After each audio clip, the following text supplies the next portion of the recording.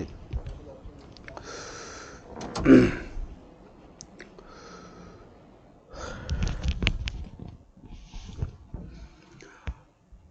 Hi, good afternoon to all of you. So I welcome all of you at the platform of KSG to this marathon session meant for preliminary examination 2023. Clear?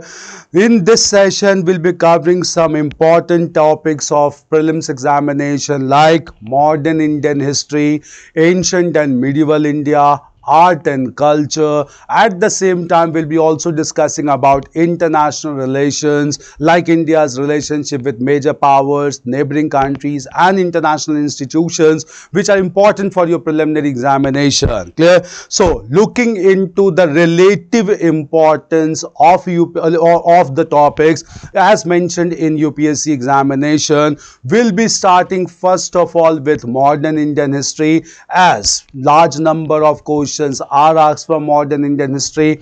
Every year, almost we get 7 to 8 questions from modern Indian history, and we will try in this session that all those questions you get from here only. In fact, though many of you must have prepared modern Indian history, it will help you to recapitulate and revise and reinforce on important areas how to go about with this examination in the upcoming prelims on 20th of May 2023. Clear? So let us start first of all with modern Indian history, and then we will proceed with ancient medieval art and culture and international relations. Clear?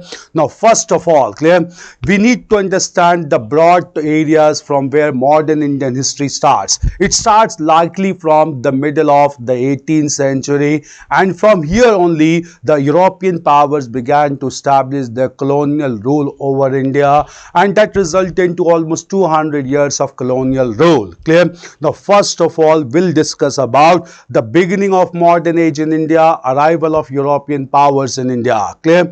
Just understand. Clear? The European powers began to arrive in India by the end of the 18th century only. Clear? And when they began to arrive in India, in course of time they began to establish their political control over certain pockets of Indian territory. So first important thing that starts from here is arrival of European powers in India, and at the same time their chronology and their major role. Clear? Because with establishment of European control and establishment of the factories, questions are asked in preliminary examination if you look into the previous paper. Clear? So let us start with modern Indian history. Clear? We'll start with modern Indian history, or also known as modern India. So let us start with modern India. Start with modern India, and it starts with arrival of European companies. Understand in tabulated form so that it will help you to memorize things, recollect things in examination hall. Clear? The first European power to come to India, this European power were the Portuguese. Clear? So Portuguese were the first one to come to India. Portuguese came to India from 1498. The first person to arrive from Portuguese to India, this person was Vasco da Gama. Clear?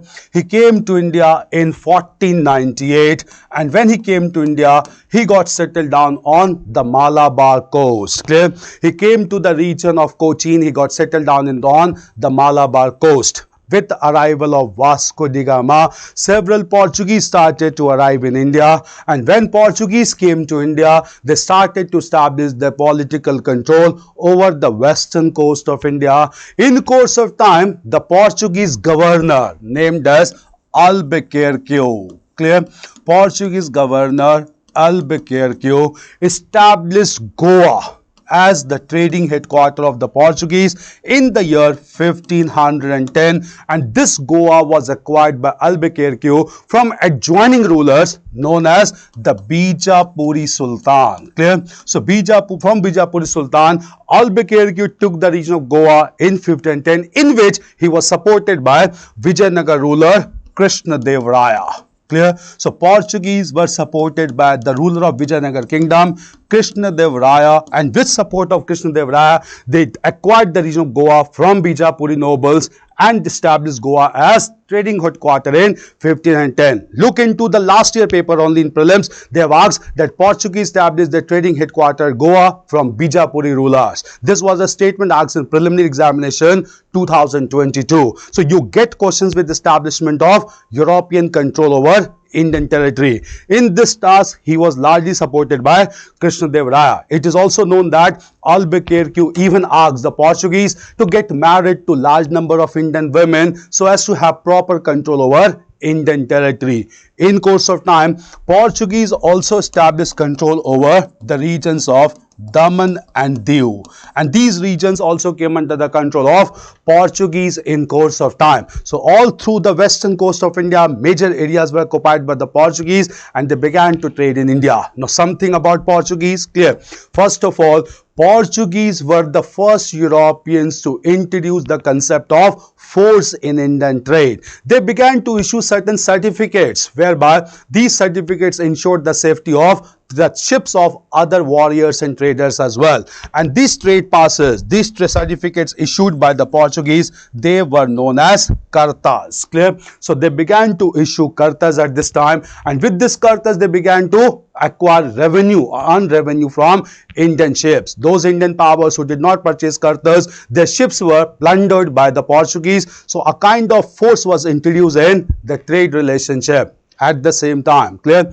After cartas, Portuguese were known for even taking some radical measures, and Portuguese only assassinated the ruler of Gujarat who tried to stop Portuguese. This ruler of Gujarat was Bahadur Shah. Clear? So Portuguese assassinated Bahadur Shah, the ruler of Gujarat, who was contemporary of Humayun, the Mughal emperor. Clear? So he was the contemporary of Humayun. This kind of questions are asked, the contemporary rulers. So he was the contemporary of Humayun, and Bahadur Shah was defeated by or assassinated by the Portuguese. Clear? Bahadur Shah not only retained Gujarat but even maintained control over the central part of Malwa as well. Remember these informations. Clear?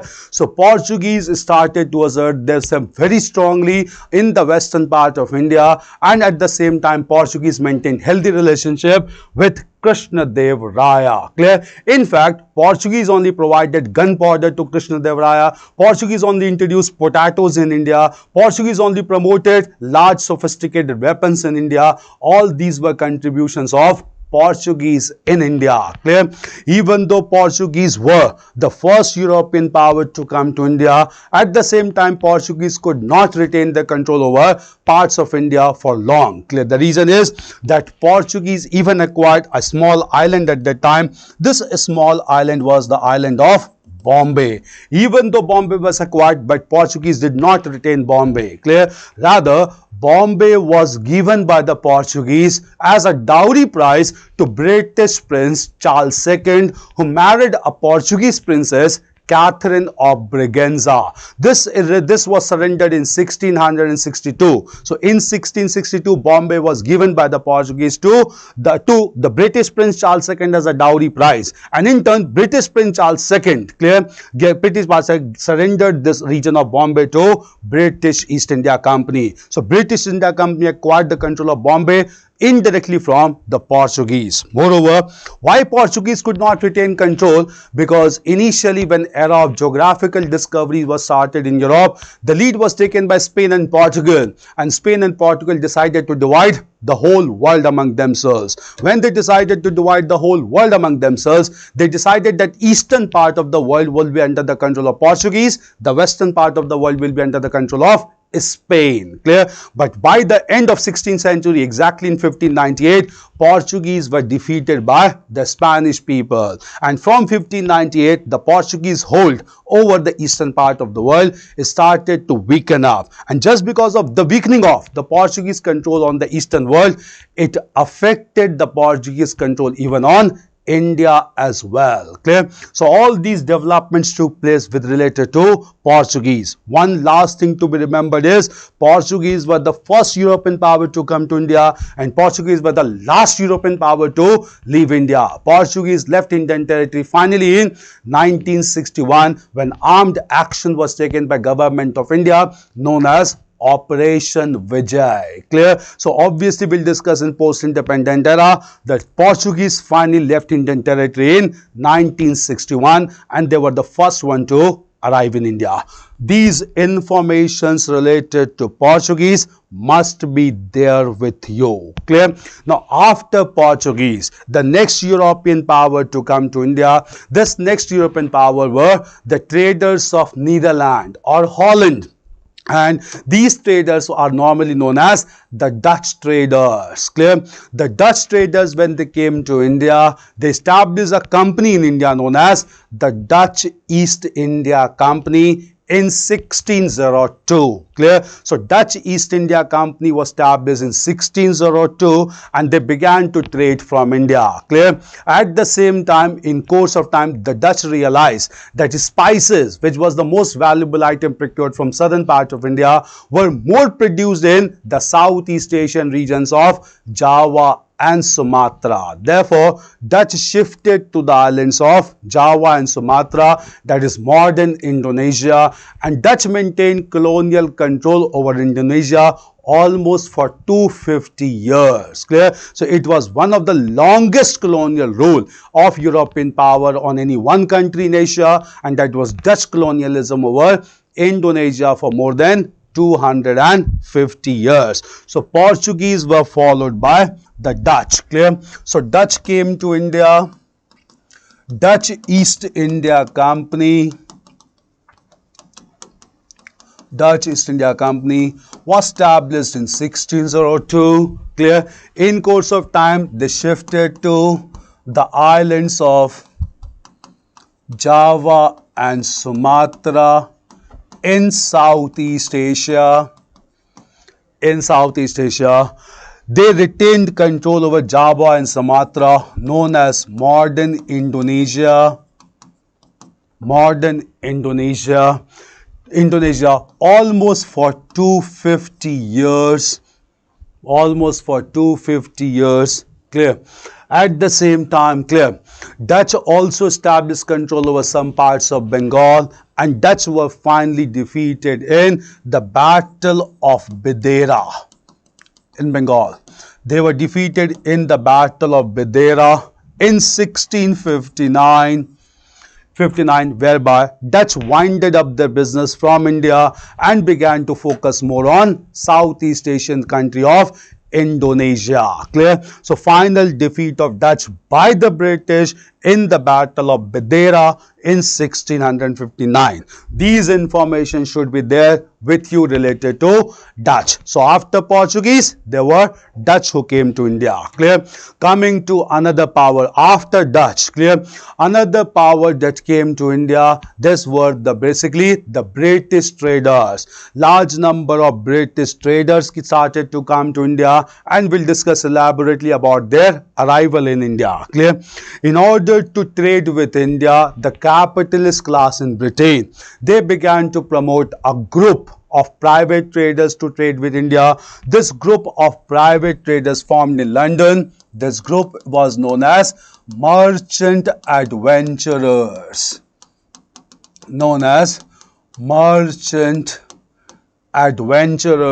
Which was formed in 1599. Merchant adventurers formed in 1599. Clear? In 99. In order to trade with India, these merchant adventurers began to be provided with necessary financial resource by a group of private investors in London. This group of private investors in London came to be known as the court of the stakeholders of this group. And British monarch Queen Elizabeth on 31st of December 1600. Clear? With this formal permission, all the members of merchant adventurers began to come to India. Upon their arrival in India, they came to be known as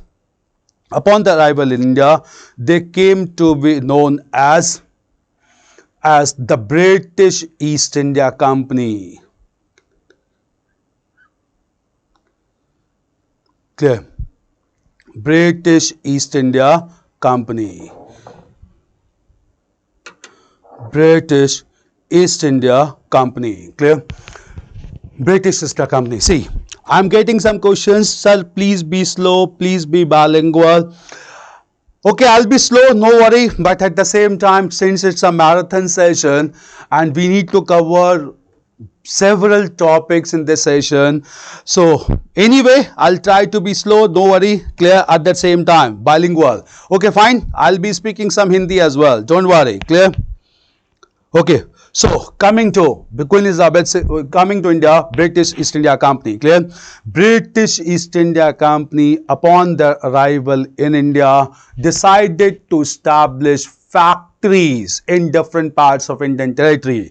British अधिकारियों ने निर्णय लिया कि वो भारत में factory का निर्माण करेंगे. यदि फैक्ट्री अर्थ को समझेंगे तो the word factory basically means a place where some manufacturing activities are done, but here no manufacturing activities were to be done. Factories were to be established merely as the warehouses or the storehouses in India. Clear? So, in contrast to the literal meaning of the word factory, British East India Company used this term to indicate only storehouses or the warehouses. So, keep this in mind. The word factory in context of British East India Company must not be understood in its literal sense. In other words, factory शब्द का अर्थ यहां पर शाब्दिक तौर पर नहीं लिया जाना चाहिए, क्योंकि इस स्थान पर किसी प्रकार का उत्पादन कार्य नहीं किया जाना था.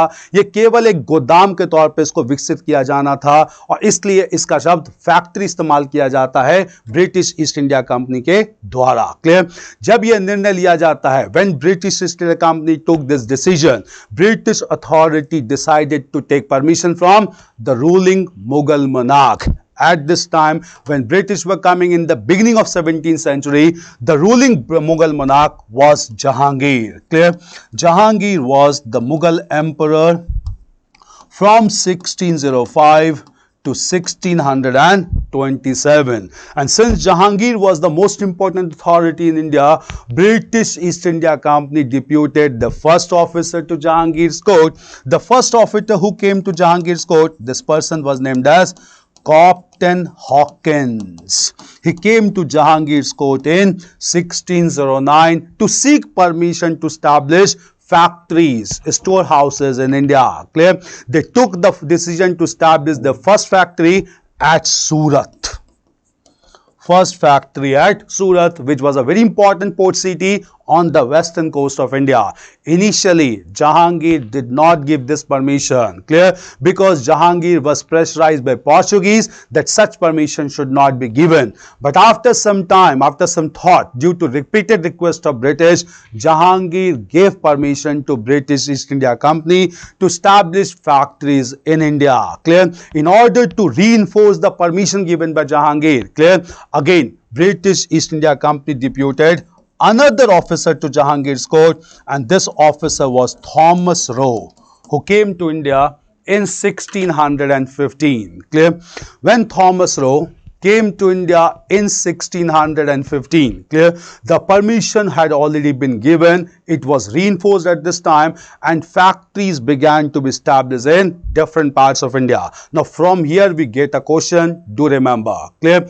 The first factory was established temporarily, not at Surat. The first factory was established temporarily at a place known as Masulipatnam in 1611. Clear? So first factory was established at Masulipatnam in 1611 and the first permanent factory was established at Surat in 1613. Clear? So first factory temporarily was established at Masulipatnam in 1611 in South India. The first factory permanently was established at Surat in 1613. Thereafter, British East India Company began to establish factories in different parts of India. Clear?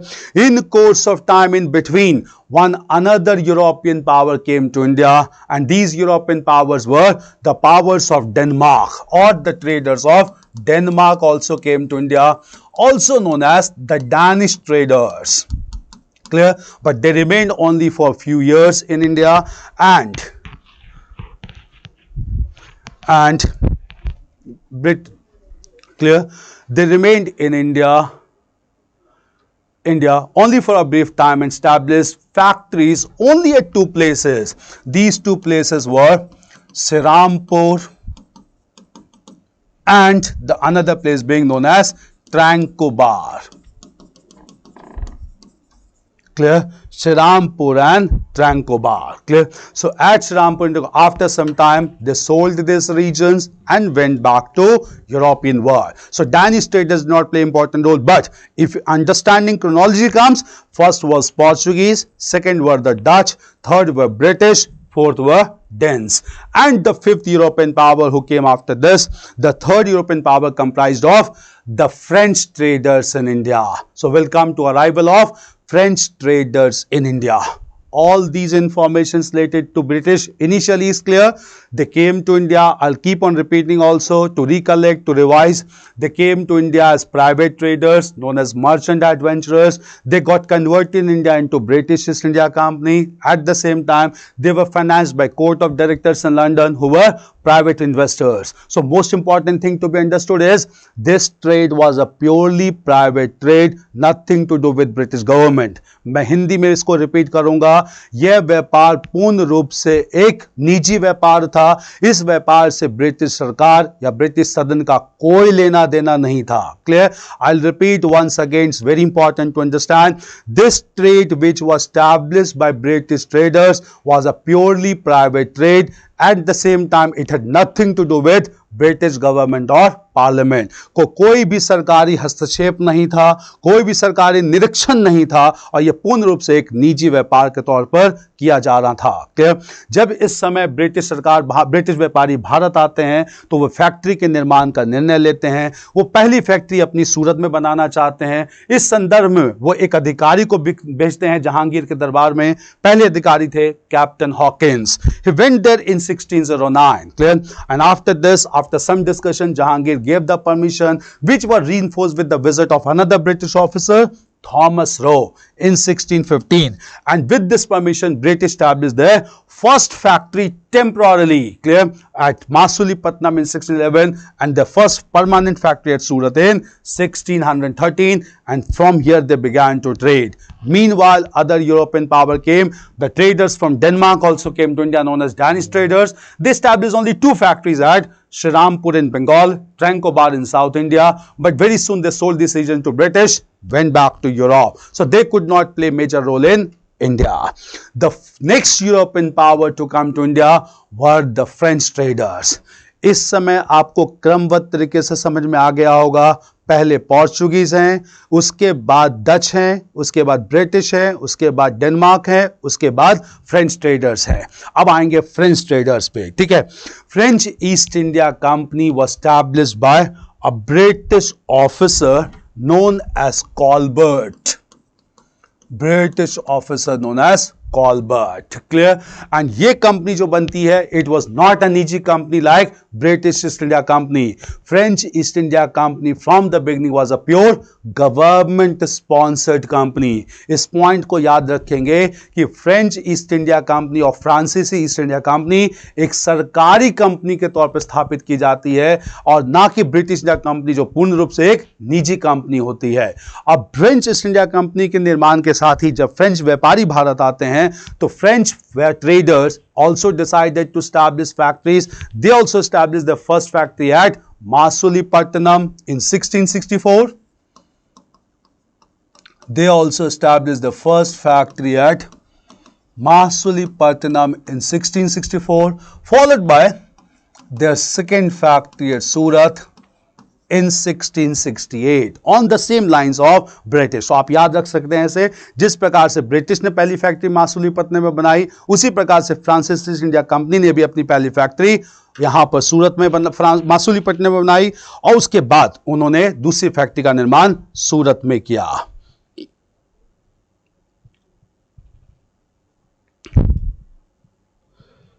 सूरत में क्या? Clear? Okay, I have a mix of Hindi English, don't worry about it. Clear? Okay, so Surat, the second factory was established at Surat. Now just understand, when France started to trade in India, British and French traders came at loggerheads against each other. The reason was that first of all we need to understand that Britain and France were arch rivals in European politics. Since Britain and France were arch rivals in European politics, their rivalry got indicated in India also. Clear? So whenever Britain and France began to fight among themselves in Europe, the two respective companies began to fight in India also, and that resulted to three important wars between the two trading companies, and these wars are known as Anglo-French struggle. Since these wars were fought in the southern province of Carnatic, in modern history we call those wars as Carnatic wars as well. So ये जो युद्ध हुए थे ये दक्षिण भारत के कर्नाटक में हुए थे, इस वजह से इसे हिंदी में और से कर्नाटिक युद्ध के नाम से भी जाना जाता है. इसे आंग्ल फ्रांसीसी युद्ध के नाम से भी जाना जाता है, और ये खासकर तब शुरू होते हैं जब ब्रिटेन और फ्रांस के बीच में युद्ध का प्रारंभ यूरोप में होता है. सो whenever the two countries began to fight in Europe, the two respective companies began to fight in India, leading to three major wars known as the Carnatic Wars. You get questions from Carnatic Wars. We'll look into the Carnatic Wars first. Clear? Understand about the Carnatic Wars. Clear? So now we'll move on to another topic of modern history, that is the Carnatic Wars.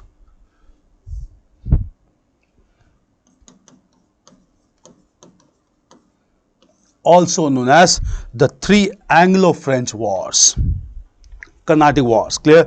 Now first of all, beginning of this wars. Clear? See, the first Carnatic War or the Anglo-French War started purely as a European phenomena. Why European phenomena?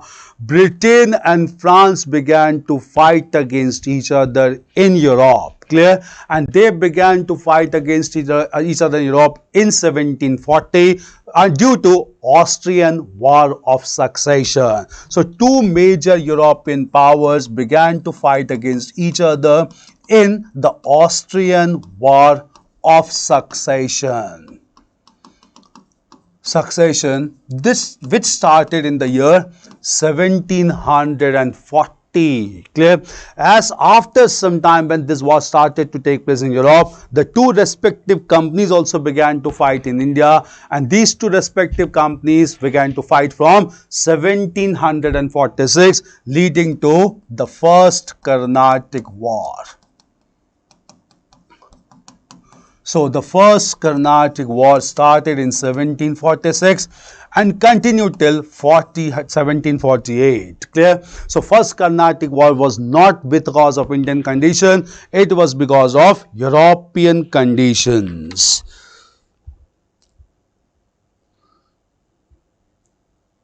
European condition.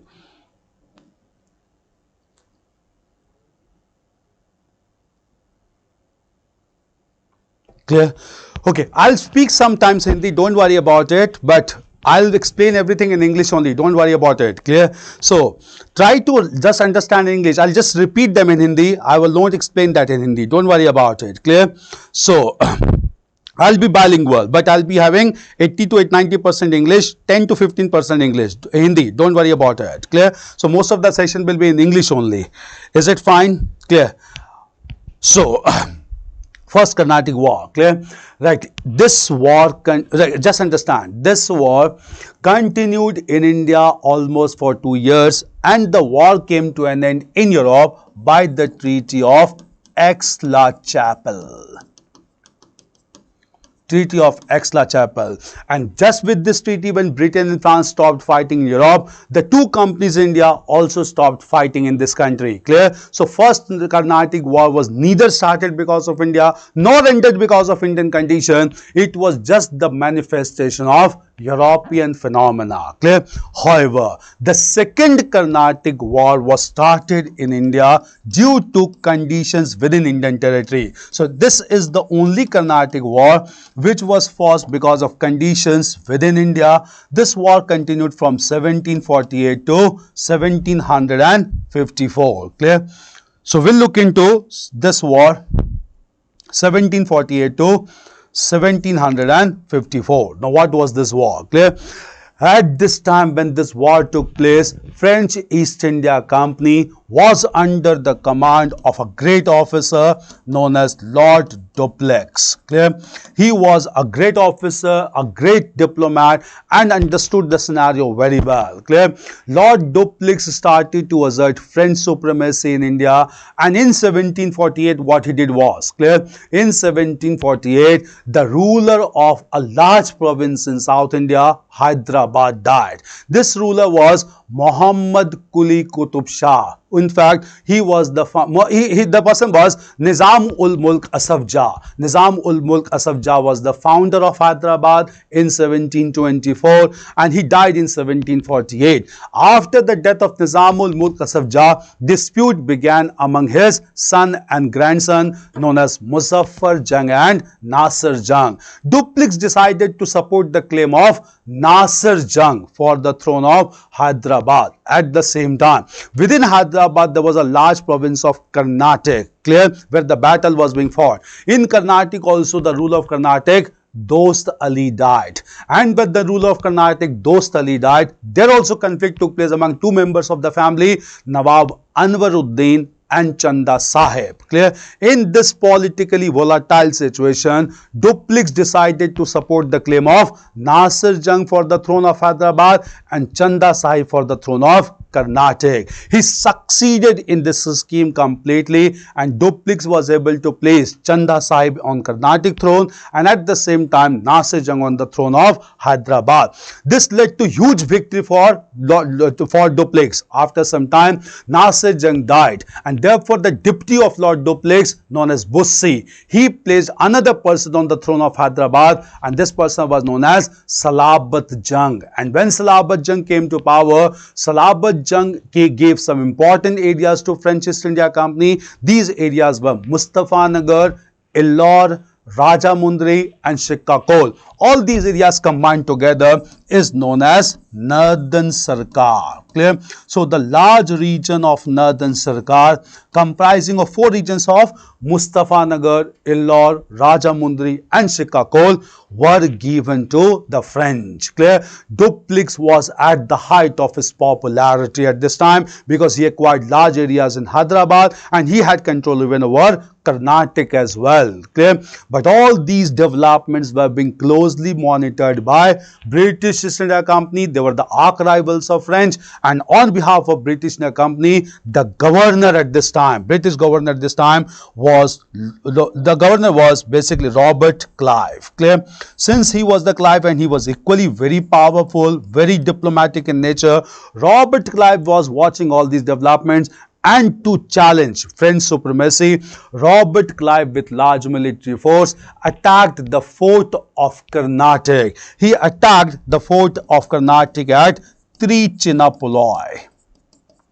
Fort at Trichinopoly, clear? And then after taking the fort of Trichinopoly, he acquired control over Carnatic region. As soon as British established control over the Carnatic region, war started between French and British East India Company, leading to the Second Carnatic War in 1748. This war went on for 6 years, from 48 to 54. Finally, French East India Company, which was a government-sponsored company, French government at Paris took a decision that they cannot continue with this war. Rather, they decided to end this war. In order to end this war, they began to negotiate with Britain, and ultimately Britain and France concluded a treaty, and this treaty is known as Treaty of Pondicherry. Clear? As per Treaty of Pondicherry, clear, it was decided to end this war, and British demanded one thing, that Lord Dupleix should be recalled back to France, because they knew till the time Lord Dupleix is there in India, French position will always be very strong in India.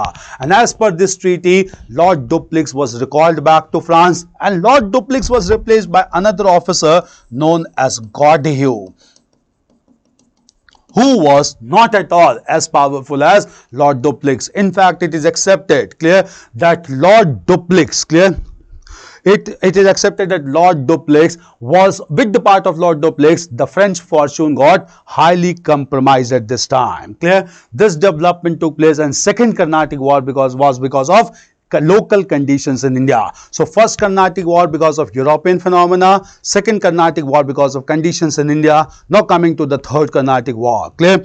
Britain and France were arch rivals in Europe, and Britain and France again began to fight in Europe, and this time Britain and France began to fight in Europe from 1756, and this war continued for 7 years, which is known as the 7 Years' War.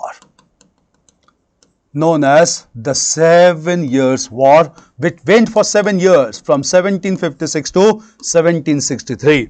As soon as the 7 Years' War started, clear, the two respective companies in India also began to fight, and when these two respective companies began to fight in India, by this time Robert Clive was well prepared, and British East India Company defeated the French forces decisively in the Battle of Wandiwash. This battle was fought in 1760. Clear? So in the Battle of Wandiwash, French forces were thoroughly defeated, but the war did not come to an end because still Britain and France were fighting in European continent. Clear? Finally, Britain and France ended the war in 1763 by signing the Treaty of Paris. Clear? And under the provisions of the Treaty of Paris, British and French East India Company also started to end this war. Clear? And the war came to an end in 1763.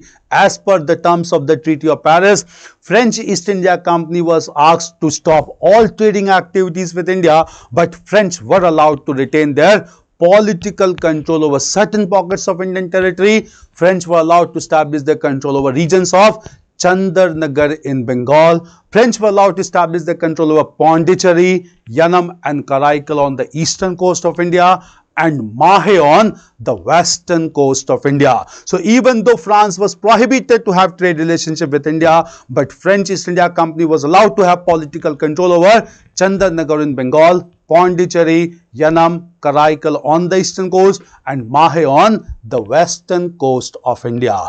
This marked the complete European monopoly of British over Indian trade, as even the arch rival French had been defeated due to 3 Carnatic Wars. So even third Carnatic War was because of pure European phenomena. Just to revise, first Carnatic War and the third Carnatic War are because of European phenomena. The second Carnatic War was because of conditions within India, especially after the death of the rulers of Hyderabad and Karnataka. Clear?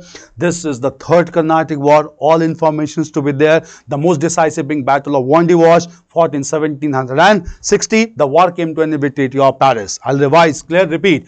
First Carnatic War coming through the treaty of Aix-la-Chapelle. दूसरा द्वितीय Carnatic वार का अंत होता है treaty of Pondicherry के द्वारा 1754 में. इसके बाद ही लॉर्ड डुप्लेक्स को वापस बुला लिया जाता है और उनके स्थान पर गॉडह्यू को गवर्नर बनाया जाता है. इसके साथ देखेंगे कि थर्ड कर्नाटिक वार का प्रारंभ फिर से यूरोप के कारण होता है, जहां यूरोप में ब्रिटेन और फ्रांस के बीच में युद्ध होता है, जिसे 7 वर्षीय युद्ध 7 इयर्स वॉर कहा जाता है. इस युद्ध के दौरान ही फ्रेंच ईस्ट इंडिया कंपनी पूर्ण रूप से वांडीवाश के युद्ध में पराजित हो जाती है. हालांकि ये युद्ध औपचारिक रूप से 1763 में समाप्त किया जाता है पेरिस की संधि के द्वारा, और पेरिस की संधि के द्वारा यह निर्णय लिया जाता है कि अब यहां पर से फ्रांसीसी ईस्ट इंडिया कंपनी भारत के साथ व्यापार नहीं करेगी, परंतु फ्रांसीसी इंडिया कंपनी को यह अधिकार दिया जाता है कि कुछ क्षेत्रों पर उनका अधिकार स्थापित रहेगा राजनीतिक तौर पर. यह स्थान थे बंगाल के चंद्रनगर में, इसके अलावा पौंडीचेरी, यनम और करैकल भारत के पूर्वी क्षेत्र में, और माहे भारत के पश्चिमी तट पर. यह निर्णय लिया जाता है पेरिस की संधि के द्वारा. और इसी में समझेंगे यहां पर ये जो क्षेत्र छोड़ दिए जाते हैं फ्रांसीसी ईस्ट इंडिया कंपनी के अंतर्गत, ये क्षेत्र थे चंद्रनगौर, यह क्षेत्र थे चंद्रनगौर. क्लियर? इसके अलावा पौंडीचेरी, यनम, कराईकल एंड माहे. ठीक है, यहां पर समझ लीजिए चंद्रनगर को बंगाल प्रांत में सम्मिलित कर दिया जाता है और ये 3 क्षेत्र थे ईस्टर्न कोस्ट पे,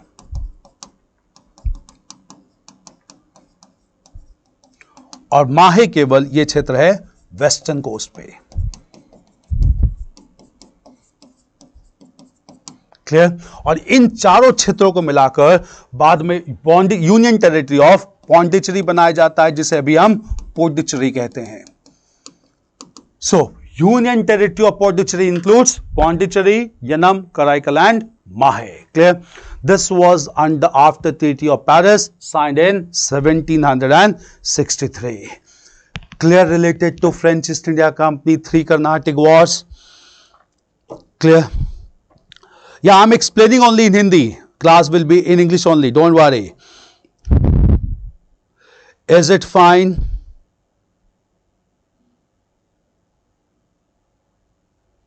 Okay, for Malda town. Great. Okay, fine.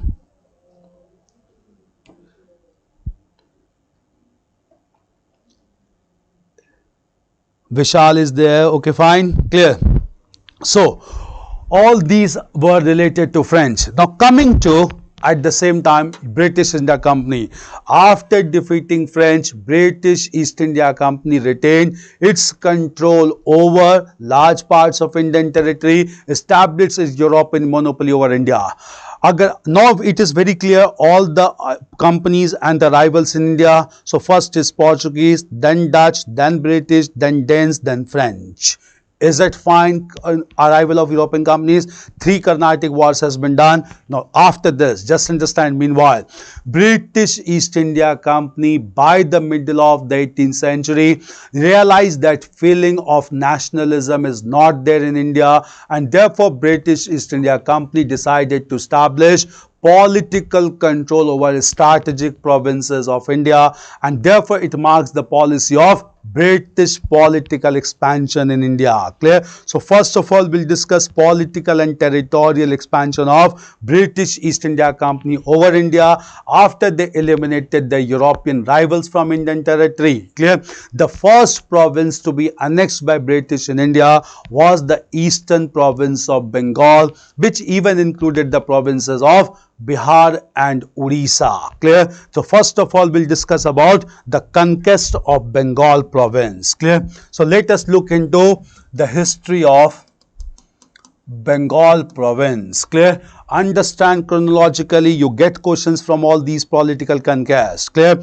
Province of Bengal became prominent under the rule of a Mughal governor, Murshid Quli Khan. Clear?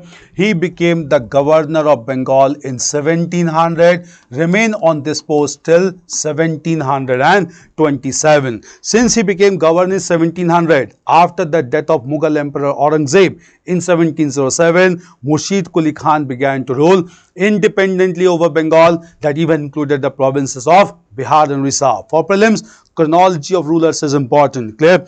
Murshid Quli Khan, clear, was followed by another ruler known as Shujauddin.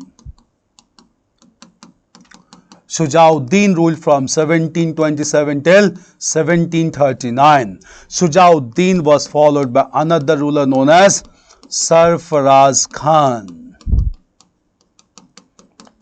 He could rule only for 1 year, less than 1 year in fact, 1739 to 40, and Sarfaraz Khan was assassinated by a powerful ruler, Ali Wardi Khan, who remained as ruler from 1740 to 1756.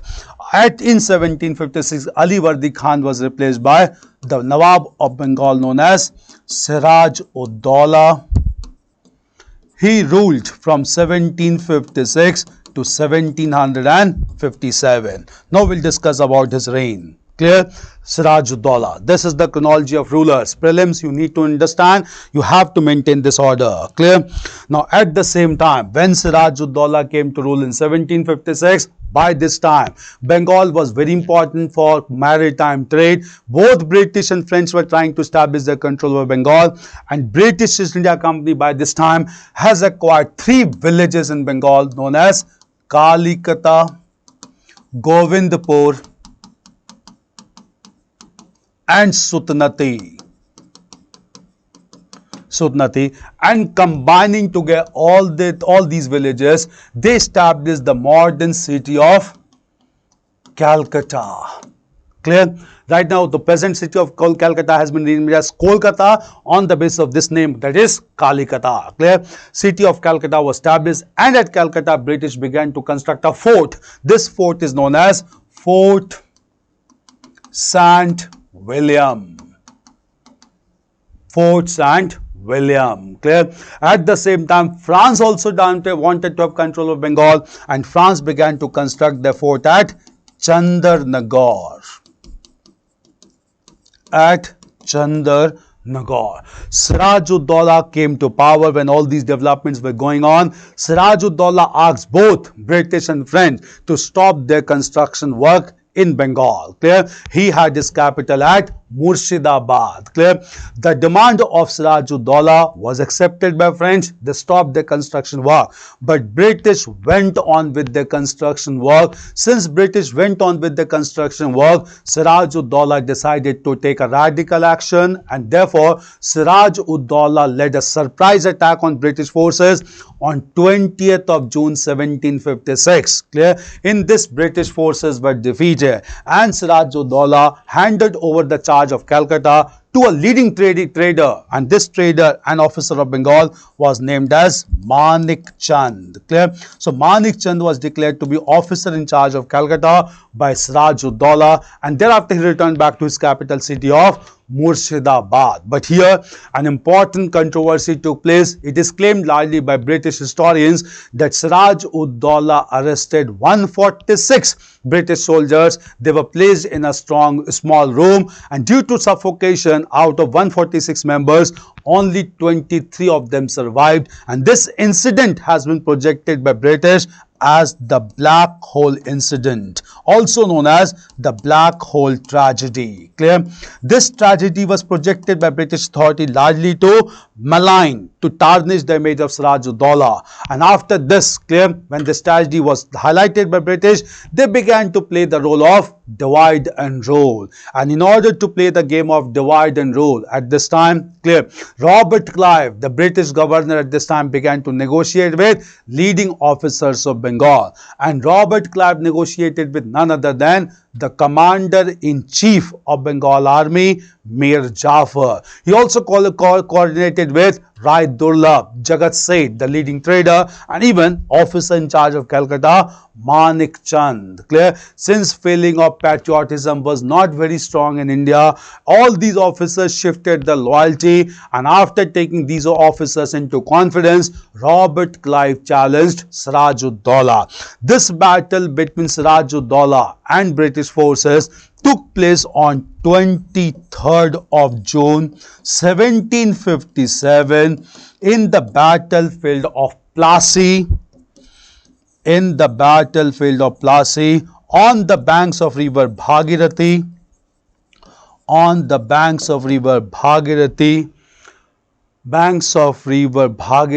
Near Murshidabad, the capital of Bengal Nawab. In this battle, the commander-in-chief, Mir Jafar, did not participate. That easily led to the defeat of Bengal forces. Thereafter, Siraj-ud-Daulah was forced to step down, and when Siraj-ud-Daulah stepped down from the throne, British appointed Mir Jafar to be the next Nawab of Bengal from 1757 till 1760. Clear? At this time, when Mir Jafar came to power, terms were dictated on Mir Jafar. Among those terms, the most controversial was British made it clear they want cash prizes as gifts from Bengal Nawab, and Mir Jafar accepted the provision that he will provide cash prizes as gifts to British officers in India. At the same time, British officers were not supposed to pay any tax, and to ensure this liberty of not paying tax, they were to be given certain trade passes or certificates. These certificates came to be known as Dasta. Clear? Dastaks. With all these conditions accepted by Mir Jafar, he began to rule. But very soon Mir Jafar realized, clear? Mir Jafar realized that amount of cash prizes demanded by British is much more, which is not possible to be paid. And therefore Mir Jafar began to retaliate. British asked him to step down. Mir Jafar stepped down in 1760 to be replaced by his son-in-law known as Mir Qasim. And Mir Qasim remained on the throne of Bengal from 1760 to 1763. Mir Qasim tried to prevent the misuse of dastaks, because British not only used these dastaks for their own exemption, they began to sell this dastak even to Indian traders as well. And therefore Mir Qasim decided to abolish all forms of taxes in Bengal. Clear? Since Mir Qasim decided to oppose all forms of taxes in Bengal, all forms of taxes in Bengal,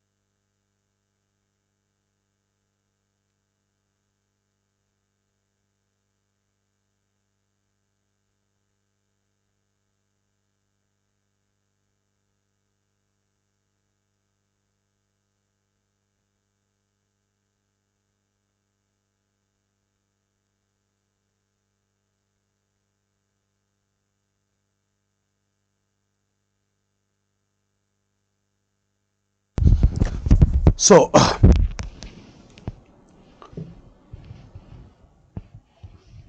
clear? So dastaks. So Mir Qasim wanted to prevent the misuse of dastaks, and thereafter Mir Qasim was forced to step down. Mir Qasim stepped down in 1763, but Mir Qasim decided to take revenge from British, and thereafter Mir Qasim made an alliance with Mughal Emperor Shah Alam II and the ruler of Awadh Shujauddaulah, and the three powers clashed against British forces in the battlefield of Buxar. Clear?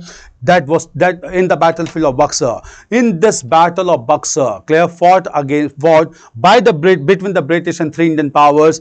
In this battle of Buxar, Indian forces were defeated by a British officer known as Major Hector Munro. Major Hector Munro. Clear? And after defeating Indian powers, British authority imposed humiliating treaties on Shah Alam II, whereby Mughal Emperor Shah Alam II granted Diwani rights to British East India Company over Bengal, Bihar and Orissa. And at the same time, it was also made clear that Mughal Emperor will be shifted from Red Fort at Delhi to Red Fort at Allahabad, where Mughal Emperor will remain merely as the pensioner of British East India Company. Clear? At the same time, Treaty of Allahabad was imposed on Shujauddaulah, whereby he was supposed to surrender the fort of Allahabad for Mughal Emperor, and he was to pay 50 million rupees as war indemnity to the British. It was a big loss at this point of time. Clear? And moreover, British deputed its military forces in the capital of Awadh, and that marked the beginning of a system known as Subsidiary Alliance, which was formalized later on by Lord Wellesley in India. But genesis of Subsidiary Alliance can be traced back to the development that took place in Awadh, where British residents and officers began to be posted in the capital city of Awadh by this time. Clear? All these developments took place, and meanwhile, after Battle of Buxar, British authority again appointed Mir Jafar as Nawab of Bengal for second time. He remained as Bengal Nawab for from 1763 to 1765. Clear? In 1765, Mir Jafar died, and he was succeeded by his son named as Najm-ud-Dawla. and Najm-ud-Dawla remained as Nawab of Bengal from 1765 till 1772. By this time, when Najm-ud-Dawla began to rule, British were exploiting the resources of Bengal without any care. In fact, British emerged to be the real masters of Bengal, and Bengal Nawab was just the formal head. This kind of arrangement whereby two authorities began to rule over same province simultaneously, this arrangement is known as dual government in Bengal. So dual government existed in Bengal from 1765 to 1772, and in this phase of dual government only, British went on exploiting the resources of Bengal. We'll come to Subsidiary Alliance, clear?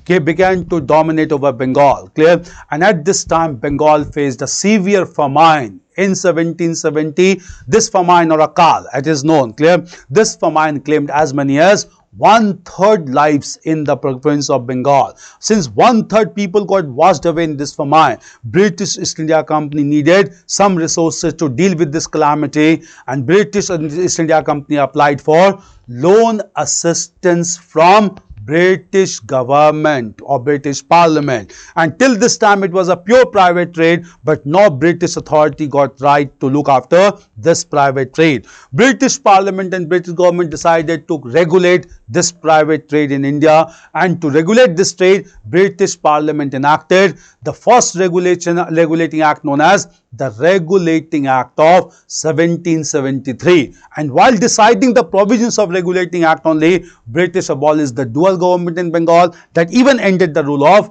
Najm-ud-Dawla. So finally, the rule of Bengal Nawab came to an end in 1772. That started way back in 1700. Clear? This resulted into the end of the rule of Bengal Nawabs by the second half of 18th century, and British Parliament began to regulate the affairs of this private company along with Court of Directors in London through Regulating Act of 1773. We'll come to the provisions of Regulating Act of 1773. Is this clear? This chronology is clear of Bengal Nawab, conquest of Bengal. Okay, now apart from Bengal, another major province was the province of Marathas in western part of India. But before we go on to discuss about Marathas, here only we'll discuss about the first regulating act or first act enacted by British Parliament known as Regulating Act. Do remember, in prelims every year, you get questions on the Governor Generals or on these legislations. So do remember these legislations properly, all the provisions of this legislation, the context of enactment, and even the implication as well. This is a very important topic for preliminary examination. So first major thing, clear? The British Parliament enacted the first major act, and this act is known as the Regulating Act of 1773. There will be one question. I am speaking with all confidence. There will be one question in your preliminary examination on these legislations, starting with the Regulating Act of 1773 till the Government of India Act 1935. Take my words, with all confidence I am telling you, there will be one question at least in your examination prelim paper from these legislations, starting with the Regulating Act of 1773 till the Government of India Act 1935. Clear? So first of all I'll let you know, clear? मैं फिर से हिंदी में भी समझा दूं, इन सारे अधिनियमों पर सवाल आपसे पूछे जाते हैं। इस बार भी प्रीलिम्स में आप देखेंगे एक सवाल कम से कम आपको एग्जाम में पूछा जाएगा इन सारे अधिनियमों से, किसी में एक अधिनियम से। ये अधिनियम प्रारंभ होते हैं रेगुलेटिंग अधिनियम से और ये सबसे समाप्त होते हैं भारत सरकार अधिनियम 1935 के साथ। Clear? Even though Indian Independence Act 1947 was also passed, but we don't get questions largely from that act, but from these acts you are bound to get one question. That is, I am saying you with full confidence. There are certain topics from where you will get questions. questions, and in course of our discussion I'll be hinting on all those areas, and do remember these areas and go with the full preparation of these areas. There will be question. Clear? I'm telling you with full confidence. Clear? So if question has to be there modern history, one question has to be there from this legislations. Do understand the provisions first of all. Clear? Under the provisions of the Regulating Act of 1773. To understand the provision, to understand the purpose was to regulate, as the name suggests, of British India Company and affairs of Court of Directors in London.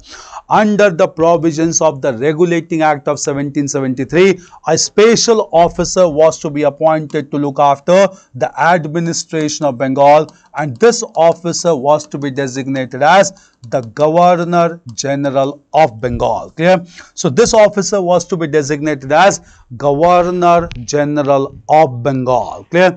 At the same time, clear, even though this provision was made under this act, this Governor General could be appointed only by Court of Directors in London. Why? Still it was a joint stock company, private company, and the owner of this company were Court of Directors in London. So real power to appoint Court of Governor General was with Court of Directors in London. Clear? Moreover, at the same time, when Governor General was to be appointed, this Governor General was to be assisted by 4 other members. So 4 councillors were to be there to appoint or to support this Governor General, and this whole body comprising of Governor General and 4 councillors. This whole body, clear, was known as Governor General's Executive Council. So it was known as Governor General's Executive Council. Clear? This Executive Council was the major decision making body in Bengal, and the Executive Council comprising of 4 councils was to enact legislations as well as implement legislations. Clear? All these legislations were to be implemented based on the principle of majority consensus. On the basis of the majority consensus. Clear? That is, majority of the council were supposed to support the proposal to get it passed. Clear? Governor General initially was to remain neutral, was not supposed to express his opinion, but this was to pass by 4 councillors. So if 3 councillors supported the proposal, it could be passed. If 1 councillor supported the proposal, it marked the end of proposal there.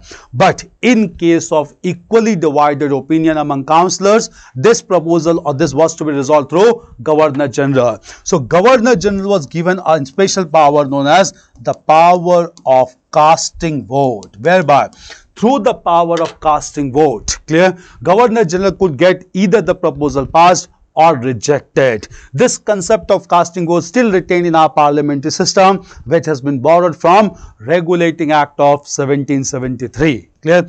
At the same time, the Regulating Act of 1773 provided for establishment of a Supreme Court to try cases concerned with British nationals in Bengal, and this resulted into establishment of the Supreme Court at Calcutta in 1774 with Elijah MP as the first Chief Justice of India. With Elijah MP as the first Chief Justice of India. This was another provision of Regulating Act. Moreover, under the provisions of the Regulating Act, it was made clear that the numerical strength of the Court of Directors in London cannot exceed beyond 24. So the numerical strength of the Court of Directors was not supposed to exceed beyond 24 as per Regulating Act of 1773. Sir, they have legislative power also? Yeah, the Executive Council at this time had legislative power also, because we didn't have any separate legislature. Clear? Kaushik Shaha. Clear? So 24 was to be the numerical strength of the Court of Directors in London. All these provisions were enacted under the first legislation known as the Regulating Act of 1773. Since it provided for the appointment of Governor General of Bengal, from here all major decisions in India began to be taken by Governor Generals of Bengal, and later on the Governor General of Bengal came to be known as Governor Generals of India. Now just understand one thing, since most decisions were taken by Governor General India only, we need to have the list of Governor General. Why? Clear? Many of the questions in prelims you will be able to solve with the list of Governor Generals only, because normally they'll give you some events and they will give you list of Governor Generals to match. Clear? Moreover, they can also give you certain events and ask you who was the Governor General at this time. Clear? So you need to have the list of governor with tenures so that you can correlate major developments of modern history, and few questions can be corrected with the list only. Clear? So certain amount of memorization understanding is required, and this can be done with this list. So we'll have the list of Governor General of Bengal followed by the Governor General of India. Clear? Now just understand about this list. Clear? Coming to the list, first of all we'll have the list of Governor General of Bengal. Governor General of Bengal. Clear? Now the first Governor General of Bengal was Warren Hastings. Now here I'll ask you, clear, that have this list with you. Again, I am saying many questions can be corrected with this list only. Clear? These are some tricks to be followed in modern history. Clear? So the first Governor General was Warren Hastings.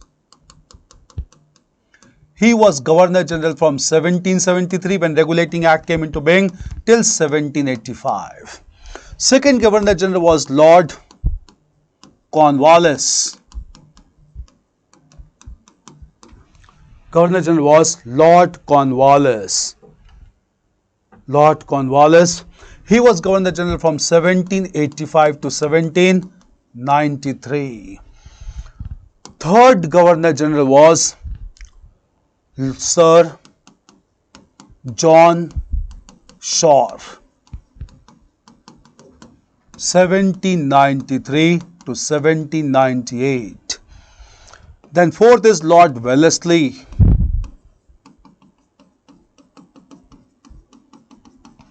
1798 to 1805. Then fifth is George Barlow.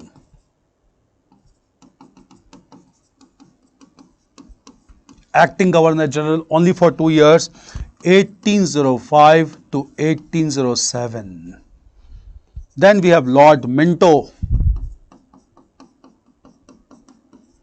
1807 to 1813.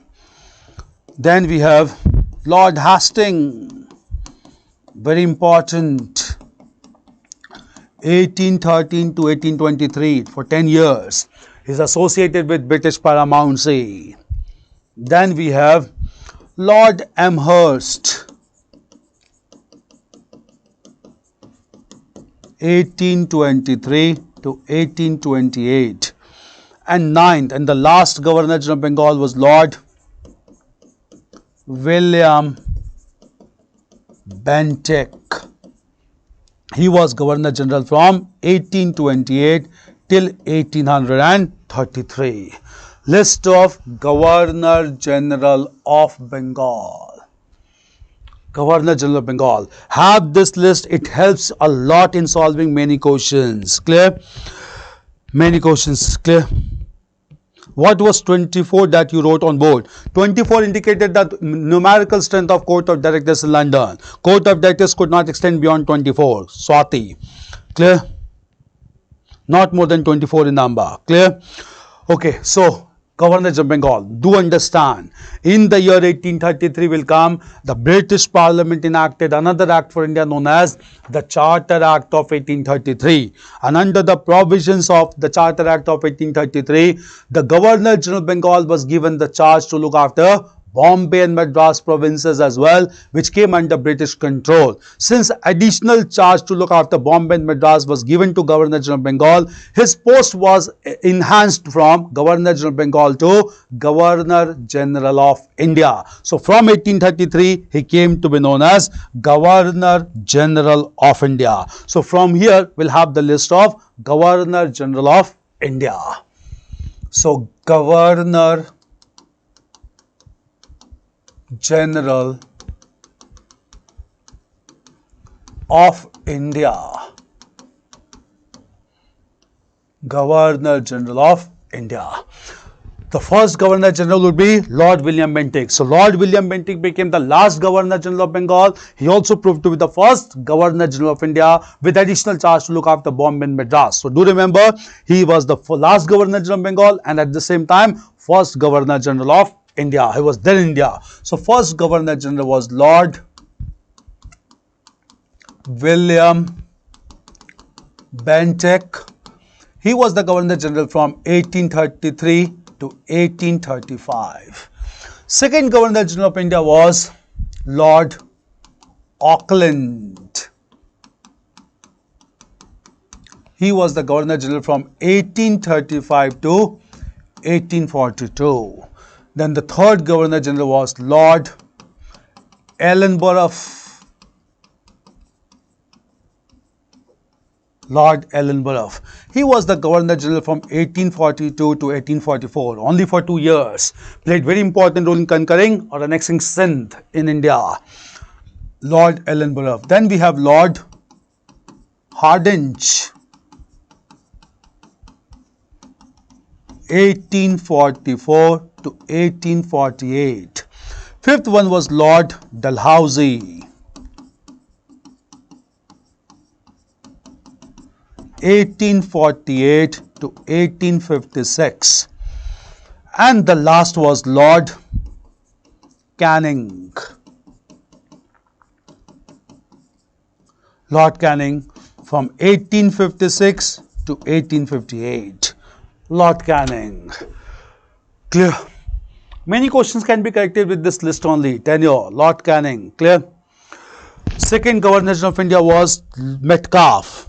Second Governor General of India was Metcalfe. Metcalfe was in 1835, clear? 1835 only for few months, clear? So Lord Metcalfe was an acting Governor General. Yeah, Lord Metcalfe came after Lord William Bentinck in 1835, also known as Liberator of Indian Press, clear? He remained only for a few months, but not counted as a pure Governor General because he was only for a few months as acting Governor General, Lord Metcalfe. And Lord Metcalfe was immediately replaced by Lord Auckland, 1835 to 1848, clear? So Lord Metcalfe, clear? Prabhat and Ragna, clear? Just make it clear, Charles Metcalfe was only as an acting Governor General only for a few months, but in real sense, William Bentinck was replaced by Lord Auckland, who remained for 7 years, 35 to 42.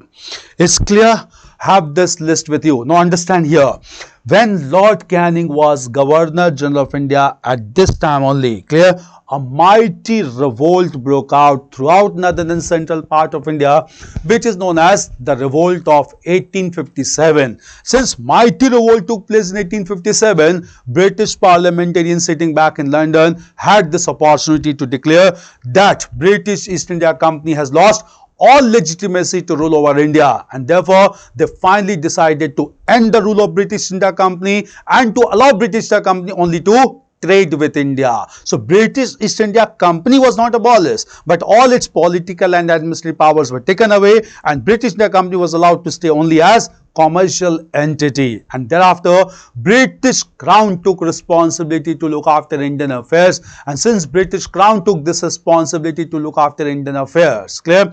At this time, British Parliament enacted a comprehensive legislation for India known as the Government of India Act 1858, which is also known as Act for Better Administration in India.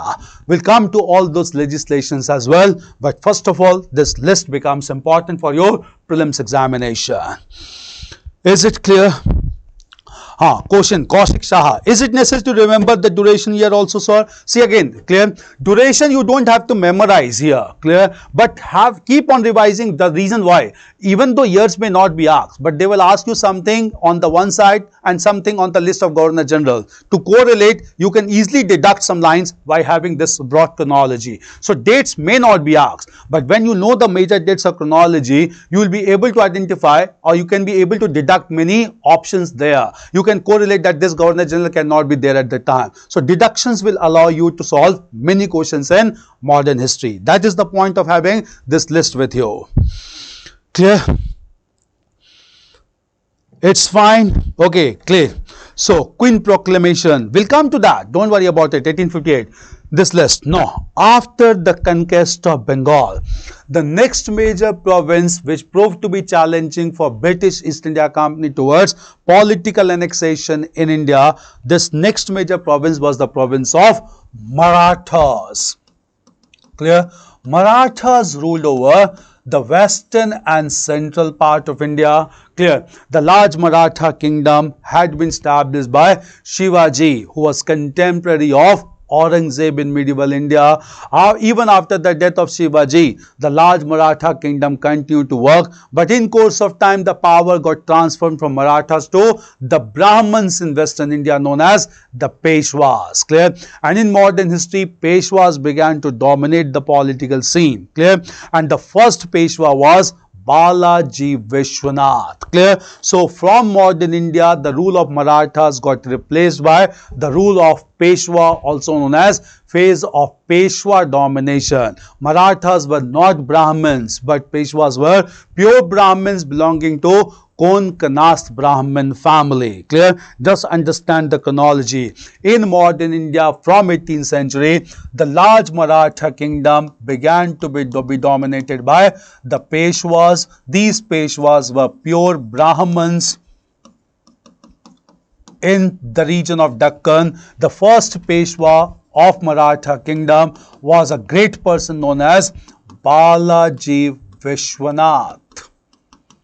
He remained to be Peshwa from 1713 till 1720. Balaji Vishwanath. He also provided support to Sayyid brothers, that is kingmakers in Mughal politics, and thereafter Marathas realized they can replace Mughals also in India. And in fact, Marathas were the only power who could replace Mughals in India. After Balaji Vishwanath, clear, the second Peshwa was his son Baji Rao first. He was Peshwa from 1720 to 1740. Baji Rao first was a great guerrilla warrior after Shivaji, and with this strategy, Baji Rao first annexed the large regions of Malwa, Bundelkhand and Gujarat. So Marathas got considerably expanded with expansion towards Malwa, Bundelkhand and Gujarat. Baji Rao first also defeated the Portuguese on the island of Salsette near Bombay in 1733.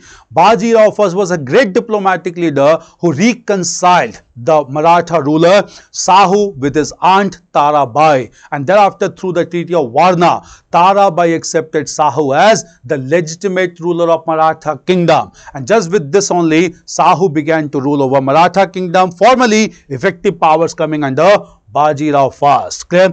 Baji Rao first died in 1740 and was succeeded by the third Peshwa known as Balaji Baji Rao.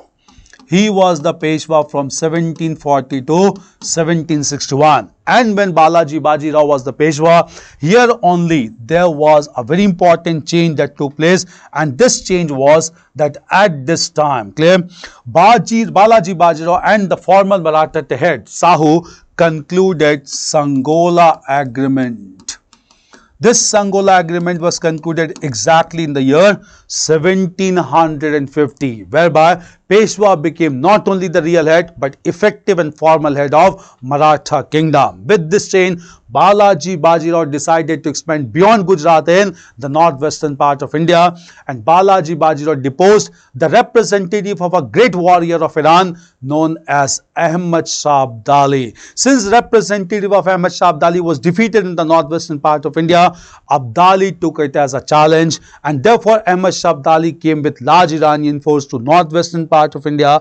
That led to a decisive battle between Ahmad Shah Abdali and the Marathas in the battlefield of Panipat, which is known as the Third Battle of Panipat. In this Third Battle of Panipat, large Maratha forces proceeded under the formal command of the son of Balaji Baji Rao. This son of Balaji Baji Rao was known as Vishwas Rao. And there was another cousin brother who went to fight in this war, and this person was known as Sadashiv Rao Bhau. Sadashiv Rao Bhau. Clear? In this battle, Marathas were defeated and both Vishwas Rao and Sadashiv Rao Bahu died in the battlefield. Clear? It was a big setback for Balaji Bajirao, and Balaji Bajirao also died in the year 1761. When Balaji Bajirao died in 1761, he was succeeded by another Peshwa or another member of his family, and this Peshwa was Madhav Rao. So Madhav Rao became the Peshwa in 1761. He remained as on this post till 1772 because elder son Vishwas Rao already died in the battlefield of Panipat. Clear? Even Ahmad Shah Abdali did not stay back in India thereafter. He returned back to Iran, and a great political vacuum got created in northern and western parts of India. Clear? Madhav Rao, when he came to power, he brought back Mughal Emperor Shah Alam II from Allahabad to Delhi. We had discussed after Battle of Buxar, Shah Alam II was transferred from Delhi to Allahabad, where he became the pensioner of British East India Company. But Madhav Rao brought back Shah Alam II from Allahabad to Delhi just to create a buffer zone between the forces of Ahmad Shah Abdali and the Marathas on the other hand. Ahmad Shah Alam II came to Delhi once again under Madhav Rao. And after bringing this change in 1771, just after a few months, Madhav Rao died in the year 1772. When Madhav Rao died, political confusion took place in Maratha kingdom because Madhav Rao did not have any son to survive. Since Madhav Rao died without leaving a natural successor to alive, conflict took place among the members of two families. Clear? These members were Narayan Rao,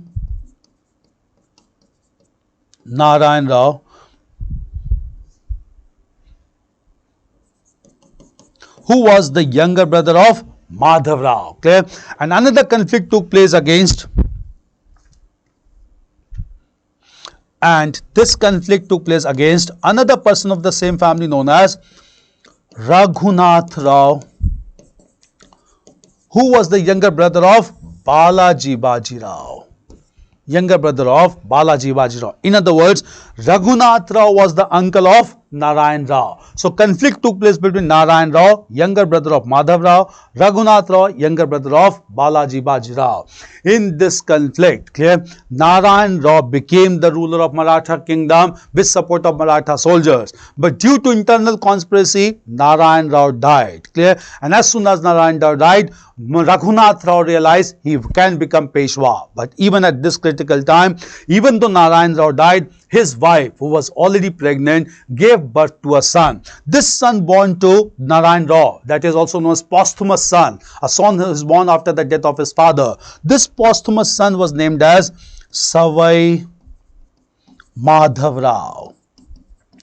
And all Maratha soldiers declared Savai Madhav Rao, the newly born child, to be the next Maratha ruler. It was highly frustrating for Raghunath Rao, and to acquire power or gaddi, Raghunath Rao went to the British and concluded a secret treaty with the British known as Treaty of Surat. And as per the provisions of the Treaty of Surat, Raghunath Rao invited British to attack Maratha kingdom, and this resulted into First Anglo-Maratha War. So we have three Anglo-Maratha wars in modern history that ultimately led to the defeat of Maratha kingdom. And from here onwards, we'll keep on understanding or correlating the rule of different governor generals. Clear? Now just understand, the background is clear of three Carnatic wars.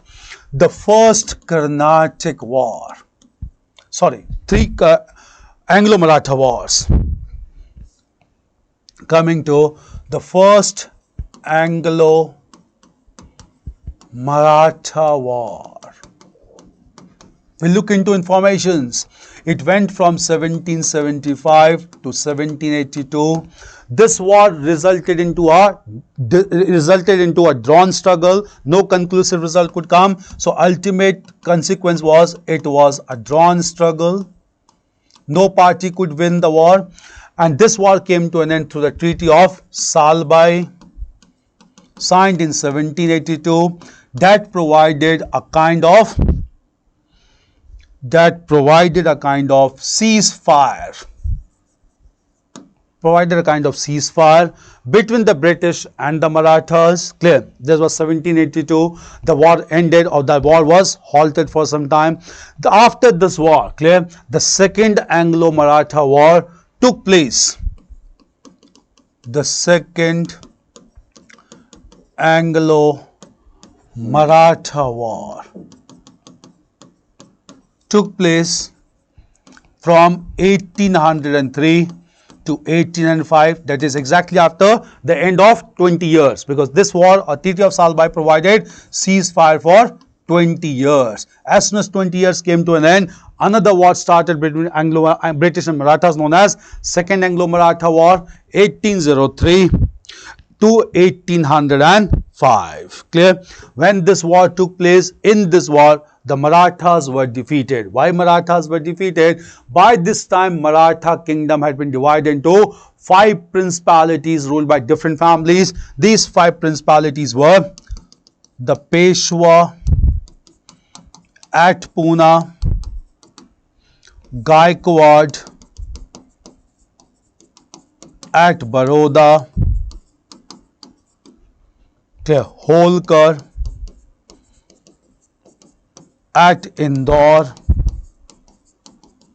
clear, then Bhosle at Nagpur, and finally Scindia at Gwalior. Scindia at Gwalior, clear? Scindia at Gwalior. Since it was a divided house, it was easily defeated by the British, and therefore in the Second Anglo-Maratha War came to an end by the Treaty of Rajpur Ghat. Treaty of Rajpur Ghat, signed in 1805. This treaty was concluded by the British with the last Holkar ruler, Yashwantrao Holkar. He was the last one to be defeated. Yashwantrao Holkar. Yashwantrao Holkar, 1805. So large Maratha territories were lost. Clear? At the same time, after the end of this war, Marathas continued to rule. Still the titular head being the Peshwas at this time. Clear? Meanwhile, clear, the Third Anglo-Maratha War took place. The Third Anglo-Maratha War took place from 1817 to 1818. In this war, Marathas were thoroughly defeated. The Governor General was Lord Hastings, who came with British to establish British paramountcy. Clear? So, Third Anglo-Maratha War from 1817 to 18. In this, Marathas were thoroughly defeated, and the large Maratha kingdom was clubbed together to establish the large province of Bombay. Moreover, the Peshwa at this time was transferred from Pune to the far-off region at Kanpur, and like Mughal Emperor, Peshwa also became the pensioner of the British East India Company. So from here, Peshwa began to stay at Kanpur in North India. He was transferred from Pune to Kanpur. So Marathas were also defeated by the British in this fashion. Clear? So after Bengal, the Marathas were the next major province to be defeated by the British in India. Clear? The third major province to be conquered by British India as a mark of political annexation, this third province was the province of Mysore in South India. This province of Mysore was established powerfully by Hyder Ali and his son and successor Tipu Sultan. Clear? Both were totally opposed to British, but both were totally aligned with the French in India. They supported the French power in India, and French equally supported these two rulers. Clear? And therefore these two rulers, since they were opposed to British, 4 Anglo-Mysore wars were fought. Clear? So first Anglo-Mysore War, First Anglo-Mysore War, 1767 to 1769. Hyder Ali in this war defeated the British, and the war came to an end by the Treaty of Madras. Treaty of Madras. In this war, Hyder Ali captured large areas of Madras, but all of these areas were returned by Hyder Ali to the British. Clear? Then we have second Anglo-Mysore War from 1780 to 1784. It was largely because of Mahe, the French settlement on the western coast. Mahe came under the sovereignty of Hyder Ali. The war was started by Hyder Ali, but in the midst of this war only, Hyder Ali died. But the war was carried forward by son and successor, Tipu Sultan. And the war came to an end again as a drawn struggle. No party could win this war. This war came to an end as a drawn struggle by Treaty of Mangalore. Treaty of Mangalore. This treaty has been asked several times. The reason is war was started by Hyder Ali, but the peace treaty was signed by Tipu Sultan, known as Treaty of Mangalore in 1784. Clear? After this, the third Anglo-Mysore War took place from 1790 to 92. In this war, Lord Cornwallis was the Governor General, and in the second war, Lord Warren Hastings was the Governor General. In the third one, Lord Cornwallis was the Governor General. Clear? In this third Anglo-Mysore War, Tipu Sultan was defeated by Lord Cornwallis, supported by Nizam of Hyderabad and the Marathas. Clear? And this war ended by the Treaty of Srirangapatnam, which was the capital city of Tipu Sultan or Mysore. Clear? Then finally, the fourth Anglo-Mysore War took place in 1799. The Governor General was Lord Wellesley. Keep on correlating. Clear? In this war, Tipu Sultan was not only defeated, he died while fighting against British forces, and then the province of Mysore came under British control by applying Subsidiary Alliance system, which was started by Lord Wellesley, who was the Governor General at this time. So Mysore came under British control after 4 Anglo-Mysore wars. Do remember this time period, do remember the peace treaties, and do remember the Governor Generals. Clear? At this time, the first Anglo-Mysore War, they were simply known as governors, not much important. But from second Anglo-Mysore War, the first Governor General was Warren Hastings. In the third Anglo-Mysore War, Governor General was Lord Cornwallis. Fourth Anglo-Mysore War, the Governor General was Lord Wellesley. Keep on correlating with that table. Clear? Meanwhile, when this war came to an end, Mysore was brought under control of British authority by applying Subsidiary Alliance Treaty, which was the brainchild of Lord Wellesley. And here only we'll understand about Subsidiary Alliance Treaty, about Tipu Sultan. Just understand. Clear? The question is there from Jodh Singh, Jacobin Club membership, Tipu Sultan. Yeah, Tipu Sultan was the monarch of Mysore when French Revolution took place in 1789. In this French Revolution, ultra-revolutionary groups like Jacobin Club was formed. Clear? Tipu Sultan became the member of Jacobin Club to support French Revolution, and therefore he began to be regarded as Citizen Tipu in France. Moreover, Tipu Sultan planted a tree of liberty at Srirangapatnam to show his support to the ideals of French Revolution. Clear? This was clear. So, 1799. Who was the first Viceroy of India? First Viceroy of India was Lord Canning. After this only we'll discuss, as per Government of India Act 1858, the post of Governor General was replaced by the post of Viceroy. Clear?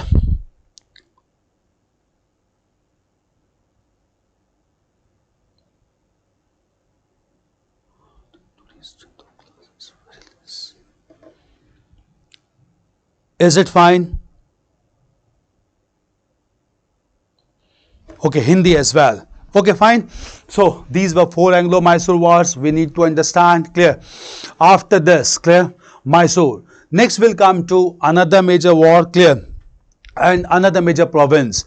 After Mysore, the last major province to be captured was Punjab. But before this, let us discuss about Subsidiary Alliance Treaty. Do understand? Clear?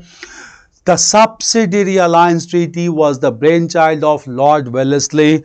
Lord Wellesley was the Governor General of Bengal from 1798 to 1805. Clear. So Lord Wellesley Bengal के governor general रहते हैं और यह समय होता है 1798 से लेकर 1805 तक, जिस समय लॉर्ड वेलेस्ली केवल युद्ध ही नहीं बल्कि वो शांतिपूर्वक तौर से भी ब्रिटिश सरकार का विस्तार करना चाहते हैं कंपनी का, और इसके लिए वो सहायक संधि सब्सिडरी अलायंस को लॉन्च करते हैं. हम समझेंगे सब्सिडरी अलायंस में क्या थी. Clear. Lord Wellesley when he launch subsidiary alliance he made it clear that British authority will took the responsibility of defending the provinces of India against any foreign invader or against any major war. Clear? So British East India Company gave military assurance to Indian provinces that their independence and territorial integrity would be maintained. Clear? Clear? British authority would be maintained, and with this concept, Lord Wellesley wanted to support these provinces, but in lieu of this military assurance, in return for this military assurance, Lord Wellesley demanded three commitments from Indian powers. What were these three commitments? Number one, clear. Lord Wellesley expected that Indian power will have to accept a British officer permanently in his headquarters, and all necessary expenses of British officer and the British soldiers shall be provided by British government, not by British government, but by Indian ruler. Meaning thereby, all expenses of British resident and officers were to be provided by Indian power. Moreover, another commitment was that Indian power will not declare war or conclude treaty with other powers without the consent of the British. And third commitment was Indian power cannot recruit any Europeans into his service without the consent of the British. So in other words, Indian power was supposed to compromise with its autonomy as well as to compromise with its sovereignty. Clear? And this whole concept arrangement came to be known as Subsidiary Alliance system. Clear? So Lord Wellesley, when he came as Governor of Bengal, he promoted the concept of Subsidiary Alliance system. Subsidiary Alliance system. Clear? According to this system, military assurance was given to provinces of India. Three commitments were expected out of Indian rulers, and then also several Indian powers accepted subsidiary alliance system by Lord Wellesley. Clear? Subsidiary alliance system was first accepted by the Nizam of Hyderabad, 1798. Then second was the ruler of Mysore, 1799. Write the chronological order. Clear? Ruler of Mysore. Then Raja of Tanjore, again in 1799. Then we have Nawab of Awadh,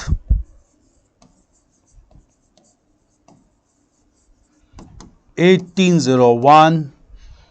Then Peshwa at Pune, 1802. It's also known as Treaty of Bassein. Treaty of Bassein, 1802. Then we have Bhosle Raja of Berar, 1803. Then we have Sindhya at Gwalior, 1804. And lastly we have the Rajput states of Jaipur, Jodhpur, Bundi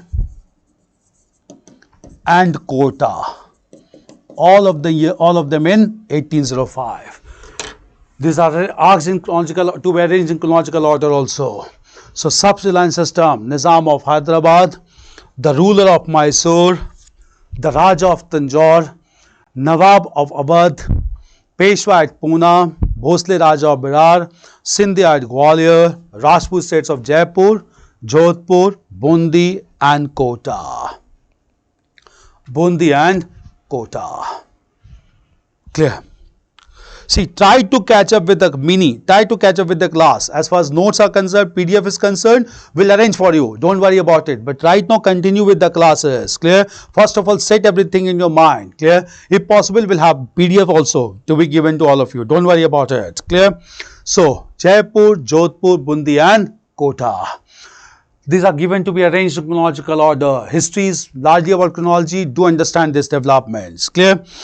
At the same time, apart from Subsidiary Alliance, another method of political expansion was doctrine of lapse given by Dalhousie. We'll come to doctrine of lapse separately. Clear?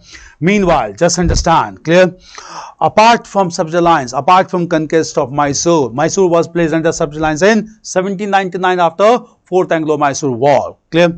And this Subsidiary Alliance was signed after the death of Mysore by the ruler of Mysore known as the Woodyer rulers, the members of the Woodyer family. Clear?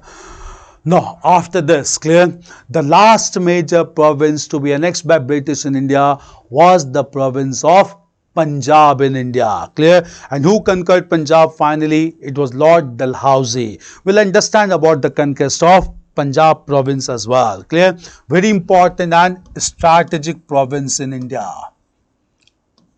Clear? Just understand. The northwestern province, clear?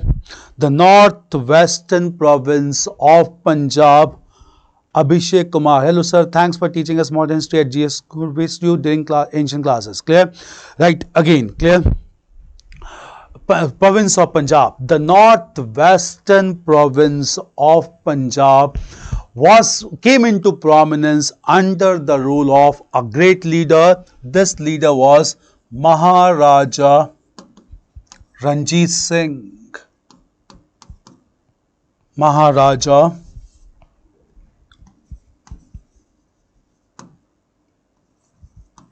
Ranjit Singh. Clear? He brought about several reforms in Punjab, established a large specialized military force. This force in Punjab came to be known as Fauj-e-Khas. In establishing this large military force, Maharaja Ranjit Singh took the support of even Europeans also, like British, French and Spanish soldiers, and in this way he established a large military force known as Fauj-e-Khas. In fact, the army of Maharaja Ranjit Singh became the second best army in Asia after the army of British East India Company. With this, Maharaja Ranjit Singh began to rule over Punjab, and with Maharaja Ranjit Singh, British even signed Treaty of Friendship. This Treaty of Friendship signed with Maharaja Ranjit Singh is known as the Treaty of Amritsar, signed in 1809. Under the provisions of Treaty of Amritsar, permanent or perpetual friendship was established between Maharaja Ranjit Singh and the British. Clear? This treaty continued to remain in force till the death of Maharaja Ranjit Singh. After the death of Maharaja Ranjit Singh in the year 1839, weak rulers began to rule, and within a matter of 6 years, 4 rulers came to power in Punjab in quick succession. Clear? All these 4 rulers who came to rule over Punjab, these Punjab rulers were Kharak Singh. Right in this order, it has been asked in prelims examination. Kharak Singh, Naunihal Singh, Sher Singh, and the last one being Dalip Singh. When Dalip Singh came to power, he was a minor, not a proper age. Since Dalip Singh was a minor, his mother, named as Rani Jindan, began to look after administration of Punjab. And during this critical time only, there were 2 brothers in Punjab, one being commander-in-chief known as Mesar Tej Singh and Mesar Lal Singh. They invited British to attack Punjab because they wanted themselves to become the rulers of Punjab. And due to the invitation of Mesar Lal Singh and Mesar Tej Singh, British declared war against Punjab, and with this attack only, the Punjab forces were defeated as commander-in-chief did not participate, and the first Anglo-Sikh war took place. This first Anglo-Sikh war,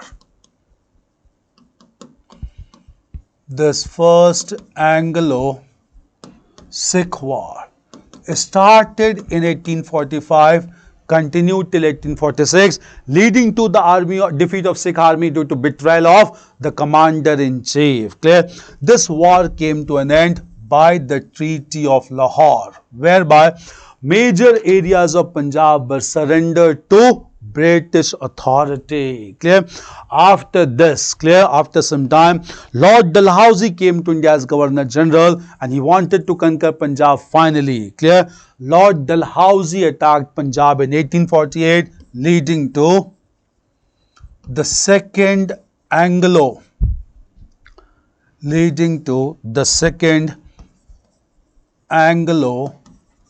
Sikh War in 1848-49. In this war, Second Anglo-Sikh War, Sikh army was thoroughly defeated and Punjab was finally conquered. Clear? So Punjab was conquered in 1849. Lord Dalhousie did not stop here. Lord Dalhousie also conquered the region of Lower Burma, also known as Pigo, in 1852, and finally Lord Dalhousie also conquered the region of Awadh in 1856, which was under the rule of Nawab Wajid Ali Shah. Awadh, and it was conquered on the charges of maladministration. Clear? So in this way, clear, the large provinces were conquered by Lord Dalhousie. Clear? Lord Dalhousie conquered these regions. Apart from these regions, one small and sensitive region had already been conquered by the British. This region was the province of Sindh, which was conquered in 1843 by a British officer, Charles Napier. Clear? And he wrote a very important line in his diary, "We have no right to say Sindh, yet we shall do so, and it will be a humane piece of rascality." Clear? So Sindh was conquered by Charles Napier in 1843, and meanwhile this completed the process of political annexation in India. After this, no annexation took place because just after the conquest of Awadh in 1856, mighty revolt broke out in northern and central part of India, which ended the policy of company's rule, and British Crown announced that no more annexation would be followed in India. So this was the last political annexation done by British East India Company under Lord Dalhousie. Clear? In this way, large parts of Indian territory came under the control of British East India Company. Clear? We'll come to all, we have discussed all political developments under British East India Company's role. Clear? We'll be coming to permanent settlement and all. Don't worry about it. Clear? So this was first of all the political expansion of British East India Company in India. Apart from political expansion, now we'll move on to discuss about other dimensions like British economic policy, then their administrative structure, and even their socio-cultural policies in India. So this was political history under company's rule in India. That is the first part of modern history, not the part under crown. We'll come to crown's rule separately. It's clear? So now let us move towards British economic policy. Clear? Just understand about British economic policy. So economic policies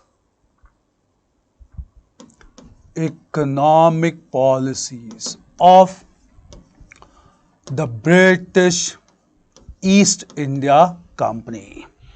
Economic policies of the British East India Company.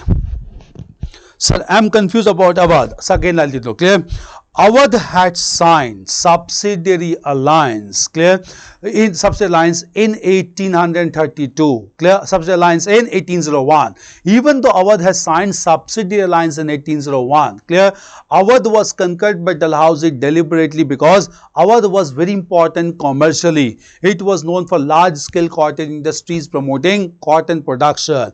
It was also known as Lancashire of the East, and Dalhousie wanted to conquer territories as soon as possible, clear, and therefore on charges of maladministration. True, Nawab Wajid Ali Shah was a lazy person. Nawab Wajid Ali did not pay any attention to proper administration, and therefore on charges of maladministration, Awadh was conquered by Dalhousie. Now, one thing to be remembered is, even though ruler was not very strong, but when Awadh was conquered, it affected the sentiments of Indian sepoys, that is soldiers under British, because most of these Indian soldiers, they belonged to Awadh. So, they could not tolerate the conquest of their own motherland, and therefore, just in the next year, these sepoys only revolted against the British, leading to the mighty revolt of 1857.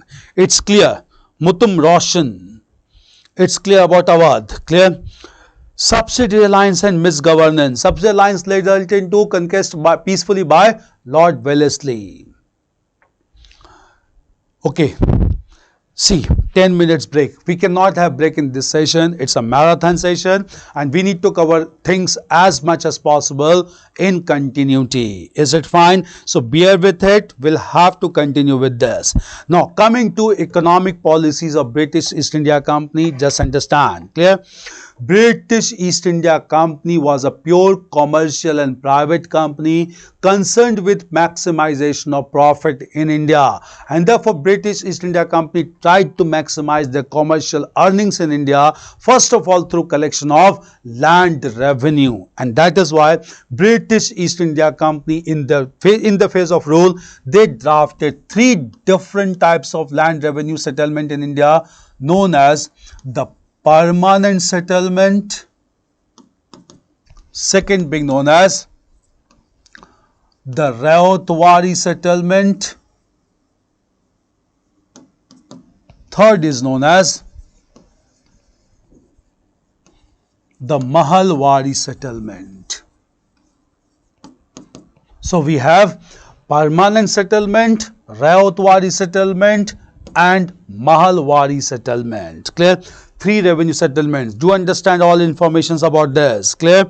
So, permanent settlement was introduced in Bihar, Bengal and Orissa. It was implemented in the year 1793 by Lord Cornwallis. Clear? So, this settlement was introduced in Bihar, Bengal and Orissa in 1793 by Lord Cornwallis.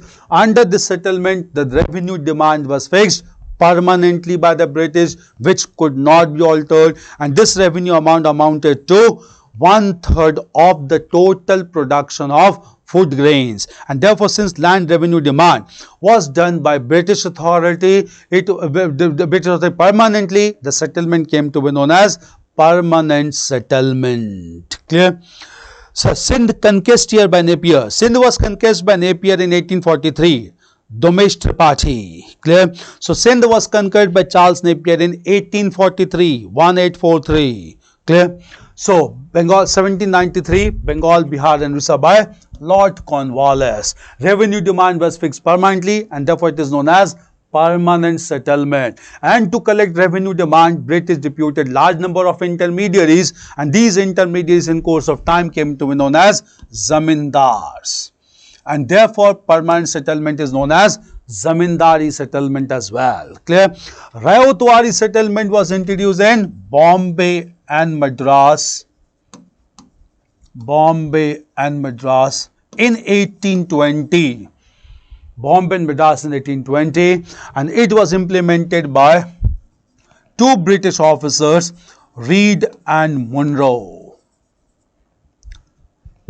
British officer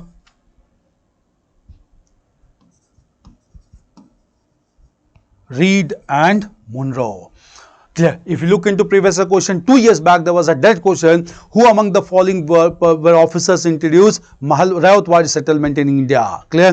The officers were Reed and Munro. In this settlement, zamindars as intermediary class was not created. Clear? Rather, zamindars were not allowed to play a major role. Land revenue was negotiated directly with the peasants or rayots. Since it was negotiated directly with rayots, it came to be known as Rayotwari settlement. Clear? Rayotwari settlement.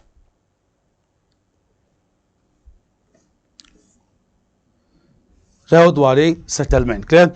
The Mughal settlement was introduced by 2 British officers, Hort Mackenzie and Martinsburg. halt Mackenzie in Martinsburg in 1822 in the northwestern province of Punjab and in the entire Gangetic plains of India. Clear? So in the region of Punjab and entire Gangetic plains of India. Yeah, Assam. So Martinsburg. So 3 revenue settlement, permanent settlement, Rayatwari settlement and Mahalwari settlement. Clear? The overall consequence of all these revenue settlement was it resulted into commodification of lands in India, as lands could easily be sold or purchased because peasants could not pay revenue strictly on time, because Indian agriculture was always dependent on climatic factors like rainfall. And since it was not in the hands of peasantry class, most of the time peasants failed to pay land revenue on time and their lands were confiscated and sold to the highest bidder through the process of auctioning. This resulted into land being a commodity which could easily be sold or purchased. It's clear. So, it's clear Sindh and Punjab were different. Sindh and Punjab were different because of their locations in the northwestern part of India, and with respect to these provinces, British followed a very different approach. Punjab was not allowed to conquer immediately, but since Maharaja Ranjit Singh died and conditions began to deteriorate, Punjab was finally conquered, and also because of the betrayal of Messar Lal Singh and Messar Tej Singh. Clear? Economic policies. At the same time, within economic policy, we also need to understand one another phenomena, and that phenomena we need to understand is related to trade policy. Clear? When British authority came to India to promote trade at this time, meanwhile Britain was witnessing rapid industrial development known as Industrial Revolution, and therefore when rapid industrialization took place in Britain, Britain needed 2 things simultaneously. One was the regular supply of raw materials, another was a large and ready market to sell their products. Clear? And therefore they began to look towards colonies like India to fulfill these requirements. Clear? So India became the supplier of raw materials to Britain and at the same time consumer of British finished products. Clear? And in this way, when machine made products began to come to India, it affected the prosperity of the cottage industries of India, which failed to compete with machine made products, and therefore these cottage industries began to decline, and this phenomena is known as the phenomena of deindustrialization. Phenomena of deindustrialization. So it is a great paradox of human history that when Britain was witnessing rapid industrialization, India was witnessing deindustrialization at this time. Clear? Not only this, clear, in course of time, in order to dominate over India, clear, at this point of time, British authority started the concept of constructing or promoting railways in India. And when railways were promoted in India, in promotion and construction of railways, Indian interest was not taken into point. Clear? Railways began to be promoted to sub British interest because railways began to connect all the sources of raw materials and also began to connect large and local markets in India so that finished products could be dumped in Indian market. So railways was largely used as basically medium to establish colonial control over India and to maintain strict control. This development also took place after the development of railways in India. So British followed some policies which totally went against Indian interest. Apart from deindustrialization and railways, British also adopted the policy of commercialization of agriculture. Whereby they began to promote the cultivation of cash crops in place of food grains. Cash crops included basically indigo, sugarcane, etc. Clear? The cultivation of these crops in place of food grains affected the food grain production, and due to large population, even when small calamity took place, due to lack of food grains, large number of people suffered casualty, and this resulted into a very serious crisis known as famines in India. So famines became a recurrent theme in modern India just because of the policies of British in this country. Clear? So all these are taken as major consequences of British economic policy. So first of all, our cotton industries got affected because of industrialization in Britain, the phenomenon known as deindustrialization. Then railways led to further subjugation of India as India became economically dependent on Britain. Commercialization of agriculture led to cultivation of cash crops, and this resulted into decrease in food grain production, leading to famines in India. And finally, British also started the policy of transferring Indian revenues to Britain either through salary transfer or through other means, and this resulted into one-sided flow of wealth from India to Britain, and this philosophy is known as drain of wealth from India to Britain. So drain of wealth took place in large measure under the rule of British authority in India, which was first highlighted by India's economic thinker Dada Bhai Naoroji in his work Poverty and Un-British Rule in India. Major impact, economic impact of British policies in India. Clear? Now, apart from this economic policy, now we'll look into administrative policies of British East India Company. Clear? Now, in order to understand the administrative policies, first of all, we need to understand, clear, British parliamentarians contributed significantly towards administrative changes in India as they enacted several legislations for India, and starting with the Regulating Act of 1773. So before we discuss about administrative system and organization, we need to discuss about administrative legislations enacted by British Parliament related to India. Clear? The first major act which was enacted by British authority in India was the Regulating Act of 1773. We had discussed all the provisions of this act, like promotion of Governor General of Bengal as an important officer to look after Bengal. Not only this, it was also provided that Governor General would be assisted by 4 members or councillors, the whole body being known as Governor General's Executive Council. And at the same time, clear, it was also made clear that all legislations would be enacted on the basis of majority consensus. In case of equal division of votes, Governor General could take the charge of using his power of casting vote to get the provisions or proposals enacted or rejected. Clear? Moreover, it also provided for establishment of Supreme Court at Calcutta to try cases concerned with British nationals, and it fixed the number of directors to 24 in London. We had discussed, clear, but some major problems began to witness in the provisions of the Regulating Act, and that ultimately resulted into a new legislation known as the Pitt's India Act of 1784. So, second important legislation enacted for India was Pitt's India Act of 1784. The context was some major problems of Regulating Act only forced British to come out with this legislation known as the Pitt's India Act. So what was ring fence policy of Warren Hastings? Ring fence policy was surrounding the Indian powers or major powers with smaller provinces under British control, because Warren Hastings wanted the large province to be surrounded by smaller provinces so that large provinces could be curtailed or rather contained by British authority easily. It's known as ring fence policy. Subsidiary Alliance, also known as Trojan horse tactics by Warren Hastings. So it was also known as Trojan horse strategy followed by Warren Hastings in India. See, again and again people asking for 2 minutes break. No issue. We'll have a 2 minutes break and then we'll continue with these acts. Okay? I'm here only. We'll have just break for 2 minutes.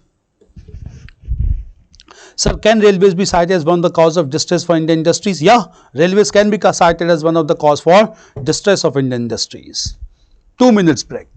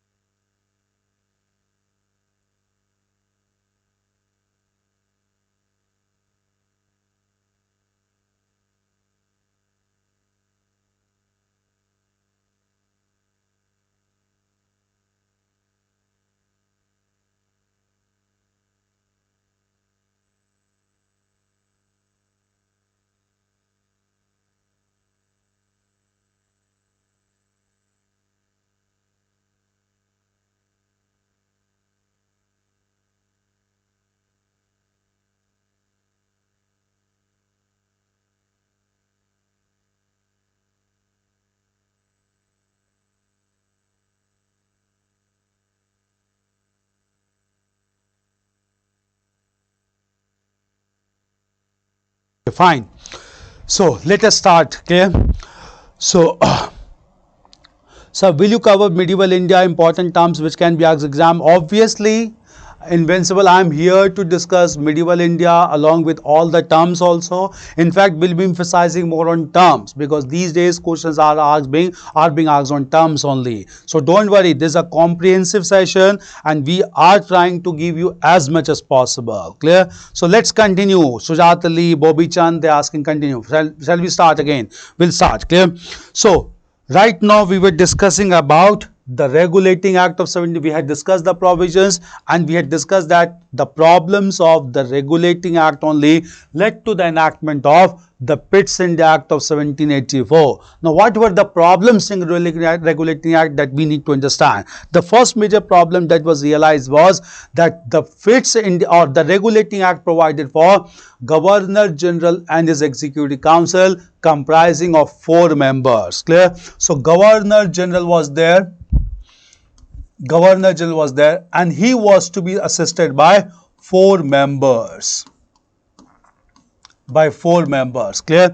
And it was realized that even for normal proposals also, there was equally divided opinion among the councillors, that is 2 members supporting the proposal, 2 members opposing the proposal. And in this case, Governor General had to intervene and to use his power of casting vote. Clear? So even using casting vote for ordinary proposal, it led to 2 negative consequences. First of all, it affected the impartial position of Governor General, and second important thing was it led to unnecessary delay in the enactment of proposals. This was the first major problem encountered under Regulating Act of 1773.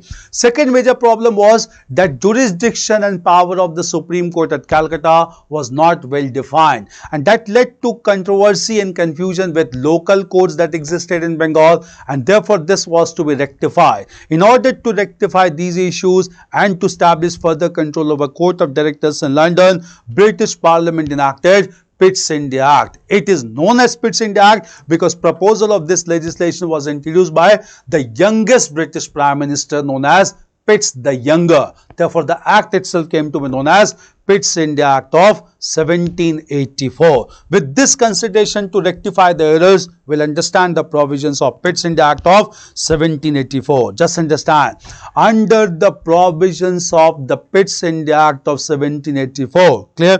First of all, the numerical strength of the councillors in Governor General's Executive Council was reduced from 4 to 3, meaning thereby the numerical strength was converted from an even figure to an odd figure. Why?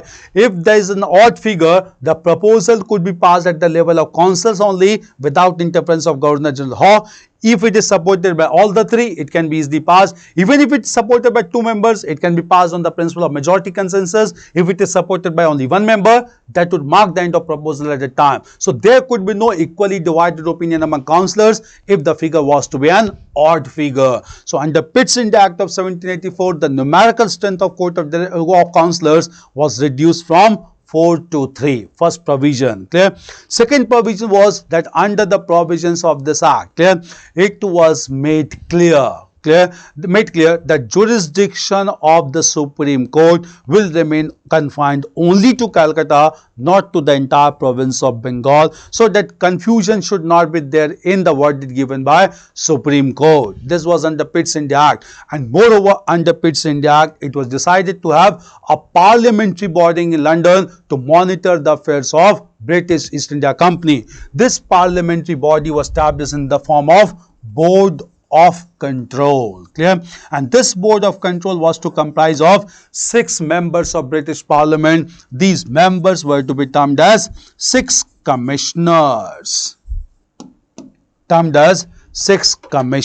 Clear? So Board of Control was to be formed comprising of 6 commissioners or 6 members of British Parliament known as this body. Clear? So from here, British East India Company began to be controlled by 2 bodies in London. One was private traders known as investors known as Court of Directors. Another was parliamentary board known as Board of Control, comprising of 6 members known as commissioners. Moreover, while enacting the provisions of Pitt's India Act, it was also made clear that from now onwards, certain legislations would be enacted to ensure accountability of British East India Company towards British Parliament. These legislations were to be declared as the Charter Acts. Clear? The word charter was used to ensure accountability of a private company to British Parliament in London. And it was also made clear to review this accountability, the Charter Acts should be reviewed after every 20 years. So all these Charter Acts were to be reviewed after every 20 years in order to look after the working of British East India Company. Thereafter, after enacting the British India Act, the first Charter Act, clear?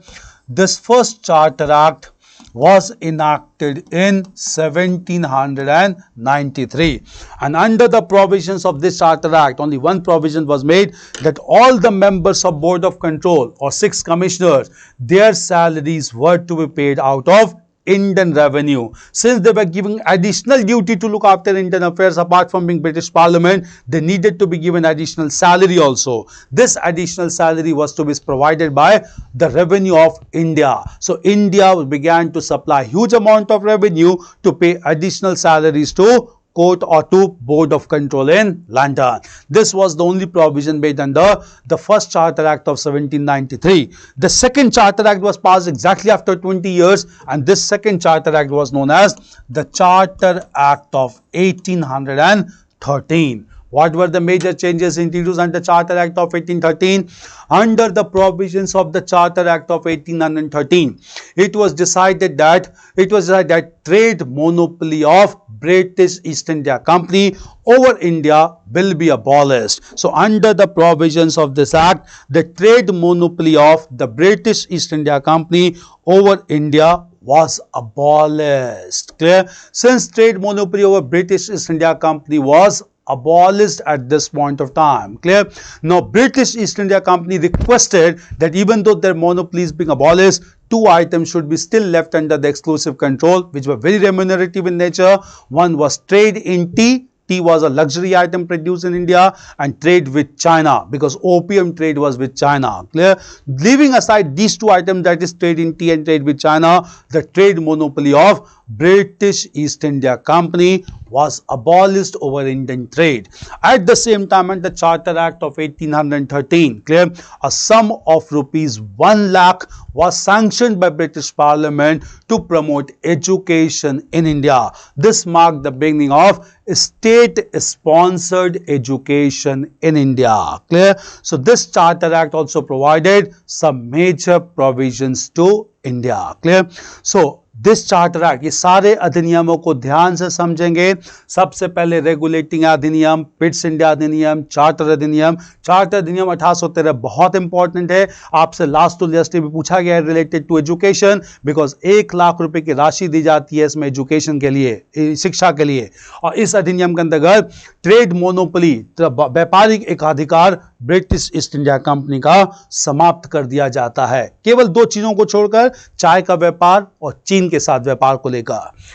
Charter act of 1813. After 20 years, another Charter Act was passed.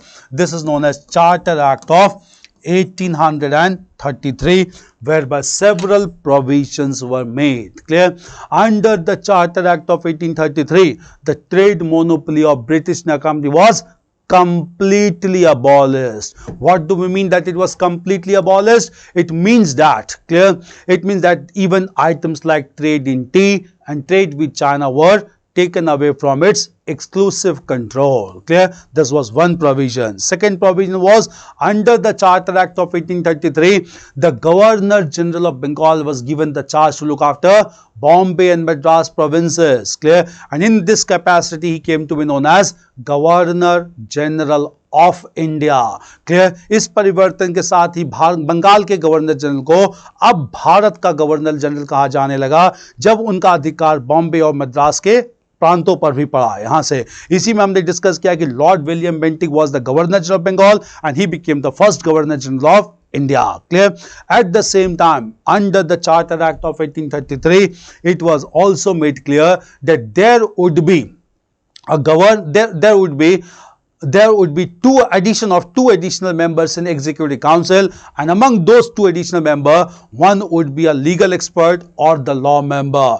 Under this provisions only, the first law member to be included in Governor General's Executive Council, he was Lord Macaulay. So Lord Macaulay became the first law member of Governor General's Executive Council, the provision being made under Charter Act of 1833. Under the provisions of Charter Act of 1833, clause numbering 87 was included. This clause made it clear that Indians should not be discriminated only on the matters of religion, race, caste, sex or place of birth. This was made under Charter Act of 1833.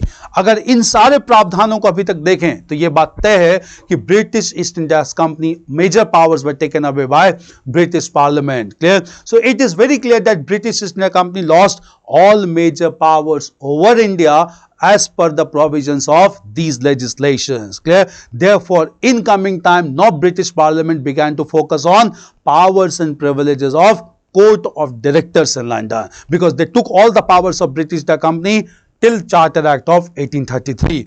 Exactly after 20 years, British authority enacted the Charter Act of 1853, and under the provisions of the Charter Act of 1853, British Court of Directors, they lost one important power. What was the important power? Court of Directors in London had been nominating all Governor Generals and even higher grades of administrative officers, these officers being known as Indian civil servants. Clear? By this time, civil services had been established by British in India, and all major civil servants, important administrators, were nominated by Court of Directors in London. So under Charter Act of 1853, provision was made that from now onwards, clear, all the members of Indian civil services will not be nominated by Court of Directors in London. Rather, all of them will be selected through the scheme of competitive examination. Clear? So scheme of competitive examination was introduced under the Charter Act of 1853, and just because of this provision, I am virtually being connected with you, because otherwise it would have remained only as patronage service, because scheme of competitive examination for civil services was introduced under Charter Act of 1853 that took away the most important privilege enjoyed by Court of Directors over Indian affairs. Clear? This very important development took place at this time under Charter Act of 1853. Now, this act could not be reviewed after 20 years. The reason being, just after a few years only, a mighty revolt took place in northern and central part of India, and due to this mighty revolt, the rule of British East India Company was abolished and British Crown took over charge of India, and that marked the beginning of Crown's rule over India through a very comprehensive legislation known as Government of India Act 1858. Clear? We'll come to Government of India Act 1858 later on as a consequence of mighty revolt. All these legislations are clear. These legislations are very important to be understood. Clear? So take 1 minute time to recapitulate all these legislations here.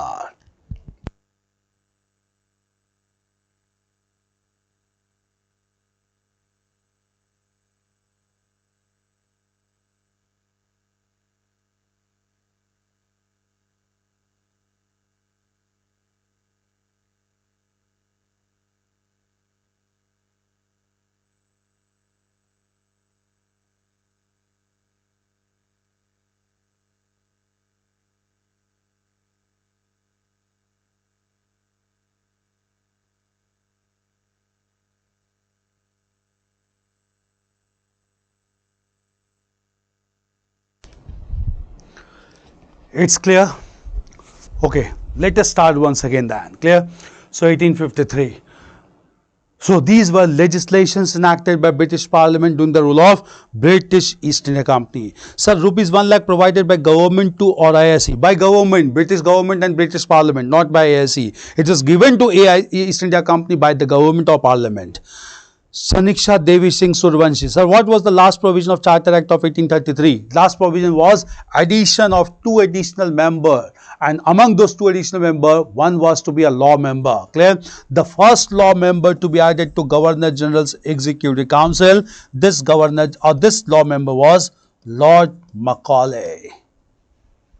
Lord Macaulay was the Governor General. So 1813, please once repeat shortly, sir. Clear? Charter Act of 1813 provided for abolition of the trade monopoly of British East India Company except trade in tea and trade with China. Under Charter Act of 1813, sum of rupees 1 lakh was given for the spread of education in India. 2 major provisions. Under Charter Act of 1833, the trade monopoly of British India Company was completely abolished. Means even trade in tea and trade with China was taken away. Under Charter Act of 1833, Governor General of Bengal was designated as Governor General of India. Moreover, it was decided to include 2 members in Governor General's Executive Council. Among those 2 members, one was to be a law member known as Lord Macaulay. He became the first law member. Under Charter Act of 1833, there was clause numbering 87. And according to clause numbering 87, Indians could not be discriminated in matters of employment on religion, race, caste, sex or place of birth. Clear? Charter Act of 1833. 1853, all major privileges of Court of Directors was abolished, the most important being the power to nominate Indian civil service were taken away, and scheme of competitive examination was introduced, which marked the beginning of merit-based bureaucracy in India. It's clear?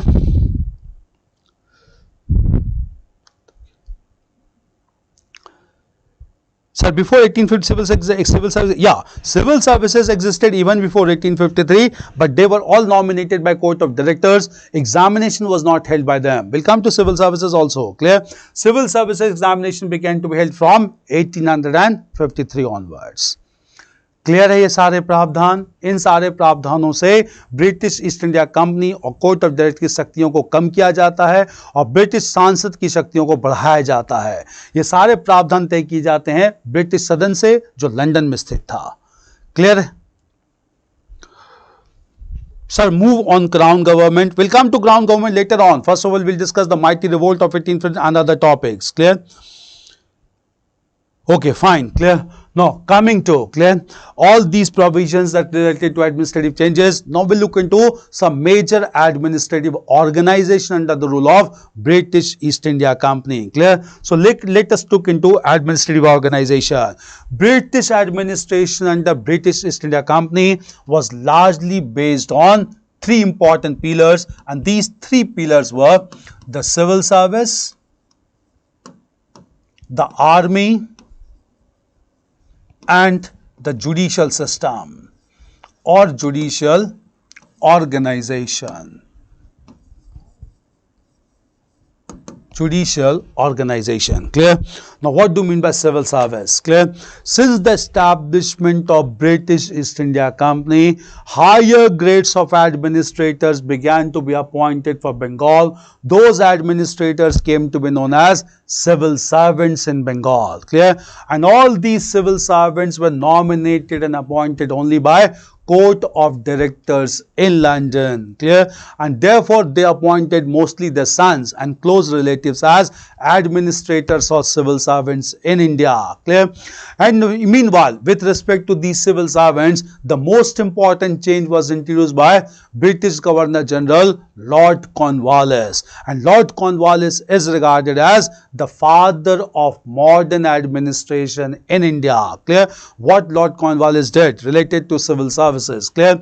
Lord Cornwallis first of all enhanced the salary of civil servants continuously, and he made it clear that district collector, also known as district magistrate at that time, district collector would be given monthly salary of rupees 1500 and even certain incentives in revenue collection. Clear? In this way, at that time, Indian civil services became the highest paid services all across the world. Not only this, Lord Cornwallis also made it clear that all important administrative posts would be given only to Europeans or British. Indians will not be given post in administration, because he believed that every native of Hindustan was corrupt. Clear? So he wanted to make it clear that only Europeans and British would be appointed as civil servants in India, and that resulted into a trend in civil services known as Europeanization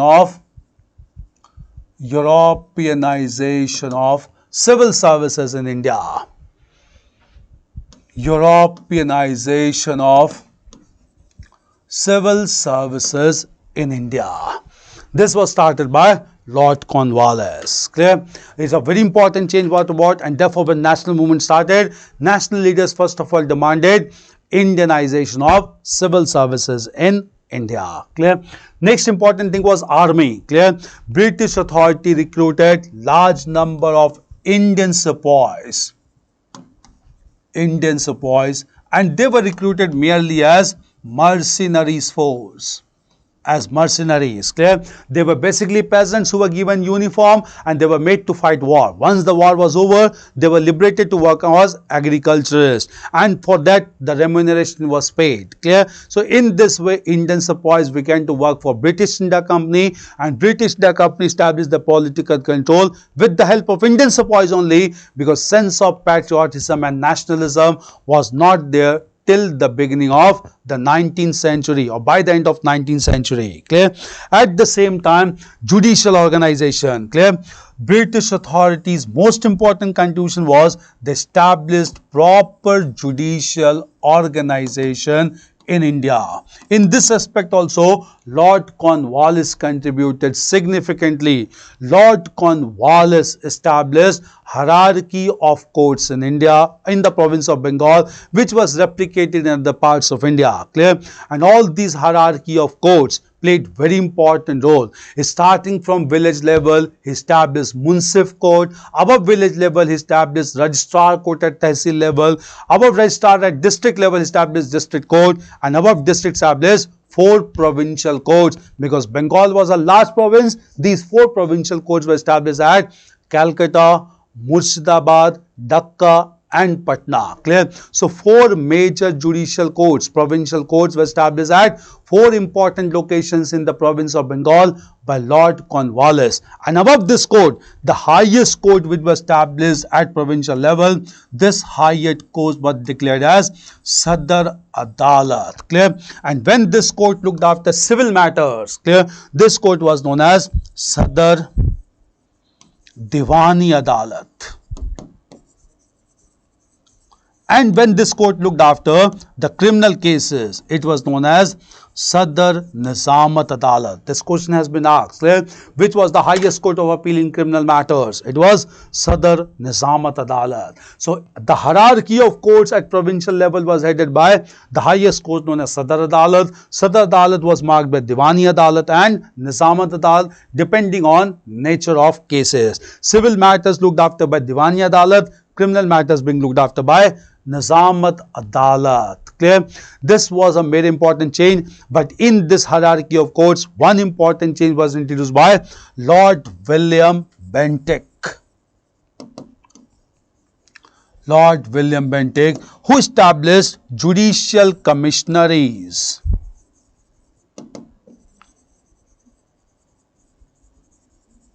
Who established judicial commissionaries, whereby judicial commissioners were appointed to look after judicial organization. So between province on the one hand, districts on the other hand, commissionary system was started by William Bentinck, and this system of commissionaries was started by Lord William Bentinck in the year 1831. In fact, this question has also been asked, who introduced the commissionerate system of administration in India?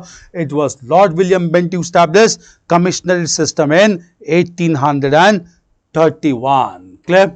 So judicial organization was established, and as soon as British Crown took responsibility to look after Indian affairs, British Crown provided for the establishment of high courts at the highest court at provincial level, and in place of Sadar Adalat, high courts were established in 1862 at Calcutta, Bombay and Madras. Clear? So 3 high courts were established at Calcutta, Bombay and Madras in 1862, and this hierarchy of courts up to high court was finally connected with the Supreme Court at Calcutta, and this completed the whole hierarchy of courts in India, and this hierarchy of courts contributed significantly towards proper administration in India. Clear? So we need to understand that the most important legacy of British rule was establishment of hierarchy of courts in India. Clear? So we need to understand this development as well related to British East India Company. It's clear? So all major legislations, all major organizations related to administration. Now we'll move on to the last major dimension of the rule of British East India Company, that is the socio-cultural policies in India. So now we'll move on to discuss about socio-cultural policies of British East India Company. Clear? Now, since we have completed 3 major dimensions, that is political expansion of the British India Company, then economic policies of British India Company, then their administrative approach towards British India Company, India. Anything to be asked before we proceed further? 1858, Governor General became to Viceroy, not change in his power, only prestigious. Yeah, it was changed, but largely, even though he was known as formally as Viceroy, he was still termed as Governor General when he looked after general administration in India.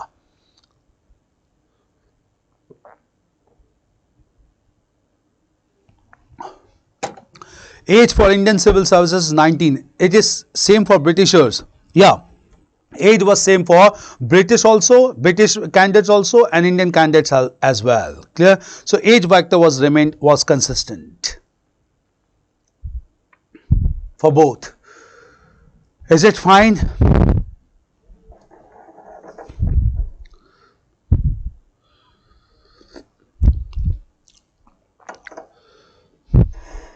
Now, moving to understand the socio-cultural policies of British East India Company. Just understand first of all, clear? Unlike other policies of British India Company, British adopted a very conservative approach towards socio-cultural life. Why they adopted a conservative approach? Because socio-culture policies were largely decided by the 2 influential sections of Indian society, the Brahmins and the Ulemas. Clear? Since Brahmins and Ulemas decided the socio-culture policies, and they were a very powerful section, British never wanted to offend or antagonize these sections. Clear? That is why they adopted a very sensitive and very conservative approach towards socio-cultural life of Indian masses. However, under the pressure of British parliamentarians in London and under the pressure of some Indian reformers, British East India Company was forced to interfere into socio-cultural life of Indian masses. So it was not a voluntary measure. Unlike other areas, here it was largely pressurized by British parliamentarians and Indian reformers. Sir, revision of administrative organization of British East India Company, Subhi Chauhan. Revision. Again, as far as administrative organization, briefly we'll revise.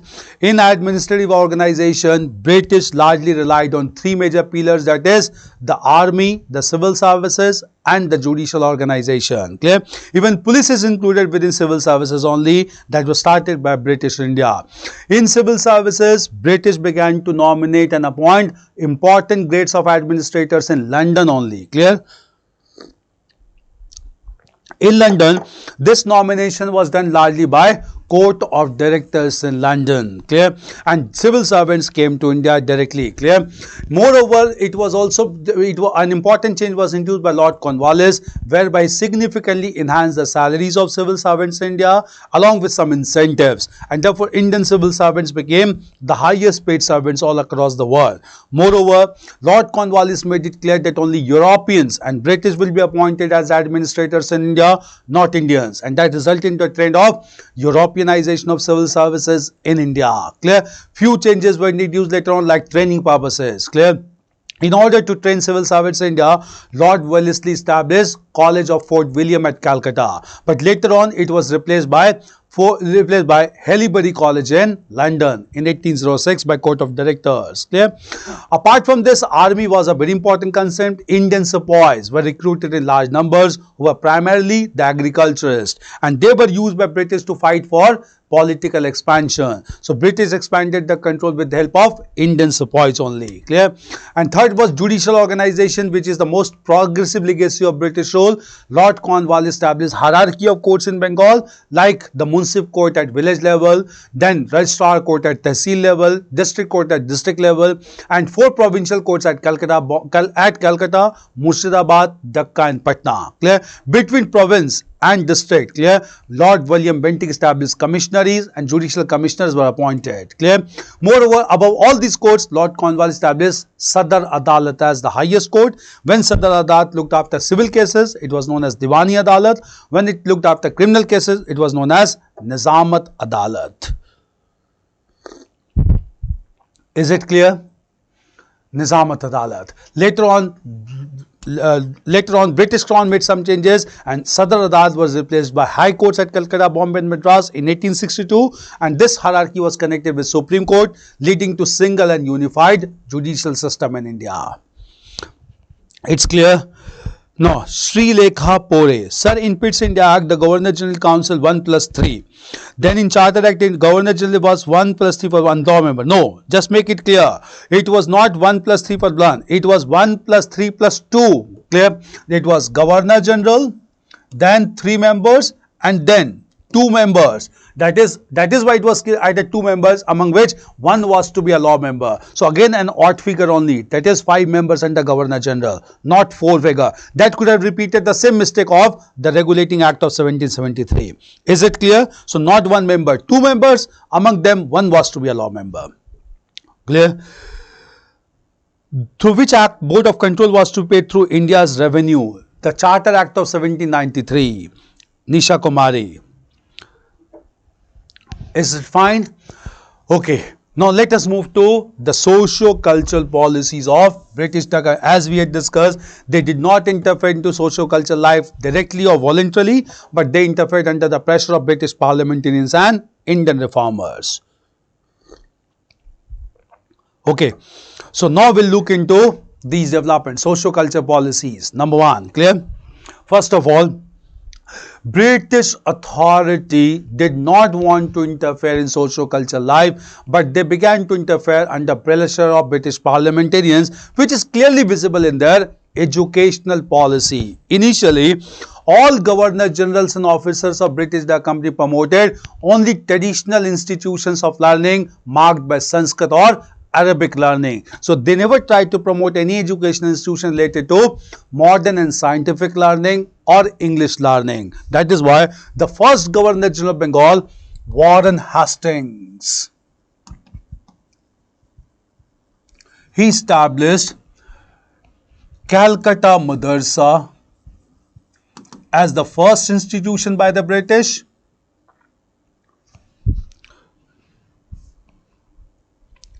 Calcutta Madrasa in 1781 to provide Islamic learning through the medium of Arabic language. Then there was an officer known as Jonathan Duncan, and Jonathan Duncan established the Sanskrit College at Banaras in 1791 to promote Brahmanical learning through Sanskrit language. Clear? 1791. Then another institution was established in form of Asiatic Society of Bengal to learn about Indian culture. It was established in 1784 by William Jones. If you look into previous paper, the same set of information has been asked to be matched just last year. Clear? 3 institutions and they asked to match. Clear? Because these are very important institutions to promote only traditional learning, not modern and scientific learning. Clear? After these institutions were established, that indicate they followed the sensitive approach towards Indian culture. But as we had discussed under the Charter Act of 1813, British Parliament sanctioned sum of rupees 1 lakh for the spread of education in India. Since sum of rupees 1 lakh was sanctioned, it was to be utilized to promote education in India. Initially, this fund was not utilized, but after some time, a very progressive Governor General, Lord William Bentinck, he decided to utilize this fund, and when Lord William Bentinck decided to utilize this fund, it resulted into differences of opinion among British officers. Clear? Some British officers wanted to use this fund to provide only traditional learning through the medium of Arabic and Sanskrit languages. These officers came to be known as Orientalists. Clear? But there were some officers who wanted to utilize this fund to promote modern and scientific learning through the medium of English language, and these officers came to be known as Anglicists. Clear? In order to resolve the differences between Orientalists and Anglicists, Lord William Bentinck constituted an expert committee, and this committee was headed by a British officer, Lord Macaulay. Who was also the first law member. Clear? So Lord Macaulay became the chairman of this committee to resolve differences between Orientalists and Anglicists. Till this point, it's clear? Right. Macaulay Committee, just understand, Macaulay Committee gave its recommendations on 2nd of February 1835. Right. This committee recommended that sum of rupees 1 lakh should be utilized. Sum of rupees 1 lakh should be utilized to promote, modern and scientific learning,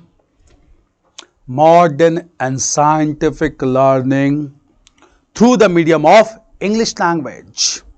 So it supported English language.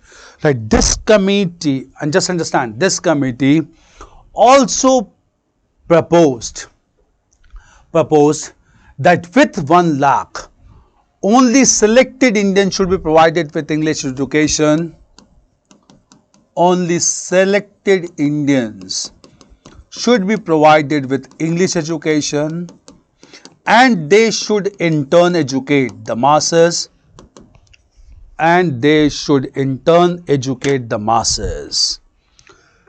Right. This approach is known as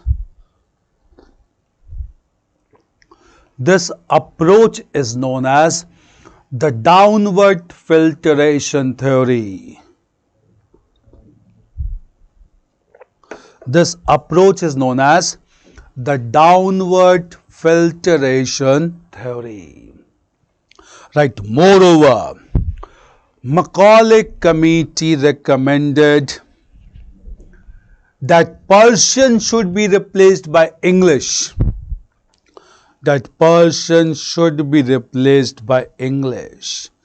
As India's official language. India's official language.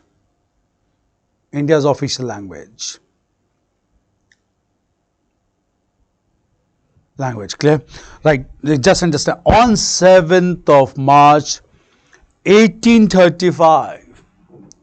On 7th of March 1835, English was declared to be official language. English was declared to be the official language of India. Official language of India. Clear? Language of India. Clear? Change. Right. Next, just understand next. Clear? Right. The next major development was again under the pressure of British Parliament. There was member of Board of Control known as Charles Wood. And this person, Charles Wood, gave its recommendations to promote education in India, which is known as Wood's Dispatch. Wood's Dispatch of 1854. Clear? According to Wood's Dispatch, it was made clear British East India Company,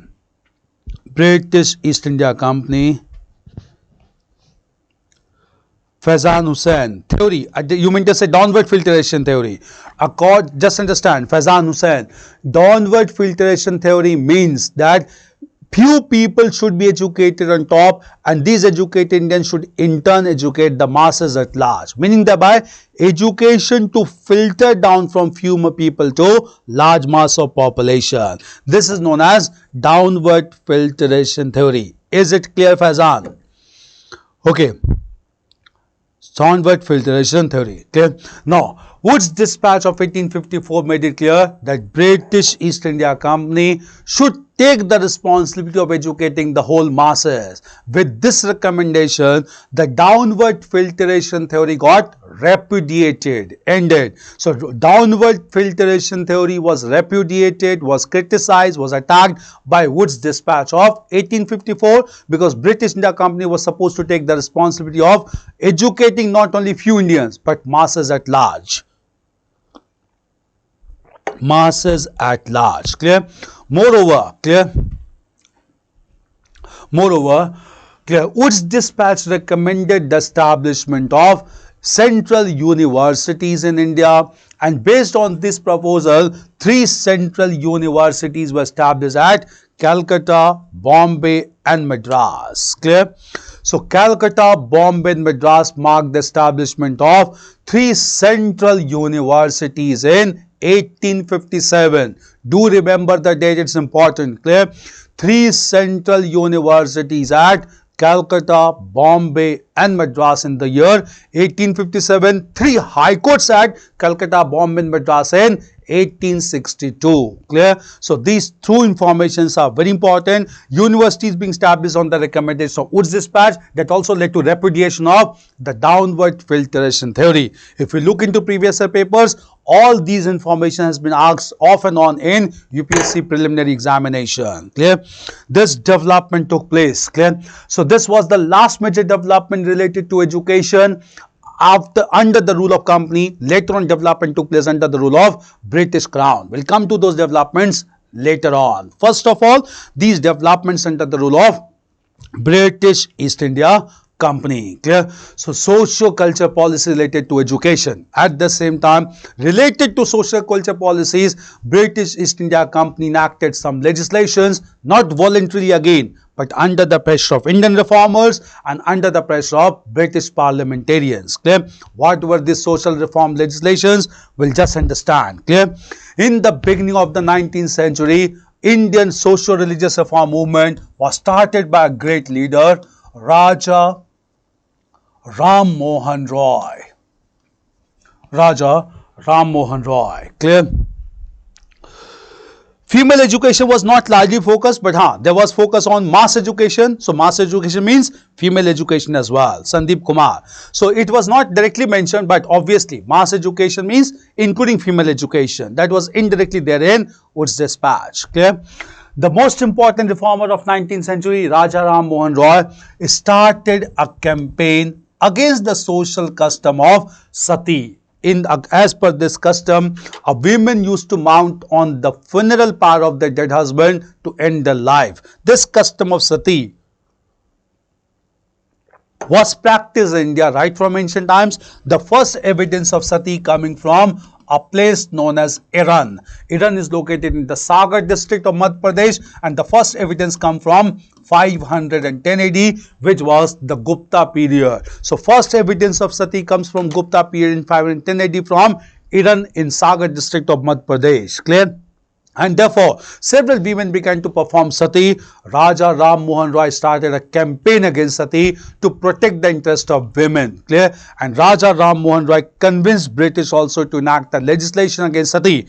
Under his pressure only, British authority enacted regulation that is the Executive Council, British authority enacted the regulation numbering 17 in 1829, which declared the custom of sati as illegal. This was the first social reform legislation enacted by British in India. Clear?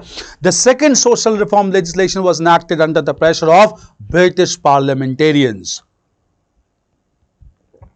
The British parliamentarians in London had abolished slavery in British society under Reforms Act of 1832. Since British parliamentarians abolished slavery in British society, British parliamentarians wanted British East India Company to abolish slavery in India also. Okay?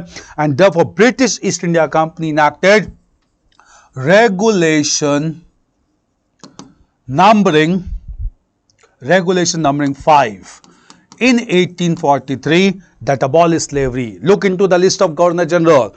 When sati was abolished, the Governor General was Lord William Bentinck. When slavery was abolished, the Governor General was Lord Ellenborough, only for 2 years. Clear? So that led to the abolition of slavery in Indian society. Clear? After this, another great reformer emerged in Bengal, and this reformer was Ishwar Chand Vidyasagar. And this reformer, Ishwar Chand Vidyasagar, he demanded legalization of widow remarriages in India.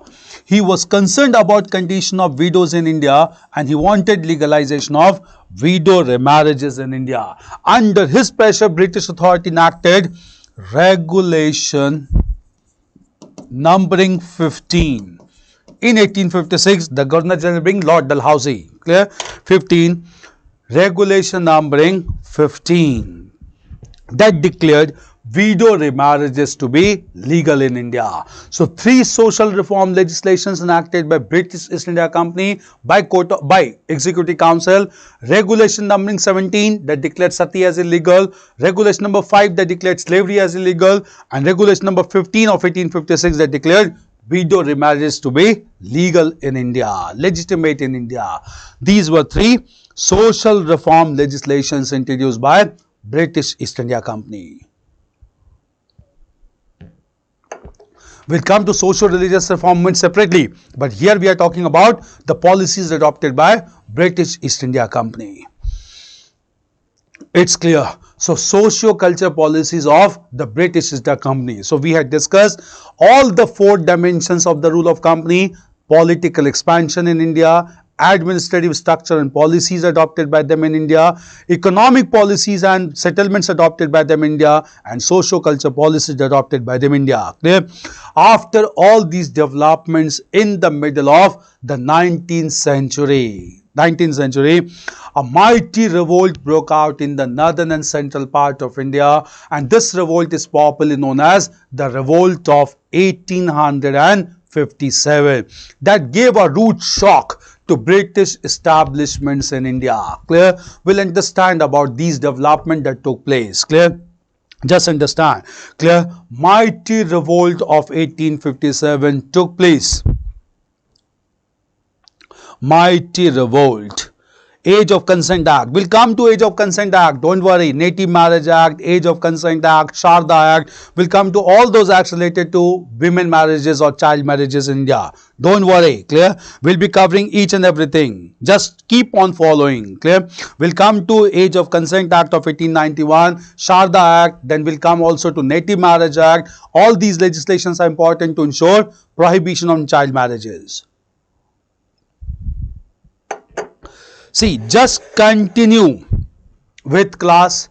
We will be covering everything, and so that you are able to revise, reinforce and connect properly with modern history, so that you are able to answer the questions in preliminary examination. And these topics are very important. Clear? Now, coming to the mighty revolt.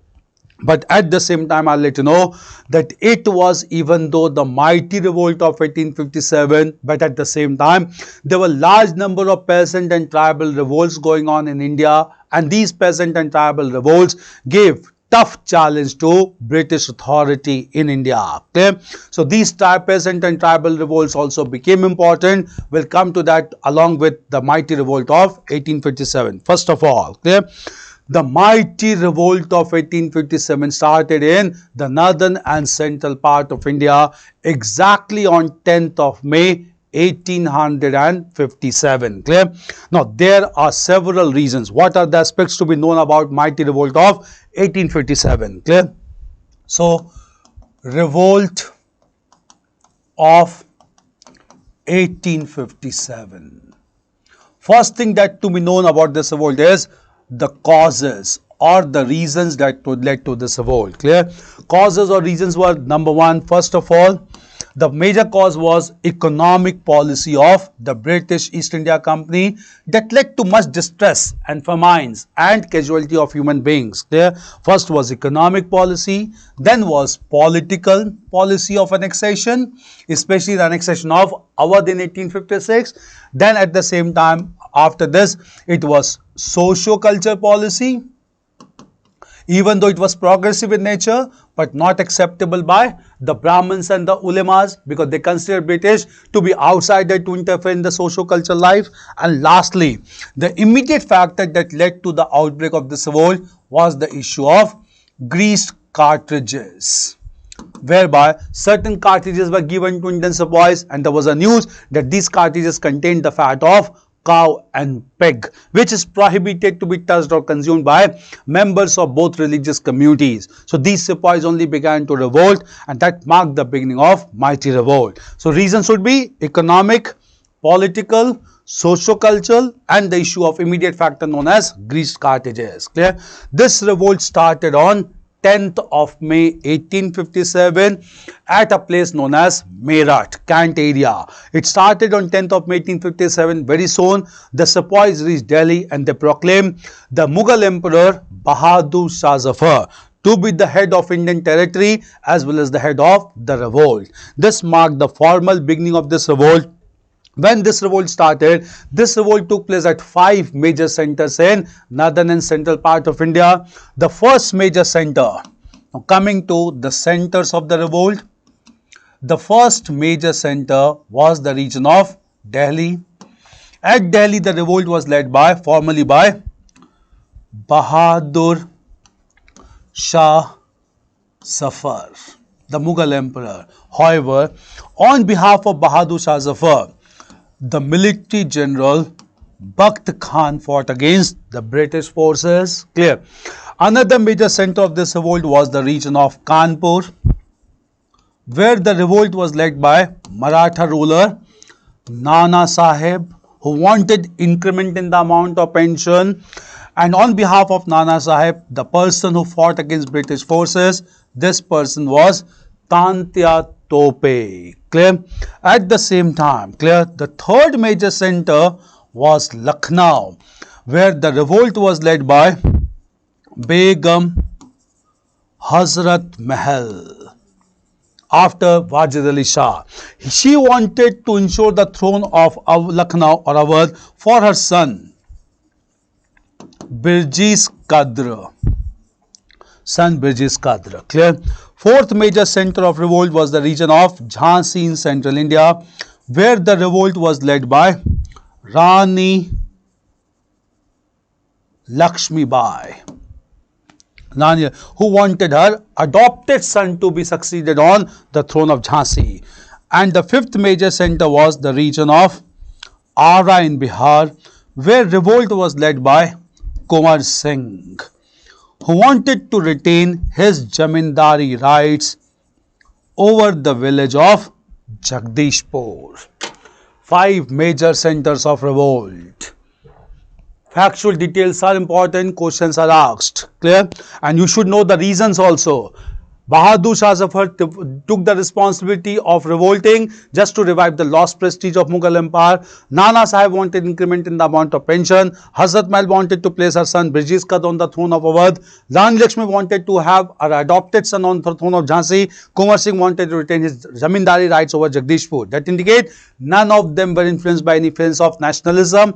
All of them were guided by forces, or all guided by personal and regional interests. So revolt of 1857 was not guided by any sense of modern nationalism, and therefore it became much more easier for British to suppress this revolt because these leaders did not present any collective and coordinated front against the British. Clear? So all these revolts were suppressed at different centers separately by British, which became an easier task for British. Clear?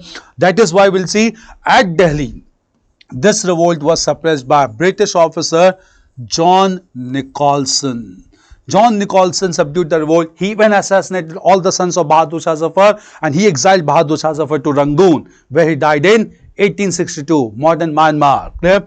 At Kanpur and Lucknow, two adjoining cities, clear, the revolt was suppressed by British officer Sir Colin Campbell. So Sir Colin Campbell suppressed the revolt at Kanpur and Lucknow. At Jhansi, the revolt was suppressed by a military officer, Sir Hugh Rose. And at Ara, the revolt was suppressed by British officer Sir William Taylor. They can give you to match also. Clear? Sir William Taylor. So at Delhi, the revolt was suppressed by Nicholson. Kanpur, Lucknow, two adjoining areas, revolt suppressed by Sir Colin Campbell. Jhansi by Hugh Rose, and Ara by William Taylor. William Taylor. Sir, last place is Ara, A-R-R-A-H. Ara located in Bihar. Clear?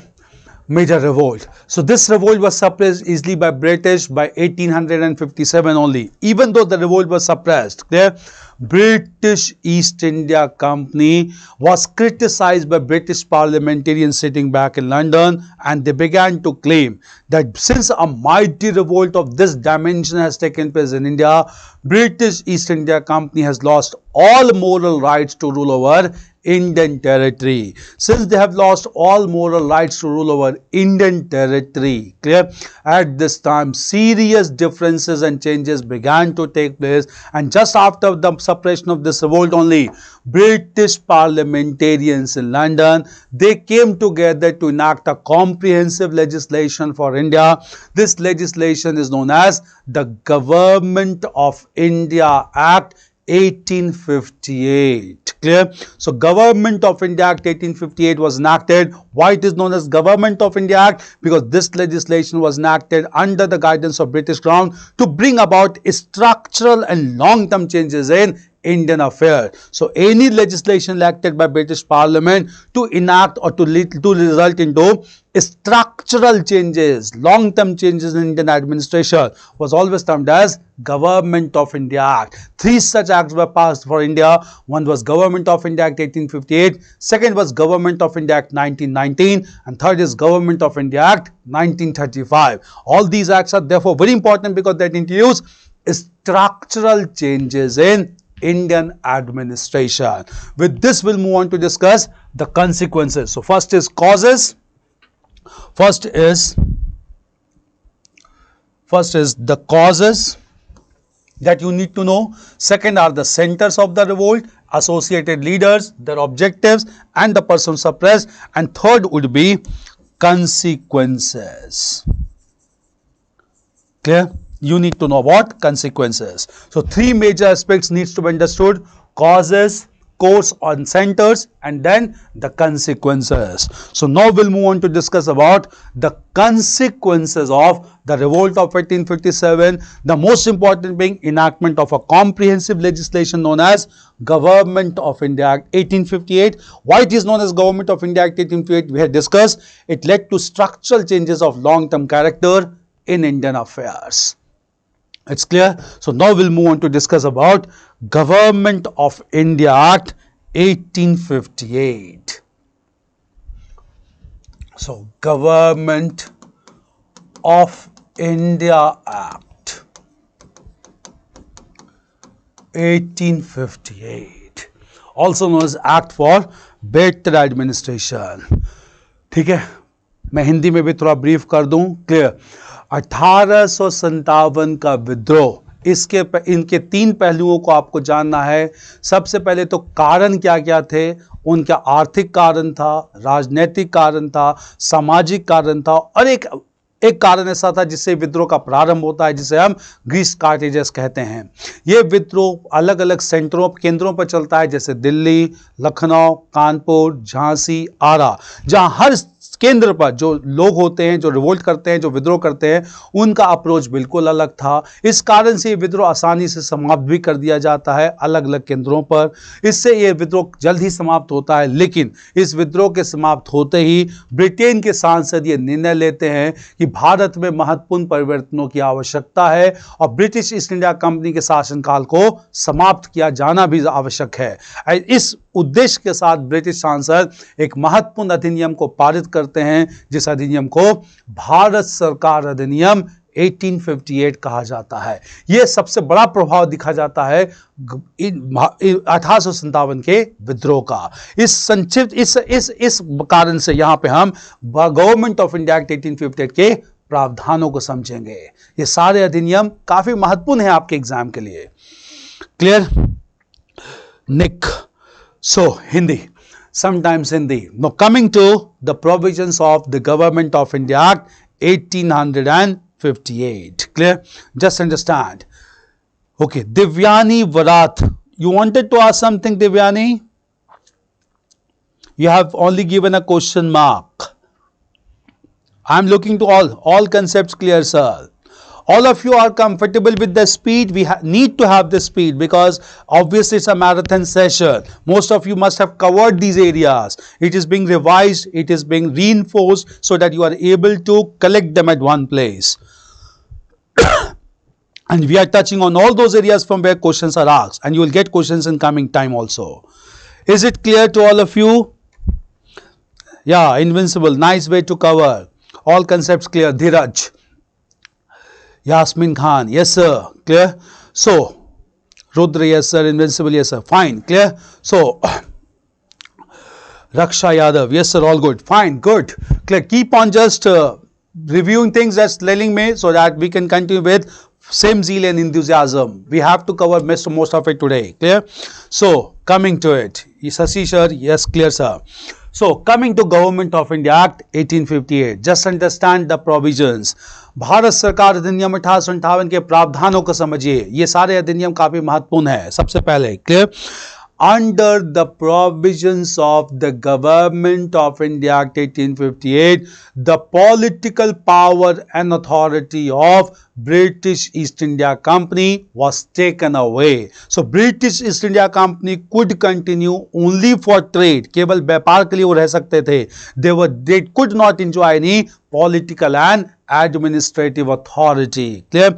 Meanwhile, as per this act, British Crown in London took the charge to look after Indian affairs, and therefore it marked the beginning of Crown's rule over India in place of Company's rule over India. This development took place at the same time. Clear?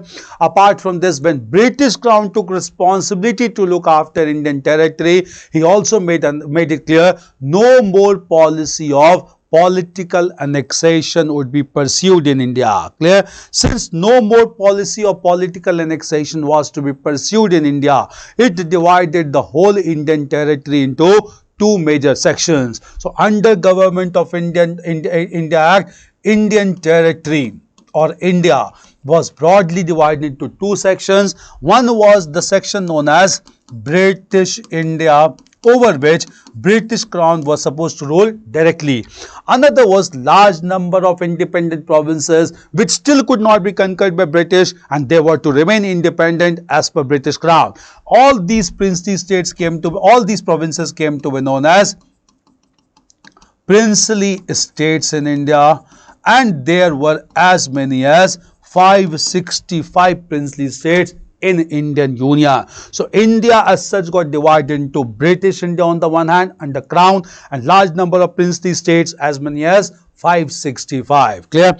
Moreover, it was made clear that British Crown will respect the independence of these princely states in case any agreement or treaty has to be signed between British India and any princely state. It will be signed by British Crown and the ruler of princely states. But since British Crown could not come to India again and again because there were 565 princely states in India, British Crown deputed his direct envoy to India. This direct envoy to sign treaties with princely states, this envoy came to be known as Viceroy in India. Clear? So Viceroy proved to be the direct representative of British Crown to sign agreement or treaty with princely states of India. Clear?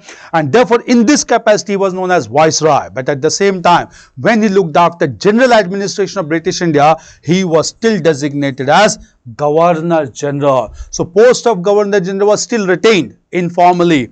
So, when this officer signed treaty with princely states on behalf of British Crown, he was designated as Viceroy. When he looked after general administration of British India, he was still designated as Governor General of India.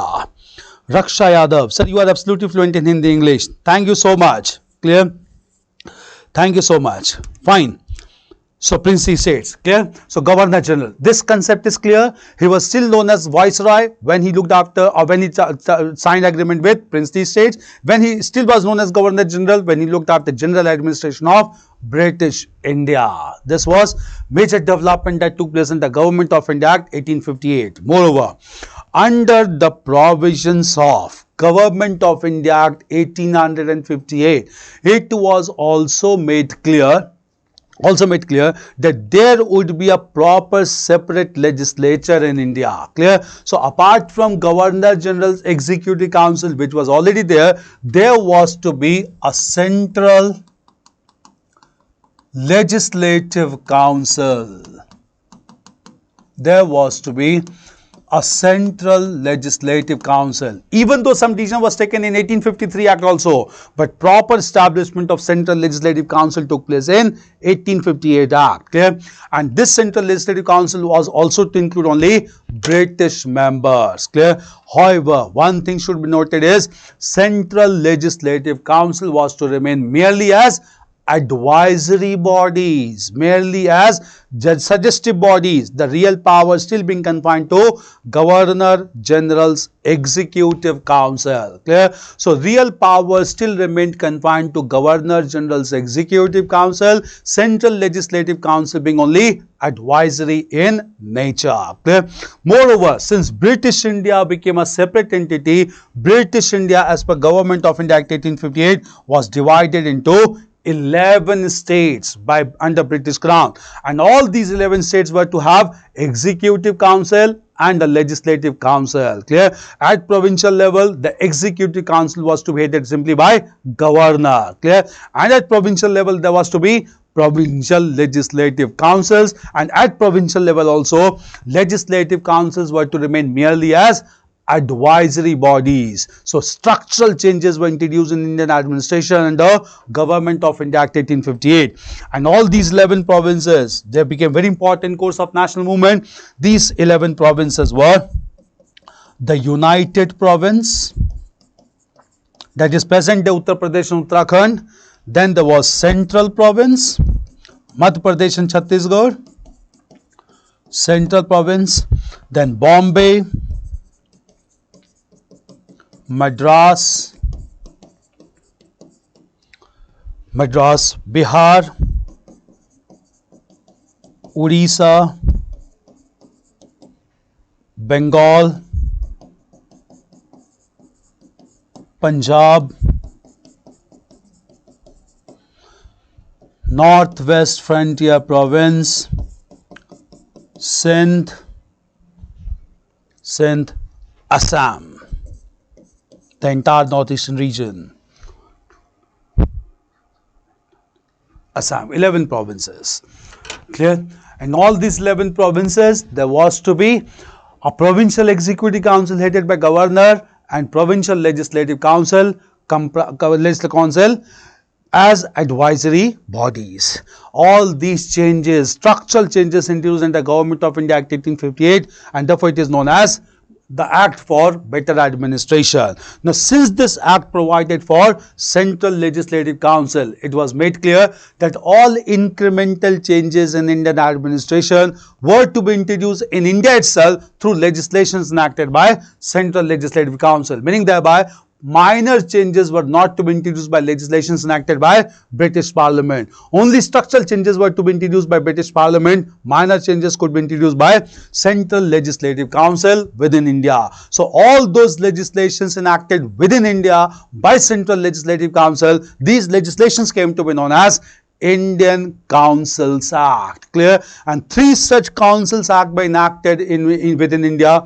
These Councils Act being known as Indian Councils Act of 1861, Indian Councils Act of 1892 and Indian Council Act of 1909, also based on Morley Minto reforms. Clear? These are known as Councils Act because they were enacted within India and they were enacted by Central Legislative Council. Clear? So by this time terminologies must be very clear to you. Clear? Regulating Act because purpose was to regulate the affairs of company and court of directors. Pitt's India Act because legislation was proposed by Pitts the Younger. Charter Act just to ensure accountability after every 20 years. And then we have the Government of India Act, that means structural changes to be introduced of long-term character by British Parliament. Indian Councils Act, the act enacted within India by Central Legislative Council. So you need to understand the terminologies also, phrases also, so that provisions will automatically come to your mind. Clear?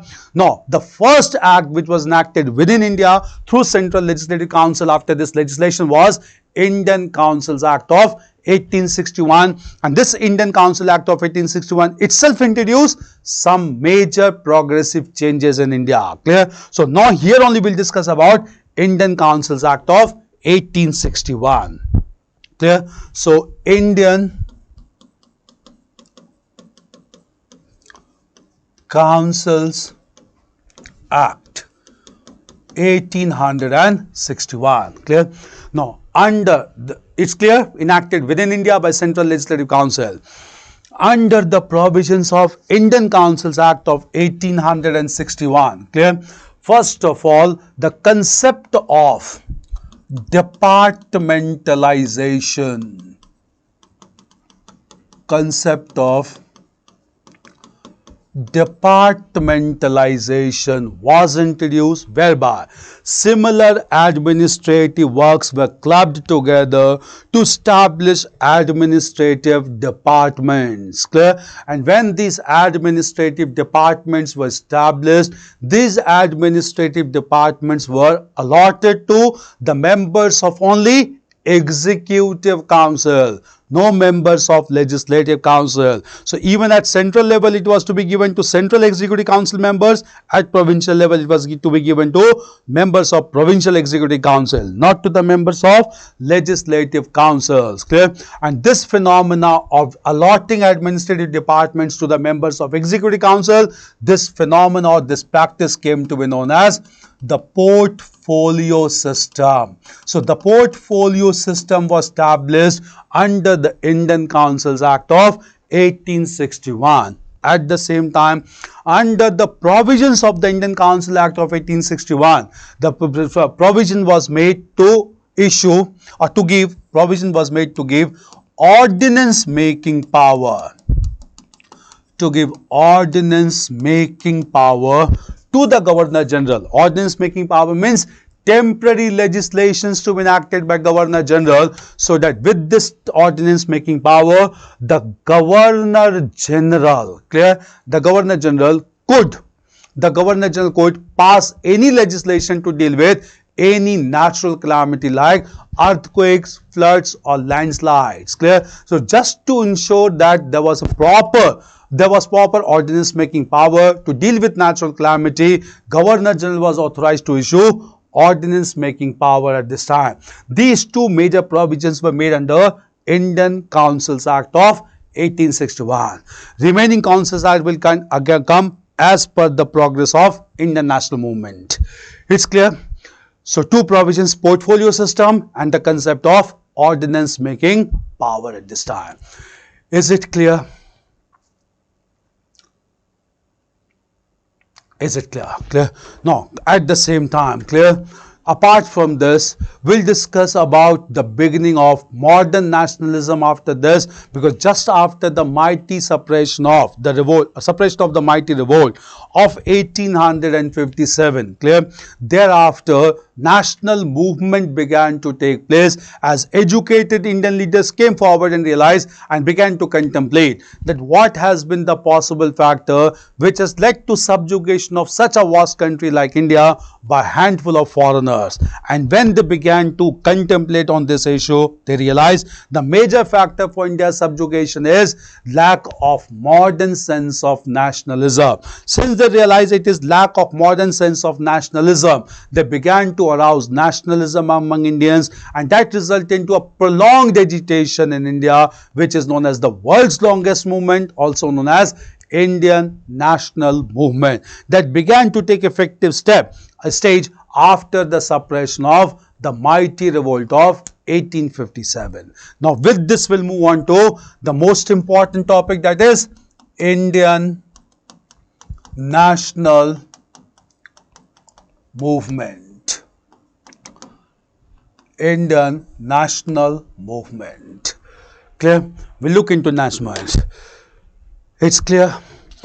Everything is clear till this point. Anything to be asked? Just we'll have 2 to 3 minutes. Anything to be asked?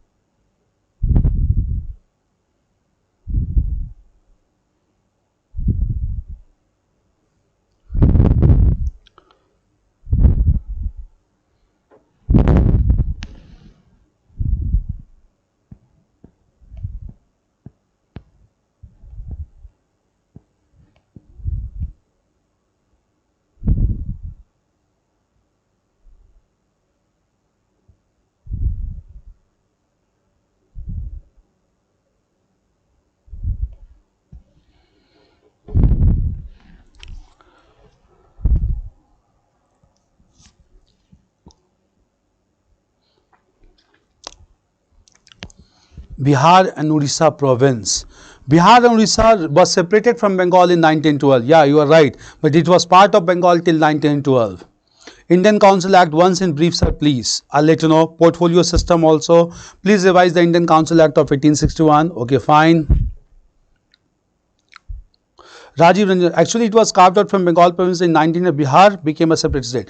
Bihar and Orissa was separated in 1912 and Bihar was further separated from Orissa in 1936 as per Government of India Act 1935. Where we start? 1885. No, we'll not start. We'll start before 1885, Faizan. Governor General was appointed by, after 1858, Governor Generals began to be appointed by British Crown in London with support of Secretary of State, who was a member of British Parliament. British Parliament. Revolt of India had only one consequence, that there were many consequences. We'll come to that. Clear? Even now at this time only. Clear? Formation of INC. INC will come later on, Faizan. Don't worry. Clear? Pankaj Yadav. Is there any Indian member including Legislative Council and Executive Council till 1861? No. After this only Indian members began to be included. Very aggressive teaching style. Thank you. Thank you so much. 1858 Act again, please. Nasir Misa. Indian Council Act 1861. Okay, I'll revise. I'll just repeat once again. Don't worry about it. I'll repeat the listening.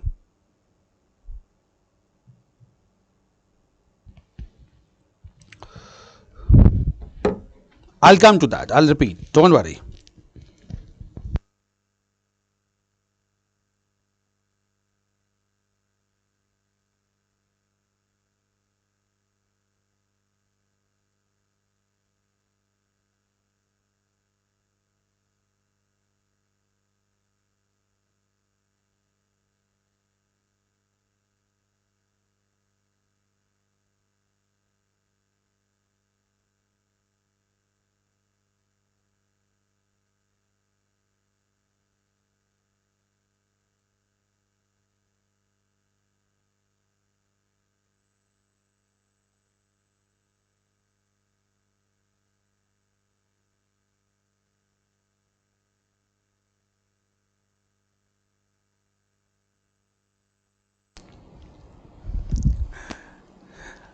Just keep on, I'll just get back to you within 2 to 3 minutes.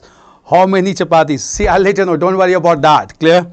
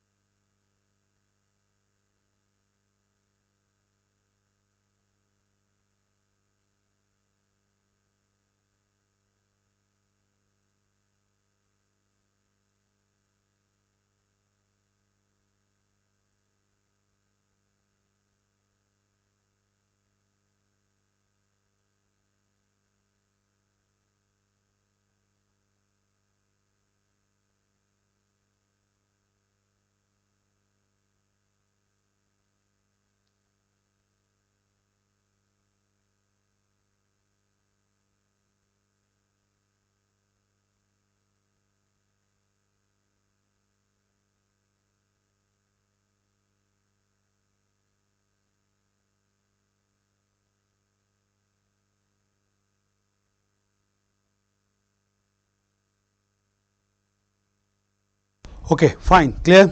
So, you want me to repeat the provisions of 1858 and 1861. Briefly, I'll let you know. Clear?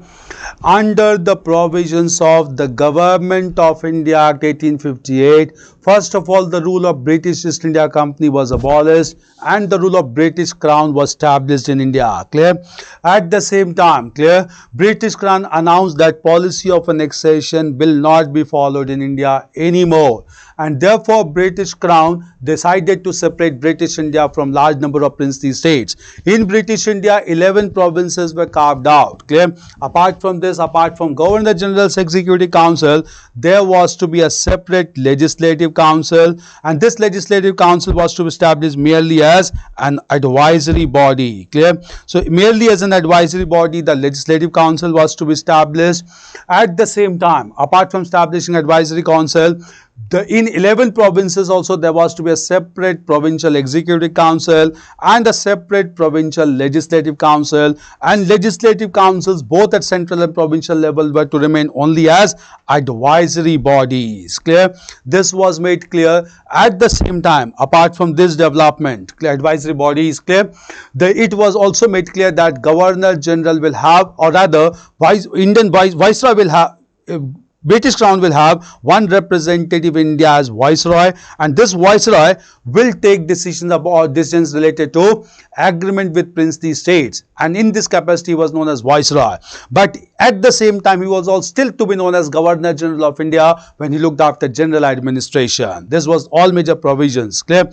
At the same time, since Central Legislative Council had been established in India, it was decided that further legislations would be enacted by Central Legislative council only. Clear? And since it was decided to have central legislative council in India, several legislations began to be enacted, and these legislations are known as Indian Councils Act. Clear? So Indian Councils Act began to be enacted after this, the first Council Act being 1861 Act. Clear? Under the Indian Council Act of 1861, administrative departments were established, and these administrative departments were allotted to leading members of Executive Council, the system itself being known as the portfolio system. Apart from this portfolio system, clear, it was decided to have ordinance making power with Governor General in order to deal with extraordinary circumstances. Clear? So in order to deal with extraordinary circumstances, it was decided to have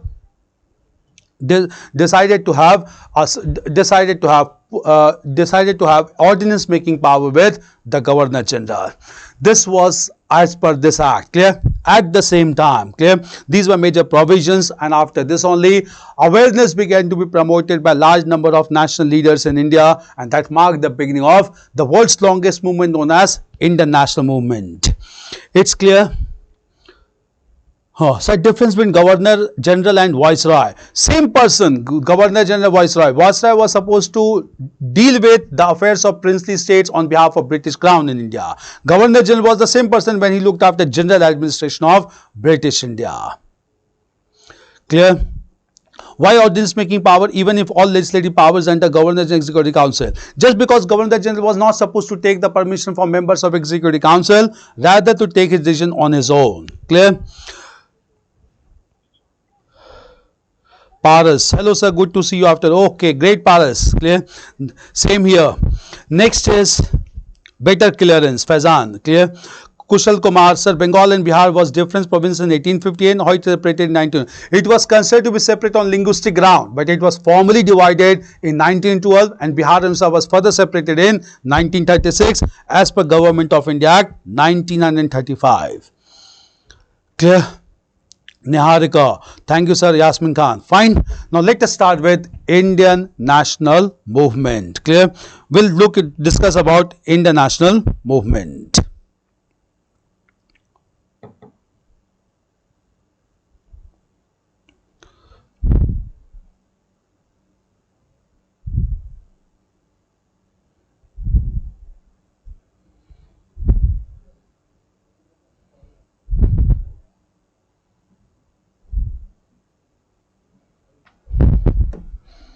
National Movement, clear? Now coming to this, clear? See, first of all, clear?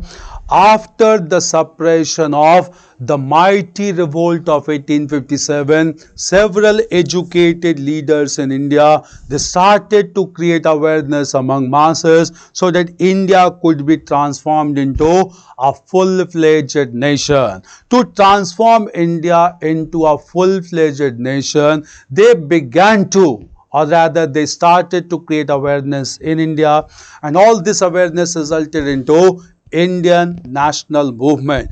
To create such awareness in Indian National Movement, several regional political organizations began to be established. Clear? Among those regional political organizations, the most important ones were, first of all, the Pune Sarvajanik Sabha. In Western India, an important organization known as Pune Sarvajanik Sabha was established in 1870. Pune Sarvajanik was established in 1870. Clear? And when this Pune Sarvajanik was established in 1870, huge amount of awareness began to be created for masses in India, in western part of India. Later on in western part of India, another very prominent organization was established, and it was in form of Bombay Presidency Association. Bombay Presidency Association in 1885. In establishment of this organization, major role was played by leaders like Dadabhai Naoroji,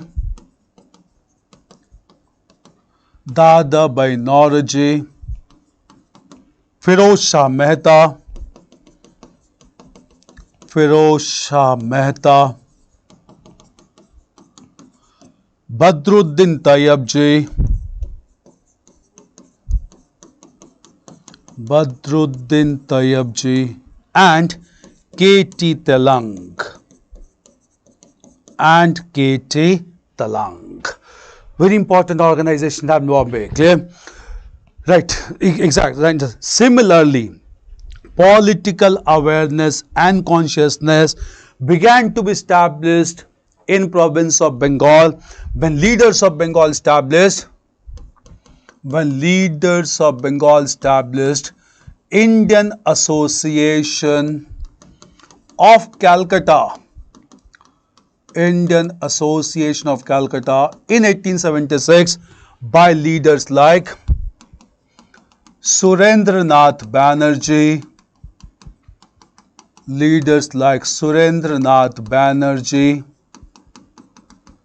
and Anand Mohan Bose. Surendranath Banerjee and Anand Mohan Bose. Clear? Right. Just understand, Indian Association of Calcutta. Right. Understand. Similarly, in southern part of India, a regional organization known as Madras Mahajan Sabha. Madras Mahajan Sabha was established in 1884 by leaders like G. Subramania Iyer,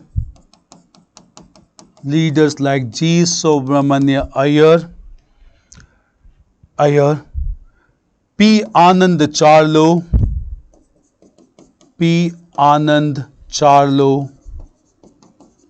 and M. Veera Raghavachari.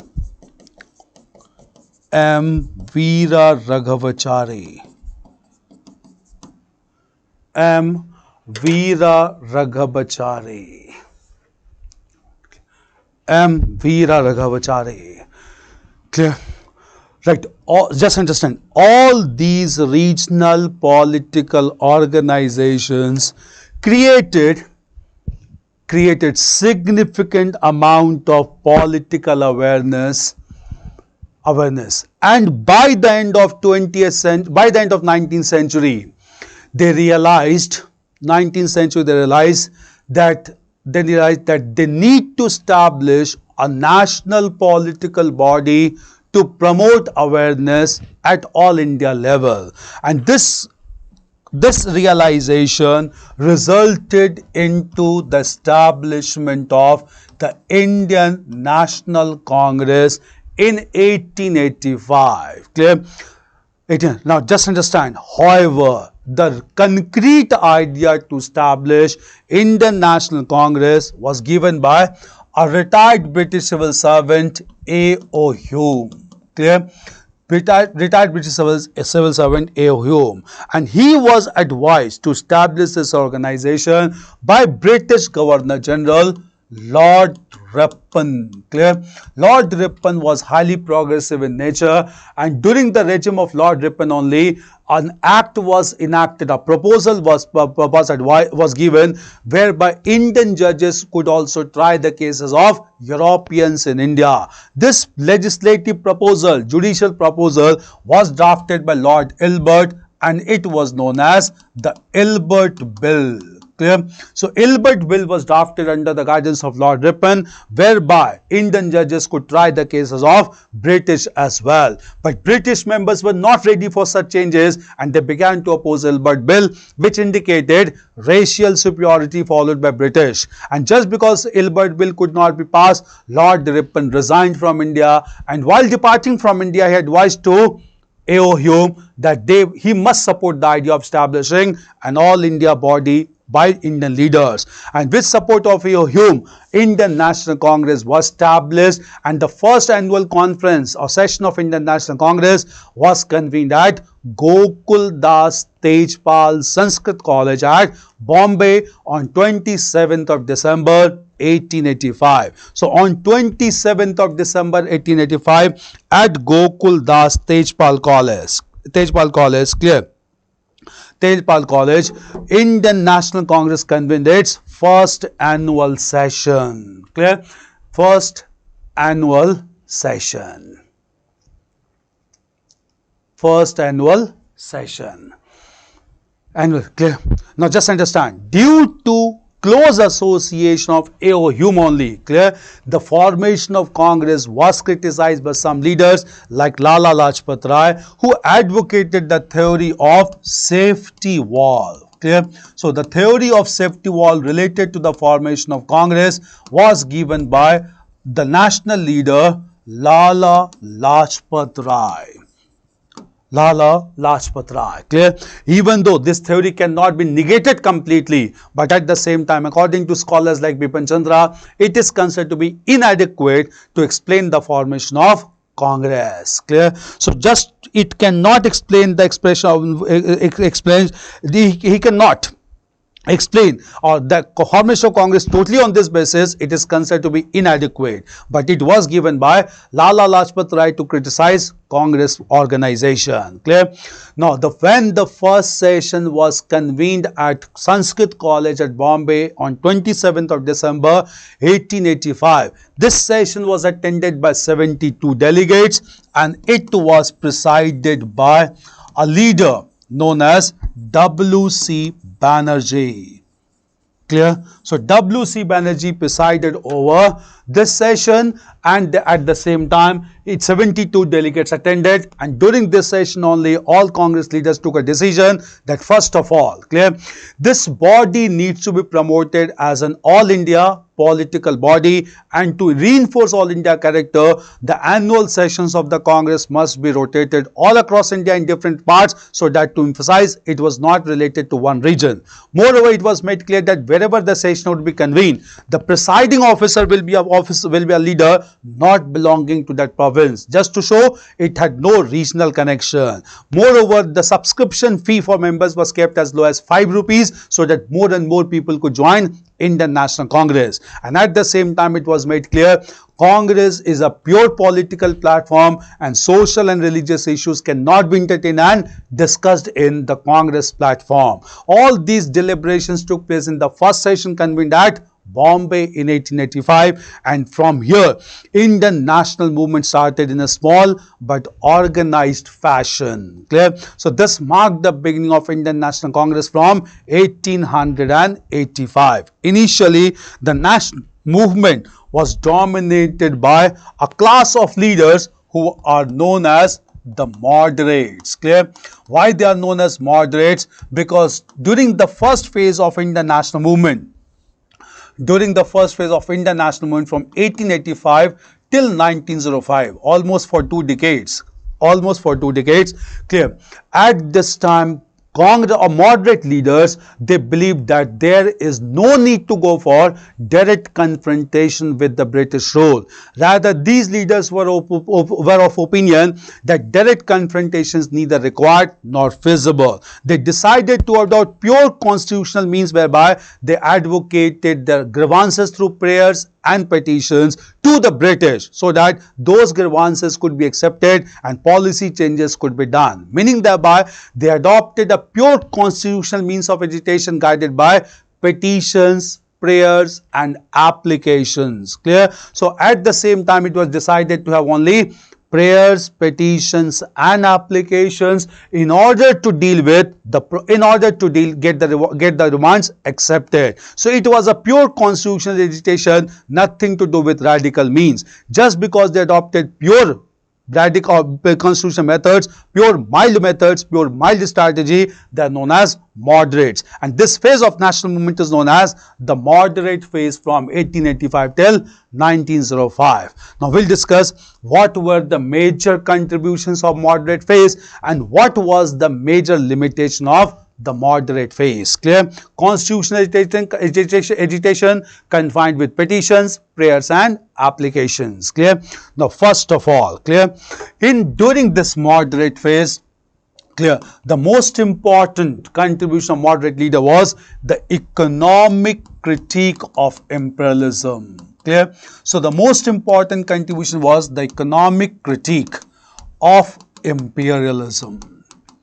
They were highly educated people and they wanted to show criticism of British economic policy that drained India of major resources. And in economic critique of imperialism, the most important role was played by India's first economic thinker, Dadabhai Naoroji. Played by Dadabhai Naoroji. Clear? Dadabhai Naoroji. Right. He wrote a work, Poverty and Un-British Rule in India. Poverty and Un-British Rule in India, in which he emphasized on drain of wealth, from India to Britain, drain of wealth from India to Britain,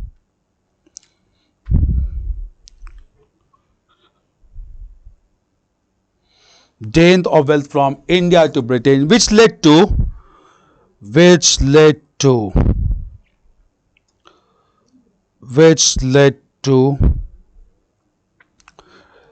of wealth from India, which led to extreme poverty and hunger in India. Extreme poverty and hunger in India. Poverty and hunger in India. Okay? Right. The amount of wealth drained from India to Britain,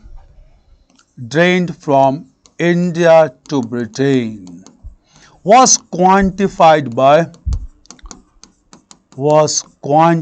by R.C. Dutt, Ramesh Chand Dutt,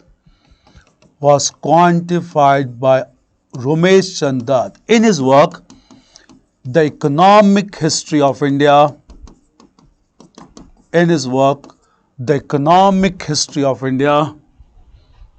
1902, The Economic History of India. Clear? Right. Another moderate leader, Mahadev Govind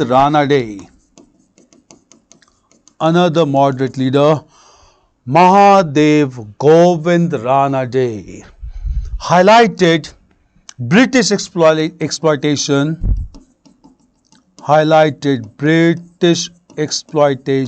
through trade, industry and finance.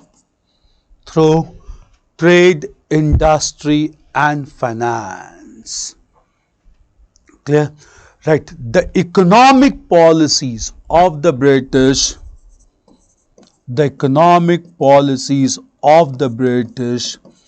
were also criticized by another moderate leader,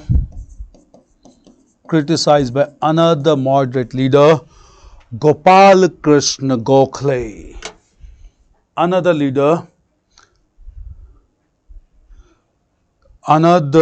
moderate leader, Gopal Krishna Gokhale.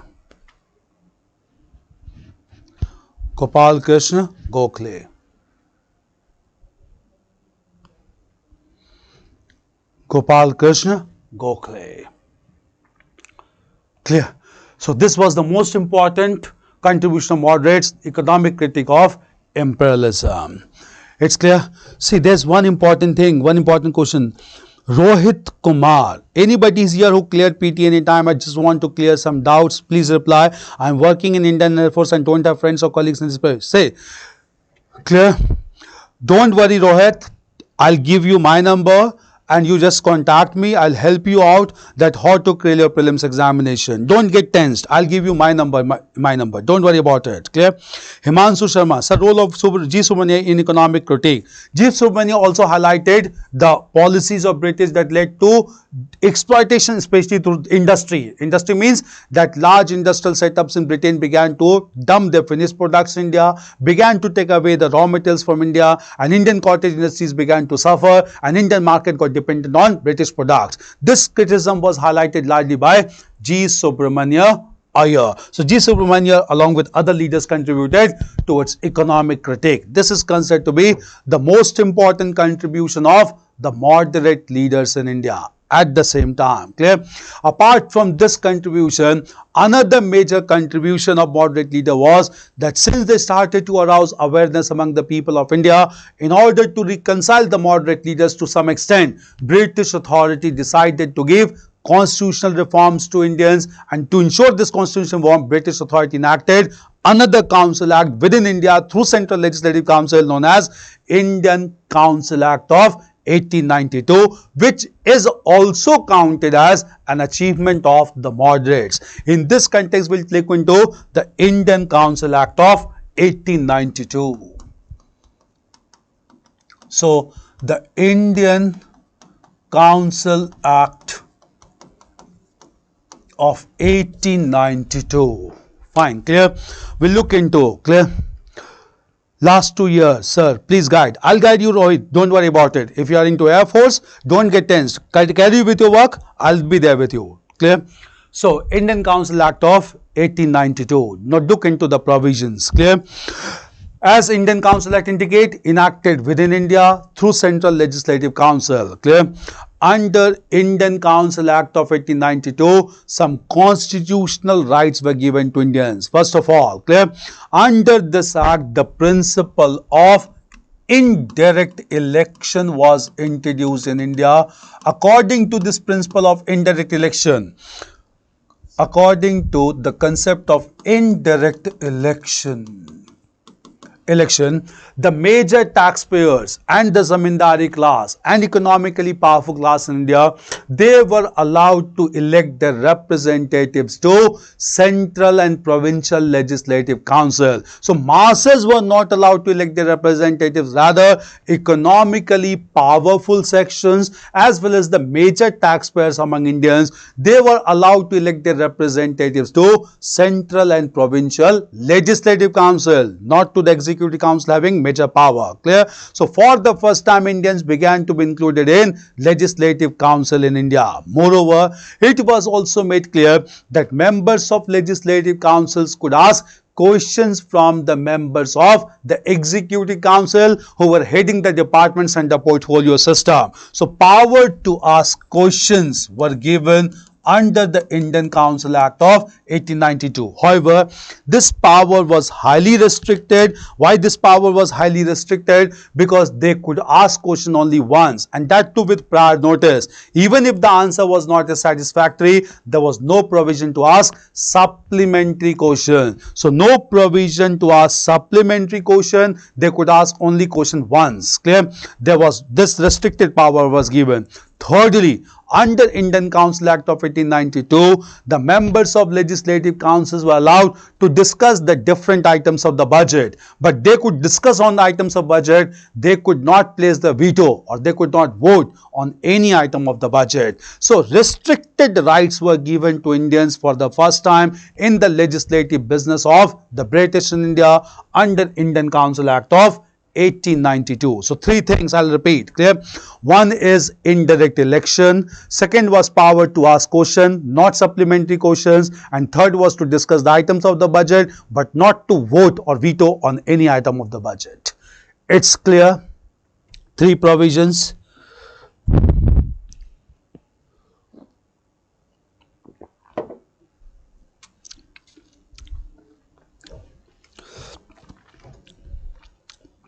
Kapil Jamini, sir, about Indian Council Act of 1872.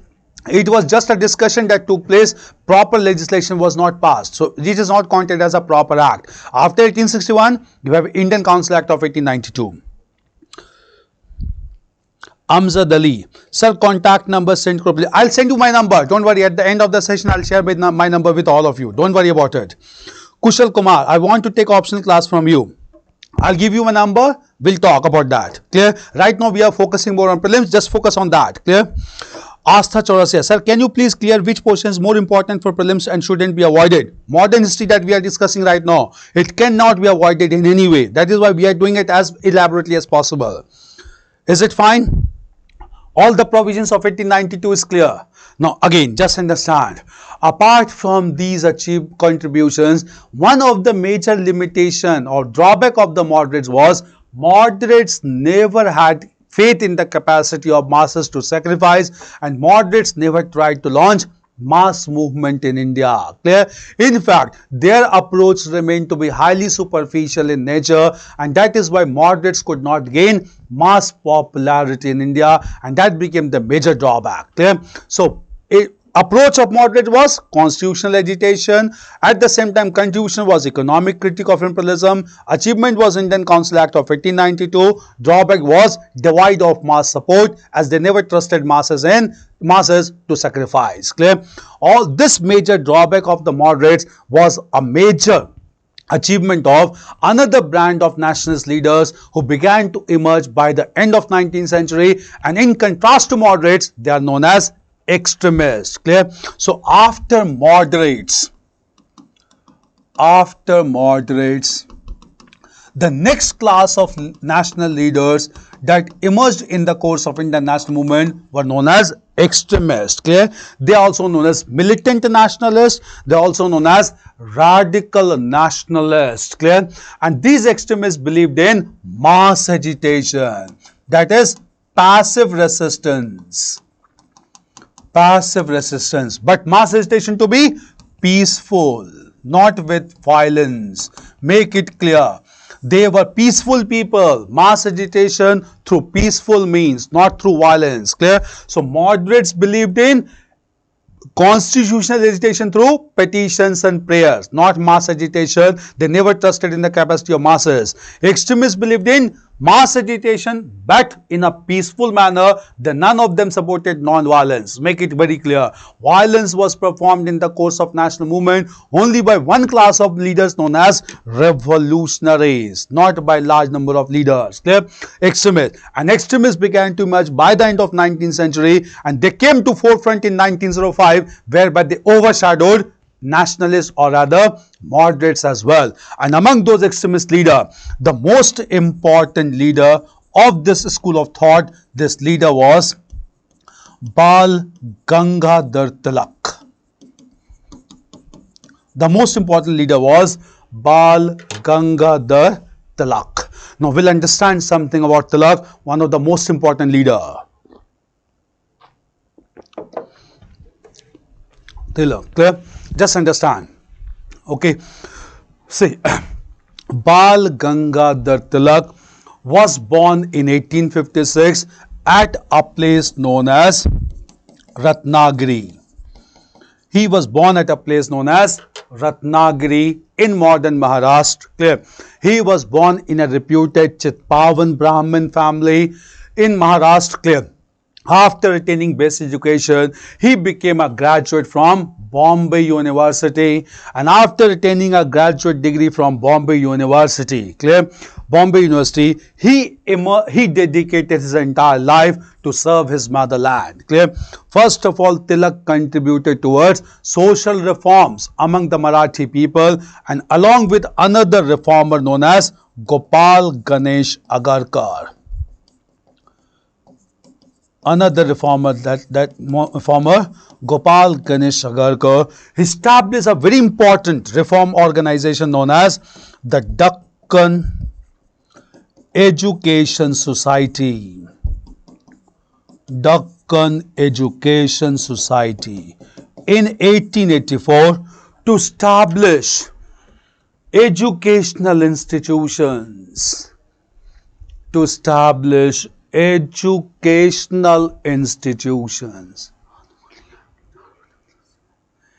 Educational institutions.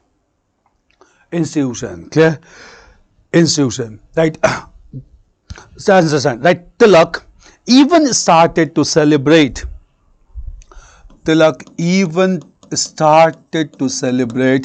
The Ganpati festival from 1893 and Shivaji festival from 1895. That became highly popular.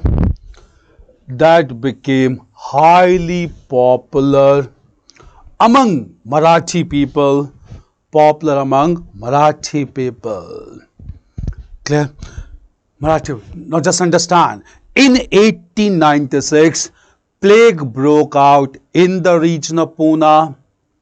And Tilak asked the people to withhold the payment of taxes, clear, and at the same time requested British to provide relief materials to the people. So relief materials were given to the people by the British, but it was claimed by British officers that these materials has been hoarded and cornered in some houses of Pune. So therefore two British officers named as Rand and Erst, two British officers named as Rand and Erst, as ordered search operations in different houses of Pune. Clear? Ordered search operations in the houses of Pune. Clear? Right. This affected the local sentiments. And two brothers, Damodar Chapekar and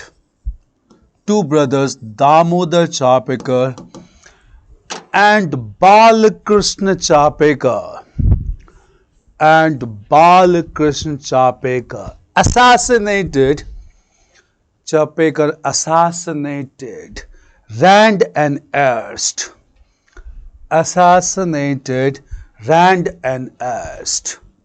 Also known as Chapekar brothers, Rand and Erst. Right. Even though Tilak was against violence, he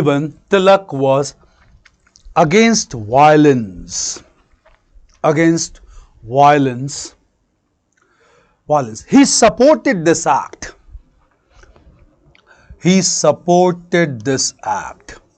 In his paper, Kesari and Maratha. Kesari published in Marathi and Maratha published in English. Kesari and Maratha. Clear? Right. Understand that consequently Tilak was arrested and imprisoned for 18 months. Right. Thereafter, he became highly popular.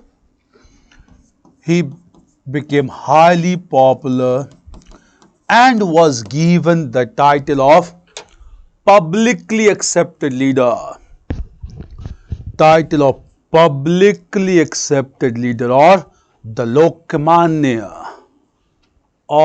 the Lokmanya. Clear? Lokmanya. Right. Along with Tilak, other prominent extremist leaders were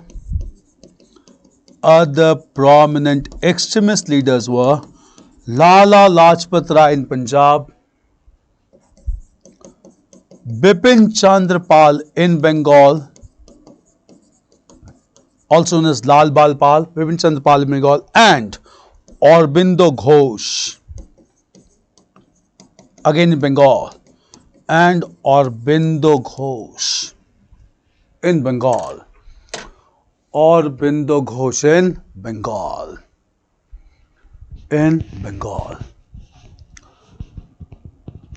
Aurobindo Ghosh in Bengal. Clear? Right. Just understand, these extremist leaders came to forefront in 1905. When British decided to partition the most active province of India, Bengal.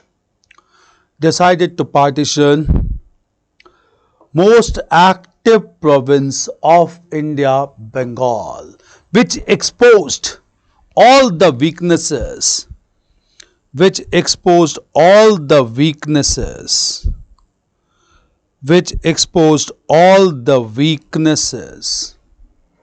of the moderates. of the moderates. Clear? Right, moderates. Right, in order to oppose the partition of Bengal, in order to oppose the partition of Bengal into eastern and western halves, partition of Bengal into eastern and western halves, eastern and western half, extremist leaders wanted to launch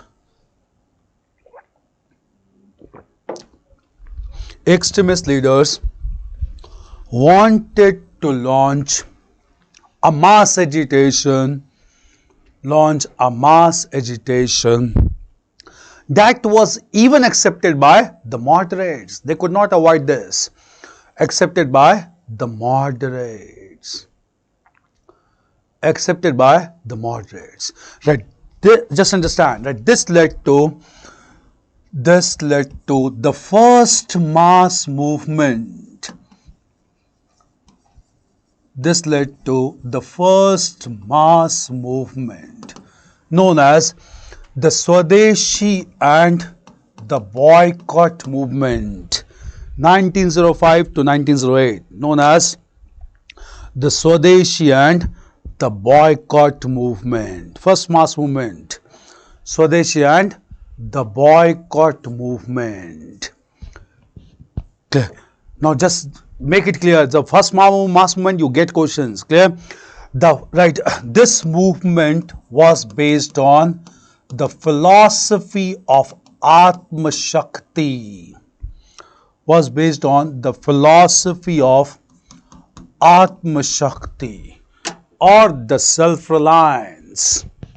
Atma Shakti or the self-reliance, and the most distinctive features are asked examination, and the most distinctive feature was growth in cultural sphere. Most distinctive feature was growth in cultural sphere. Very important. Clear? Culture sphere. First of all, culture sphere. Clear? Right. Culture sphere. Right. Rabindranath Tagore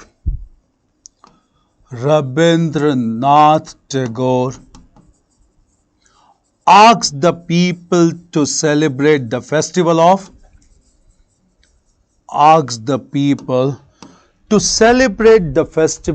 Raksha Bandhan. Celebrate the festival of Raksha Bandhan to show complete unity among the people of Bengal. To show complete unity among the people of Bengal. Right. He also composed a song.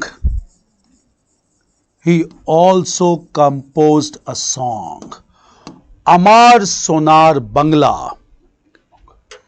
Composed song Amar Sonar Bangla to highlight the rich cultural heritage of Bengal.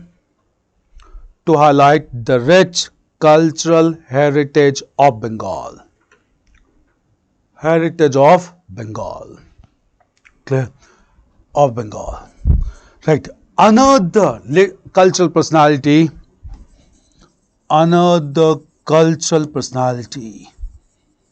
Bankim Chand Chattopadhyay.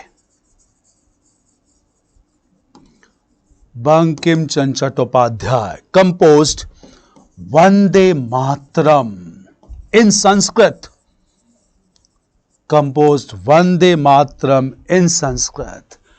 That became the theme song of the national movement.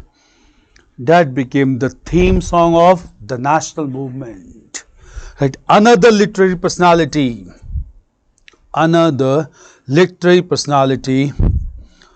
Dakshina Ranjan Mitra Majumdar.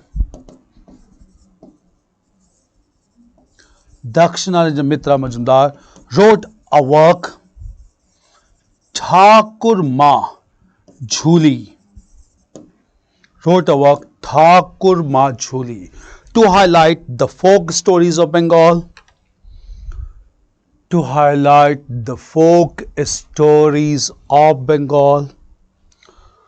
folk stories of Bengal. Stories of Bengal. Clear? Folk stories of Bengal. Right. Moreover, clear? The leaders of Bengal established the Oriental Society of Art in 1907. The Oriental Society of Art in 1907 to provide fellowship to leading painters and artists,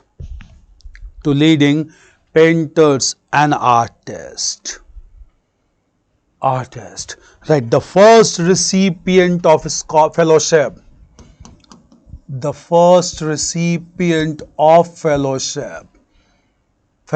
from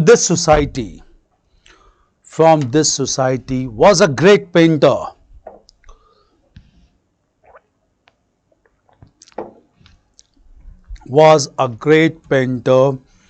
Nandlal Bose.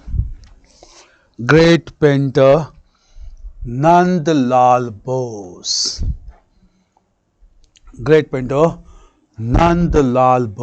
Right. However, the most important painter of Bengal during Swadeshi movement,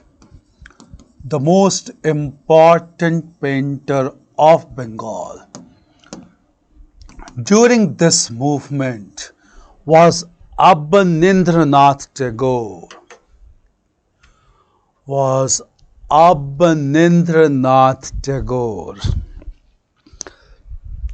Abanindranath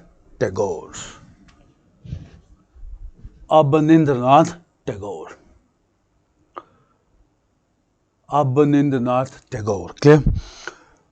Tagore. Right. Moreover, to promote indigenous education, National College was established in Bengal.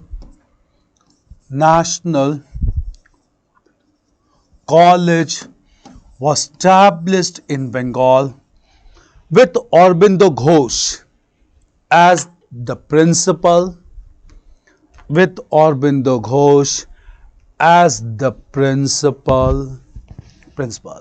Right. Even beyond Bengal, National College was established at Lahore by Lala Lajpat Rai.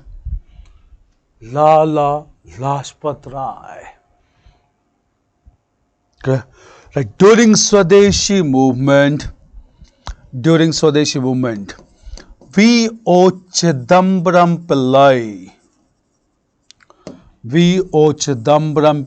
established the Swadeshi Steam Navigation Company.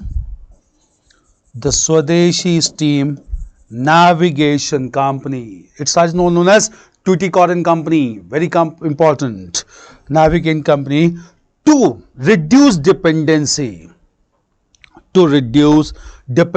on British ships.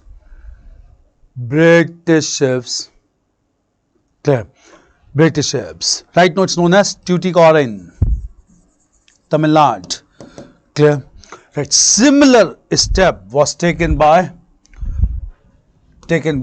Acharya P.C. Ray, who established the Bengal Chemical Factory.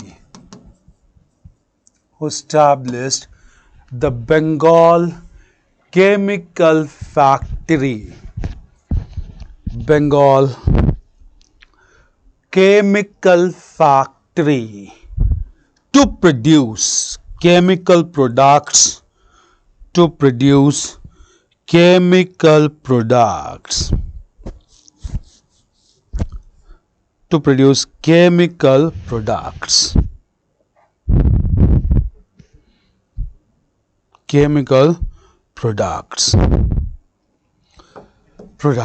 Clear? So in this way, the movement became very important. Clear? Now just understand. Clear? Right. When this movement was at its peak. Clear? When this movement was at its peak. When this movement was at its peak, it got seriously affected by two major factors. We'll understand these factors. Advait Academy, thank you so much. Clear? Thank you so much. Okay, two major factors. Number one, clear? One was communal clash. Clear? At the peak of Swadeshi movement, All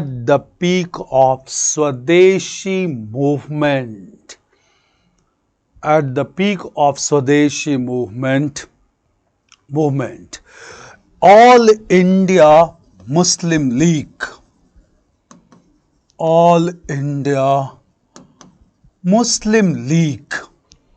was established in 1906 at Dhaka. Dhaka is modern Dhaka, Bangladesh. At Dhaka by Muslim leaders like Nawab Aga Khan, Nawab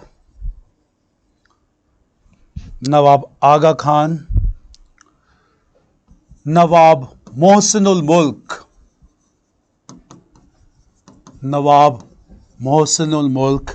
and Nawab Salimullah. Clear? Right. These leaders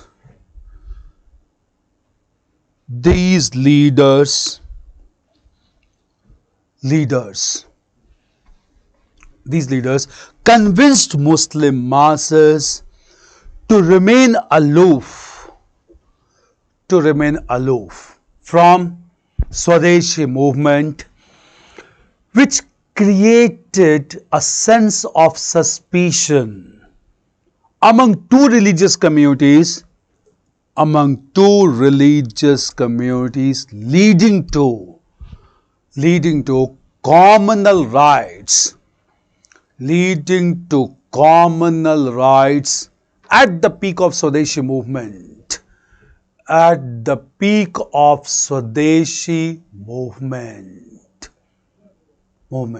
Clear? Right. Next, the second factor which affected this movement were differences between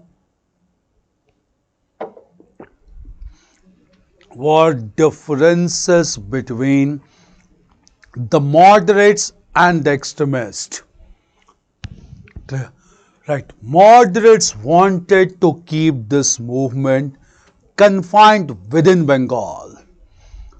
Extremists wanted to extend this movement beyond Bengal.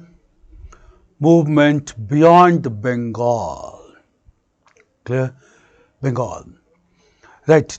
On account of such differences, in 1905, Dada by Naoroji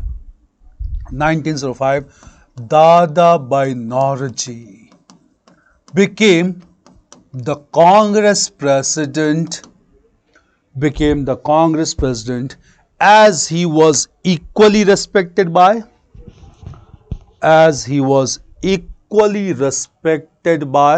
moderates and extremists. Respected by the moderates and the extremists. That this annual session was convened at Calcutta.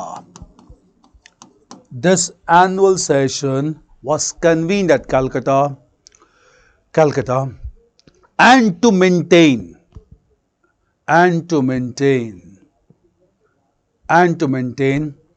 better relationship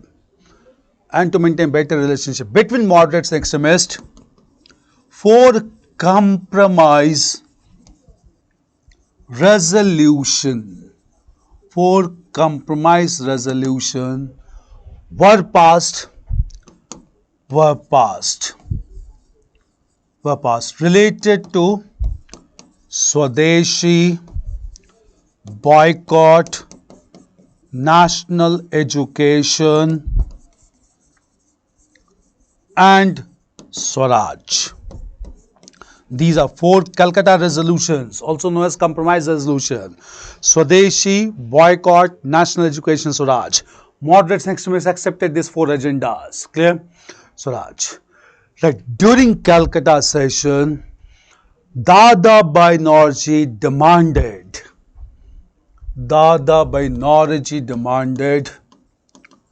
Swaraj.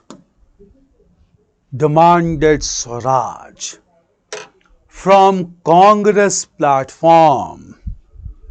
Demanded Swaraj from Congress platform. Which meant,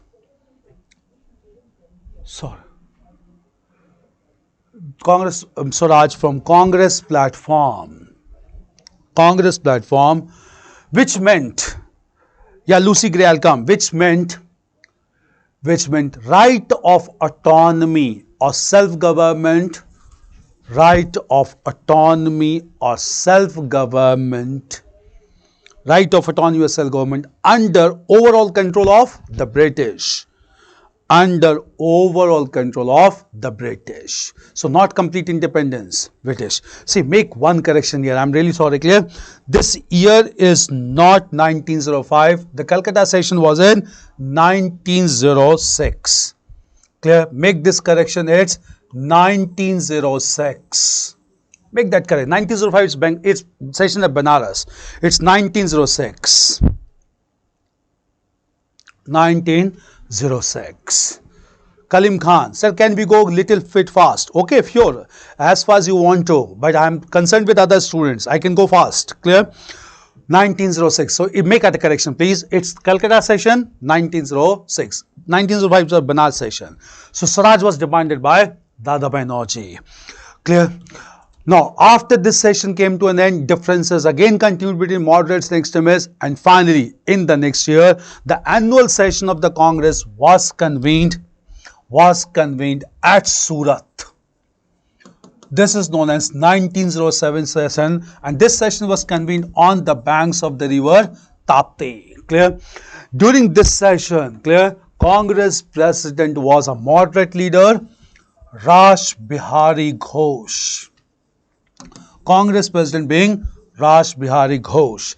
And when he went to attend or address the Congress leader, along with another moderate leader known as Firoz Shah Mehta. Someone threw his shoes on the face of Firoz Shah Mehta, and immediately Firoz Shah Mehta announced extremists should not be allowed to remain within Congress. Clear?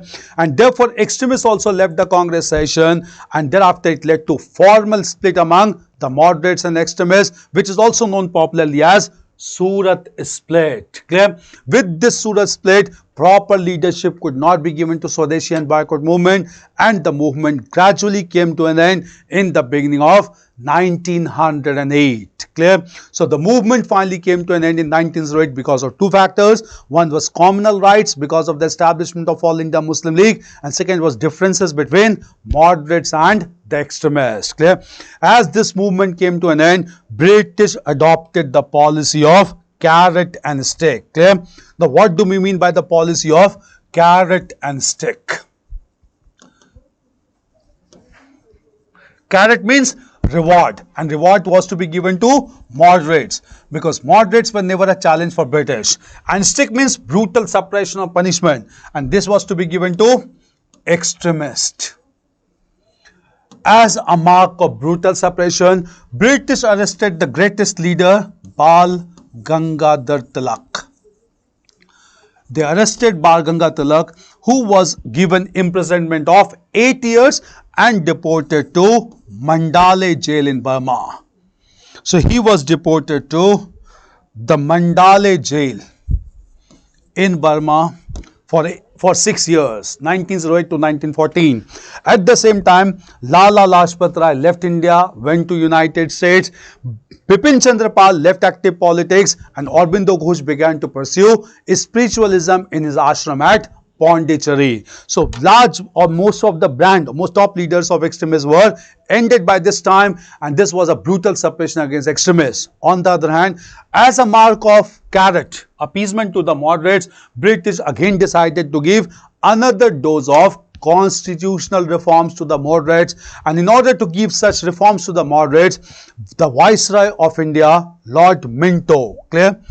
Lord Minto, and the Secretary of State for India, that's a member of British Parliament in London, Lord Morley. So Lord Morley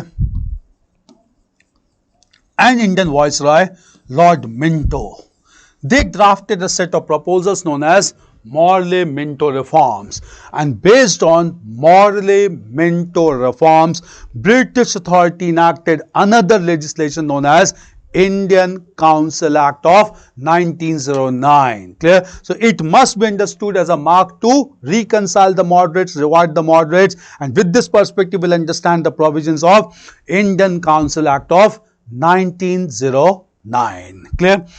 Now look into the provisions. Indian Councils Act of 1909 based on the reforms of Morley-Minto. Clear? Understand. It's very easy to understand the provisions if we understand the provisions of the previous Council Act 1892, because according to constitutional experts, the provisions of the Indian Council Act of 1909 were just a step forward from the previous Council Act of 1892. First of all, we had discussed that under Indian Council Act of 1892, the principle of indirect election was introduced to elect members to Legislative Council. Under Indian Council Act of 1909, principle of direct election was introduced, whereby masses could directly elect their representatives to central and provincial legislative council, even though this right of franchise was highly restricted in nature. But principle of direct election was introduced under this act just to appease and conciliate the moderates. Clear? Under this provision, clear, the members of legislative councils were given right to ask questions from the members of executive council, and at the same time, if not satisfied with the answer, they were even allowed to ask supplementary questions. Again, a step forward from the previous Council Act. Moreover, under the Indian Council Act of 1909, the members of legislative councils were allowed not only to discuss the items of the budget, but even to place the veto on single item of the budget, not the budget as a whole. It was again a step forward from the previous Council Act. Clear? But apart from this, as a continuity of the previous Council Act, two other provisions were made in this act. Number one, for the first time to conciliate the moderate, a provision was made that one Indian member would be nominated to Governor General's Executive Council, and the first Indian to be nominated to Governor General's Executive Council was Satyendra Prasad Sinha, who was given the portfolio of Law Department. Clear? This was additional provision. Moreover, the most controversial provision included under this Council Act was principle of separate electorates for Muslims. So, principle of separate electorates for Muslims was introduced under this act, whereby separate constituencies were to be demarcated, and from those constituencies, clear, only Muslim candidates could contest and only Muslim masses could vote. That meant that they were trying to protect the interest of Muslims, but they really wanted to create a religious divide among the people of India. So all these provisions were under Indian Council Act of 1909. Clear? So this was another major legislation acted by British. Clear? Meanwhile, for these years, behind these years, no major development took place in India. Moderates were reconciled. Extremists were outside India, especially Bal Gangadhar Tilak. And from 1908 to 1914, no major developments took place in India. But within this time, the most important nationalism of India got expressed outside India in North America by Sikh immigrants known as Ghadar movement. Clear? So Ghadar movement was organized by Sikh immigrants in North American region. They filled the necessary gap that existed from 1908 to 1914. We'll understand about Ghadar movement because in prelims this is a very important topic. Every alternate year we get questions from Ghadar movement, and this last time also the question was there on Ghadar movement. Clear? So now we'll look into Ghadar movement.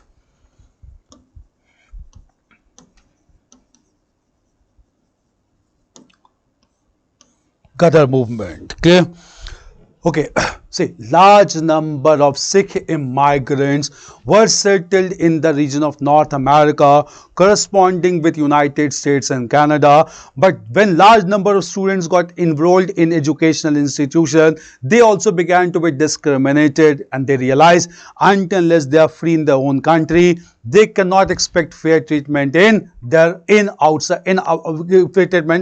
India. And therefore these students started to create awareness to liberate India. Among them, some students played very important role like Ram Nath Puri.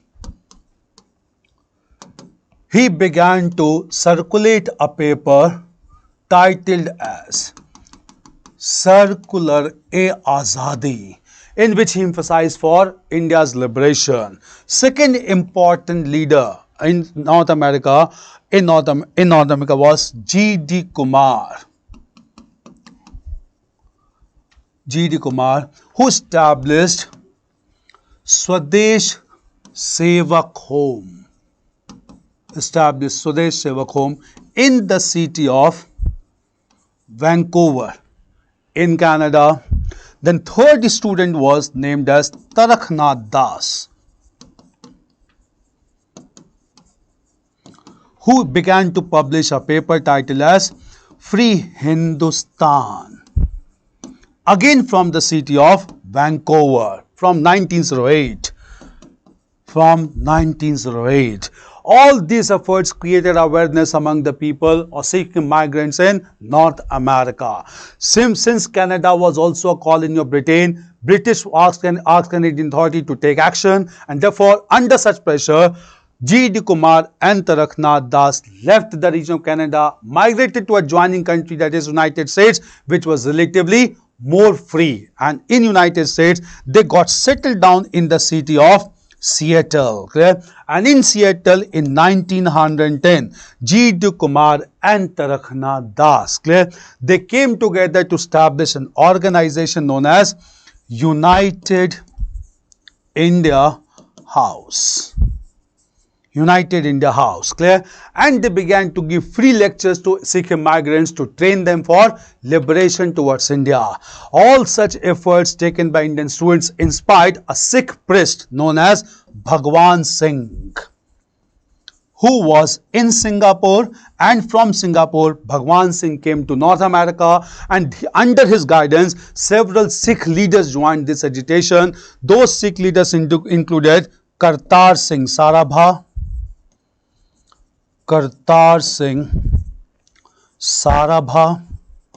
Harnam Singh Tundilat, and Bhai Parmanand.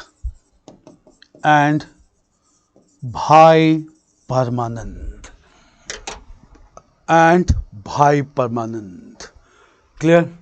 Right. With all such developments, Circular-e-Azadi means paper to promote Azadi, that is circulated among large number of people. Clear? Right. With all such efforts, the Sikh immigrants in North America, decided to promote a major agitation in India towards liberation, and they wanted a proper leader to take charge. At this time, an Indian intellectual, Lala Hardyal, went to United States to give lectures in different universities, and he decided to provide leadership to Sikh people. Clear? Right. He was highly influenced by two Indian revolutionaries. he was highly influenced by two Indian revolutionaries, Rash Bihari Bose and Sachin Sanyal, who threw a bomb on Lord Hardinge at Chandni Chowk in Delhi. At Chandni Chowk in Delhi in 1912. 1912. Clear. Under leadership of Lala Hardayal, Sikh immigrants launched the movement known as Gadar movement with the headquarter known as Yugantar Ashram. Yugantar Ashram established at San Francisco. You got this question last to last year. Keep on looking previous year paper. These are very important. Clear? Yugantar Ashram at San Francisco. Clear? Just understand. However, this movement got affected just because of the beginning of First World War. Largely, since scenario of a global war was being created, Britain requested United States to take action against these major leaders, and therefore United States arrested Lala Hardayal, who was released with only this condition that he will not provide leadership to Gadar revolutionaries. Clear? And thereafter the movement became leaderless. Moreover, this movement got affected because of one incident, and this incident is known in modern history as the Komagata Maru incident. Komagata Maru incident. Clear? Komagata Maru was the name of a Japanese ship.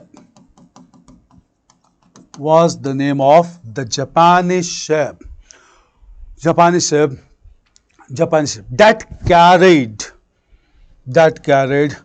376 Indian passengers. 376 Indian passengers from Singapore to Canada.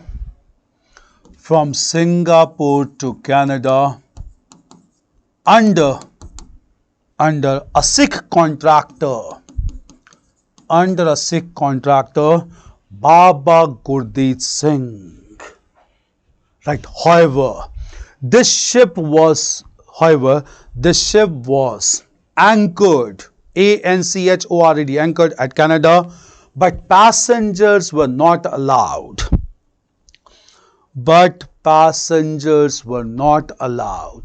To deboard. Not allowed to deboard. And the ship began to return back with resentment.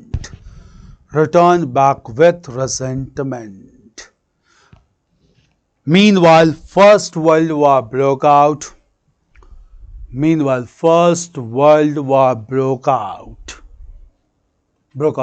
And British wanted the ship to return to India directly. Wanted the ship to return back to India directly. Clear? Right. The ship reached the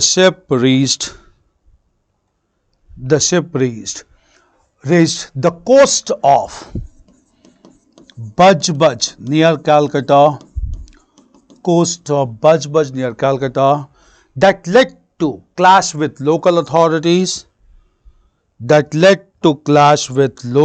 authorities.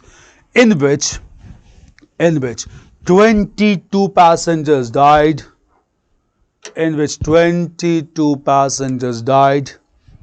More than 200 passengers arrested, and rest of them escaped.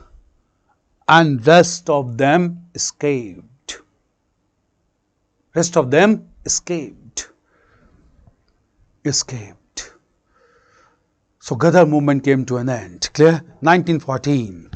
Okay.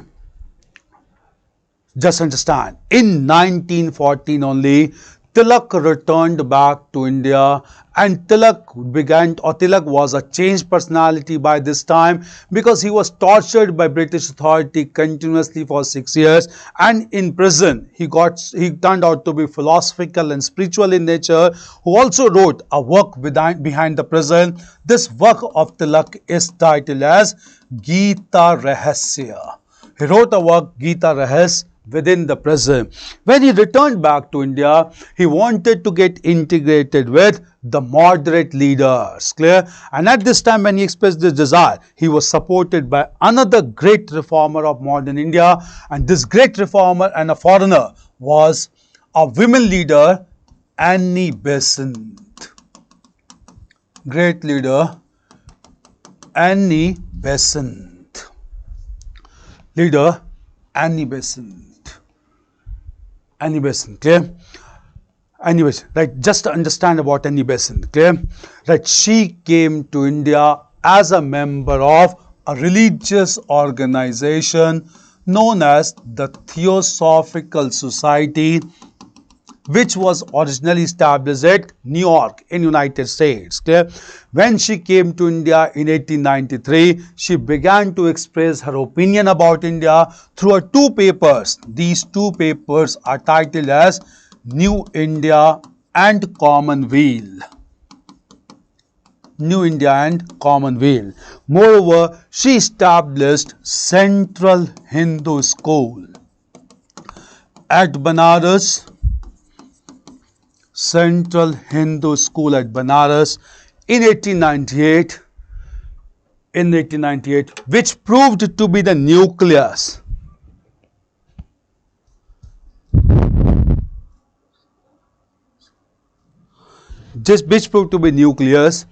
for the establishment of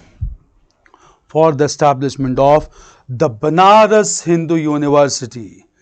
Establishment of Banaras Hindu University. University in 1916. In 1916 by Pandit Madan Mohan Malviya. Pandit Madan Mohan Malviya. Clear? Right. Annie Besant supported Tilak as she wanted to launch Home Rule movement. To create awareness about self-government or home rule. To create awareness about self-government or home rule.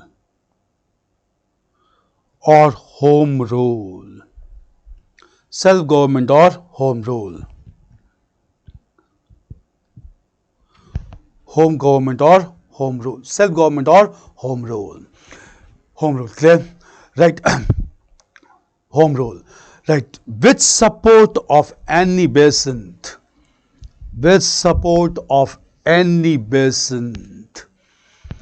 All extremist leaders were included with Congress.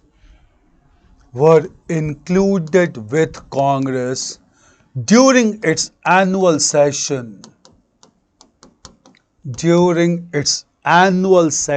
at Lucknow.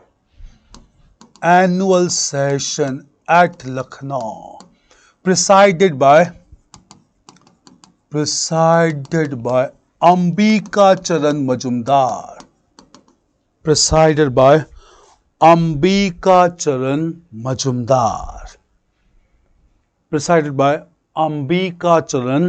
Majumdar. Right. During this session, a historic session,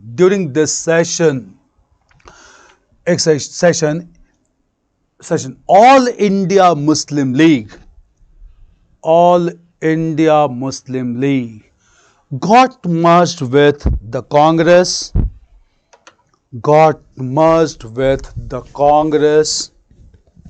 All India Muslim League got merged with the Congress through Lucknow Pact.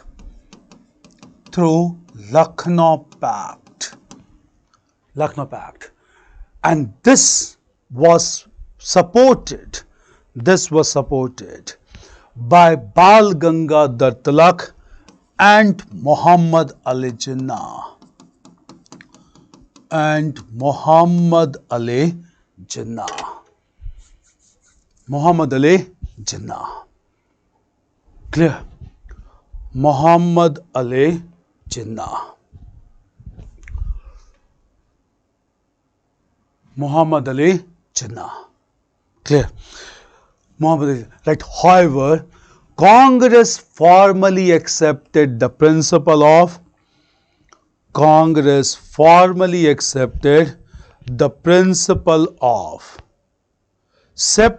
electorates. Formally accepted the principle of separate electorates.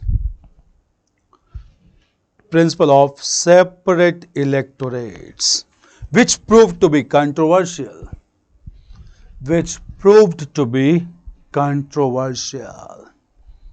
Clear?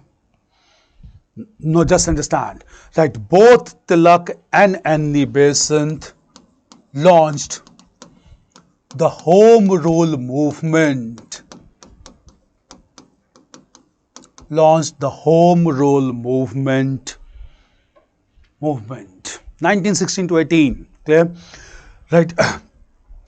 Annie Besant, Tilak, first of all, Tilak launched his Home Rule movement. They launched separately.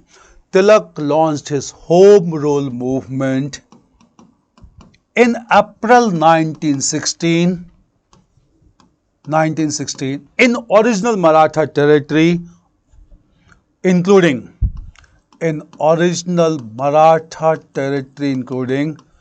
Maharashtra, Karnataka, Central Province and Berar. Maharashtra, Karnataka, Central Province and Berar. Right. Annie Besant launched her Home Rule movement. Home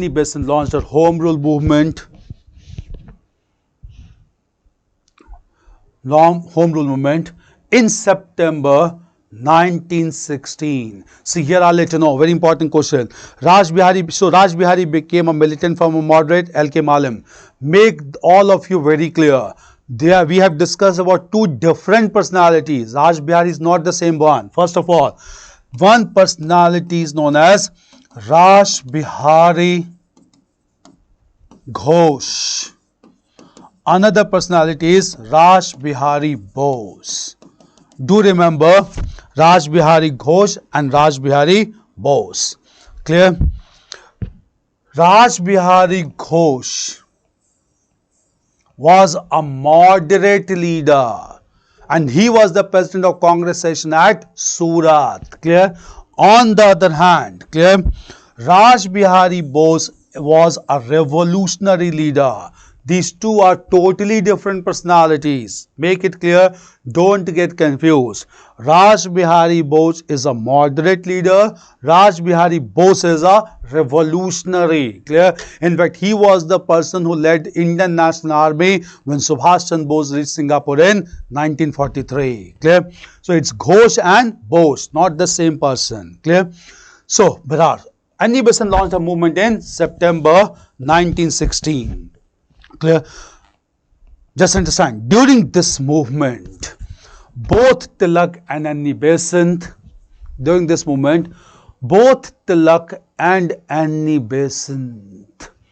Annie Besant went from village to village, gave speeches in local languages, and established small reading rooms and libraries to spread the message of home rule. Clear? Like, due to such down-to-earth approach, national movement touched the masses in real sense. This was the biggest achievement of this movement. Clear? In fact, such down-to-earth approach created insecurity among the British, and out of anxiety, British arrested Annie Besant. Clear? So, Annie Besant was arrested by the British authority, and after the arrest of Annie Besant, all Congress leaders supported the Home Rule movement. Under such collective pressure, Annie Besant was released, and on request of Tilak, Annie Besant was elected as Congress President in 1917 when the session was convened at Calcutta. In this way, Annie Besant became the first woman president of Indian National Congress. So Annie Besant was the first woman president of Indian National Congress at Calcutta session in 1917. Clear? At the same time, since British could not stop the popularity of this movement, to reconcile Annie Besant and Indian leaders, British Secretary of State in London, Lord Montagu, made an important declaration in British Parliament known as August Declaration of 1917. And as per this August Declaration, he made it clear the ultimate aim of British in India is to associate more and more Indians in the system of administration so as to establish a responsible government. Clear? So it was decided to establish a responsible government at this time, and therefore they decided to promote some structural changes in Indian affairs. Annie Besant realized her aim of Home Rule movement has been achieved because declaration was given by British Secretary of State. She ended the Home Rule movement. Even Tilak could not sustain this movement because Tilak decided to file a case against British journalist Valentine Cherol, who declared Tilak to be father of Indian unrest. Since Annie Besant ended her movement and Tilak went to London at this time, the movement ended because of sustained leadership. So this movement ended by the beginning of 1918. Since August Declaration had been given, the Lord Montagu and Indian Viceroy Lord Chelmsford came together, and Montagu and Chelmsford drafted a set of elaborate provisions, and with these elaborate proposals, British Parliament enacted a comprehensive legislation to introduce structural changes in India of long-term character. And all those legislations enacted by British Parliament to introduce structural changes, these are known as Government of India Act. And this legislation is known as Government of India Act 1919. So we will discuss about the major provisions of Government of India Act 1919. Last year also in Prelims there was a question from this act. Before this exam also there was question on Government of India Act 1919. Clear? So we'll come to Government of India Act 1919. Clear? This is clear. So moving to the Government of India Act 1919. So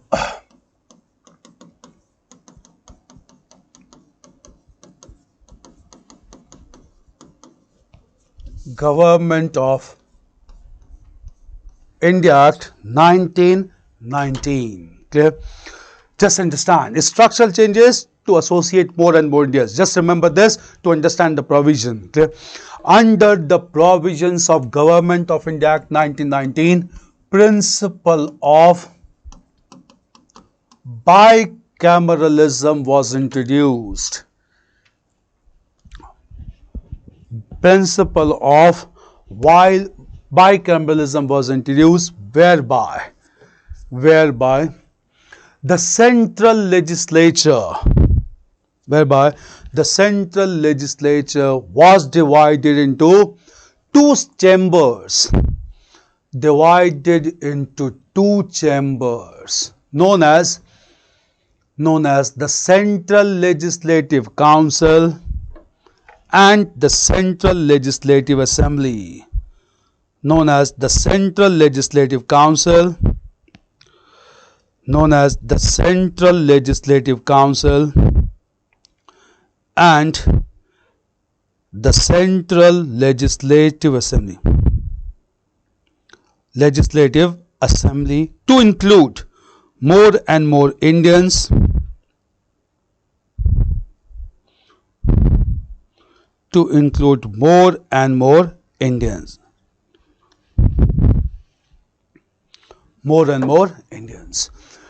Right, this act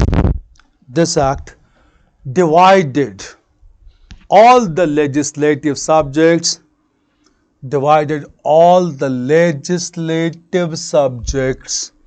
into the central list and the provincial list. Central list and the provincial list and the provincial list, central list and provincial list, right? Moreover,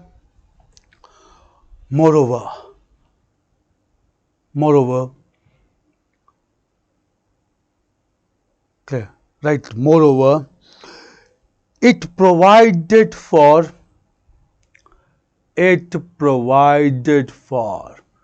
principle of separate electorates for Anglo-Indians, Sikhs and Christians. Right. It also ensured the establishment of the Central Public Service Commission to conduct regular examination for civil servants. Right. This marked the beginning of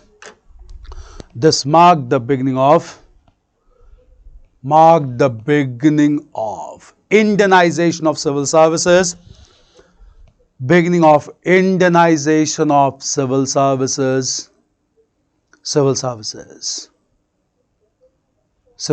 clear?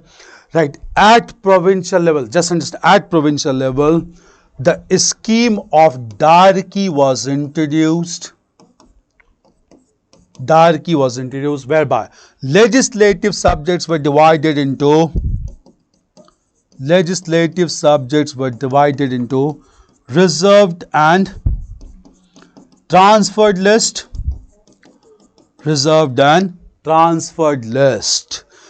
Important subjects according to British,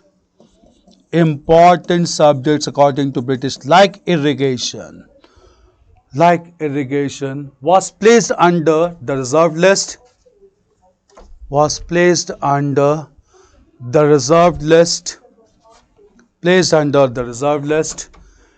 and less important subjects like agriculture under transferred list. Okay. The division of subjects proved to be faulty, and the scheme of Darki failed. It's clear. Darki. Just understand, clear? After this only several developments took place due to failure of Darki, like arrival of Simon Commission to India. Meanwhile, again we'll understand, clear? That all these developments were going on, and by this time Mahatma Gandhi arrived on India's political scene, contributed significantly towards India's independence, clear? So just understand about Mahatma Gandhi's arrival to India's political scene. Clear? Mahatma Gandhi.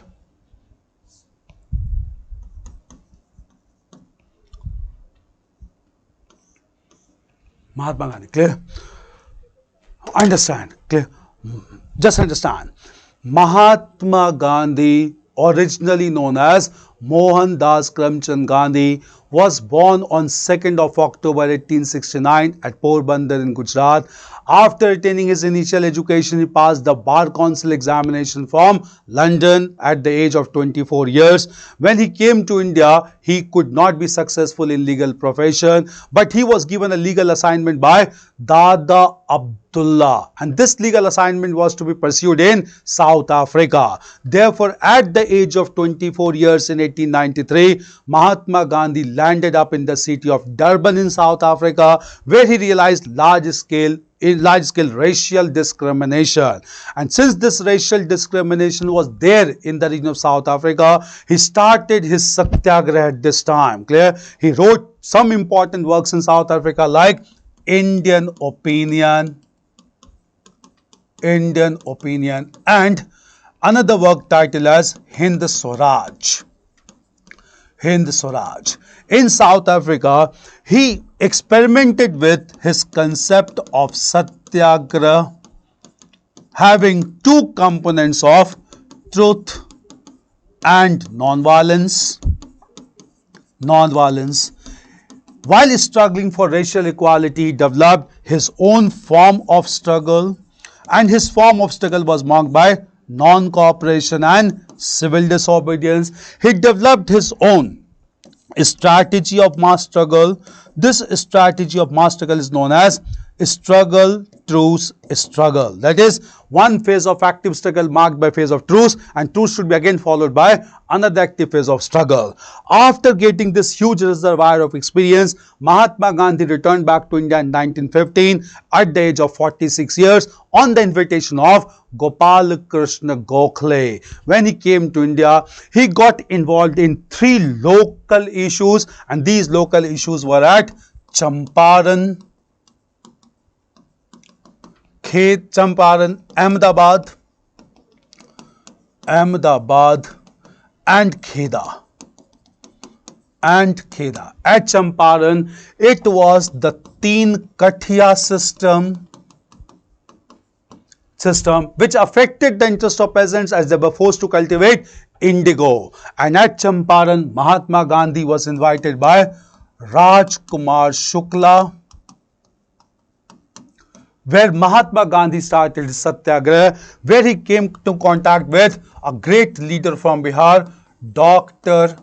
Rajendra Prasad.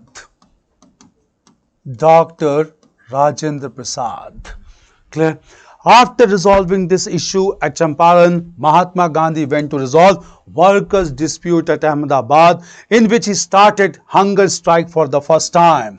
So he started hunger strike for the first time at Ahmedabad against the mill owners of Ahmedabad, who had guaranteed bonus amount to the workers in time of plague, clear, which was not given. At the same time, under the pressure of Mahatma Gandhi, the demands of workers were largely accepted, and here only Mahatma Gandhi established the first modern labor organization. This first major labor organization is known as Ahmedabad Textile Association.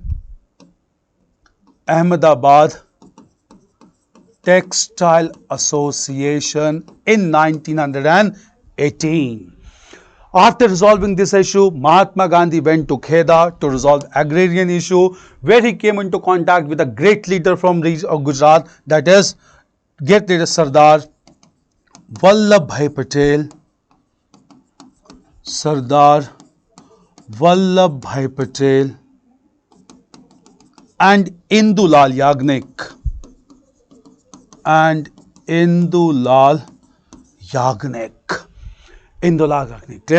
With this, Mahatma Gandhi became highly popular, and he was given a chance to launch mass movement in 1919, largely because of 2 issues, clear, and that was largely because of the First World War, clear. So there was some consequences of national movement due to First World War also. We'll discuss about impact of the First World War. 1914 to 18, clear. During the course of First World War, clear, proper treatment was not given by Britain to a sensitive country, that is Turkey, which was the head of Ottoman Empire, and Sultan of Turkey was the Khalifa, the spiritual head of Islamic population. Since proper treatment was not given to Turkey after First World War, Muslims in India also felt highly disturbed, and there were 2 Muslim leaders, Muhammad Ali and Shaukat Ali. Muhammad Ali and Shaukat Ali started the Khilafat movement in 1919. Which became a highly popular movement. At the same time, British authority enacted Rowlatt Act in India, whereby any person could be arrested without giving any reason, and by applying Rowlatt Act, British authority arrested 2 leaders of Punjab. Dr. Satyapal and Dr. Saifuddin Kichliu. Satyapal and Dr. Saifuddin Kishliu.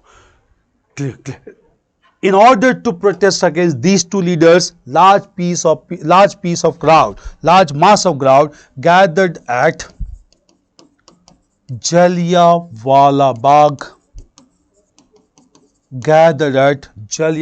Bagh at Amritsar. Jallianwala Bagh at Amritsar on 13th of April 1919. Right at this time, British military officer General Dyer entered into the Jallianwala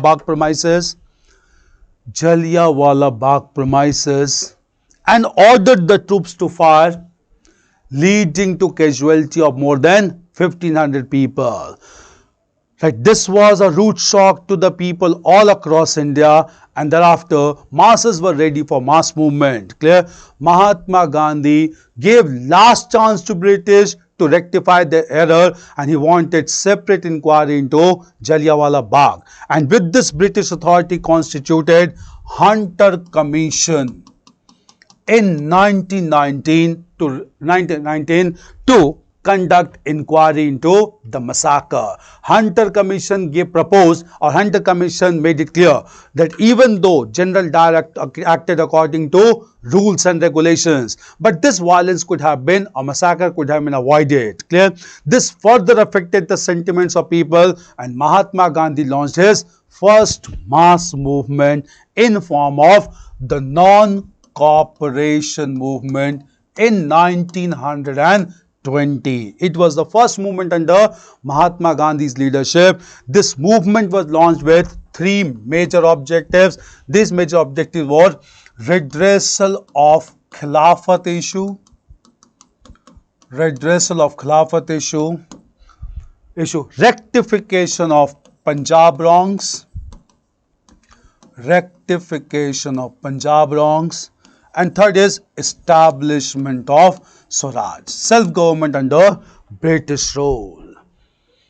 Right, this first mass movement under Mahatma Gandhi was marked by distinctive features. Right, number one, these features of non-cooperation movement. Clear?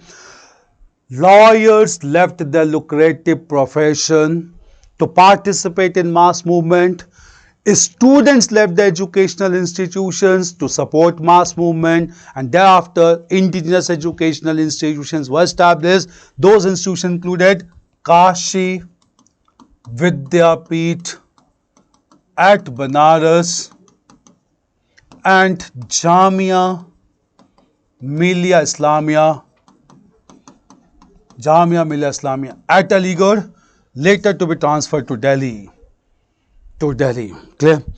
Right. During this movement, women contributed significantly and they boycotted the British-made goods. Clear? So, boycott of British-made goods was the most successful program of this movement. Clear? The most distinctive feature of this movement was complete Hindu-Muslim unity. Clear? Unity. Just understand, this movement was ended by Mahatma Gandhi abruptly. Clear? And this movement was ended abruptly. This movement was ended abruptly due to a violent incident at Chauri Chaura.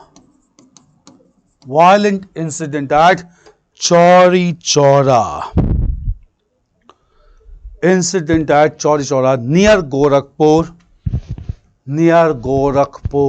on 5th of February 1922. Clear? Right. Mahatma Gandhi announced the end of this movement through Bardoli resolution of 12th of February 1905. 12th of February 1905. 1905. Clear? Thereafter, Mahatma Gandhi announced his constructive program Mahatma Gandhi announced his constructive program with 4 components, and these components were to promote Hindu-Muslim unity, to ensure emancipation of women,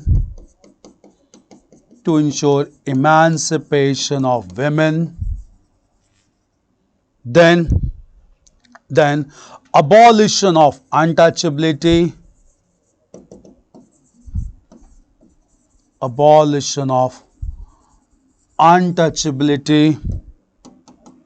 and promotion of charkha and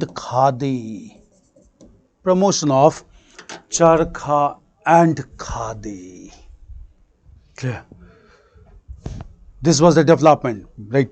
Just understand. Meanwhile, British authority decided to conduct election to include the members to Central Legislative Council through direct election, and when this election was announced, differences began to emerge among Congress members. Some Congress members wanted to continue with constructive program of Mahatma Gandhi. Some members wanted to participate in council entry program. This resulted into informal division among Congress members into no changers and pro-changers. No changers included C. Rajagopalachari, Dr. Rajendra Prasad, and Sardar Vallabhbhai Patel.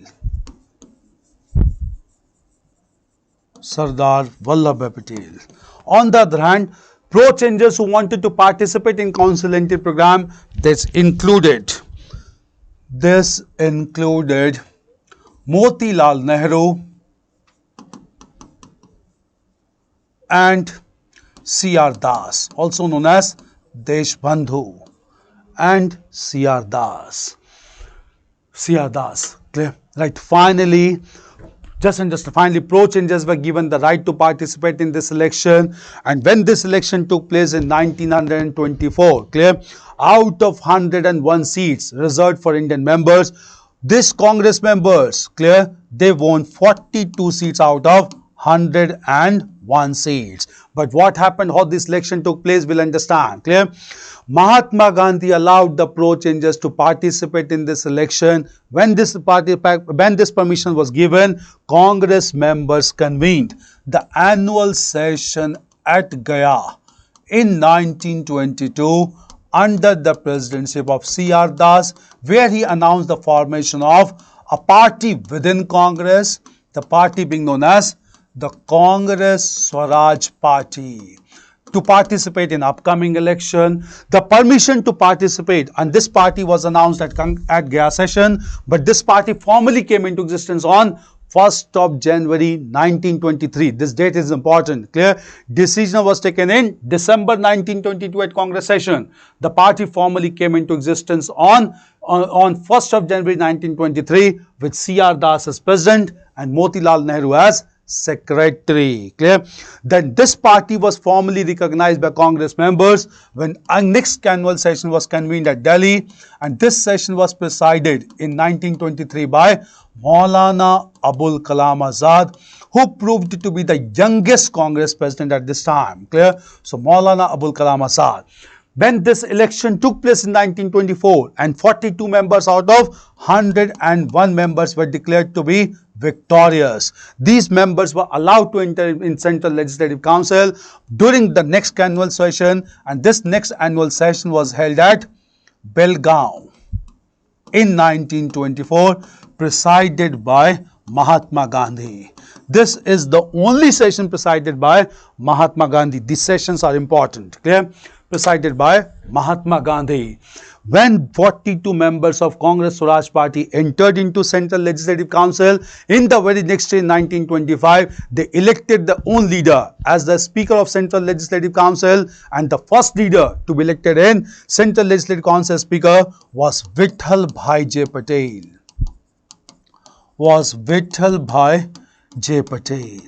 Right. However, in the same year in 1925, Swaraj Party suffered a big blow as C.R. Das died, and all responsibility for Swaraj Party came on the shoulders of Motilal Nehru. This led to huge popularity of Motilal Nehru, and Congress Swaraj Party opposed several reactionary proposals of the British, the two most important being the Public Safety Bill,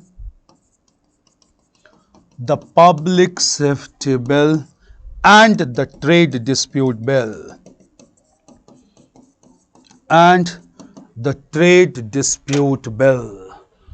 Public Safety Bill and the Trade Dispute Bill.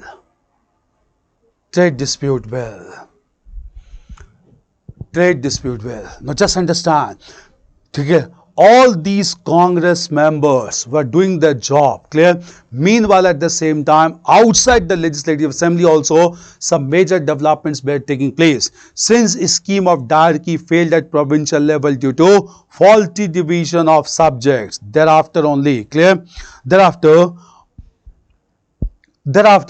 Since the scheme of diarchy failed at provincial level, British authority in London appointed a royal commission to review the scheme of diarchy, and this royal commission was a pure English commission, only comprising of English members, headed by Lord Simon. Clear? So a commission was constituted under the chairmanship of Lord Simon. This commission, Simon Commission, pure English commission, came to India in 1927, which was considered to be a cruel joke. An anti-Simon protest movement started all across India. Clear? Anti-Simon protest demonstration was going on in India, and in this process only, leader of Punjab, Lala Lajpat Rai, was beaten by police at Lahore, and he died on 17th of November 1928. This affected the major development of national movement on 17th of November 1928. Meanwhile, since Lord Simon could not review the scheme of diarchy properly because of public protest, he threw a challenge to Indian leaders that if Indian leaders think that they can draft certain provisions of future constitution of India, they are free to do so. When this challenge was given to Indian leaders, it was accepted by Congress Party, and an expert committee was constituted under the leadership of Motilal Nehru, who had become highly popular by this time, to draft the future constitution of India. But Muhammad Ali Jinnah wanted to take this responsibility, which was denied to Muhammad Ali Jinnah, and therefore he walked away from Congress, and he wrote an article known as Parting of the Ways. And thereafter, from here, communalism began to raise its ugly head. This committee under Nehru prepared a report which is popularly known as Nehru Report. And Nehru Report was presented at the annual session of the Congress at Calcutta in 1928, again presided by Motilal Nehru only. Clear? When this Nehru report was presented at Calcutta in 1928, this report was first rejected by none other than the son of Motilal Nehru, Jawaharlal Nehru. Clear? The reason is Jawaharlal Nehru, supported by Subhash Chandra Bose, at this time wanted, clear, that Indian national movement should demand complete independence from British rule, unlike the dominion status of Swaraj demanded by Nehru report. So this report was first rejected by Jawaharlal Nehru. Obviously, the second leader to reject this report was Muhammad Ali Jinnah. While rejecting Nehru report, what was the basis of his rejection? In Nehru report, it was demanded joint electorates for Muslims. But Muhammad Ali Jinnah made it clear, separate electorates has been accepted by Congress in Lucknow session. They cannot revert back to joint electorates. Clear? And Jinnah also rejected the Nehru report, went forward to give his 14 points in 1929, whereby he wanted that Muslims should be given all their demands immediately, and from here communalism began to raise its ugly head. So Nehru report could not be passed at Calcutta session. But meanwhile, Jawaharlal Nehru started to emerge as popular leader, and in the next year in 1929, Congress session was convened at Lahore on the banks of river Ravi, and this was a historic session presided by Jawaharlal Nehru. First of all, it marked a family victory because son succeeded his father as the president of Indian National Congress. Not only this, at this time during Lahore session, Jawaharlal Nehru passed the resolution of complete independence, also known as Purna Swaraj. So resolution of complete independence or Purna Swaraj was passed at this time. Clear. While enacting the resolution of Purna Swaraj, Nehru also made it clear that just after 1 month, 26th of January 1930 would be celebrated as the first Independence Day, and he also issued Independence Pledge. He also hoisted the tricolor flag on the banks of river Ravi, and just because of this, they all requested Mahatma Gandhi to launch another phase of active mass struggle. Clear? Since it was decided to launch another phase of active mass struggle at this point of time. Clear? At this time, all Congress leaders within Central Legislative Council resigned collectively in 1929. So they remained in offices only for 5 years, but played very important and committed service for 5 years within Council. Clear? At 1929, when Lahore session came to an end, even Mahatma Gandhi realized time has come to launch another mass movement, and to launch this movement, he again wanted to give last chance to British. He presented a set of 11 demands to the contemporary Governor General. This contemporary Governor General was Lord Irwin. And in those 11 demands, Mahatma Gandhi made only some mild demands like abolition of monopoly over salt production, end and manufacture of liquor production in India, end of restrictions on forest produce in India. At the same time, clear, proper treatment to Indian prisoners behind the bars, release of all prisoners not charged with violence. Mild demands were given at this time. Clear? Even these demands were rejected by Lord Irwin. So Mahatma Gandhi was left with no other chance than to launch mass movement. And to create that mobilization for mass movement, Mahatma Gandhi, along with 78 chosen followers, started his march from Sabarmati Ashram at Ahmedabad on 12th of March 1930. He covered more than 350 miles at this time, and in the morning of 6th of April 1930, he reached the coast of Dandi in Gujarat. There he picked up a handful of salt and said that such laws cannot be tolerated, and he announced the launch of another mass movement known as the Civil Disobedience Movement. Clear? So this became the second mass movement of Mahatma Gandhi, known as the Civil Disobedience Movement from 1930 to 1934 for 4 years. Clear? In 2 phases. Civil Disobedience Movement. Now, what were the distinctive features of this movement? Clear? Because participants are asked, leaders are asked, regional participation is asked. Clear? This movement was first expressed in the northwestern part of India by Khan Abdul Ghaffar Khan. He led a peaceful protest movement with support of religious members known as Khudai Khidmatgars, also known as servants of God. Khudai Khidmatgars, servants of God. In order to suppress Khudai Khidmatgars, British deputed 2 regiments of Garhwali soldiers. 2 regiments of Garhwali soldiers, but they refused to fire.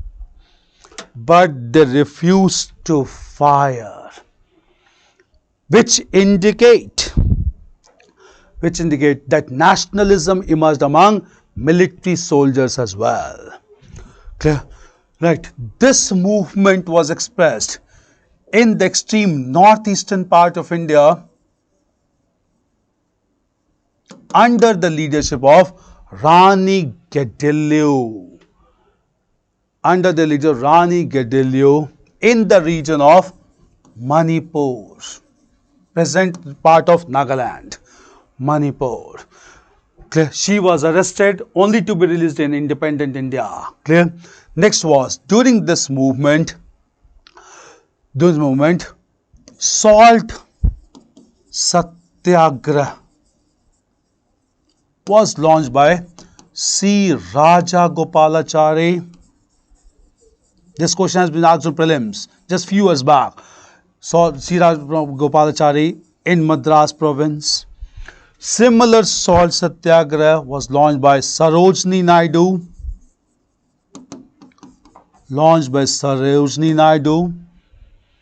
Along the northern parts of India. Clear? Northern part of India. Then, anti-Chaukidari campaign of Eastern India. Anti-Chaukidari campaign of Eastern India got merged with this movement. anti-forest law of South India got integrated with the movement. Then picketing of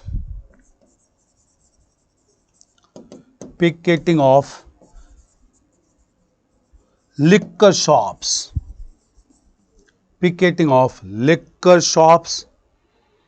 took place during this movement.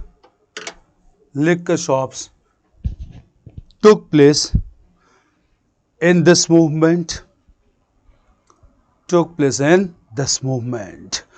So pan-India movement in real sense. Like just understand, when this movement was at its peak, Mahatma Gandhi suspended this movement to participate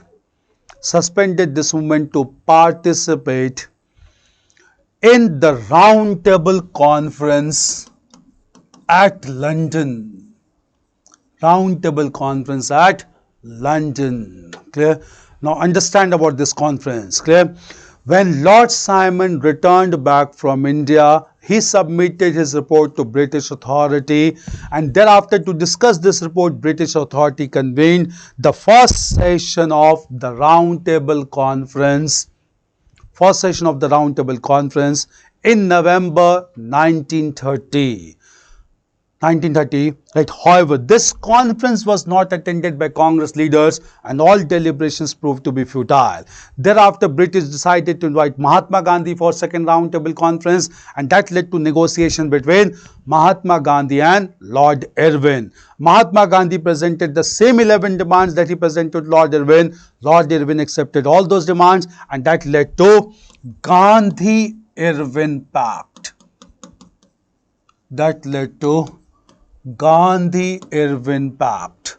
On 5th of March 1931. Thereafter, Mahatma Gandhi decided to suspend the civil disobedience movement and proceed to attend the second session of Round Table Conference, and this decision of Mahatma Gandhi was approved by Congress members during its annual session at Karachi in August 1931, presided by Sardar Vallabhbhai Patel.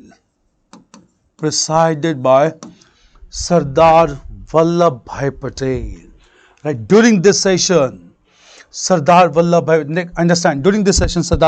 Patel passed the resolution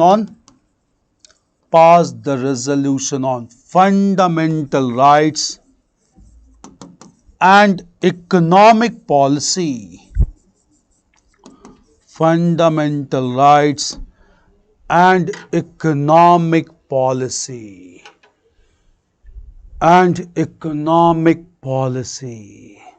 Clear? Right. Mahatma Gandhi attended the second session of the Round Table Conference. Just understand, attended the second Round Table Conference with Pandit Madan Mohan Malviya,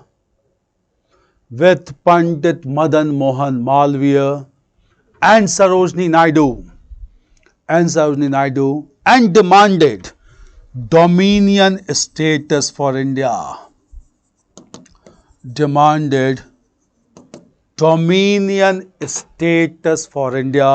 Which was rejected by British. Mahatma Gandhi returned back to India, decided to resume the civil disobedience movement, but masses did not support. Rather, Mahatma Gandhi was arrested by British and he was kept in the Yerawada jail in Pune. Clear? Yerawada jail in Pune. Therefore, on health ground, he was released. He decided to end the movement in 1933, and civil disobedience movement finally came to an end in 1934. Meanwhile, British authority convened the third session of the Round Table Conference in 1932. Again discussed about Indian affairs elaborately without Congress leader, and ultimately due to the deliberations of the third session of Round Table Conference in London, British authority decided to make certain structural changes in Indian affairs, and with this they enacted another comprehensive act known as the Government of India Act 1935. So as a result of the third session of Roundtable Conference, British enacted the Government of India Act 1935. Government of India Act 1935. Understand the provisions, clear? Right, under this most comprehensive legislation, British introduced the concept of All India Federation. British introduced the concept of All India Federation, concept of provincial autonomy, and certain miscellaneous provisions.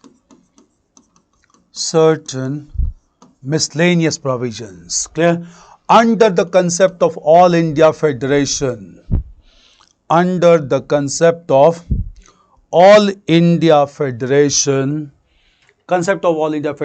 clear? All India Federation, British wanted certain federal subjects like defense, communication, foreign affairs and finance to be decided by Governor General and his Executive Council. And these provisions were to be applicable to princely states as well. To implement the provision of All India Federation, at least the consent of half of the princely states was mandatory, but princely states never gave the approval, and therefore the very first principle of All India Federation could not come into effect at that time. So, principle of All India Federation could not be implemented at the time. The reason being, clear, because princely states refused to give their consent at this time. Moreover, in order to implement the concept of All India Federation, apart from this concept whereby certain subjects were to be reserved only for Governor General, other changes were also introduced. These changes included, clear, establishment of Supreme Court in Delhi, so that with this Supreme Court, the dispute between the Union and the provinces could be resolved, clear. To ensure proper All India Federation, it was also made clear all legislative subjects to be divided into central list, provincial list and the concurrent list, and the subjects mentioned in the concurrent list could be decided both by the central and provincial legislature, and in case of any repugnancy, the central law was supposed to prevail. All these are related to All India Federation. To ensure the concept of provincial autonomy, it was made clear that all the leaders or all the members of Provincial Executive Council, members of Provincial Legislative Councils will be directly elected by the people. So, complete autonomy was to be given at provincial level. It was also made clear the head of Provincial Executive Council would be an Indian leader to be designated as Prime Minister. So, even though all major powers were to be given to Indian leader, even though the post of governor was retained, but the post of governor was made only decoratory in nature. To ensure provincial autonomy, another provision was made, and that provision was that every province will have its own Public Service Commission, so that regular examination could be held to elect provincial administrative officers. Clear? This was again to ensure provincial autonomy after abolishing the principle of darky at provincial level. Under miscellaneous provisions, provision was made that separate electorate should be extended even for the scheduled caste or depressed classes in India, and under miscellaneous provision only it was decided to separate Burma from India and even to separate Bihar and Odisha on linguistic ground. Clear? All these provisions were made under Government of India Act 1935 to be known as the most comprehensive legislation enacted by British in India. These developments took place under Government of India Act 1935 and to ensure provincial autonomy, whereby Indians were supposed to elect their own representatives to Provincial Legislative Executive Council. British announced provincial elections in 1937. Here also differences of opinion took place among no changers and pro-changers. Some leaders wanted to stick with constructive program of Mahatma Gandhi. Some leaders advocated council or rather provincial election participation. And in this respect, the most important change was from C. Rajagopalachari. He said that Congress must participate in this election because scenario of the end of non-cooperation was different from the scenario at this time, because by this time several regional parties had come into being and all those parties were ready to contest the election. In this case, Congress could have been marginalized in Indian politics. And moreover, since Swaraj or autonomy was the aim of the international movement, if it was guaranteed at provincial level, Congress should come forward to accept this responsibility to gain confidence among masses. Mahatma Gandhi got convinced and Congress leaders were allowed to participate in provincial election. Now we'll look into the verdict of these elections of 1937. Clear? So coming to provincial elections.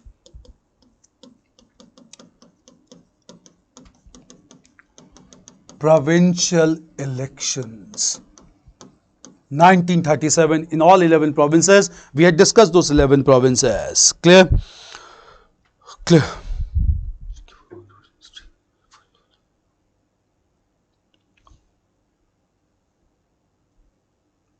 Is it fine? Clear.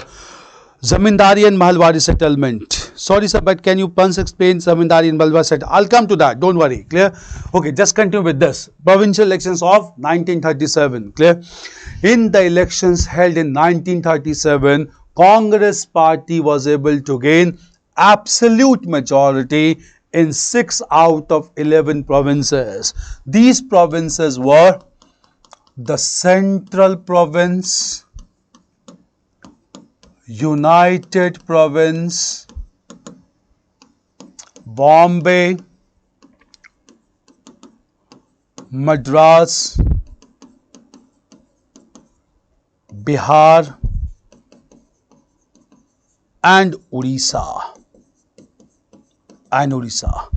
Clear? Right. On the other hand, Congress party was able to form coalition government. It was not the largest party but succeeded in forming government with coalition partner. Congress party was able to form coalition government in the northwest frontier province of India, Sindh and Assam. Sindh and Assam. Clear? Assam. Right. However, Congress could not form government in Punjab, where a regional political party,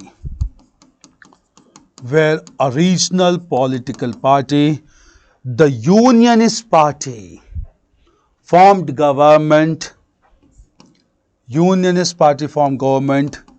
and Sikandar Hayat Khan became the Prime Minister. Clear? Second province where Congress could not form government was the province of Bengal, where a coalition government was established by Muslim League and a regional political party known as the Krishak Praja Party.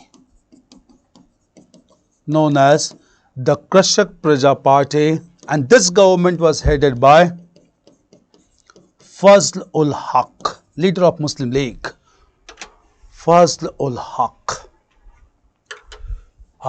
Now with this electoral verdict, it must be clear, Congress was the most representative party of India, but at the same time Congress was not popular in Punjab and Bengal. Another message was Muslim League was not at all a popular party in India, which failed to form government in any one province also. Even in Bengal, it could manage to form only coalition government at this time. Clear? As soon as this electoral verdict took place, Congress party formed ministries in 9 provinces out of 11 provinces, and in this Congress ministers remained in power for almost 28 months, more than 2 years. And in this 28 months of Congress rule, Congress leaders provided all support to masses like proper law and order, construction of bridges, construction of roads. They saved every single penny by themselves moving in second-class railway compartment. And for the first time, masses began to realize the importance of Swaraj or home rule or independence at this time. And therefore, these leaders gained huge respect among masses, especially C. Rajagopalachari as Prime Minister of Madras and Sri Krishna Sinha as Prime Minister of Bihar at this time. Clear?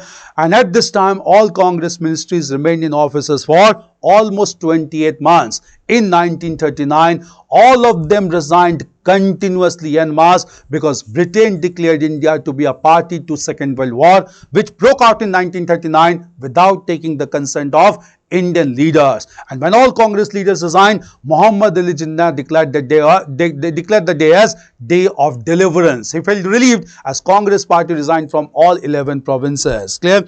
And all of them resigned also because they realized now the final battle has to be fought to liberate India from British rule. And therefore, they requested Mahatma Gandhi to launch mass movement against British authority. Mahatma Gandhi highlighted his approach very well. Mahatma Gandhi made one thing very clear, that in course of Second World War, much more serious threat than British imperialism was a new ideology known as fascist ideology or ideology of extreme nationalism or ultra-nationalism.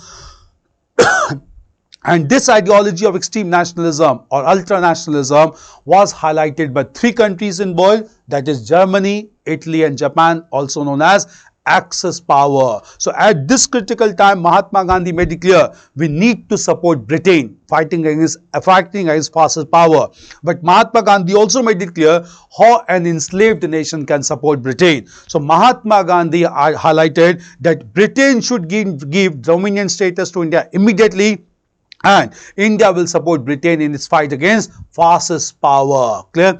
At this time, British authority announced an offer for India to gain India's support against fascist power, and this offer is known as August Offer of 1940. Under August Offer, British made it clear India would be given dominion status in near future without specifying any time limit. And at the same time, in August Offer, British made it clear no constitutional progress is possible in India without the consent of minority communities. So minority communities could not be given or were given veto power at this time. Congress rejected the August Offer, and Mahatma Gandhi went forward to launch a limited mass movement known as individual satyagraha. Launches individual satyagraha in 1940, whereby one person at a time was supposed to promote the principles of satyagraha. The first person to offer satyagraha under this scheme was Acharya Vinoba Bhave. Acharya Vinoba Bhave. And the second person to launch individual satyagraha was Jawaharlal Nehru. Clear? Right. However, this individual satyagraha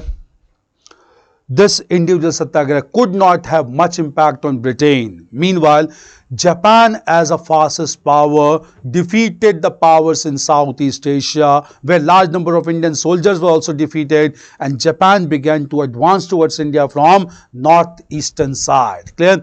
This created sense of anxiety both among Indian leaders as well as among British. And to get the support of Indian leaders, British deputed an British cabinet member to India, and this member of British cabinet who came to India was Sir Stafford Cripps.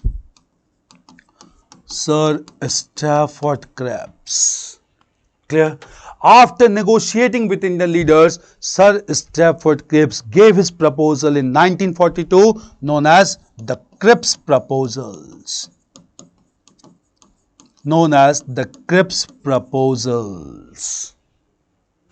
Cripps Proposal. Clear? Right. Cripps Proposal. Right. This proposal announced that dominion status would be given to India. Dominion status would be given to India.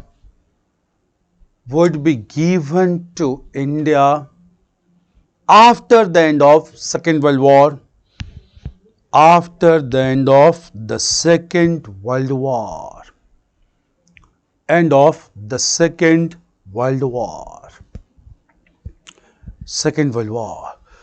Clear? Right. Moreover, next, like, understand, moreover, this proposal again gave power to Muslim minorities to prevent constitutional progress. To prevent constitutional progress. Constitutional progress. Right. Congress, understand, Congress party rejected the Cripps proposals as well, and out of anxiety, Mahatma Gandhi convened the meeting of All India Congress Committee at Bombay. Meeting of All India Congress Committee at Bombay on 8th of August 1942. 8th of August 1942, and announced the third mass movement, as the Quit India movement. Quit India movement. Clear? Third mass movement. Clear? Now just understand, before this movement could be launched, all Congress leaders were arrested in the morning of 9th of August 1942. So first important thing was the movement became leaderless and directionless. The movement became leaderless and directionless, first feature. Therefore, movement turned out to be spontaneous. Features are asked: spontaneous and violent. Spontaneous and violent. The most important role in this movement was played by large number of students with epicenter at eastern Uttar Pradesh and Bihar. Eastern Uttar Pradesh and Bihar.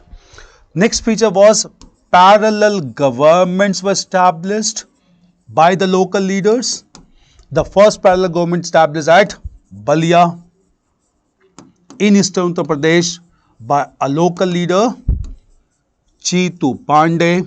Second parallel government was established at Tamluk in the Midnapur region of Bengal, known as Jatiya Sarkar.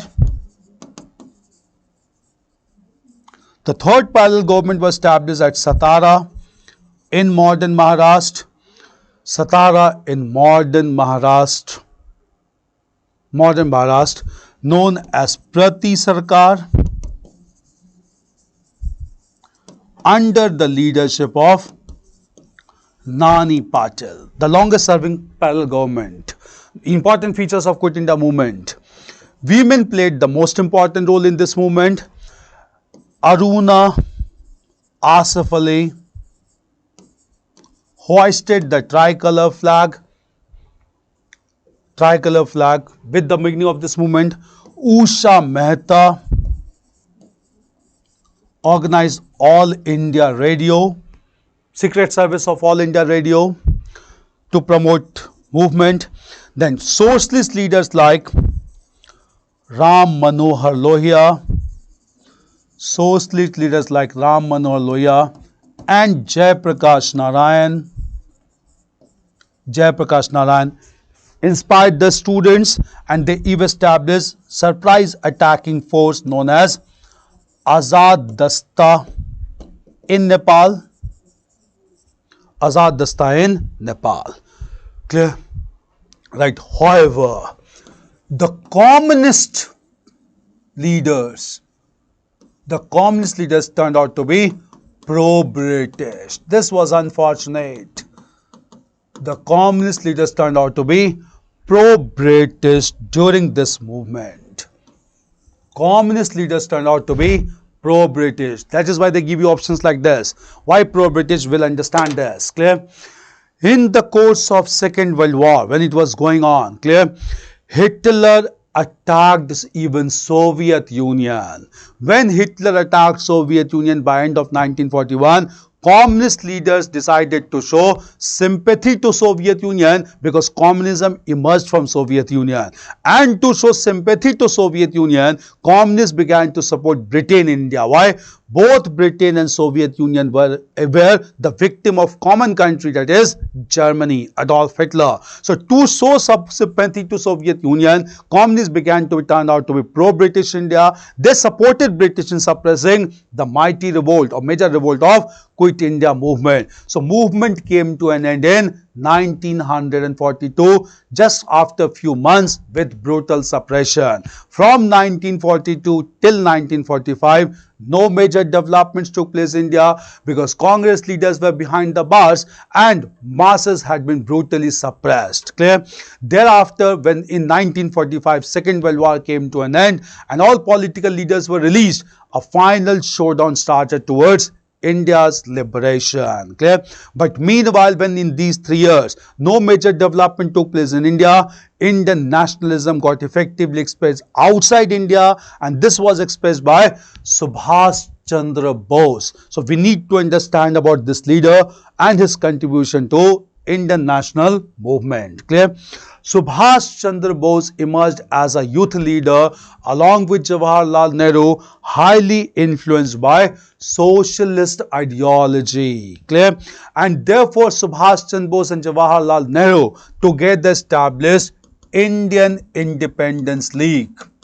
Both of them together established Indian Independence League in 1927 during Madras session.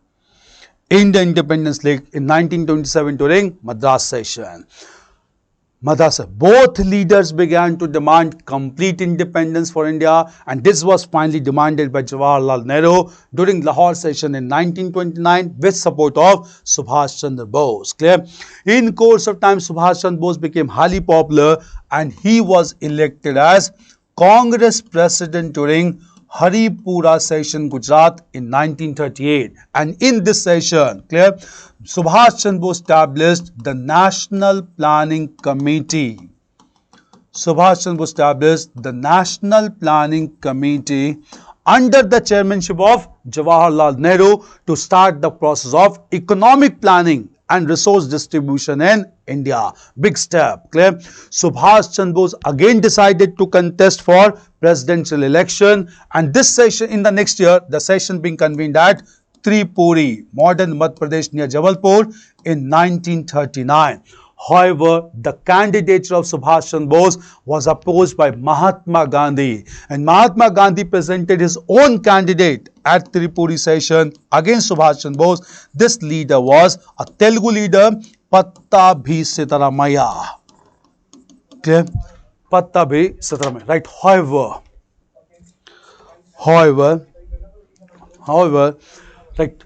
However, during this session,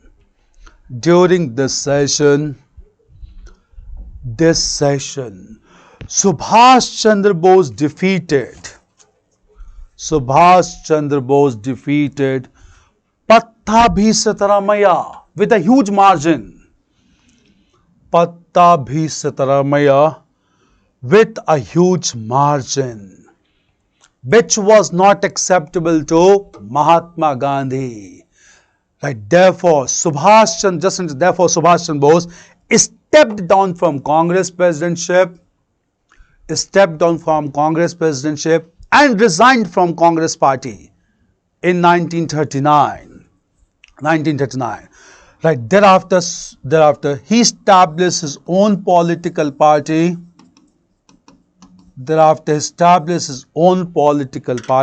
Known as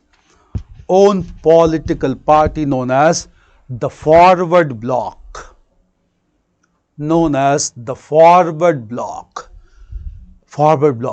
And began to give radical speeches. Clear? Right. Subhash Chandra Bose was arrested, but he managed to escape from India. And after traveling to several countries,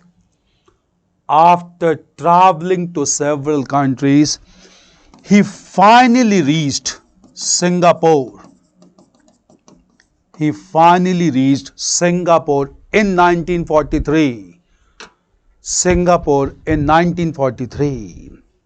Clear? Right, in this region, large number of Indian prisoners of war, where Indian soldiers defeated by Japan. Large number of Indian prisoners of war were clubbed together as Indian National Army,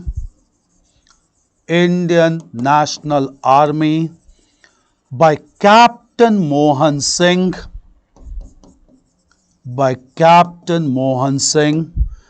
and Niranjan Singh Gill. Captain Mohan Singh and Niranjan Singh Gill. Clear? Right, when Subhash Chandra Bose reached Singapore, Indian National Army was under the command of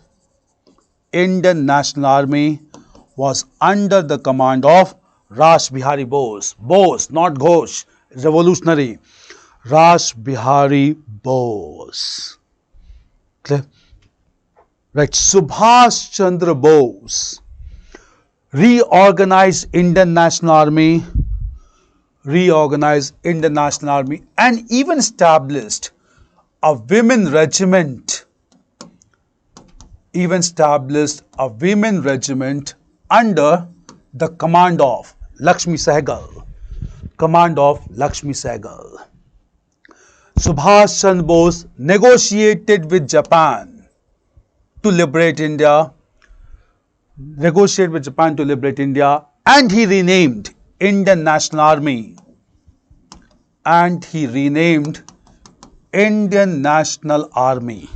as Azad Hind Fauj. Indian National Army as Azad Hind Fauj.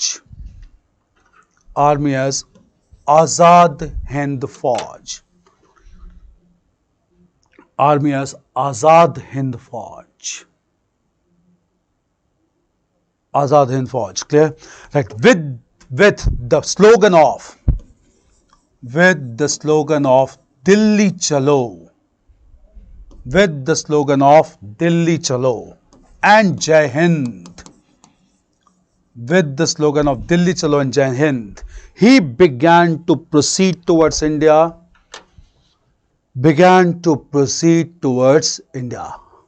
Right. However, United States dropped 2 nuclear bombs.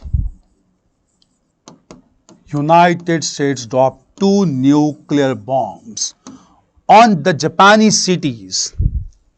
2 nuclear bombs on Japanese cities of Hiroshima and Nagasaki in 1945, 6th of August, 9th of August in 1945, which led to end of Japanese aggression, and after some time Subhash Chandra Bose died in a plane crash. Largely accepted. Subhash Chandra Bose died in a plane crash.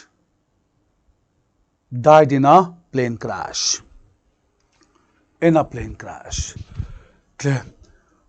Just understand, after the end of Second World War, global community established the United Nations Organization and pressurized the European powers to liberate the colonies of Asia and Africa. Under such global pressure, British authority appointed Cabinet Mission Plan for India,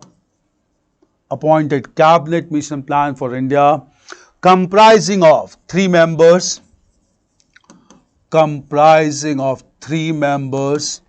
Sir Patrick Lawrence, Sir Stafford Cripps, and A.V. Alexander. and A.V. Alexander.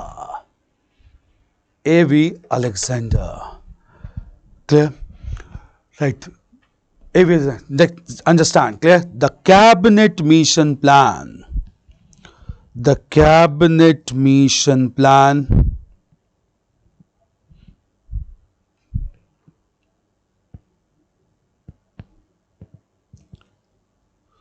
the cabinet mission plan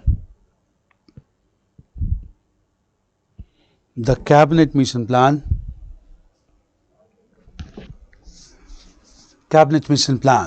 clear? Mission plan outrightly rejected the demand for Pakistan, raised by Muslim League during its Lahore session in 1940. During its Lahore session in 1940. Clear? 1940. Right. At the same time, cabinet mission plan recommended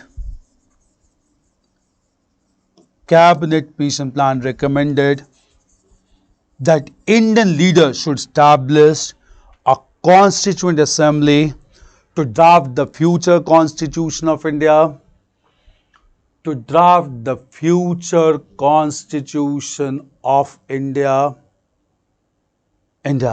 Clear? India. Right. It was decided to elect 389 members in the Constituent Assembly, in which 296 members were to be elected from British India and 93 members from princely states. Okay.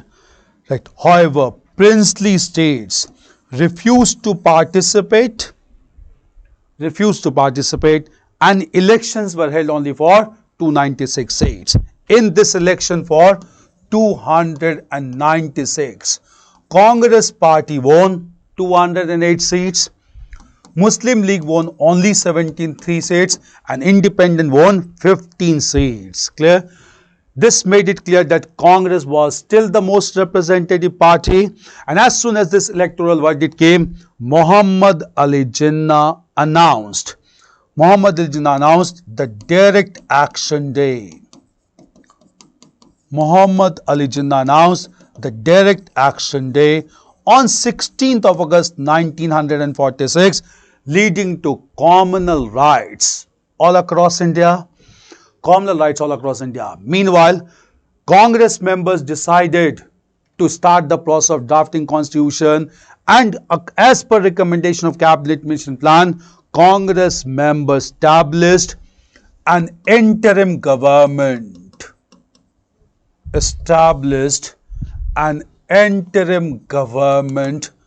On 2nd of September 1946, with Jawaharlal Nehru as the head. Clear? With support of interim government, the elected members of the Constituent Assembly convened the first meeting. This date is very important. The first meeting on 9th December 1946 at New Delhi.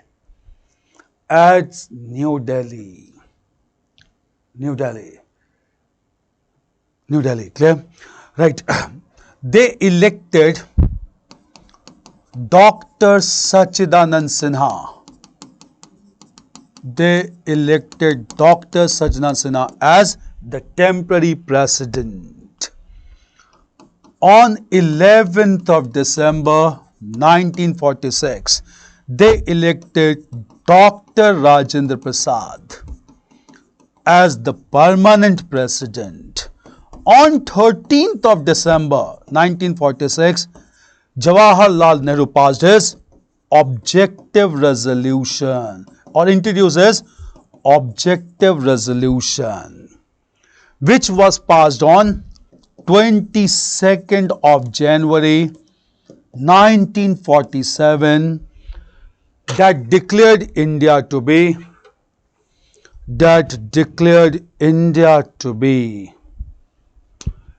sovereign, democratic and republic. Sovereign, democratic and republic. Constitutional developments. Clear?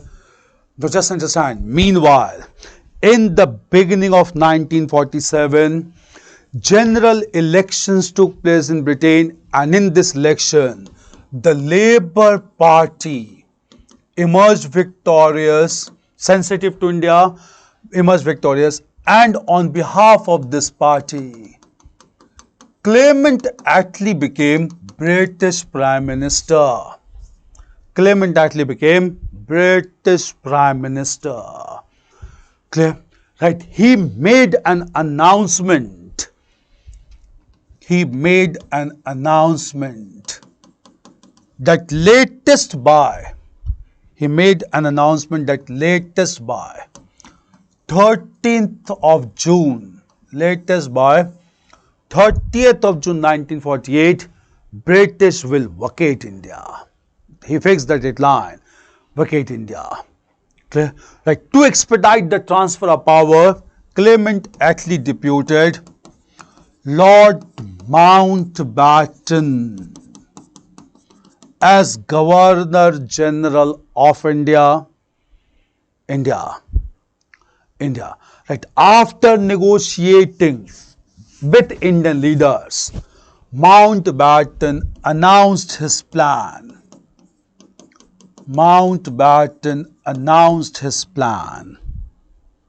On 3rd of June, also 3rd June plan, announced his plan on 3rd of June 1947, whereby India was to be independent,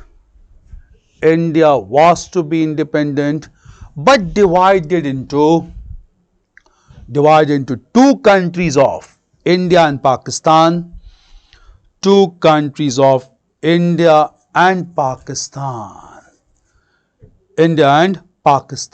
Right. Meanwhile, just understand, question has been raised. Shaurya Raghuvanshi, Wavell Plan and CR Formula. Lord Wavell, who was the Governor General before Mountbatten, convened a conference in Shimla, and whereby when he convened the conference in Shimla, he said that first of all, independence should be guaranteed to decide the partition. Muhammad Ali Jinnah outrightly rejected the plan known as Wavell Plan. Later, after C. Rajagopalachari also gave formula that there should be a common federal center constituted with equal representatives from leaders of Muslim League and Congress party, and therefore modalities should be decided once power was transferred. Muhammad Ali Jinnah remained to be adamant that he cannot negotiate unless the division or separation of Indian territory has been done into India and Pakistan. So most of these formulas failed in course of time because of adamant approach of Muhammad Ali Jinnah.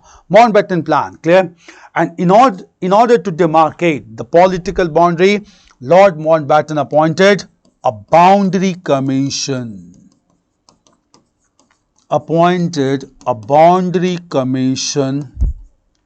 Under British officer Lord Ratcliffe, who demarcated the political boundary based on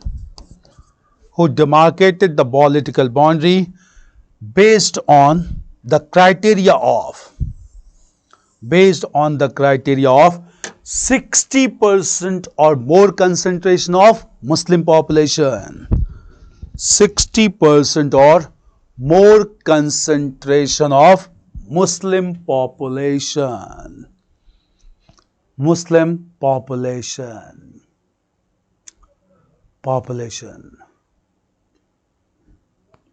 Clear? Population. Right? In this way, partition was done, and British parliamentarians introduced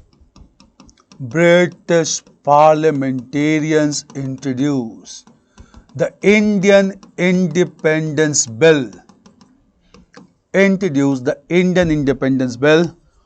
On 4th of July 1947, which was passed on 18th of July 1947 and implemented by leaders of India and implemented by leaders of India on 15th of August 1947. 15th of August 1947. 47. So India became independent in this way. Major events, just understand as a revision method, and you will get questions on all these things. Clear? At the same time, there are some other issues of national movement that needs to be discussed separately, especially the Socio Religious reform movement, the peasant and tribal uprisings, and at the same time, growth and development of education will be the revolutionary agitation, will come to all those thematic topics as well. Clear? So those thematic topics also needs to be covered properly. Is it clear? No. It's 6:15, about almost 6:15. We'll take a break for half an hour and we'll continue again from 6:45, in which we'll discuss the thematic topics of national movement. Along with that, we'll discuss about post-independent era as well. After we complete post-independent era, we'll start with ancient medieval art and culture, and then we'll follow international relations. One thing is clear, whatever be the time, we'll be completing all these areas today only. Clear? So just sit up with all patience, sit up with all forbearance, just sit up with all endurance. We'll be completing all these things today itself. Clear? Thank you, Rakesh Lakhera. 18th of July, this act was passed by British Parliament. It was implemented on 15th of August by Indian leaders. Is it clear? So we'll have a break for half an hour. Clear? Not more than that. We'll start. Yeah, sir, tea break. Yeah, almost a tea break. We'll start exactly at 6:45. Okay? Thank you.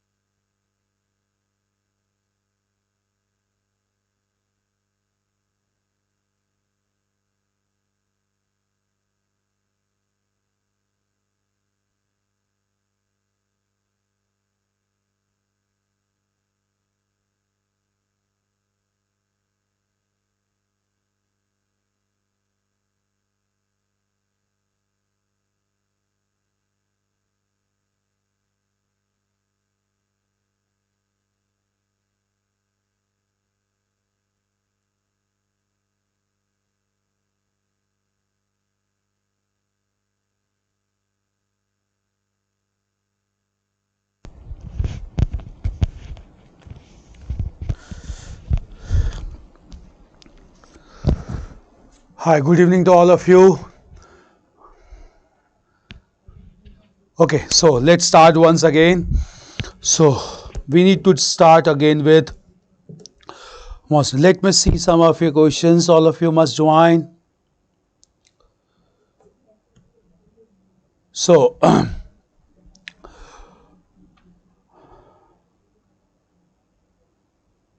clear. So let us start once again. So right now in the session we discuss about the national movement, the modern industry and the national movement. At the same time we also need to discuss about some thematic topics which are very important for prelims examination. Okay, and in this topic first of all we'll discuss about growth and development of an ideology in the course of national movement. This ideology is known as the left-wing ideology in course of Indian national movement. Clear?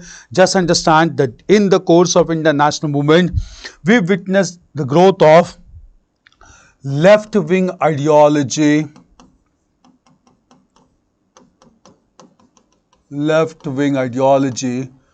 marked by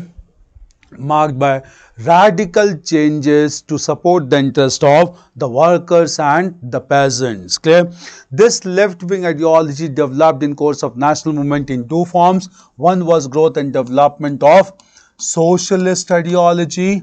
Another was growth and development of communist ideology in national movement. Clear?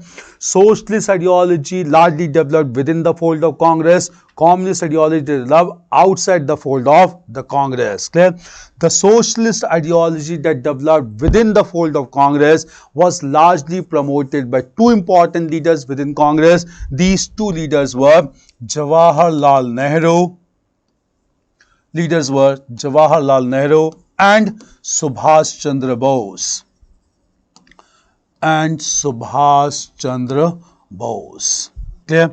We had discussed that both these leaders emerged as youth leaders, especially after Russian Revolution, and therefore both these leaders advocated radical change or complete independence for India. Both these leaders established Indian Independence League during Madras session of 1927, presided by M.A. Ansari, and both these leaders collectively demanded Purn Swaraj during Lahore session of 1929. At the same time, clear, within Congress, when this ideology began to be promoted, there were leaders who promoted socialist ideology outside Congress as well, and therefore some leaders established Congress Socialist Party at Bombay in 1934, in which leading role was played by Acharya Narendra Dev, Jai Prakash Narayan, Achut Padwardhan,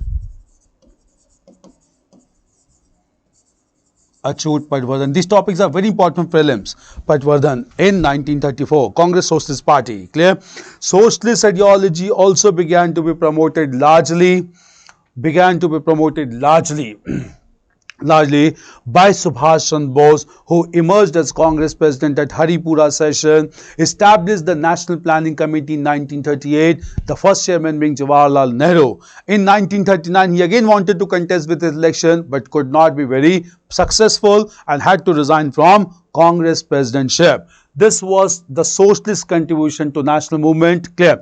Meanwhile, communist ideology largely developed outside the Congress, and the most important leader among the communist wing was M. N. Roy, who announced the formation of Communist Party of India in 1920 at Tashkent, that is Uzbekistan. Clear? So CPI was established at Tashkent in 1920.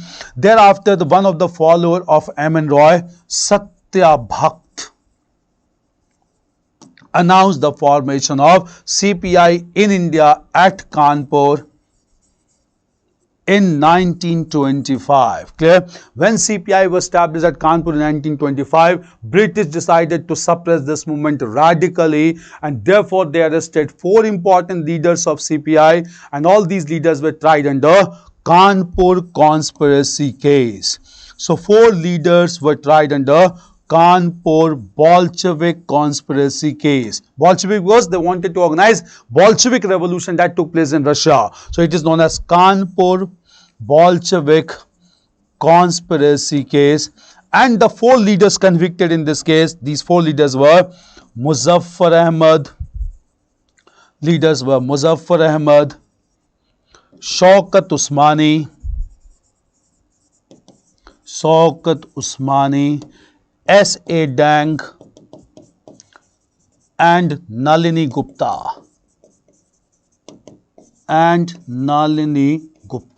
Four members tried under Kanpur Bolshevik conspiracy case. Clear? In course of time,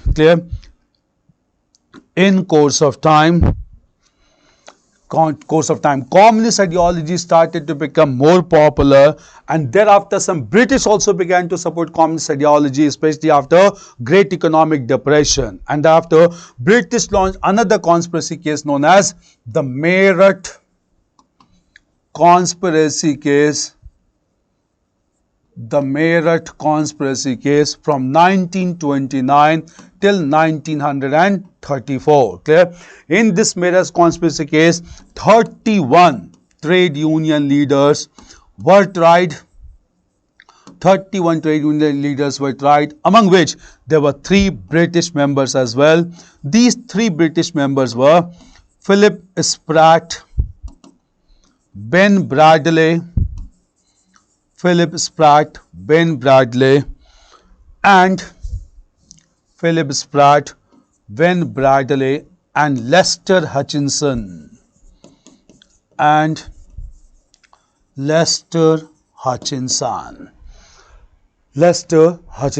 Clear?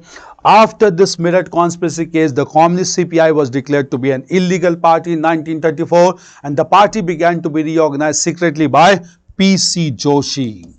Do understand, these names are very important. You get questions. Clear? P.C. Joshi. Clear? After some time, we had discussed that CPI proved to be pro-British when Hitler attacked Soviet Union in course of Second World War. Since they turned out to be pro-British, British rewarded them, and CPI was again declared to be a legal party in 1942. Even though they became a legal party from British perspective, they lost all respect and support from the masses in India. Since they lost support from masses in India, this party remained to be only a minor player in Indian politics after India's independence. This was socialist and communist ideology. Clear? Supported by these two ideologies, clear, some class consciousness began to take place in India, and that resulted into peasant movements and the working class movement in India. So with this, we'll understand about the peasant movements in modern India. Peasant movements in modern India. After 1857, peasant rebellions were in form of organized movement, especially under the guidance of socialists and communists. Before that, it was a kind of peasant rebellions or peasant uprisings. Clear? Peasant movement started to take place only after socialist and communist ideology became popular, and the first modern peasant organization was established in form of the United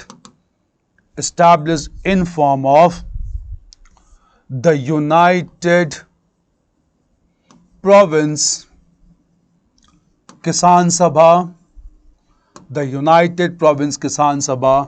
in 1918 by leaders like Pandit Madan Mohan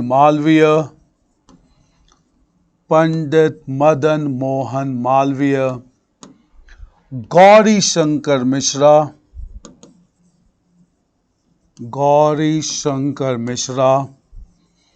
and Indra Narayan Dwivedi.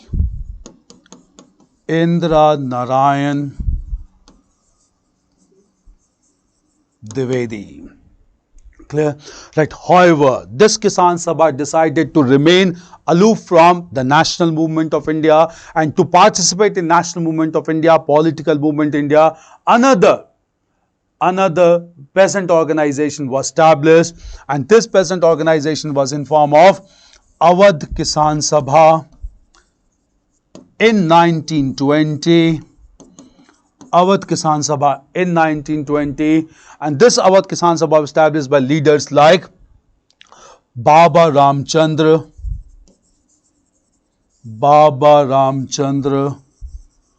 Jawaharlal Nehru, Kedarnath, and Mata Badal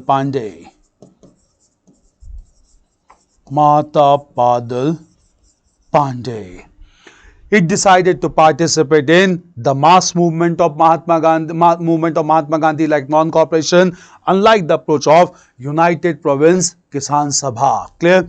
This development took place, which became a very important development in course of time, influenced by such ideologies only when non-cooperation movement was launched by Mahatma Gandhi. Clear?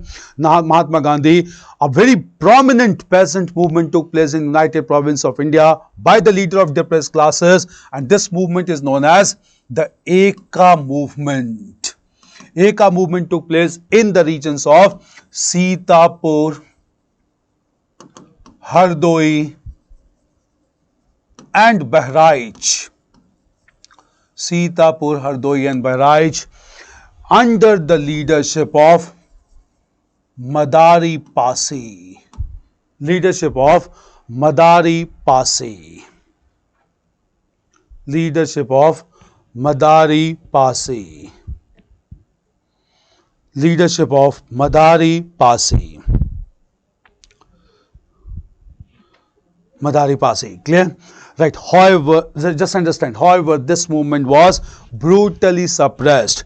During non-cooperation movement, another movement that took place was in the extreme southern part of India, known as Mopla agitation in the region of Malabar. In the region of Malabar. Clear? This agitation in Malabar was led by Muslim peasants known as the Mopla peasants under the leadership of a spiritual leader, Ali Musalia. Clear? Right. In course of time, this movement turned out to be communal in nature because some British authority forced some Hindu zamindars to act against Mopla peasants, and therefore it turned out to be communal in color, and therefore British were able to suppress this movement. But before this movement became violent in nature, Mopla agitation was supported by Mahatma Gandhi and Ali brothers known as Muhammad Ali and Shaukat Ali. Clear? So it became highly popular movement in the region of Malabar. Clear? In the course of non-cooperation movement only in the region of Andhra, an organized rebellion was organized by Alluri Sitarama Raju. Alluri Sitarama Raju. All these were to take place during the non-cooperation movement. After the end of non-cooperation movement, the peasant movement took place in the region of Gujarat, and it was in form of the Bardoli Satyagraha. In the form of Bardoli Satyagraha, which was led by Sardar Vallabhbhai Patel, supported by Mahatma Gandhi. Clear? When this Bardoli Satyagraha became successful and supported the interest of depressed classes and the peasants, women of Bardoli only gave the title of Sardar to Vallabhbhai Patel. Clear? When Mahatma Gandhi launched his civil disobedience movement, during this movement also, peasant movement took place in different parts of India. Clear? In the region of Odisha, there was Utkal Provincial Kisan Sabha established. Utkal Provincial Kisan Sabha established by Malti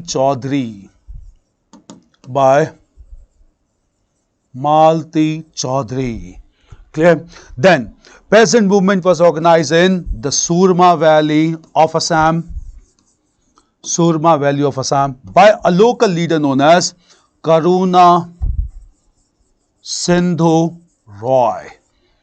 Clear? Karuna Sindhu Roy. Clear? After the end of civil disobedience movement, the peasant leaders came together, and after coming together, all peasant leaders established the All India.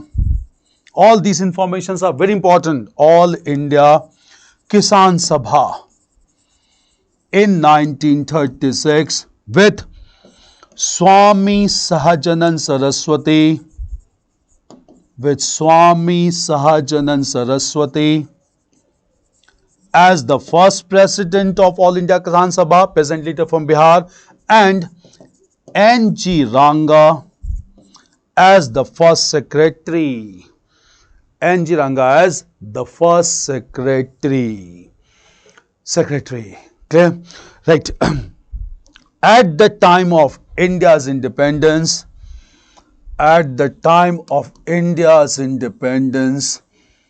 most popular peasant movement was Tibhaga movement in Bengal,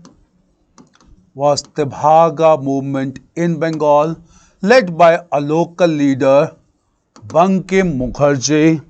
Then we had Bakhast movement in Bihar and Punapra Velar movement in South India, largely spread. South India. Clear, right? In this way, peasant movement proved to be a very important development in course of national movement. Clear? At the same time, clear, apart from peasant movement, even working class movement developed very effectively in the course of Indian national movement. Working class movement in course of Indian national movement. Clear? Just understand how it started. We got questions. We've been asked questions on working class movement. Clear? The awareness among the working classes in India was largely started by a reformer in Bengal, Sasipada Banerjee, who began to publish a paper, Bharat Shramjeevi, Bharat Shramjeevi. Shram means labor. Bharat Shramjeevi. And also established Working Men's Club at Calcutta. Another reformer was N.M. Lokhande. Look into last to last paper. Question has been asked on N.M. Lokhande. Another reformer, N.M. Lokhande, established the Bombay Mill Hands Association,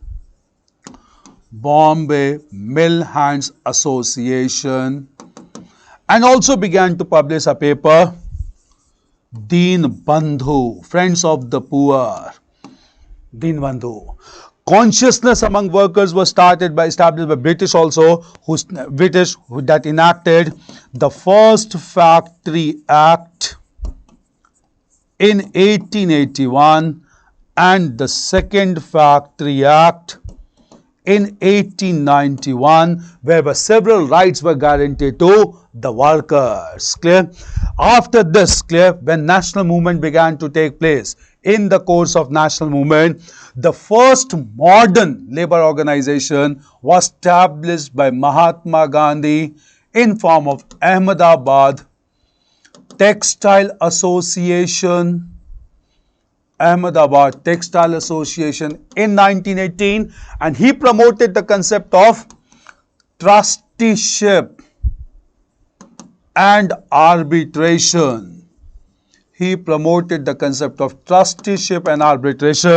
To resolve workers' dispute. Clear? At the same time, clear, after the end of First World War, all leading powers, they established the League of Nations, and within the ambit of League of Nations, they established an international labor organization. So, International Labor Organization, ILO, International Labor Organization, ILO, was established in 1920 with its headquarters at Geneva. headquartered at Geneva. Meanwhile, at the same time, Russian Revolution became successful, and after the successful Russian Revolution, International Red Trade Union Congress was established. International Red Trade Union Congress was established with headquarters at Moscow. Moscow, clear? At the same time, clear? In order to depute representative to International Labour Organization, Congress Party convened its annual session at Calcutta in 1920, which was presided by Lala Lajpat Rai. During this Congress session, a national body was formed known as All India Trade Union Congress, AITUC. All India Trade Union Congress. These facts are very important. You get questions on these facts only these days. All India Trade Union Congress with Lala Lajpat Rai as the first president and Diwan Chaman Lal as the first secretary. Clear? Right. However, differences began to take place among labor leaders to get affiliated with ILO based at Geneva, and the affiliation related to IRTUC established in Moscow. Clear? Communist members wanted to affiliate at Moscow, liberal members wanted to get affiliated at Calcutta. Ultimately, this resulted into a split among AITUC. The communist members established their own body known as RTUC under M.N. Roy, and liberal members established All India Trade Union Federation under the leadership of N.M. Joshi. Clear? Like such division affected the labor movement, and ultimately to promote solidarity among working classes, Sardar Vallabhbhai Patel promoted unity among all these organizations, and ultimately all these organizations again got united in 1939 due to role played by Sardar Vallabhbhai Patel. Clear? However, just after some time in 1942, clear, all communist leaders proved to be pro-British, who were also members of AITUC when Hitler attacked Soviet Union. This affected the sentiments of Sardar Vallabhbhai Patel, and he took all the nationalist members along with him and established a pure nationalist organization in 1944 known as Indian National Trade Union Congress. Clear?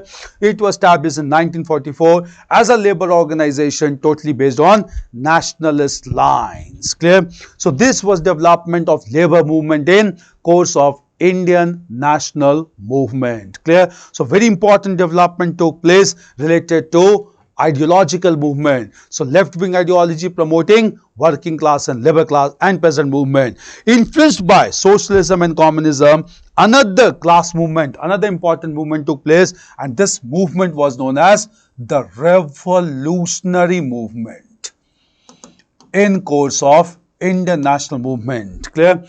Revolutionary ideas began to emerge from the beginning of 20th century, largely because of some global developments. First major global development was with defeat of Russia by Japan. Clear? Russia witnessed the rise of large number of radical youths known as nihilists, and they began to assassinate several officers in Russia, and this ideology is known as nihilism. This nihilism inspired even Indian students. At the same time, apart from this, there was International Socialist Conference. International Socialist Conference held in Germany, which was attended by an Indian leader, Bhikaji Kama, Madam Rustam Bhikaji Kama, who hoisted the tricolor flag of India for the first time on 22nd of August 1907 in Germany. Clear? In Germany. Right, she inspired Indian youth to take radical action. Clear? Moreover, at the same time, clear, another important person was Shyamji Krishnavarma. Shyamji Krishnavarma, who established Indian Society in London. Indian Society in London to encourage Indian students. Clear? Moreover, this society was joined by an Indian revolutionary, V.D. Savarkar, who had already established a revolutionary organization in India known as Abhinav Bharat in 1904. Clear? Under the influence of V.D. Savarkar and Shyamji Krishnavarma, an Indian student known as Madan Lal Dhingra assassinated British officer Curzon Wiley in London in 1909. All this influenced even Indian youth also, and the first revolutionary act performed in India was by two Indians in Bengal known as Prafull Chaki and Khudiram Bose. Prafull Chaki and Khudiram Bose, who decided to assassinate the unpopular judge of Muzaffarpur, Kingsford. But due to some miscalculation, they threw a bomb on a carriage occupied by two British women. Out of guilt, Prafull Chaki shot himself dead and Khudiram Bose was hanged. Clear? This marked the beginning of revolutionary movement in India, marked by heroic action performed by the youths in India. Clear? After this only, clear, when Russian Revolution became successful and socialist ideology acquired popularity, clear, a great revolutionary leader emerged in northern part of India. This great revolutionary leader was Chandrasekhar Azad. Who established a revolutionary organization known as Hindustan Republican Army in 1924. Clear? After establishing Hindustan Republican Army in 1924, he wanted to establish India as a republic and decided to finance his revolutionary movement with resources from British authority. So the members of HRA decided to plunder the official cash of the British, and this official cash was to be plundered from a Lucknow-bound train. Clear? They stopped the train at a small halting station. And this halting station was just before Lucknow, known as Kakori. Clear? And after halting the train at Kakori station, they plundered the official cash of the British, and thereafter British started search operations. In this search operations, British arrested 4 members of HRA who were convicted under Kakori conspiracy case. These 4 revolutionaries were Ram Prasad Bismil, Roshan Lal, Rajendra Lahiri and Ashfaq Ullah Khan. Ram Prasad Bismil, Roshan Lal, Rajendra Lahiri and Ashfaq Ullah Khan. It was a big setback for Chandrasekhar Azad, but very soon Chandrasekhar Azad was joined by young cadre of revolutionaries from Punjab led by Sardar Bhagat Singh and his comrades. Clear? Sardar Bhagat Singh was already a popular young person in Punjab who had established Kirti Kisan Party, that is Workers and Peasant Party, who had also established the Punjab Naujawan Bharat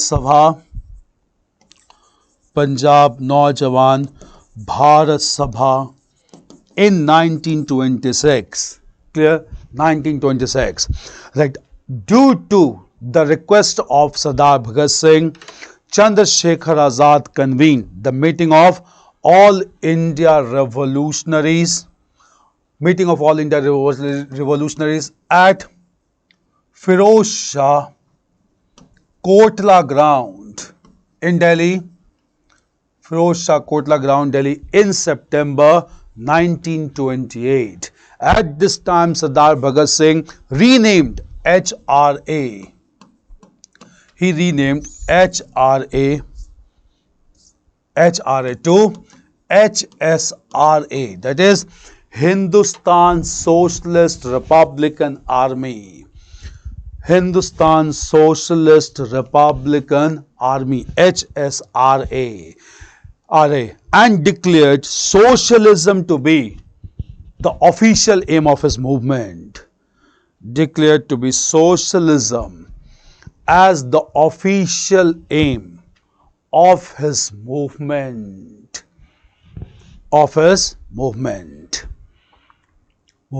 Clear? Right, next sentence. Of his movement. Right. However, Sardar Bhagat Singh and his comrades were forced to adopt military action, were forced to adopt revolutionary action after the death of Lala Lajpat Rai during anti-Simon protest demonstration on 17th of November 1928. Okay? Therefore, the revolutionaries decided to assassinate British officer James Scott, who ordered assault on Lala Lajpat Rai. Okay? Right. However, due to wrong indication, revolutionaries fired on another police officer, J. Sounder, who died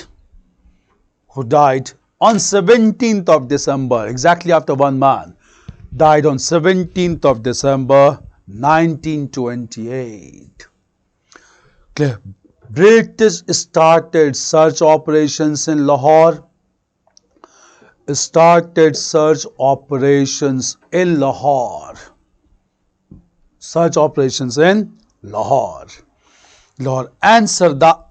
on request of Azad, Sardar Bhagat Singh left Lahore with support of Durga Bhabhi, who was the wife of another revolutionary, Bhagwati Charan Bohra,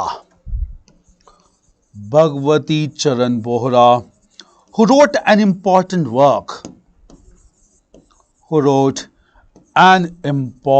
work, The Philosophy of the Bomb. Important work, The Philosophy of the Bomb. Clear? Right. Sardar Bhagat Singh reached Calcutta and he threw a bomb in Central Legislative Assembly.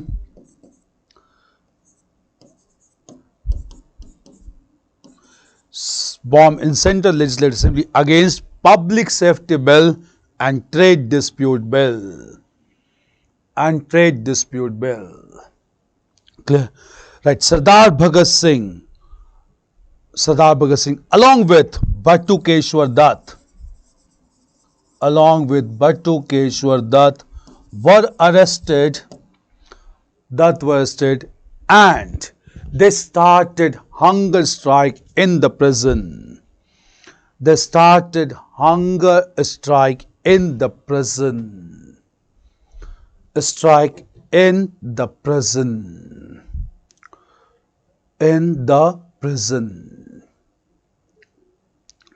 Clear? In the prison. Right. Finally, Sardar Bhagat Singh,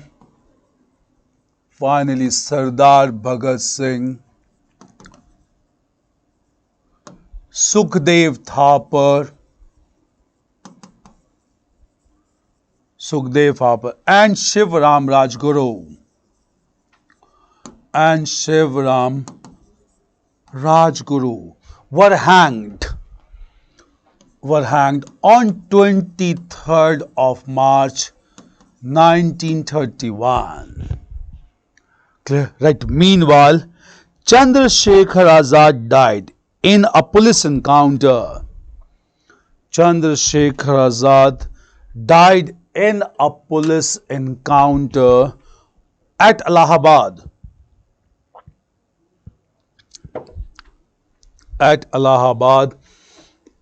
On 27th of February 1931. 27th of February 1931. 1931. Clear? Just and just. Revolutionary movement also took place in Bengal.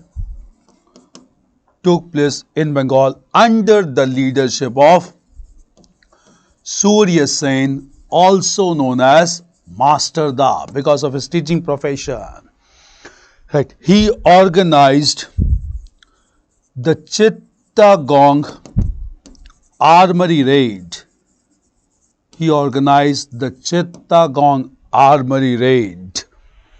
Armory raid that proved to be futile. And he was arrested along with a women revolutionary.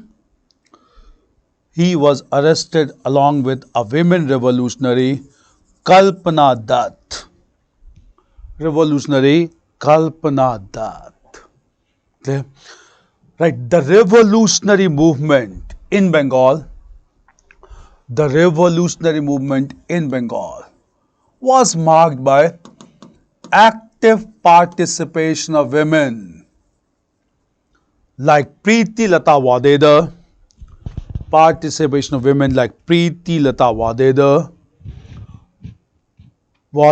who supported Surya Sen. Okay, right. Moreover, two school-going girls, Shanti Ghosh and Suniti Chaudhary, assassinated the British district magistrate.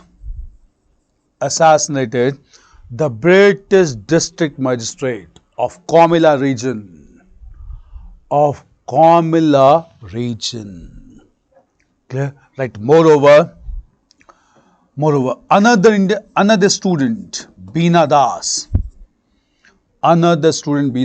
fired on British governor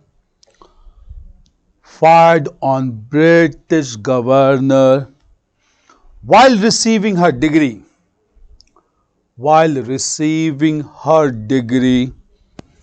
In the convocation ceremony.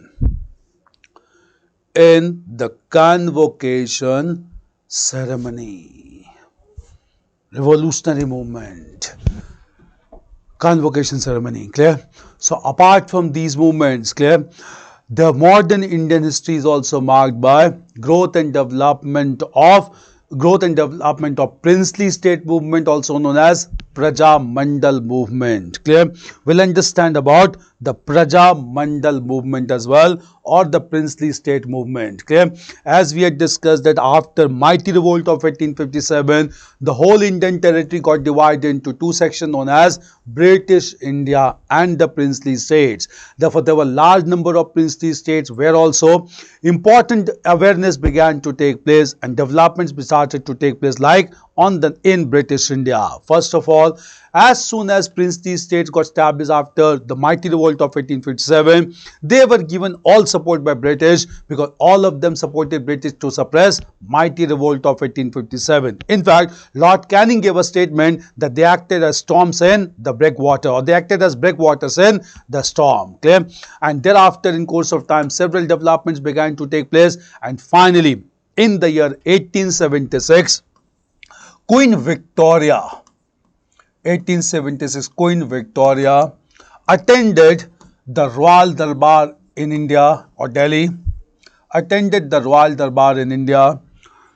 in 1876, right, under the Royal Titles Act, of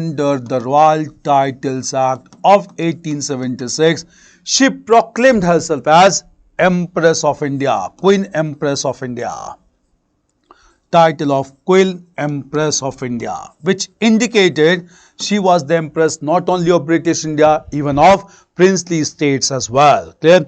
Large number of rulers of princely states wanted to clarify this title because they wanted to rule as a sovereign monarch, not under the rule of British crown. Clear?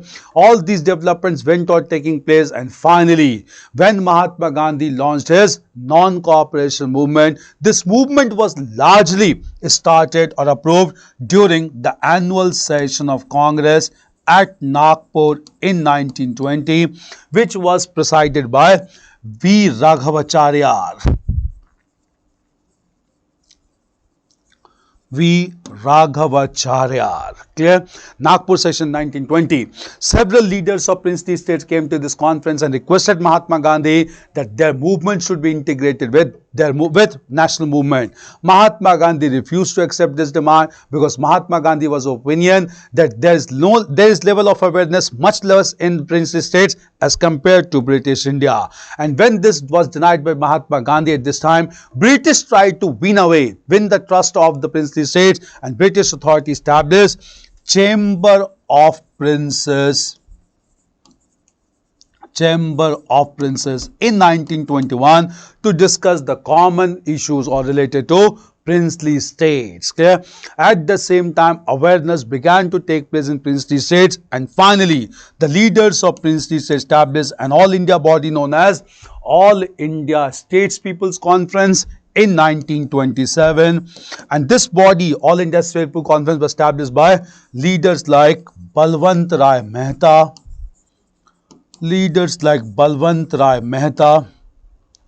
G.R. Abhyankar, and Maniklal Kothare.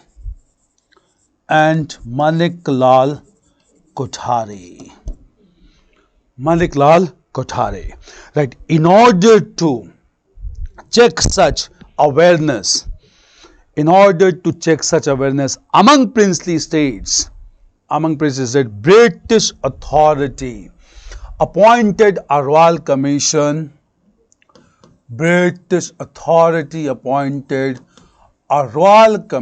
Under Harcourt Butler.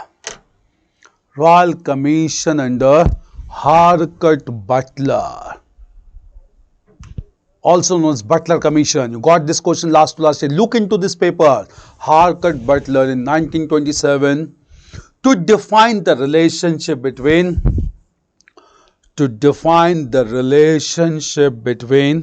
the British and the princely states.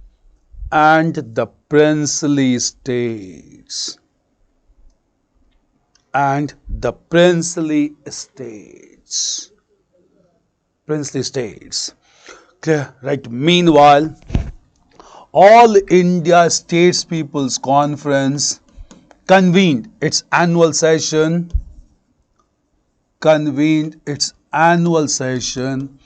at Ludhiana in 1939.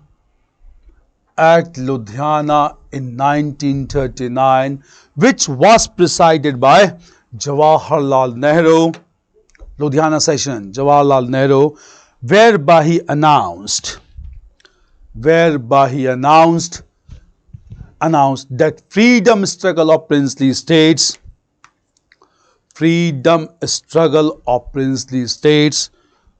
needs to be integrated with the national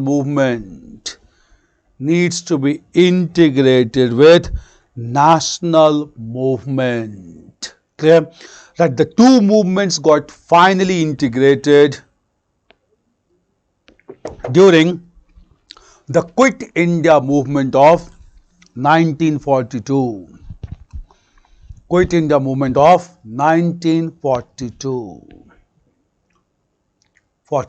Clear? Now, apart from this, clear, another major trend in the course modern Indian history was growth and development of socio-religious reform movements. Socio-religious reform movements. Very important. Again, you will get one question on socio-religious reform movement. There's no doubt. Clear? So, socio-religious reform movement. Clear? Now, this movement known as socio-religious movement started from the beginning of 19th century. The first person to start this reform movement was Raja Ram Mohan Roy. Raja Ram Mohan Roy. Clear? Right, Raja Ram Mohan Roy. Right, Raja Ram Mohan, just understand. Clear? Clear? He wanted to reform Hinduism. He wanted to purify Hinduism based on the principle of monotheism. Based on the principle of monotheism and scientific thinking or scientific logic. Based on the principle of monotheism and scientific logic. Scientific logic. Right? In order to propagate these ideas, he wrote a work in Persian. He wrote a work in Persian titled as Tuhfat-ul-Muwahhidin in 1804. Titled as Tuhfat-ul-Muwahhidin in 1804, which in English was translated as The Gift to Monotheist in 1809. Monotheist in 1809. Right. He established a religious organization, Atmiya Sabha, in 1814. Atmiya Sabha in 1814, which was converted into a large organization known as Brahma Sabha in 1828, converted to Brahma Samaj in 1829. All reforms are very important. Brahma Samaj in 1829.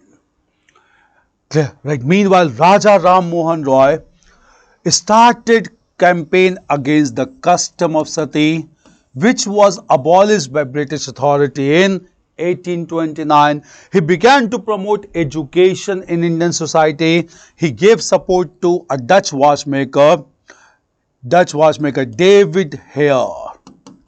And with support given by Raja Ram Mohan Roy, David Hare established Hindu College at Calcutta in 1817. Raja Ram Mohan Roy himself established another institution in Bengal known as Vedanta College at Calcutta in 1825. Right. Moreover, he is considered to be pioneer of modern journalism, as he was well versed in different languages.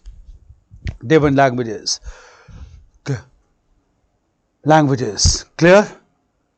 All information is very important. Languages. Right. After the death of Raja Ram Mohan Roy, he died at Bristol in Britain. After the death of Raja Ram Mohan Roy at Bristol, Brahma Samaj was left leaderless, and after some years, this organization was joined by another reformer from Bengal, Debendranath Tagore. Who had already established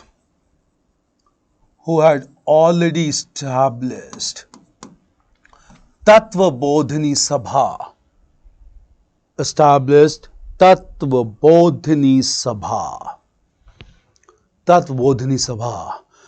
Clear? Right. Just understand, Debendranath Tagore joined Brahma Samaj in 1842 along with the members of Tattva Bodhini Sabha, and that led to again the popularity of Brahm Samaj. After some years, Debindranath Tagore also included one another reformer of Bengal, Keshav Chandra Sen. Keshav Chandra Sen, who joined Brahm Samaj in 1858. He was known for action against child marriages. He wanted to stop child marriages in India. When he joined Brahm Samaj, he began to give radical approach against child marriages in India, which was not acceptable to Debindranath Tagore. Therefore, after some years, Debindranath Tagore asked Keshav Chandra Sen to leave the organization. He left the organization in 1865 and thereafter established Brahm Samaj of India. Brahm Samaj of India in 1866. Samaj of India in 1866. Clear? Right. However, he himself got his minor daughter married to the Prince of Kuch Bihar. Himself got his minor daughter married to Kuch Bihar. Meanwhile, at the same time, under the pressure of Keshav Chandra Sen, British authority enacted the first act known as the Native Marriage Act in 1872 to prohibit child marriages. But this act was not binding in nature, could not have much impact. That is why, since it was not binding in nature, Keshav Chandra Sen got his own minor daughter married to the Prince of Kuch Bihar. This led to huge disillusionment among his followers only, and large number of Brahm followers left the Brahm Samaj of India and they established another organization known as the Sadharan Brahm Samaj. Known as the Sadharan Brahm Samaj in 1878. Sadharan Brahm Samaj in 1878. Clear? So, continuous development of Brahm Samaj. Along with years, you should know, these are very important. Clear? So, here only Native Marriage Act. Here only we will discuss about all major developments related to child marriages. Clear? Just understand. Clear? After enactment of the Native Marriage Act, Native Marriage Act in 1872, the next major legislation enacted to prevent child marriage in India was known as the Age of the Consent Act.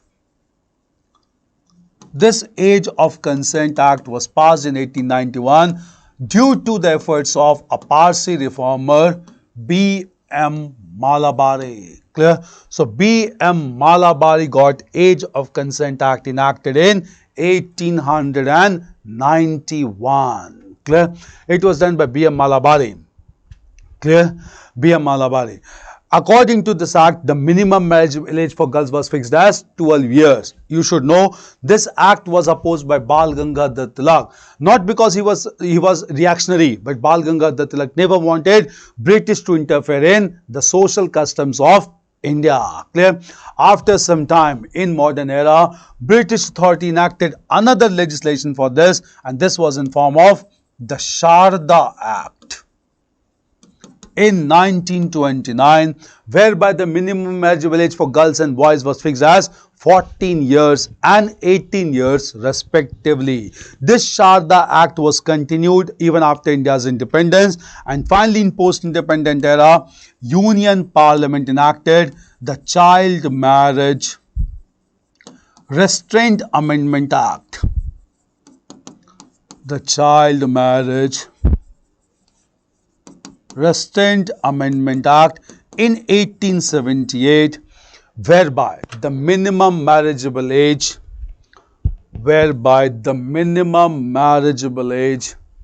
for girls and boys was fixed to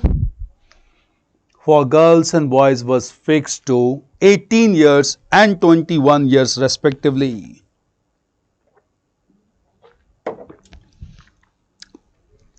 18 years and 21 years respectively.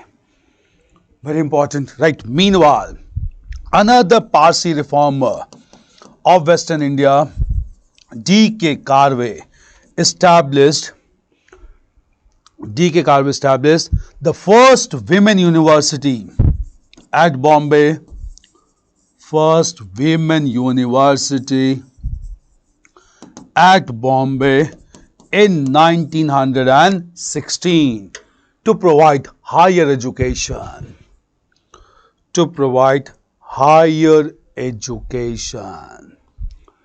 Clear? So Brahma Samaj and related developments. Clear? Now, just understand, socio-religious movements is broadly divided into two sections. Some movements are known as reformist movement like Brahm Samaj, and some of them are known as revivalist movement, because some of them wanted to revive the true teachings of Hinduism, some wanted to reform the superstitious practice of Hinduism. So Brahm Samaj was basically a reformist movement, but some leaders advocated some revivalist trend also, and therefore reform movement took the revivalist nature as well. Among the revivalists, clear, the most important leader related to Hinduism was named as Mool Shankar, original name properly known as Swami Dayanand Saraswati. See, I'll let you know. Clear? Swami Dayanand Saraswati should be prepared properly this time. The reason is our Prime Minister has started to celebrate the 200th birth anniversary of Swami Dayanand Saraswati, and therefore all his contributions becomes very important. Clear? Great revivalist of modern time. Clear? We'll understand about this great leader. Swami Dayanand Saraswati. Swami Dayanand Saraswati. Clear? Dayanand Saraswati. Swami, originally known as Mool Shankar. Okay. Swami Dayanand Saraswati was a revivalist. He wanted to purify the teachings of Hinduism. He emphasized on Vedic principles as the true doctrine of Hinduism, and he gave the slogan of "Go back to the Vedas to learn the true teachings of Hinduism." Go back to the Vedas. He also started Shuddhi movement in order to bring back all the followers of Hindu faith who had accepted other religions under different circumstances. This Shuddhi movement later on became controversial as well. Clear? Swami Dayanand Saraswati advocated his ideas through a paper titled as the Satyarth Prakash. Swami Dayanand Saraswati established a religious organization known as Arya Samaj, and he wanted Arya Samaj to work towards women emancipation and promotion of education. Clear? The traditional, the orthodox members of Arya Samaj, clear? The orthodox members of Arya Samaj established Gurukul Pathshala. Established Gurukul Pathshala at Haridwar. Gurukul Pathshala at Haridwar in 1902. Okay. The liberal members of Arya Samaj,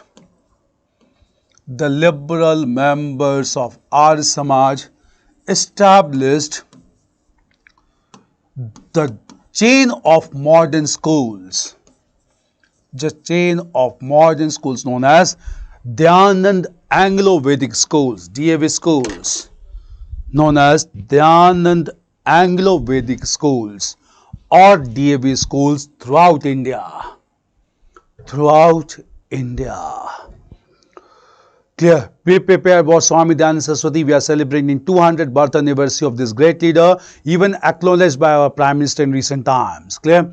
Apart from this, within Hinduism, the major reform movement was advocated by another great leader known as Swami Vivekananda, originally known as Narendranath Dutt. Who started this will understand. Clear? In the province of Bengal, there was a great spiritual leader known as Ramakrishna Paramhans.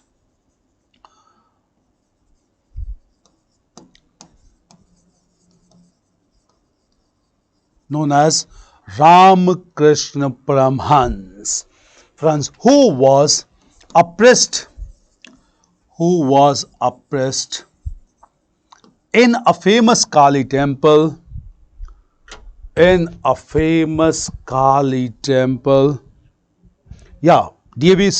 first DAV school was established at Lahore, 1886.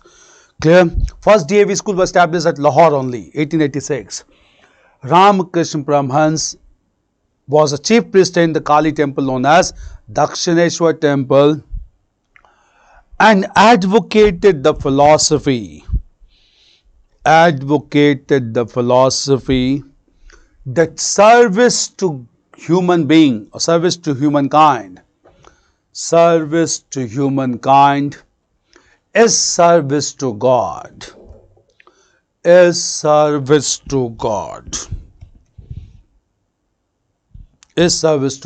Clear? Right. This principle of Ramakrishna Paramhans,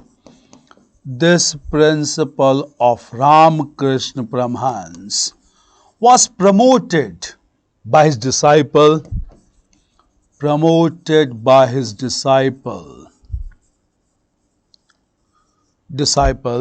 Narendranath Dutt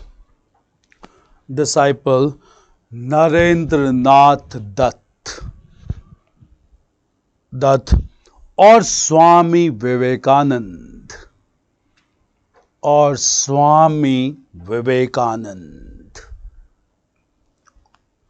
Swami Vivekanand.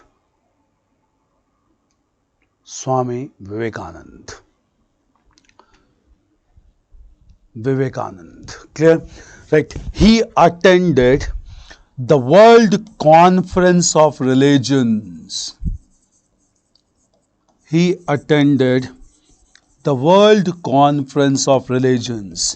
At Chicago in 1893, where he emphasized on universal brotherhood and service to mankind.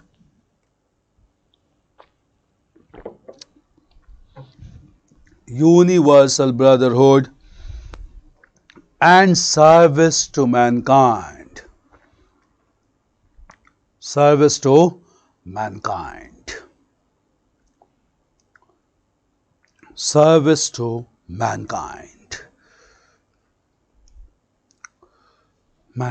Clear? Right, next sentence.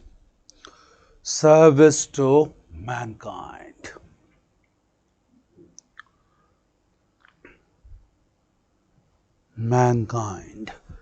Clear?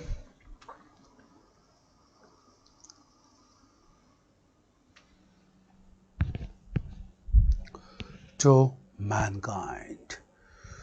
Clear? Right, next. Mankind. Right.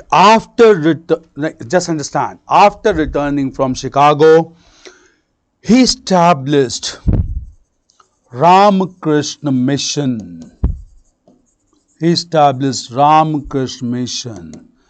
At Belur in Bengal. In 1897.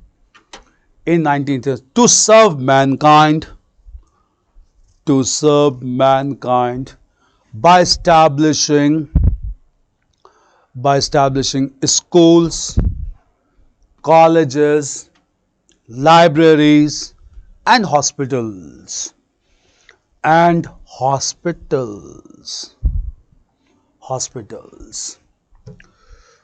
Swami Dhanand Saraswati or Swami Vivekanand. Clear? Right. The revival of Hinduism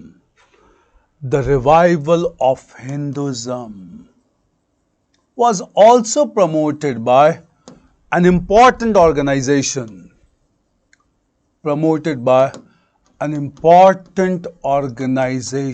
known as the Theosophical Society,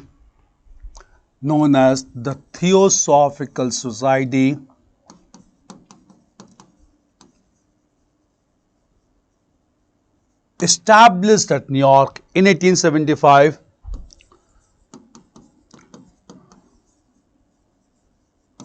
at New York in 1875 by Madam H.P. Blavatsky and Colonel H.S. Olcott. Madam H.P. Blavatsky and Colonel H.S. Olcott. Colonel H.S. Olcott.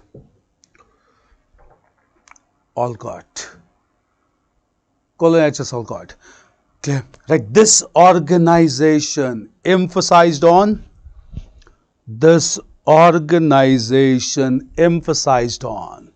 principles like theory of karma,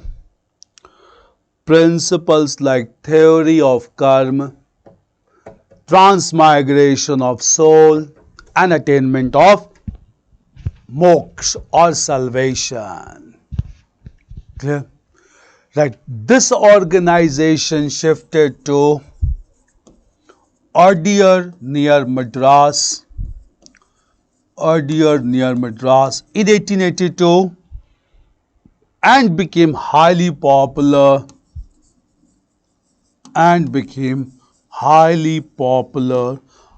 under the leadership of Annie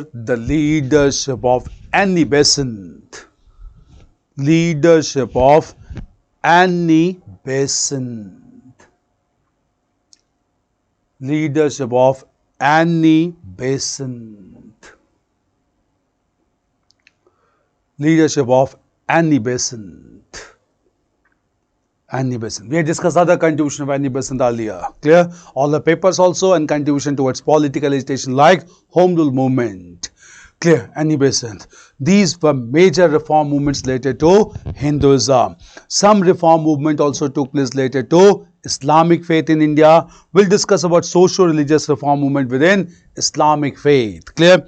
The first major Socio Religious reform movement that established with Islamic faith, this was known as the Wahhabi movement. It was started by Abdul Wahhab in West Asia. Who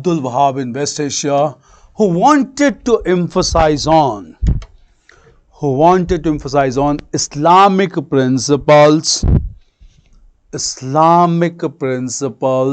as mentioned in the Holy Quran. Clear? Right. The followers, also known as Wahhabis,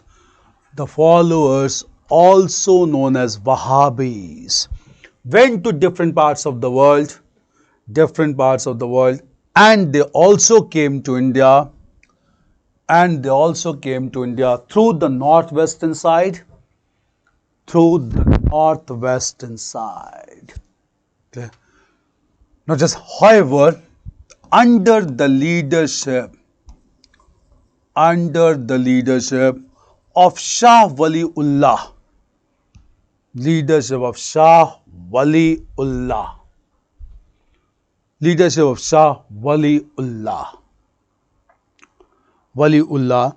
Wahhabis began to focus on religious conversions,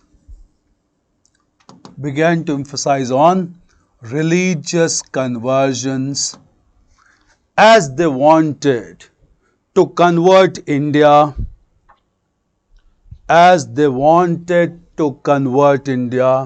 from Dar-ul Harb to Dar-ul Islam. Wanted to convert India from Dar-ul Harb to Dar-ul Islam. That is land of Kafirs to land of Islam. Dar-ul Harb to Dar-ul Islam. Shah Waliullah. Clear? Right. Due to this stand, Wahhabis were thoroughly defeated by the British and they could not play important role in India. Clear? India. Now, the most important socio-religious reform movement within Islamic faith was advocated by another reformer, Sir Syed Ahmad Khan, in the 19th century. Clear? Sir Syed Khan in the 19th century, who emphasized on eliminating superstitious beliefs and practices. Eliminating superstitious beliefs and practices in Islamic faith. In Islamic faith. Right. He propagated his ideas. He propagated his ideas through a paper titled as Tehzeeb ul Akhlaq.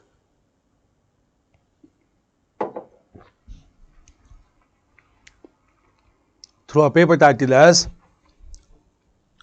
Tehzeeb ul Akhlaq. Right. In order to promote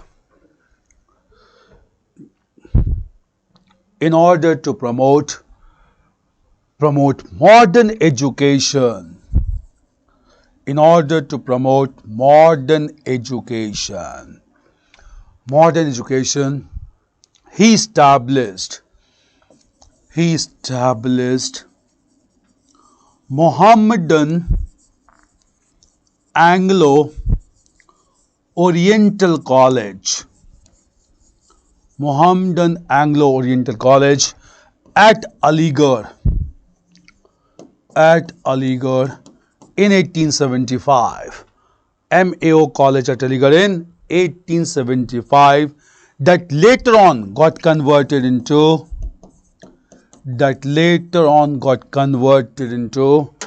Aligarh Muslim University. Aligarh Muslim University in 1920. Muslim University in 1920. 1920. 1920. 1920. Okay. Now, again understand, Socio Religious reform movement within Islamic faith was also promoted by Deoband School, which was established in 1866 at Saharanpur. 1860 at Saharanpur by Muhammad Qasim Vanotwi and Rashid Ahmad Gangohi. Muhammad Qasim Vanotwi and Rashid Ahmad Gangohi.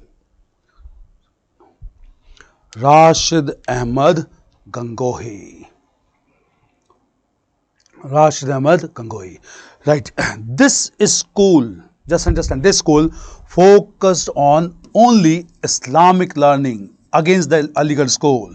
Focused on only Islamic learning, but remained to be hardcore nationalist organization. Hardcore nationalist organization which promoted leaders like Abul Kalam Azad.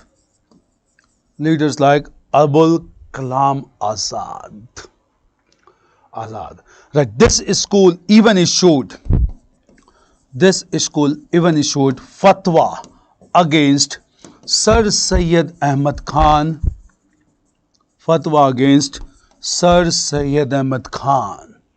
When he turned out to be pro-British,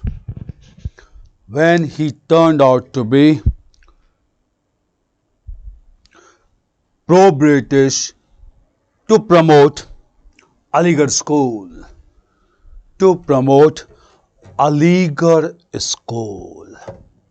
So, religious reform movement within Islamic faith. Now, question, sir, how to remember so much of information, Shashi?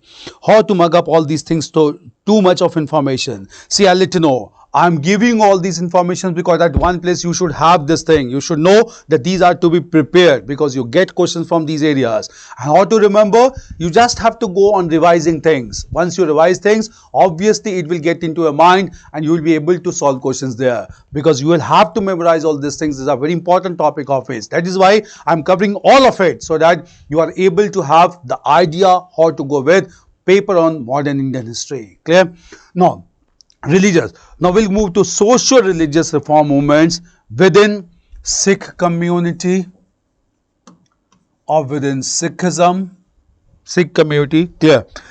Sikhism is the newest religion in India, latest religion in India, pure indigenous religion of India, which has been established on the basis of the teachings of 10 spiritual gurus, starting with Guru Nanak and ending with Guru Gobind Singh. This community, when established, largely confined to Punjab, they established their religious worship or religious places known as dharmsal. These dharmsals properly came to be known as Gurudwaras, clear? So they established large number of Gurudwaras, and these Gurudwaras began to be looked after or managed by Mahants, the religious leaders, clear? But in course of time it was realized the Mahants was using the fund of Gurudwaras for their personal benefit. Therefore Sikh community wanted to relieve the Gurudwaras from corrupt Mahants, and for this Sikh community established the first reform organization known as the Singh Sabha. This Singh Sabha was established in 1873 at Amritsar, clear? The purpose was to relieve the Gurudwaras from the clutches of corrupt Mahants. And when Mahatma Gandhi launched non-cooperation movement, the members of Singh Sabha approached him and wanted to take action against corrupt Mahants. And therefore, on the request of Mahatma Gandhi, British authority enacted a comprehensive legislation known as the Shiromani Gurudwara Prabandhak Committee, the Shiromani Gurudwara Prabandhak Committee SGPC Act in 1922, which was amended finally in 1925, whereby Gurudwaras were to be managed by group of people, committee of people, not by single individual, to maintain check and counter check. This was done in 1922, amended in 1925. Clear? Similarly, reform movement also took place in the religion of Parsis community, who are also known as Zoroastrians. Clear? And the only major reform movement established among Zoroastrian religion, this was in form of Rehnumai Mazd-e-Asan Sabha,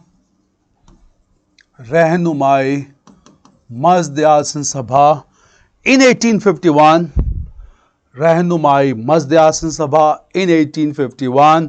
by Dada Bhai Nauroji,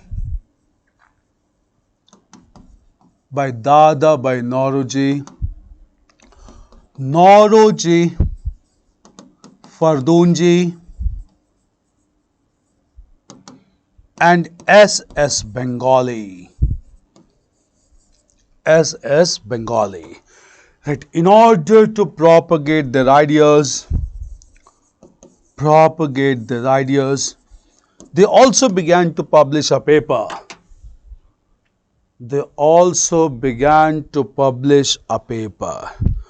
Rast Goftar.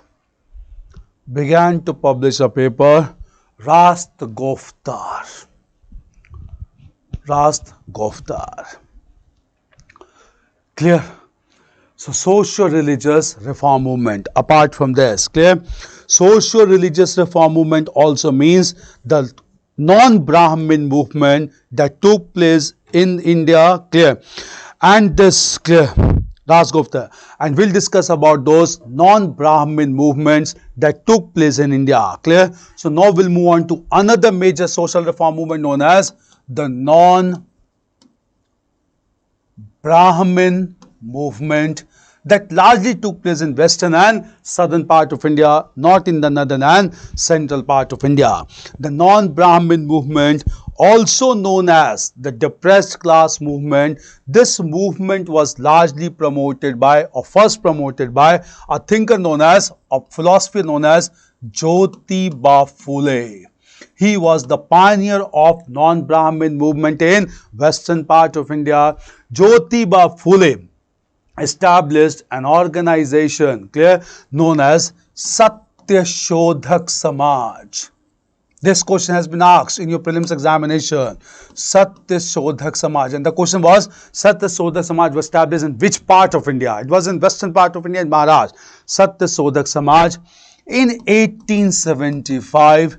And he also, also began to publish a paper, Gulamgiri, to relieve the depressed classes,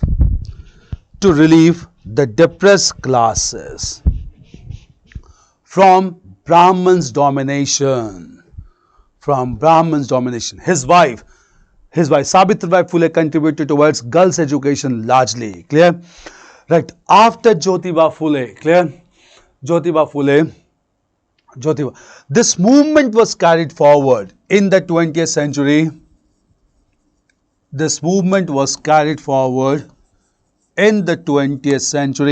By Sahuji Maharaj, but he deviated. Clear? Right. Sahuji Maharaj began to demand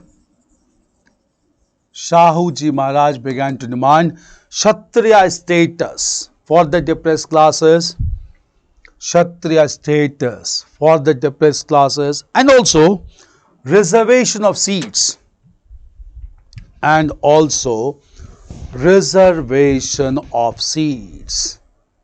for depressed classes.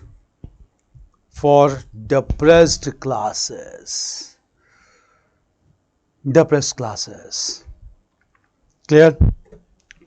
Depressed classes. Right. The non-Brahmin movement took effective shape.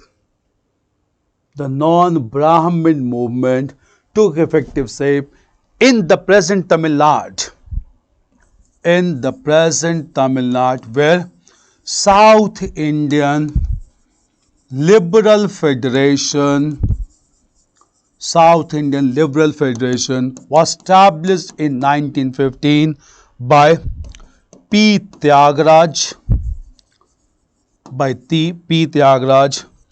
C. N. Mudaliar, and T. M. Nair.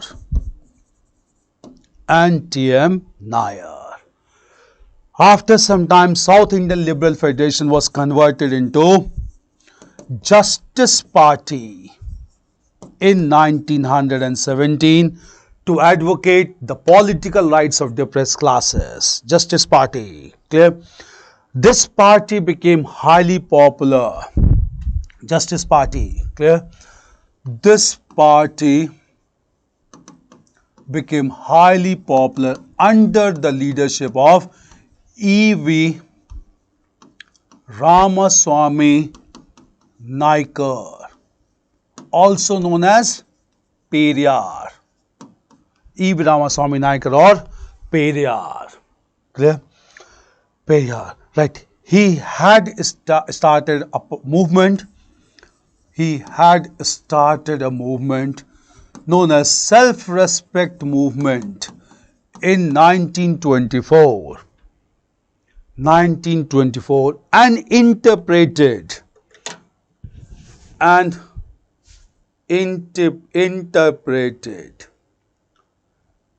interpreted non-Brahmin struggle with the class struggle. Clear? Right. He propagated his ideas. Through a paper, Kudi Arasu. Yeah, there was in news also, E.V. Ramaswamy Naikar, very important leader. Kudi Arasu. Clear? Right. After E.V. Ramaswamy Naikar, Justice Party was led by C. N. Annadurai.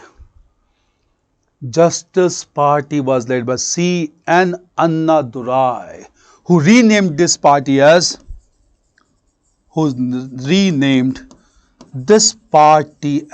David Kazagam or Dravidian Federation, Dravid Kazhagam or Dravidian Federation. Okay, right. After independence in 1949, this party was again renamed as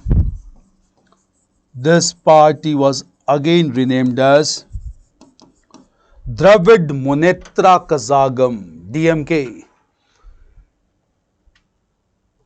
Dravid Munetra Kazhagam or DMK, which formed government in Tamil Nadu.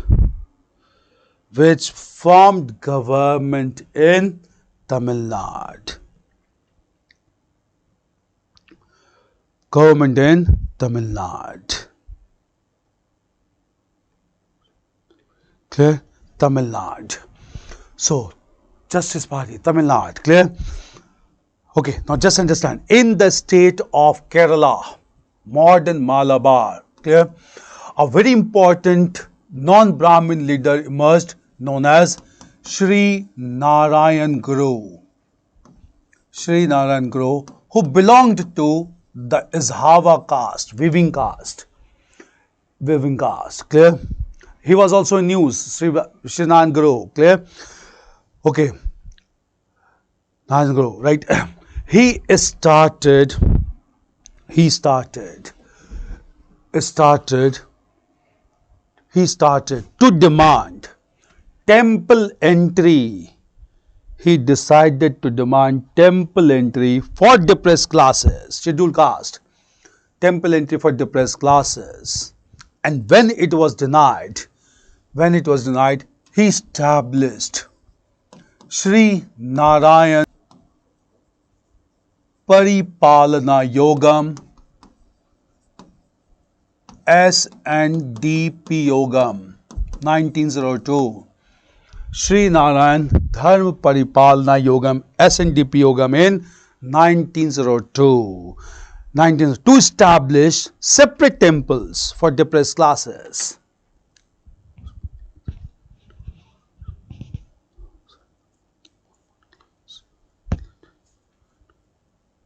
Clear? In 1902, clear? Own temples for depressed classes. Now, very important for examination coming time. Clear?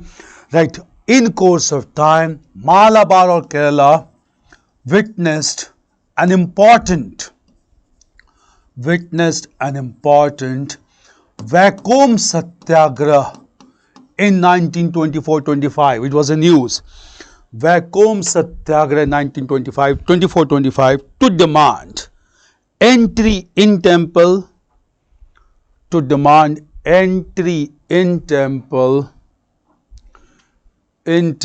for depressed classes.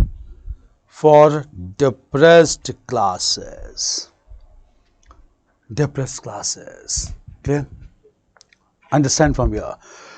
Clear? Right. Just understand, the most important leader of depressed class.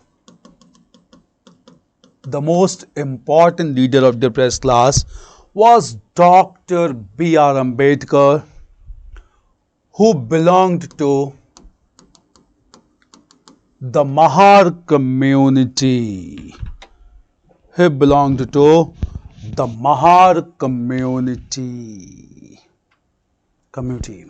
Right. After attaining several degrees from leading universities, Dr.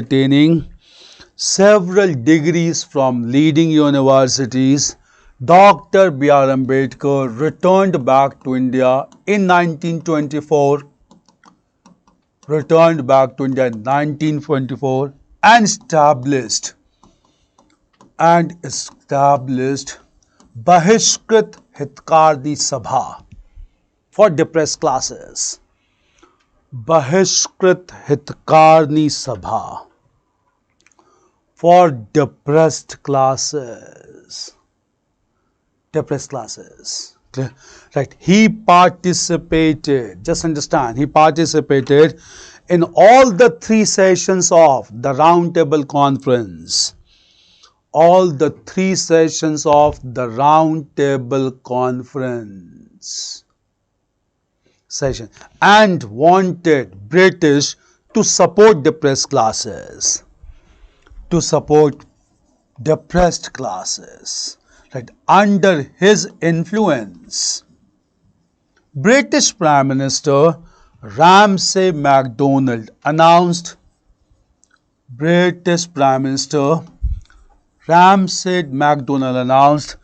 Communal Award.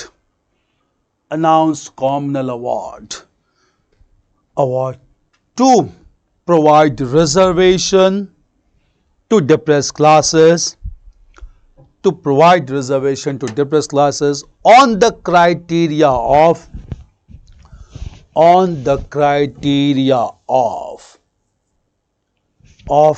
declaring them as minority.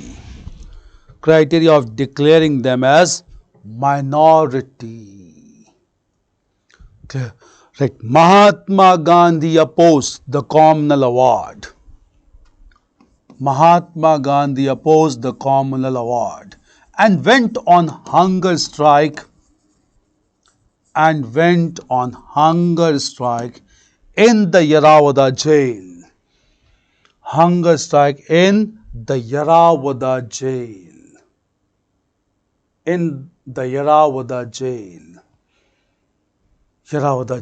That led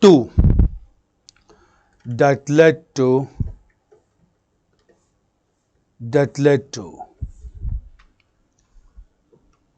Yerawada jail, that led to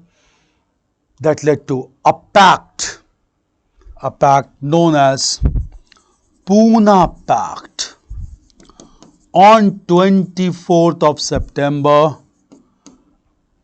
1932. 24th of September 1932, whereby seats were to be reserved for depressed classes.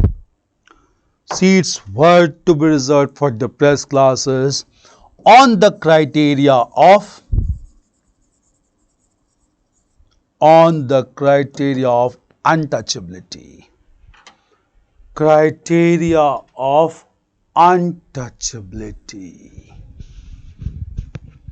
Clear? Right. Differences continued between Dr. B.R. Ambedkar and Mahatma Gandhi.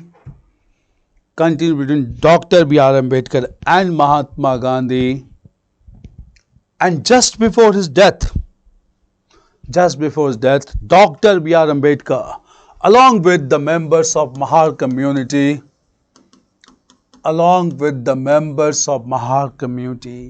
accepted Buddhist faith,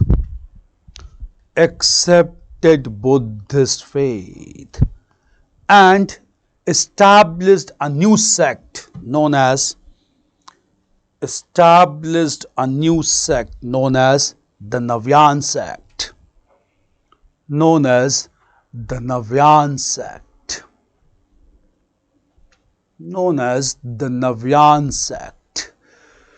Clear? So, non-Brahmin movement or depressed class movement.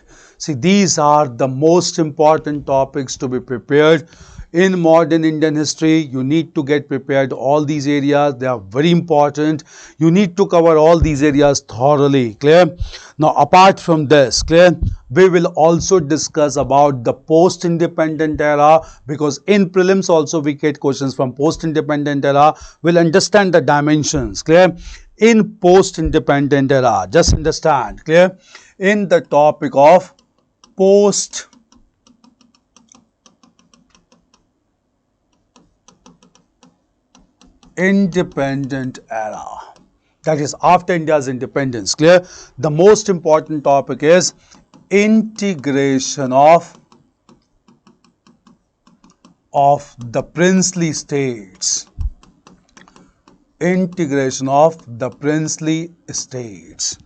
Clear?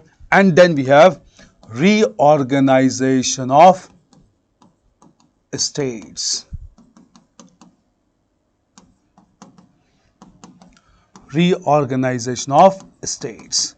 You got question mains examination on reorganization of states this time. Clear? So major thing is reorg. Clear? That integration of princely states. Clear? Okay, Navayan Buddhism always remains in use. Clear? Now apart from this, just understand. Clear? As India became independent, in fact, before India's independence only, most of the princely states contiguous to India joined the Indian Union. And after India's attained independence on 15th of August 1947, some states proved to be really challenging for Indian leaders to integrate. Among those states, the most challenging states were the states of Junagadh, Kashmir, and Hyderabad. Junagadh, Kashmir, and Hyderabad. Clear? All these princely states were integrated by independent India's first Home Minister Sardar Vallabhbhai Patel, assisted by his secretary known as V.P. Menon. Clear? So Sardar Vallabhbhai Patel and V.P. Menon tried to integrate all these states. Junagadh was integrated through public referendum held by Government of India. At the same time, Kashmir was integrated by instrument of accession signed at this time, and Hyderabad was integrated through military adventure, police adventure. Clear? So Junagadh was integrated through public referendum. Kashmir was integrated through instrument of accession signed by Maharaja Hari Singh, 22nd of October 1947, and Hyderabad was integrated through police action.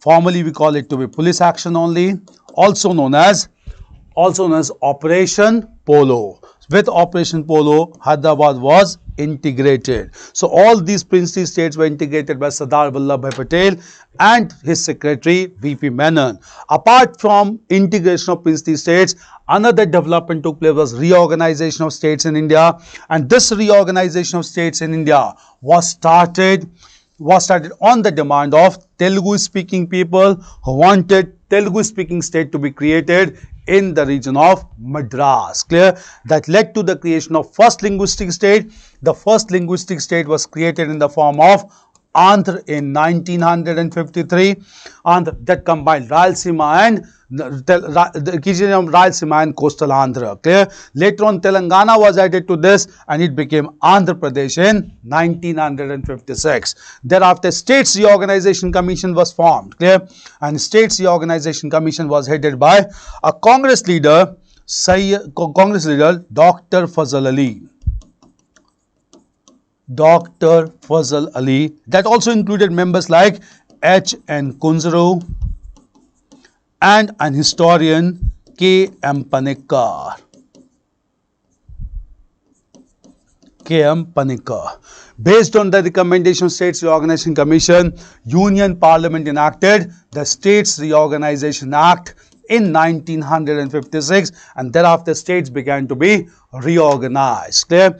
This reorganization started. The first two states to be created under the provisions of this act were the linguistic states of Maharashtra and Gujarat in the year 1960, and thereafter major reorganization took place in northeastern part of India, whereby several states were carved out on different criteria. First of all, Nagaland. First of all, the state of Nifa was created on the northern borders of Assam, and Nifa was later given the status of Arunachal Pradesh in 1987. Naga dominated regions were separated in form of Nagaland in 1963. At the same time, Mizoram was created as separate state for Mizo tribe in 1987. Along with that, Meghalaya, the state of abode, was created in 1972, along with two princely states of Manipur and Tripura. Clear?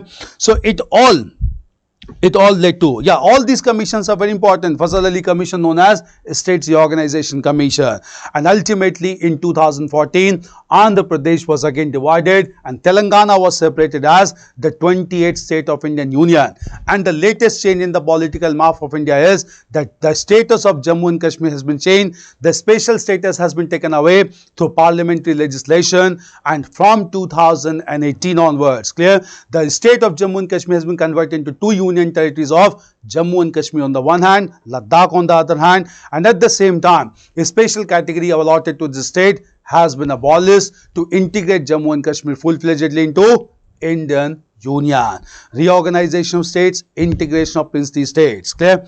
Meanwhile, at the same time, in post-independent era, land reforms became a very important demand of the leaders in India. Land reforms were started in India on the recommendations of Kumar Appa Committee, J. Kumar Appa Committee, and under the basis of Kumar Appa Committee only, Union Parliament enacted the first Constitutional Amendment Act, and this first Constitutional Amendment Act led to the 9th schedule to Indian Constitution, whereby all land reforms related acts were to be placed in 9th schedule and to be given blanket immunity from judicial intervention. Clear? So just to give judicial protection from judicial intervention, these laws were to be included into the 9th schedule of the Indian Constitution, and that guaranteed land reforms in India, even though it could not be implemented properly due to elite character of Indian bureaucracy in post-independent era. Land reforms was also started voluntarily by Achar Vinoba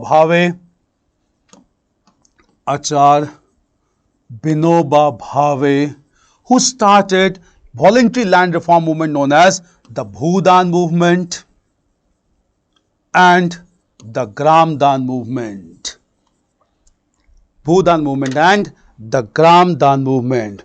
Bhudan movement was started from the village of Puchampalli in Nalgonda region of modern Telangana, where one person, Veda Ramchand Reddy, donated lands, and Gramdan movement was started from the district of Hamirpur in modern Uttar Pradesh from 1952. Even these movements could not be very effective, as in course of time people began to donate infertile lands that defeated the whole purpose of the Bhudan and the Gramdan movement. So land reforms became another very distinctive feature of the movement in post-independent era. Clear?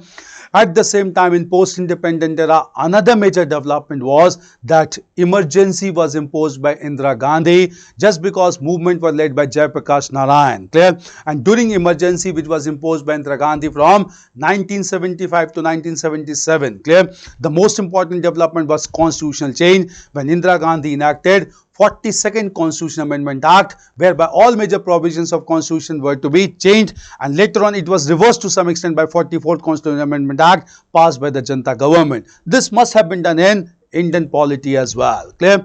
So all these are very important developments in post-independent era. From historical perspective, the most important being integration of princely states, especially Junagadh, Hyderabad and Kashmir, and reorganization of states, whereby several states had been carved out till recent times, the latest being Telangana, and abrogation of the special provision for Jammu and Kashmir. These are major developments of post-independent era. It's fine. Another areas of post-independent era must have been covered in other areas of GS. Clear? Okay, so this is, sir, please cover international relations also. We'll be covering international relations also, don't worry. Clear? No, this is all about modern history. We are done elaborately. Have these things in your mind. These are the topics to be prepared. You cannot go to examination hall without preparing at least these topics, because you will get questions from these topics, I'm sure. Clear? Now after this, now we'll move on to discuss about ancient India, medieval India, with a special focus on culture. So first of all, we'll cover ancient India, then medieval India, and then separately we'll discuss the culture of ancient and medieval history. Clear? So in ancient India, medieval India, I'll let you know the major timeline and major developments from where questions are asked, and then we'll discuss about major cultural dimensions. Clear? It's fine. Clear?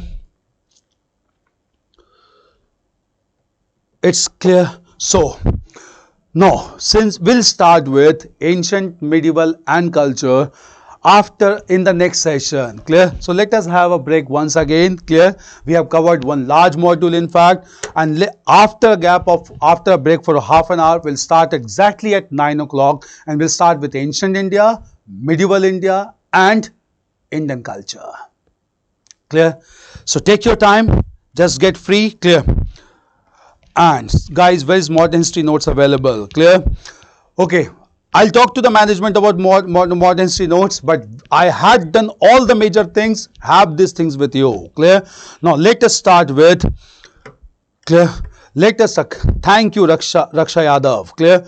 Now let us start with ancient, medieval, and culture, especially culture, because you get questions on culture, and that is quite problematic for students. So here we'll be covering culture as well. So we'll have a break for half an hour. We'll start exactly at 9 o'clock. Thank you.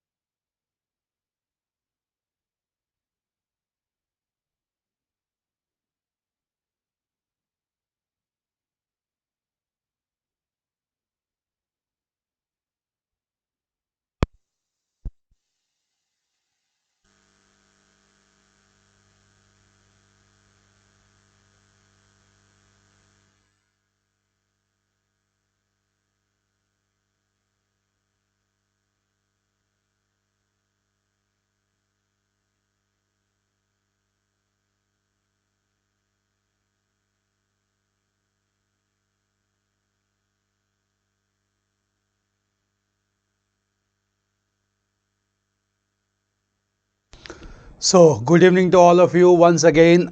Now we'll start with ancient and medieval history, and after this we'll discuss about cultural aspects also of ancient, medieval and modern India, which are very important to be discussed for your upcoming preliminary examination. Clear? So let us start first of all with history of ancient India. First of all, we'll discuss the major timeline and major developments from where questions are asked. Then we'll discuss about the cultural aspects. Clear? So let us start with ancient India. First of all,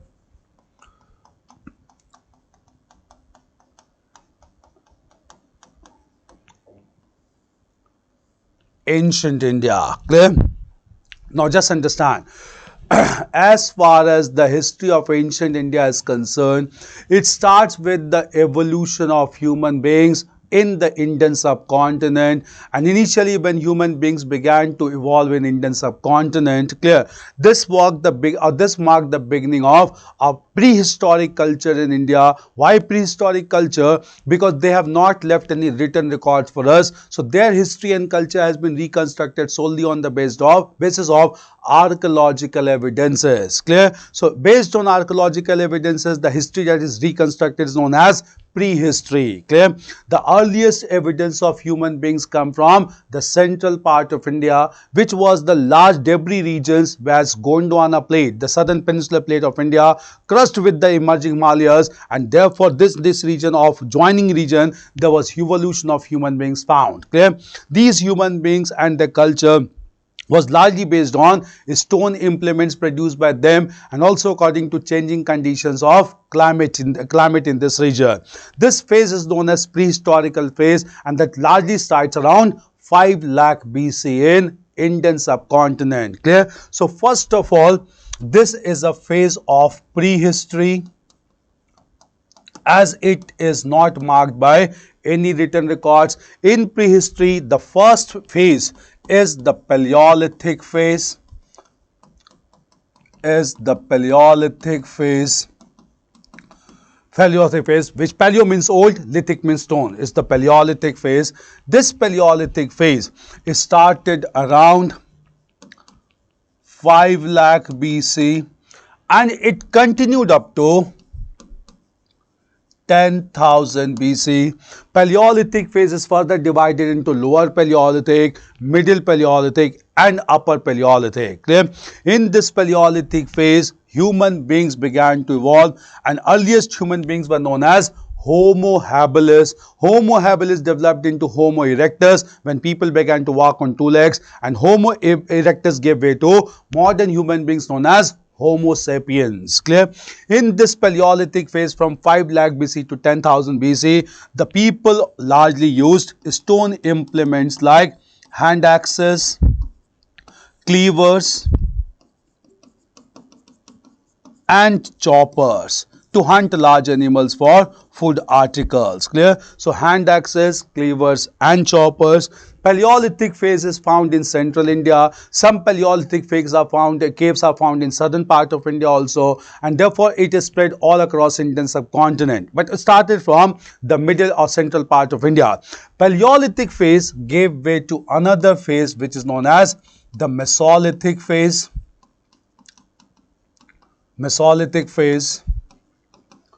This Mesolithic phase starts from 9000 BC and continued around 4000 BC. Clear? Don't worry about dates, it keeps on changing from area, but these are geological eras. Even single event consumed 1000 years. There is a gap of 1000 years because Paleolithic phase was not immediately followed by Mesolithic phase, as no evidence has been found. So Mesolithic phase starts from 9000 BC to 4000 BC, in which people or climate became relatively warm, ice age came to an end, and thick layers of earth began to be exposed to human beings. Here, the most important tools used by the people were basically the microliths or smaller stone tools, and most of these macroliths were geometrical in shape. So geometrical stone implements began to be used. Geometrical means largely either in triangular shape, cylindrical shape or in the shape of core. Clear? So large number of macroliths has been found. The most important site, well excavated site, is the region of Begor in Rajasthan, on the river Kothari. where large number of microliths has been found. Clear? This was the Mesolithic phase. Mesolithic phase in turn was followed by another prehistoric phase known as the Neolithic phase. This Neolithic phase at world level starts around 4000 BC, but in India we largely believe that it started from 4000 BC and continued till 2500 BC. Clear? In this Neolithic phase, polished stone tools began to be used because through flaking, through removing the outer layers, clear? Outer layers, the tools began to be polished with having sharp surface, the most important being blades, having two sharp edges to hunt animals. So polished stone tools began to be used in the Neolithic phase or the New Stone phase. Clear? Major development in Mesolithic was discovery of fire also at this time, but the most important development in Neolithic was practice of agriculture. And the first evidence of agriculture comes from a place known as Mehergarh, presently located in modern Pakistan. Okay? With development of agriculture, life became settled and sedentary, and they are also known through large number of potteries made at this time. Why potteries began to made? Obviously to store surplus food grains or agriculture produce generated at this time. This was the prehistoric phase divided into Paleolithic phase, Mesolithic phase and the Neolithic phase. Distinctive feature being hand axes, cleavers and choppers. In Mesolithic phase we have microliths, and Neolithic phase we have polished stone tools. Till this time life was pastoral in nature. From Neolithic phase life became settled with practice of agriculture. Clear? And still I'll let you know the all major source of information about Mesolithic phase and Upper Paleolithic phase comes also from paintings found in the caves of Bhimbetka in modern Bhopal. We'll come to this paintings under culture. Clear? After Neolithic phase, clear? And all information has not been based on written record, therefore they are known as prehistorical phase. Neolithic phase was marked by the beginning of metal age in India, where some metals along with stone tools began to be used. Clear? And therefore this metal phase that started after this metal, the first metal to be used in India was copper metal, and this marked the beginning of a new phase known as the Chalcolithic phase. Known as the Chalcolithic phase. It started around 2500 BC and continued till 1900 BC. Chalcolithic phase. Chalco means copper, lithium stone means copper stone phase. Copper stone phase. In this phase, potteries continued to be used because agriculture was practiced, and this region, or therefore, in this region, the potteries that were used known as ochre colored potteries, OCP potteries at this time.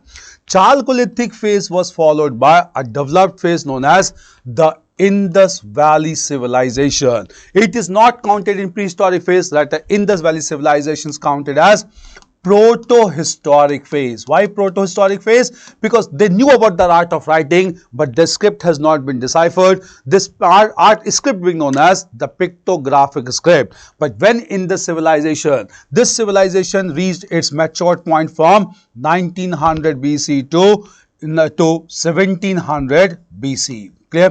After this, IVC began to decline. The people migrated back from the urban areas to the rural areas, and again it led to the Chalcolithic phase once again. Clear? So Chalcolithic phase is divided into two phases: pre-Harappan Chalcolithic phase, post-Harappan Chalcolithic phase. Clear? And this Chalcolithic phase started around 1700 BC and continued up to 1500 BC till proper arrival of Aryans in India, who started pure historical tradition in this country. Clear?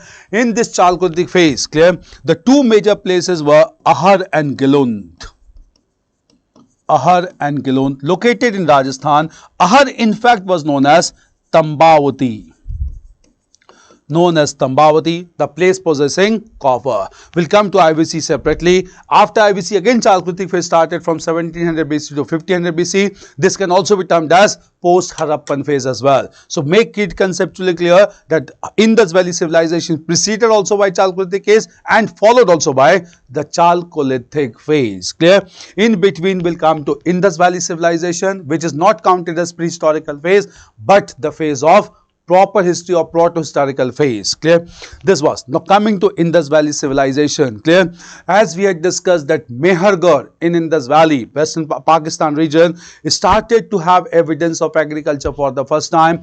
Just because of fertile Indus Valley plain, huge surplus agriculture produce began to be generated, and based on surplus agriculture produce, large number of people could be diverted to other economic activities. Since they could be diverted to other economic activities, it resulted into diversity in economy, trade and commerce in economy, and that promoted growth of urban centers in Indus Valley, and that resulted into a proper civilization from 1900 BC, and this proper civilization is known as Indus Valley civilization. Clear? So Indus Valley civilization came into being around 1900 BC in its matured form. Clear? It is known as the proto-historical phase. This much is clear first of all. Now coming to Indus Valley civilization, look into this civilization. The Indus Valley civilization was in its matured phase around 1900 BC to 1700 BC. To 1700 BC, it is known as the phase of proto-history. Clear? Marked by surplus agriculture produce, and in this phase, clear, it is also known as the first urbanization. This phase is also known as the first urbanization, where large number of cities came into being. Those cities included the cities of Harappa, Mohenjo-daro, all on important river banks. Mohenjo-daro, Lothal, Kalibangan. Clear? And there are many more. Clear? Major cities of Harappan civilization. Clear? The most distinctive feature is all these cities are known for proper city planning. Proper city planning, whereby roads cut each other perpendicularly, and this pattern is known as the grid pattern or the block pattern in Indus Valley civilization. At the same time, in the city planning, another difference is all cities are divided into the upper town and the lower town. Upper town was known as citadel, which was meant for elite sections of Indian society. At the same time, in all the cities we find large number of granaries. The great granary, the largest granary is found in the city of Mohenjo-daro. At the same time, we have series of granary found in the city of Harappa. All these granaries indicate surplus agriculture produce generated. Moreover, at the same time, both internal and external trade was followed. External trade was followed with the contemporary civilization known as the civilization of Mesopotamia. Civilization of Mesopotamia. This civilization was known for a very developed drainage network, not found even in Mesopotamian civilization. At the same time, every house had an open courtyard, and every house had proper drains attached to the main drain. The main drain on the streets was covered with stone slabs, and that indicate high sense of health and hygiene as well. Clear? Moreover, Indus Valley civilization continued internal trade with large number of seals and external trade with the help of barter system. They exchanged the goods with Mesopotamia. In fact, Mesopotamian records refer to this civilization as Meluha. Clear? And also mentioned two intermediate locations where trade was being halted. One was the region of Dilmun, and another was Makan. And Dilmun and Makan are considered to be halting stations on the coast of Bahrain. So Mesopotamians maintained healthy relationship with Indus Valley, also known as the region of Meluha. Clear? Indus Valley civilization was purely materialistic in nature because large number of terracotta figurines of mother goddesses has been found, and all these mother goddesses were worshipped as fertility goddesses because plants are growing from their embryo. The male god is identified with Pashupati Mahadev, as this god is surrounded by large number of elephants, and that indicate livestock population was also preferred. Clear? Therefore, all these developments became very developed and progressive in nature. In the city of Mohenjo-daro, we also have a large great bath at this time that indicate high sense of architecture.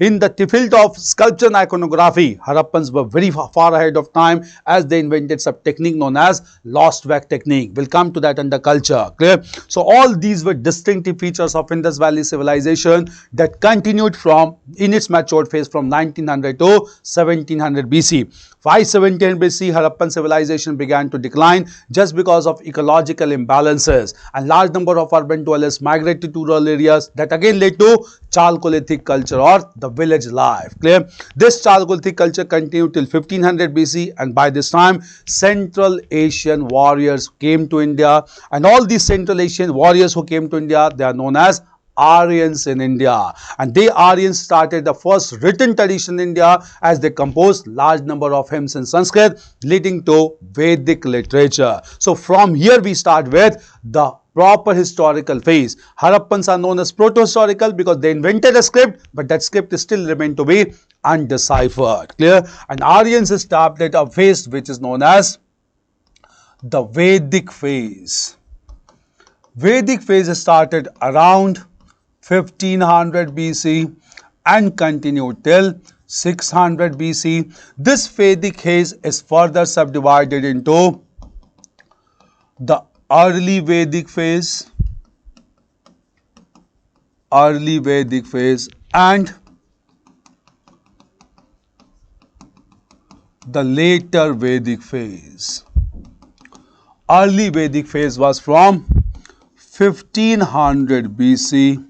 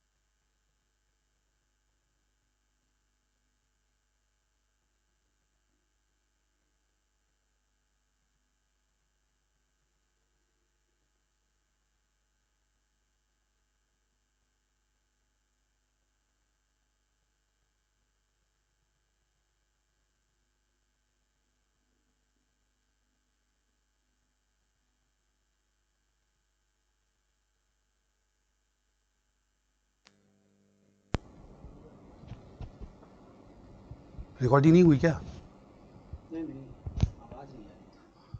आवाज अभी तक गई है कि नहीं? गई है ना? हाँ, अच्छा अच्छा, तब ठीक है, तब ठीक है।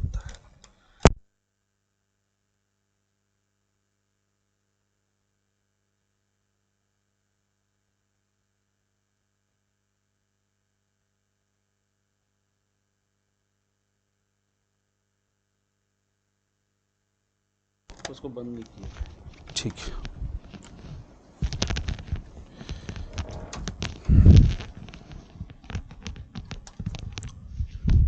Okay, clear? So politically, the system was marked by tribal identity, in which Rajan played the most important role. The post of Rajan was not hereditary. Rajan was supported by political assemblies like Sabha, Samiti and Vidhat. Sabha Samiti in Vidat. Even women participated in Sabha and Vidat. Rajan was also supported by Purohit. The two important Purohits were Vashishta and Vishwamitra during early Vedic phase. Economically, the most important wealth for them was the wealth known as cattle wealth, and they fought all the battles to acquire more and more cattle. The most important battle being known as Dasarajan, or the Battle of 10 Kings, which was fought on the banks of river Parushni, also known as Ravi. Clear? So economically, because the term for battle in Rig Veda is Gavishti, which means to search for cattle. Clear? Socially, the society was egalitarian in nature. Women enjoyed respectable position, and people were divided into the priestly class, the working class, and the fighting groups. Clear? At the same time, clear, no major division. Socially, every section enjoyed proper status. Clear? In 1000 BC, the early Vedic phase got transferred into later Vedic phase. Why? Because in 1000 BC, the hard metal known as iron was discovered. Iron was discovered at a place known as Atranchikhera. Discovered at a place known as Atranchikhera, which is located in the district of Eta in western Uttar Pradesh. Clear? And when iron was discovered at Atranchikhera, the people cleared the dense forest of the upper Gangetic plains and they got settled in the fertile region. Since they got exposed to the most fertile region, they started to practice agriculture. So life became from nomadic people to the settled life and sedentary life in the later Vedic phase. And all information on later Vedic phase comes from Samved, Yajurved, and Atharved. Samved is not a new text but contains the selected verses from Rig Veda for tuning purposes. Yajurved mentions about elaborate rituals that began to be performed, and Atharved mentions about some non-Aryan traditions like ghost and use of amulets or tabis. Clear? Politically, the post of Rajan became hereditary in the later Vedic phase. Sabha and Samiti lost their former importance because now they began to be dominated by Brahmins. Vidat got completely disappeared. Now battle was fought not for cattle. Now battle began to fight for land. Clear? Because term Janpad and Rashtra is used in the later Vedic text. Clear? The most important battle between the Kauravas and the Pandavas in the later Vedic phase. At the same time, religiously, socially, the society got divided into 4 classes, and this 4th division was between among the Brahmins, Kshatriyas, Vaishyas, and the Shudras. And this division was based on birth. It is mentioned in the 10th mandal of the Rig Veda, the last mandal of the Rig Veda, because that was written largely in later Vedic phase. Clear? At the same time, the position of women got compromised. Now agriculture was largely the male dominated exercise and women relegated to the background at this time. So women did not enjoy a respectable position. Clear? In early Vedic phase, apart from male deities like Indra, Agni, Varun, and Marun, even female divinities like Aditi and Ushas were worshipped. In later Vedic phase, we don't come across any female divinity. In early Vedic phase, there's no evidence of child marriage, but there are evidences of child marriage in the later Vedic phase. Moreover, women participated but the male counterpart in all religious exercises. Women did not perform any exercise along with male counterpart. Moreover, in the later Vedic phase, 3 different functions began to be celebrated, and these functions were known as Ashwamedh exercise, Rajasoi, coronation ceremony, and Vajpayee, chariot race. And the chariot race in the later Vedic phase. Moreover, in the later Vedic phase, the concept of Gotra exogamy came, whereby people belonging to same Gotra could not be married, and system of ashrams came into being, whereby life of every individual was divided into 4 phases. That is, the first phase of brahmachari, then the second phase of the grihast, third phase being vanprasth, and fourth being sannyasi, even though the sannyasi ashram was not well established in the later Vedic phase.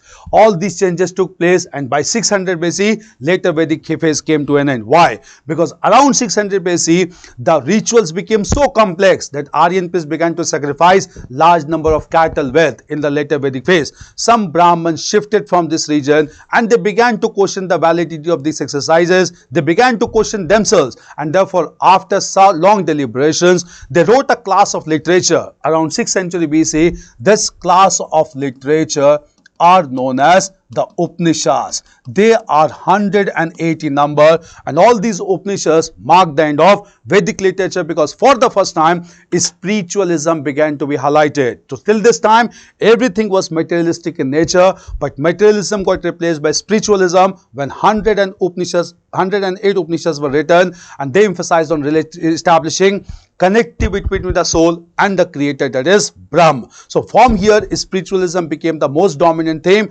rather than materialism. Clear? So Upanishads were written at this time, which were 108 in number or 180 number. Clear? With compilation of Upanishads, spiritualism began to come, and with this beginning of spiritualism, two heterodox, unorthodox religions were established against Vedic religion, and these two orthodox religions were Buddhism and Jainism. And therefore 6th century BC is also known as Age of Buddha, because Buddhism became the most popular religion in 6th century BC. So we'll discuss 6th century BC separately. Clear? So this phase is clear. Now we'll come to 6th century BC. Clear?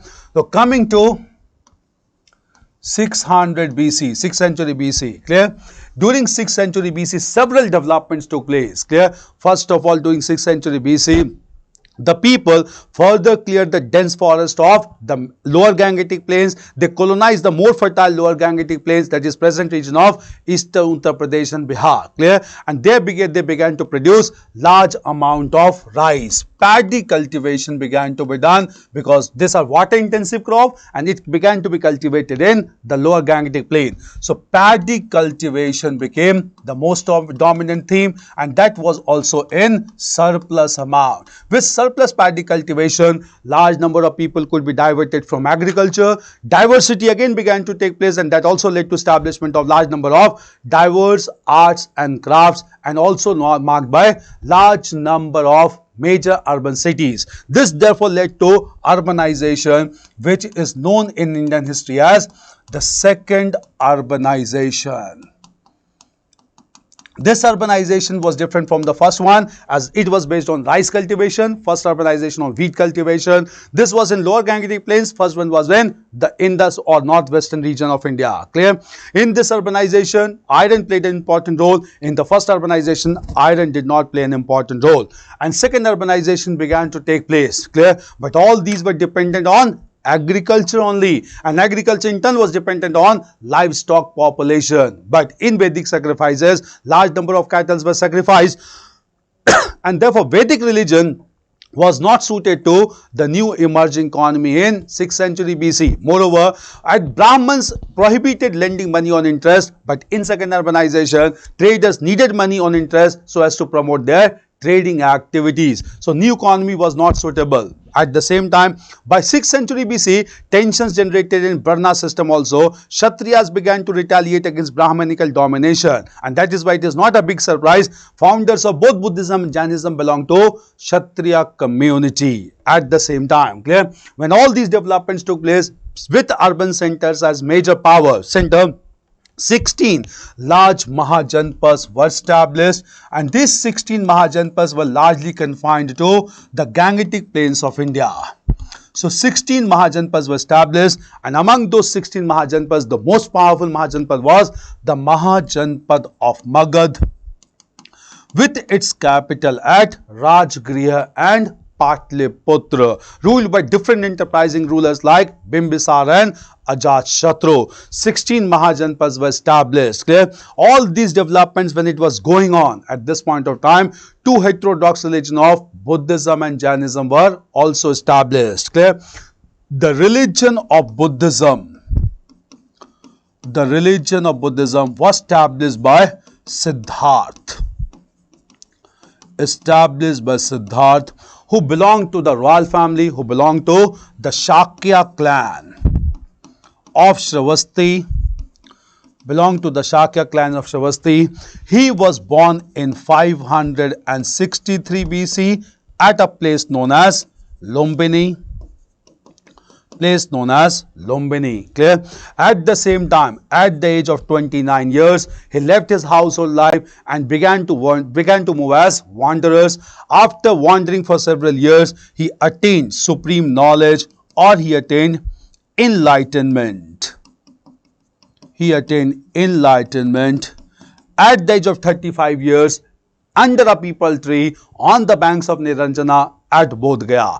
And when he attained enlightenment, in this enlightenment he emphasized on 4 noble truths and 8-fold path. After attaining enlightenment at Bodh Gaya, he preached his first message at Sarnath, and this first preaching of Sarnath message is known as Dharma Chakra Parvartan, that is setting the religious will in motion. Clear? And thereafter Gautam Buddha began to preach his message throughout, in which he emphasized on theory of karma, he emphasized on theory of soul, he emphasized on theory of rebirth, but Gautam Buddha did not believe in the existence of God. Make it clear. So neither Gautam Buddha nor Buddhism believes in the existence of God. This should be made clear. Clear?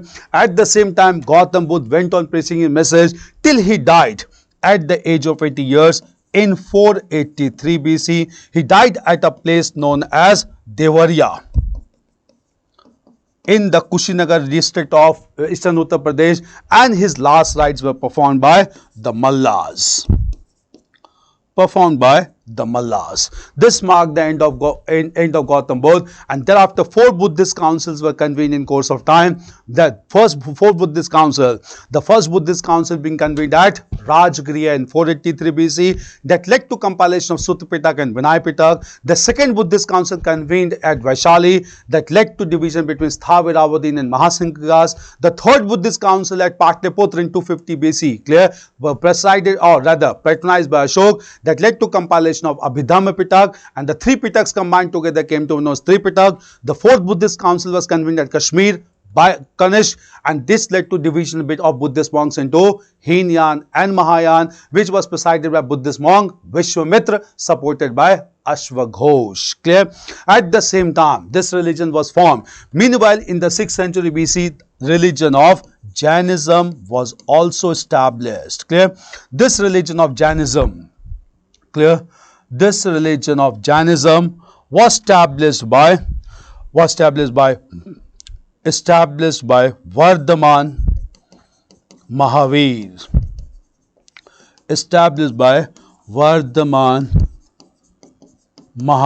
Or the great hero. He also belonged to Kshatriya clan, and he was born in the year 540 BC.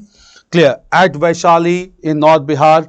After living his royal life for 30 years, he abandoned the worldly life and went on wandering from place to place, whereby he discarded his clothes also. At the age of 42 years, after 12 years of wandering, he attained supreme knowledge. This supreme knowledge in Jainism is known as Kaivalya. So he attained Kaivalya at the age of 42 years, whereby he began to preach his message of Jainism. Clear? It is believed that before Vardhaman Mahavir, there were 23 other teachers as well. Clear? And all those 23 teachers are known as Jain Tirthankars. In this way, Vardhaman Mahavir was the last and the 24th Tirthankar. Historicity of only 2 Tirthankars are established, that is 23rd one known as Parshvanath, 24th being known as Vardhaman Mahavir. 23rd Tirthankar Parshvanath is important because there is a controversy going on Jharkhand related to a temple known as Shakurji temple. Clear? Because in this temples the Jains are protesting against illegal mining and destruction. Clear? And therefore this temple known as Shikharji temple is devoted to Parshvanath, the 23rd Tirthankar, and this located on Parasnath hill, which is the highest hill in the region of Jharkhand. Clear? So controversy right now going on. Parshvanath, the 23rd one, the 24th being Vardhaman Mahavir.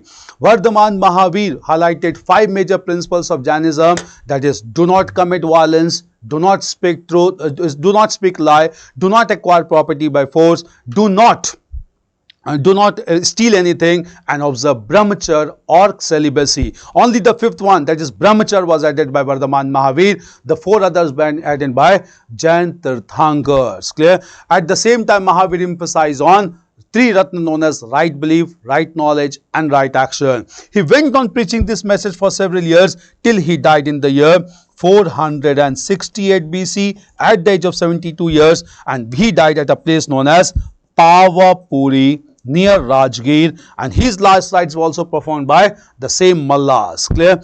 After the death of Mahavir, Jainism was largely promoted by two Jain councils. When Jain council was held at Patliputra in 300 BC under the guidance of Sthulbhadra, and second Jain council was organized at Vallabhi in Gujarat under Chalukya rulers. And during this council, the Jain followers got divided into two sects known as Shwetambars and Digambars. Shwetambars mean white clad, Digambars means the sky clad. All these developments took place in 6th century BC. Clear?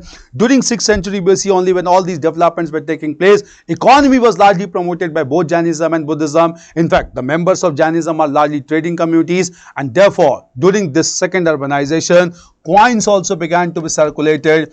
Those coins are known as Karsapanas or the copper coins. Clear? And they are also known as punch marked coins because certain symbols were punched on them.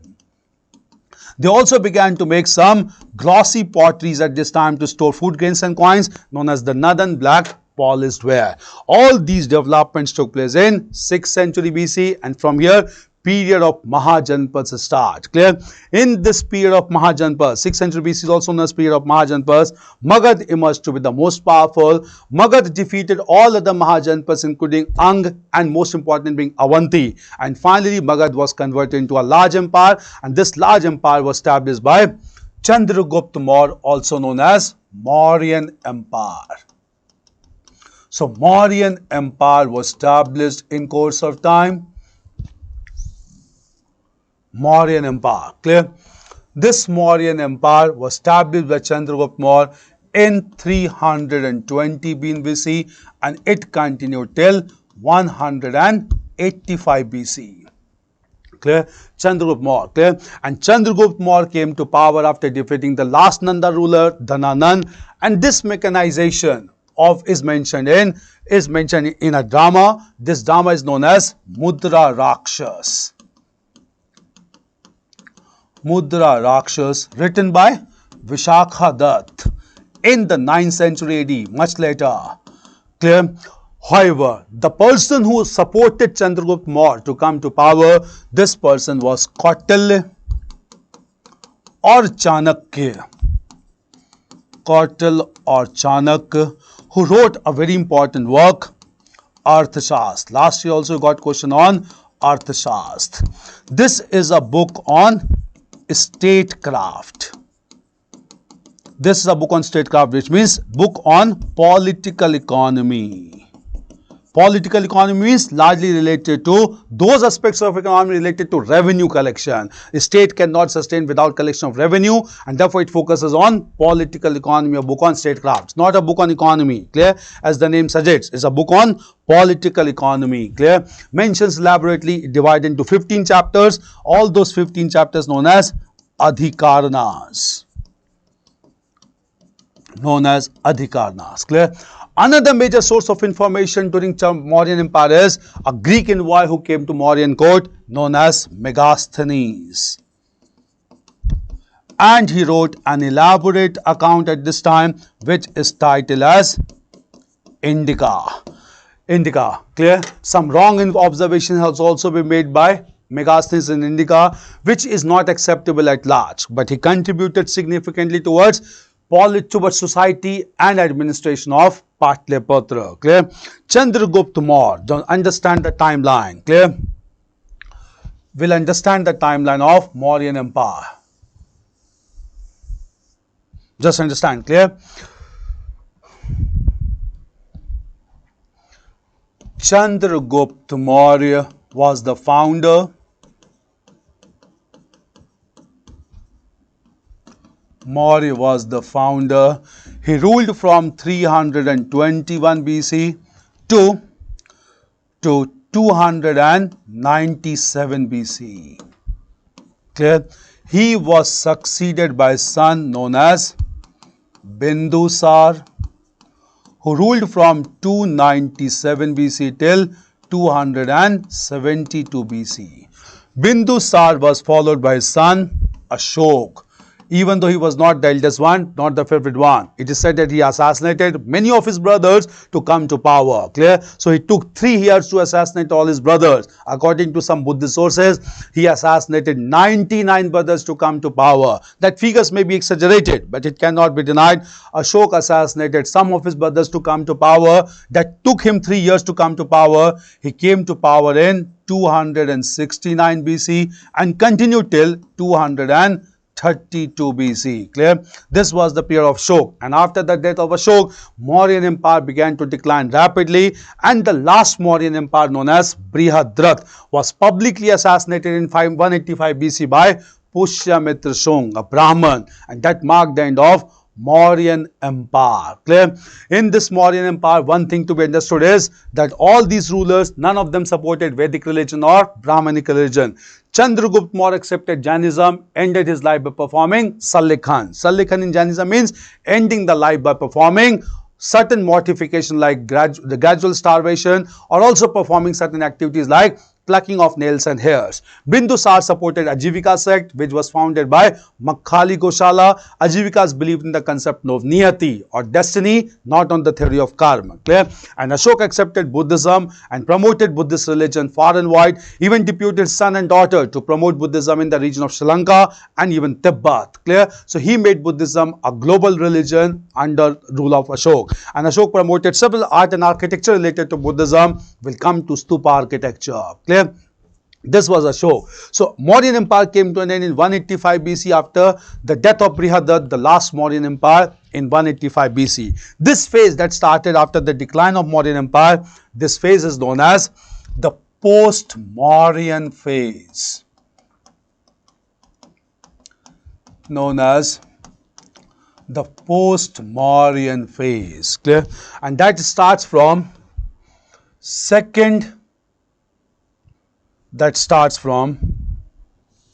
Mauryan phase. That starts from 2nd century BC and continued till 3rd century BC, 3rd century AD. That is Christian era. Post-Mauryan phase. Clear? Now we'll understand the post-Mauryan phase. In the post-Mauryan phase, clear? After the decline of Mauryans, since northwestern region was not properly safeguarded, several invaders came from northwestern side. And just understand the order. Clear? The first one to enter India was the Indo-Greeks or the Bactrian Greeks. The most popular ruler being the Menander, who established his capital at Shakal, modern Sialkot in Pakistan. Indo-Greeks were followed by the Shakas. The most important ruler being Rudradaman, known through his Girnar or Junagadh inscription written in Sanskrit language. Clear? Shakas were followed by the Parthians. The most important ruler being Gondophares, and during the reign of Gondophares, Saint Thom came from Israel to propagate Christianity in India in 1st century AD. Parthians were followed by the Kushans, and the most powerful ruler among Kushan was Kanishk, who contributed significantly towards political unification. He connected Central Asia with North India, and he imported large amount of gold from mainland silk trade from Chinese and the Romans that led to huge prosperity in India once again under the rule of Kanishk. Clear? By 3rd century AD, Kushans also came to an end as one another Central Asian tribe came known as Scythians, and Scythians destroyed the whole system here, and that created political vacuum in northern part of India. But in post-Mauryan period, another important thing is that not only all these rulers who came from northwestern part of India, within India, in eastern, western and central India, Deccan, some indigenous dynasties came into being. Clear? After, in post-Mauryan period, the dynasty of Shungas was established in eastern India. Shungas was established in eastern India by a person known as Pushyamitra Shung.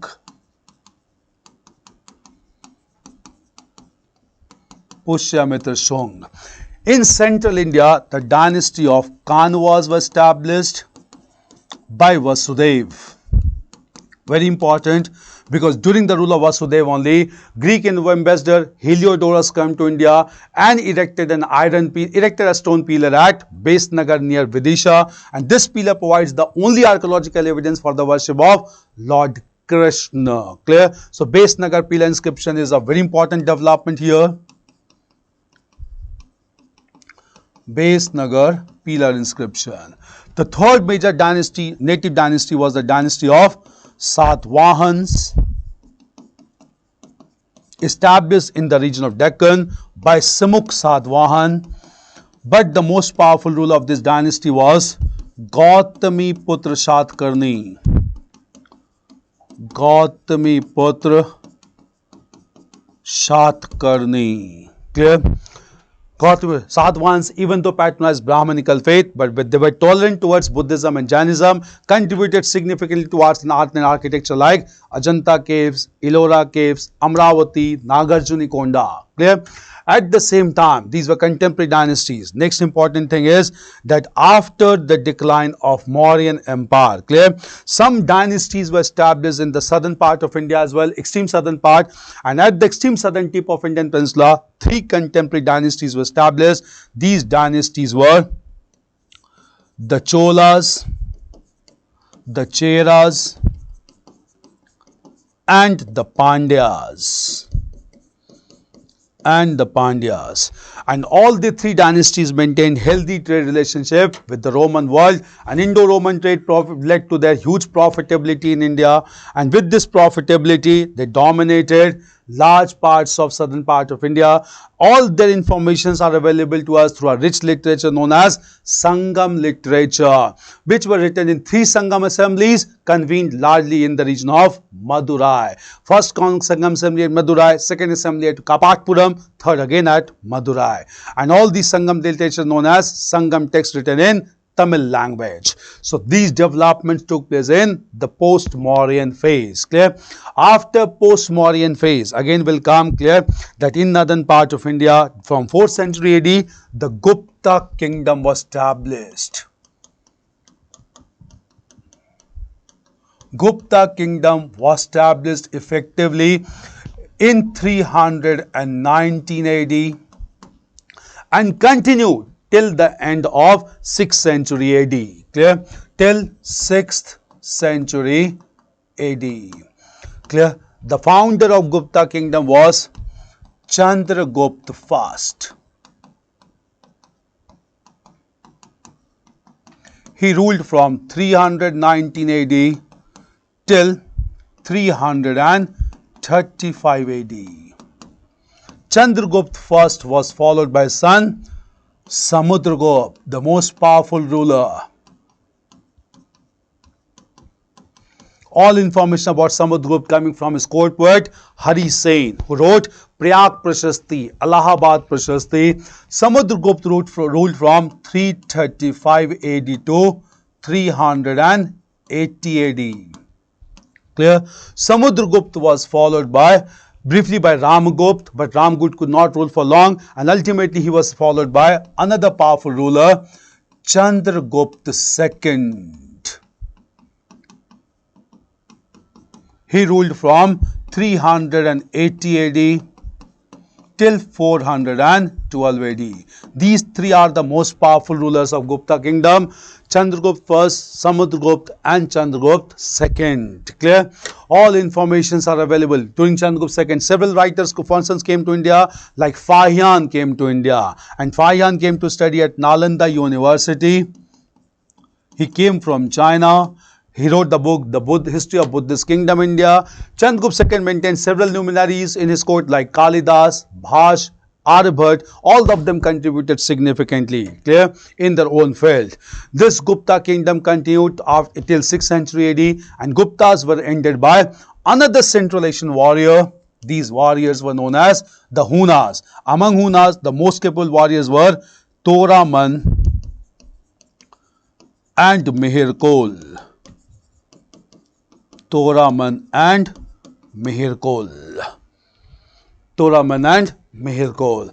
After the decline of Gupta kingdom in the northern part of India, clear, in the beginning of 7th century AD, or by the beginning of 7th century AD, another kingdom was established in northern part of India. These kingdoms were known as the Pushyabhuti rulers or Pushyabhuti dynasty.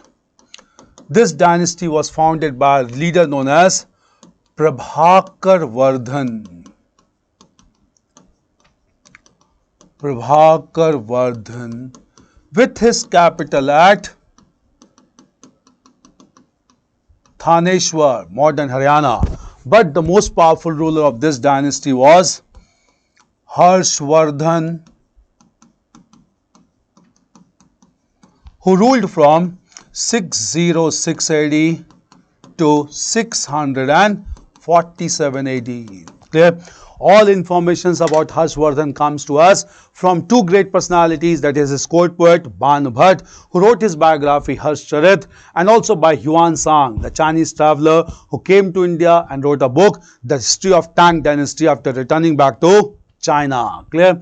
After the death of Harshvardhan in 647 AD, again political vacuum existed in India, and by the middle of 8th century, three relatively larger kingdoms were established. The kingdoms were known as the Palas, the Pratiharas, and the Rashtrakutas, and from here early medieval phase starts. Meanwhile, when Harshvardhan was ruling in northern part of India, in the southern part of India, two kingdoms were established. These two kingdoms are known as the Chalukyas and the Pallavas. The Chalukyas and the Pallavas. The most powerful ruler among Chalukyas was Pulakeshin II, who is known through his inscription at Ayole, written by his court poet Ravikirti. Clear? And the most powerful ruler among Pallavas was Narasimhavarman I. Narasimhavarman I, with his capital at Kanchi or Kanchipuram. Clear? In this conflict, we'll discuss that there was continuous conflict in Chalukyas and Pallavas. Pulakeshin II was assassinated and killed by Narasimhavarman I, who even conquered the capital of Chalukyas at Badami, also known as Vatapi, and therefore he commemorated his victory by taking the title of Vatapi Konda, conqueror of the Vatapi. Clear? Narasimhavarman I. They are known in history for their contribution towards temple architecture, as they constructed large number of temples under architecture. Clear? At the same time, clear, in the northern part of India again, after 100 years of political confusion, three dynasties were established in early medieval phase. So early medieval phase.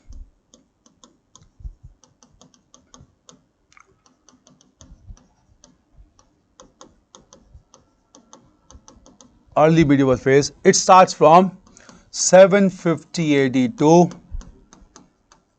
1200 AD, the early medieval phase. Clear? In this early medieval phase, there were three dynasties established in different parts of India. One was the dynasty of Palas in Bengal, another was the dynasty of Pratiharas in western part of India, and third was the dynasty of the Rashtrakutas in the region of Deccan, and all of them began to fight for the mastery of Kannauj. And this struggle is known as the tripartite struggle in history, as three powers contested to gain mastery over Kannauj. And in this crisis and this continuous conflict, all of them exhausted their energy, and again a political vacuum was created. Meanwhile, at the same time, during the early medieval phase, another progressive development was in the southern part of India. Chola Empire was established. Clear? So Chola Empire, imperial Cholas were established. Clear? And the Chola Empire dominated the large parts of India. The Chola Empire was established by Vijayalaya by the end of 9th century AD.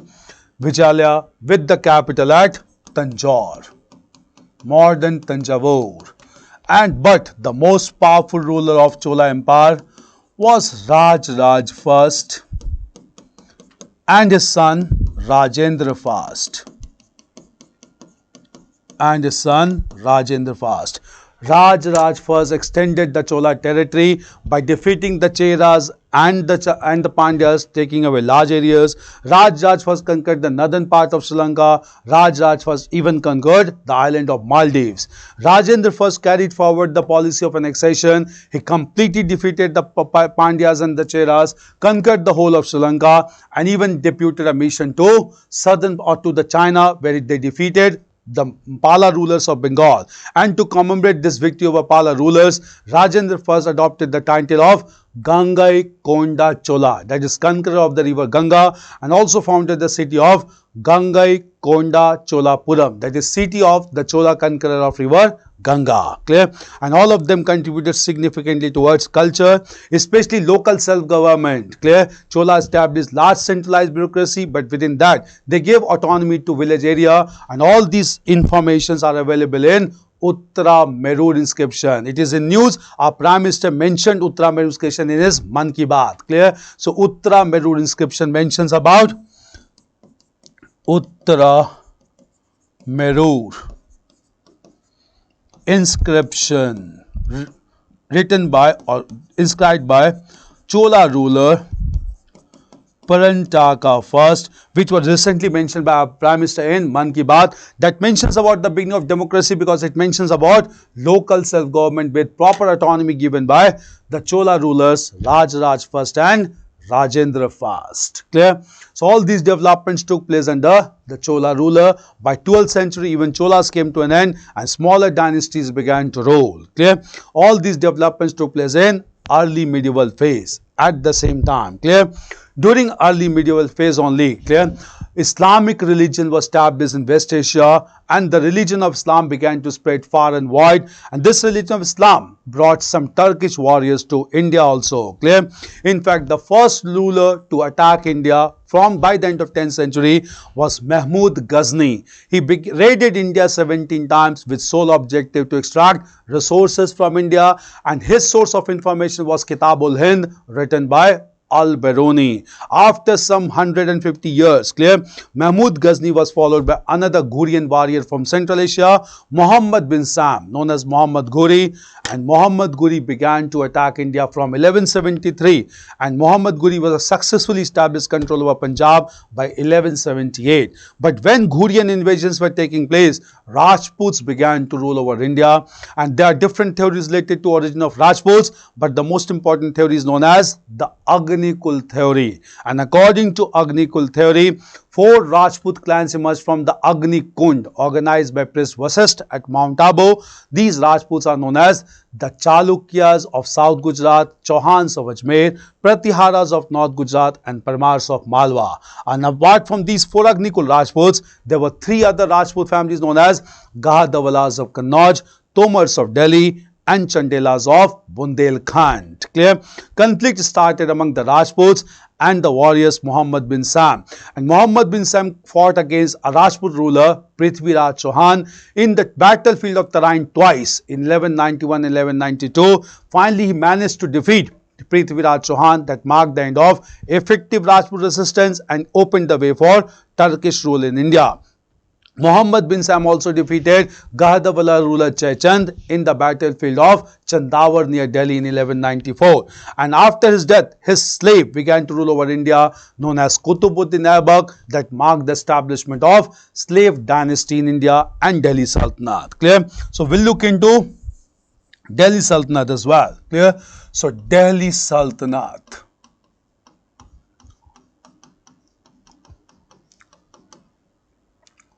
Delhi Sultanate from 1206 to 1526 AD. Delhi was the capital base. Clear?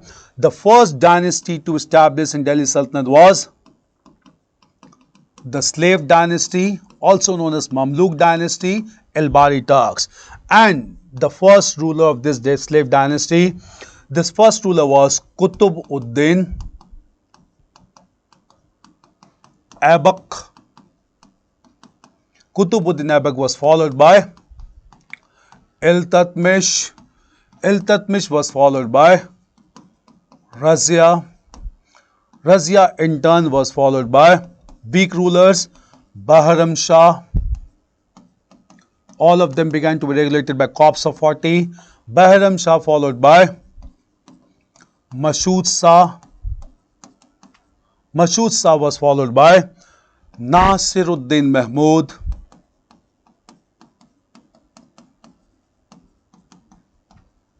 Nasiruddin Mahmud, and Nasiruddin Mahmud in turn was followed by Ghyasuddin Balban.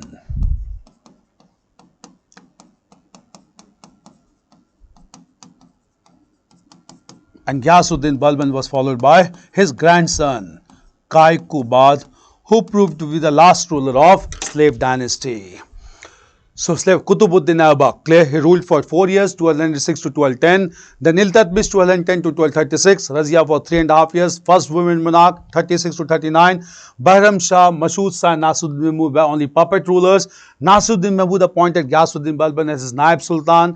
Ghyasuddin Balban ruled from 1266 to 86. Powerful monarch who started his own theory of kingship, followed the policy of blood and iron, established a separate military department known as Diwan-e-Arz in order to establish Delhi Sultanate on firm footing. After Ghyasuddin Tughlaq, his grandson came to power. He ruled only for 4 years till he was defeated by the Khalji monarch known as Jalaluddin Khalji, who established a new line of dynasty in Delhi Sultanate. Clear. This line of dynasty was established by Jalaluddin Khalji. So next dynasty was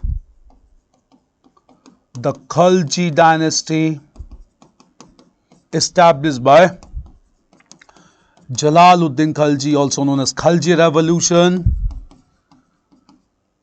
Jalaluddin Khalji. He was succeeded by his son-in-law Alauddin Khalji.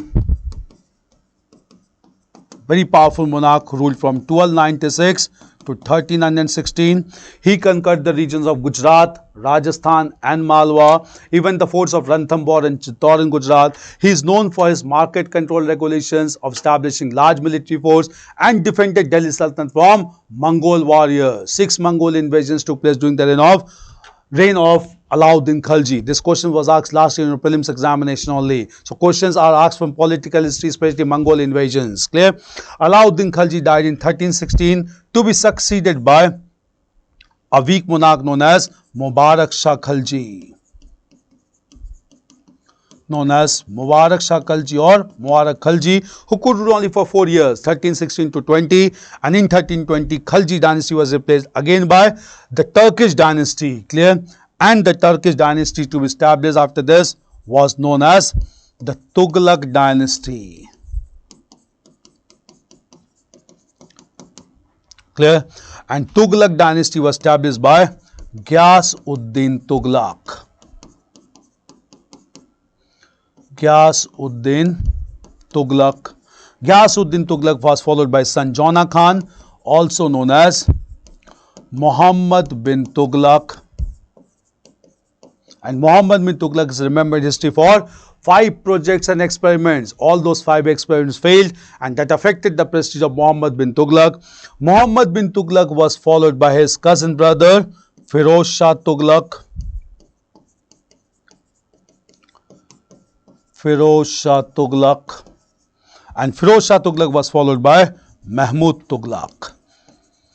During the reign of Mahmud Tughlaq only, Amir Timur invaded India in 1398, gave a decisive blow to Mughal Empire, to Tughlaq dynasty, and Tughlaq dynasty finally came to an end in 1412. For 2 years, no rulers came to rule, and representative of Amir Timur thereafter came to rule over Delhi Sultanate, and he established his own line of dynasty. Clear? So after this, there was another dynasty established, and this dynasty was in form of Sayyid dynasty. Dynasty was established, and it was established by Khizr Khan. Khizr, who was the only popular ruler, and this Sayyid dynasty was from 1414 to 1451. Clear? After Khizr Khan, the last major dynasty was the dynasty of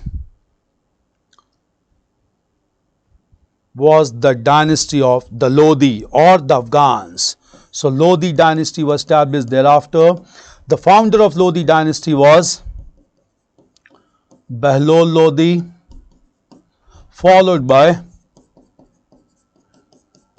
Sikandar Lodi, who in turn was followed by Ibrahim Lodi. And Ibrahim Lodi was defeated by another Central Asian warrior, Zahiruddin Babur, who defeated Ibrahim Lodi in the battlefield of Panipat in 1526. That marked the end of Delhi Sultanate. Political history, clear? Delhi Sultanate. It's clear.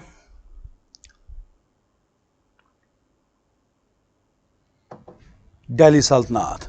Now just understand, on the debris of Delhi Sultanate, two regional or several regional kingdoms came, but among them the two important regional kingdoms were the kingdoms of Vijayanagar and the kingdom of Bahmanis. Clear?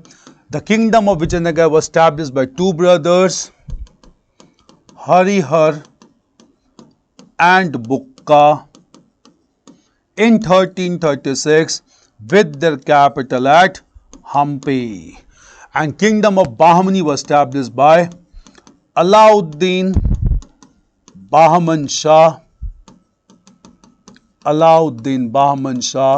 in 1347 with his capital at Gulbarga. It's clear? With its capital at Gulbarga. Right. The rulers of these two dynasties began to fight against themselves in order to gain mastery over Krishna Tungabhadra Doab region, Krishna Godavari Delta region, and also they began to fight over the regions of Marathwada. And ultimately in this conflict, clear, the most powerful ruler that emerged in Vijayanagar kingdom was Krishna Dev Raya,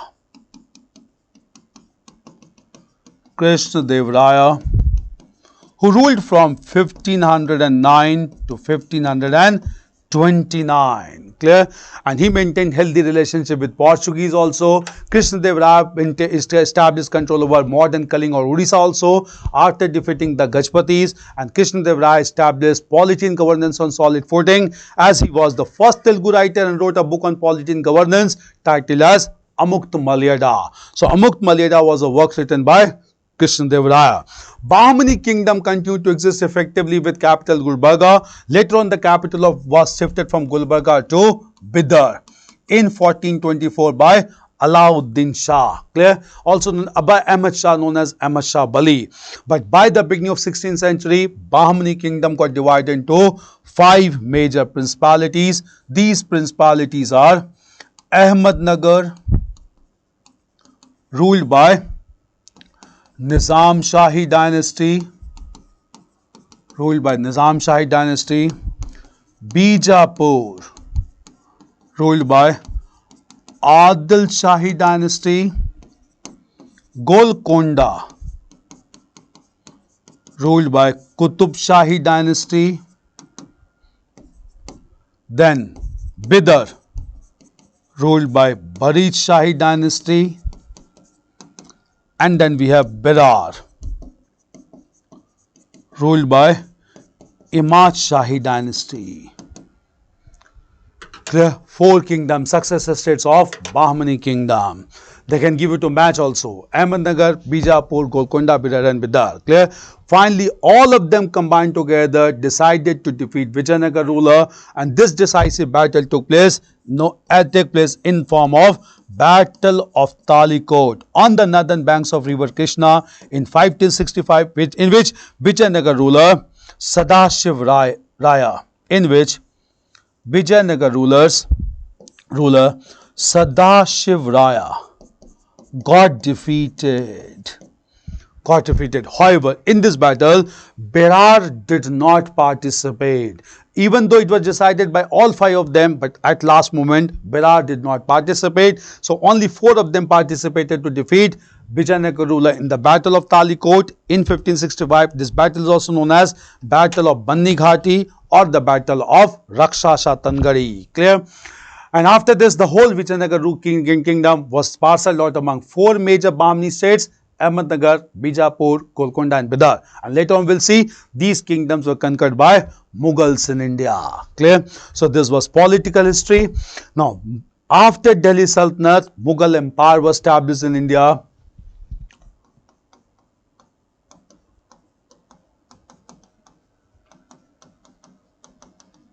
Mughal Empire was established in 1526 and continued till 1707 AD. Clear? Okay, 1526 to 1707 AD. The first ruler of Mughal Empire was Babur. He ruled from 1526 to 1530 only for 4 years. He died in 1530 after fighting 4 battles in India. The battles being known as Panipat, Khanwa, Chanderi and Ghagra. After the death of Babur, his eldest son, Humayun began to rule over Mughal Empire.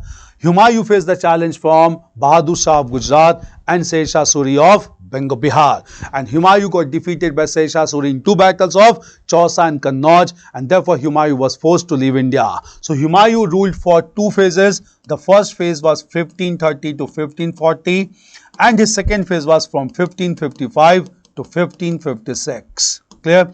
Humayun.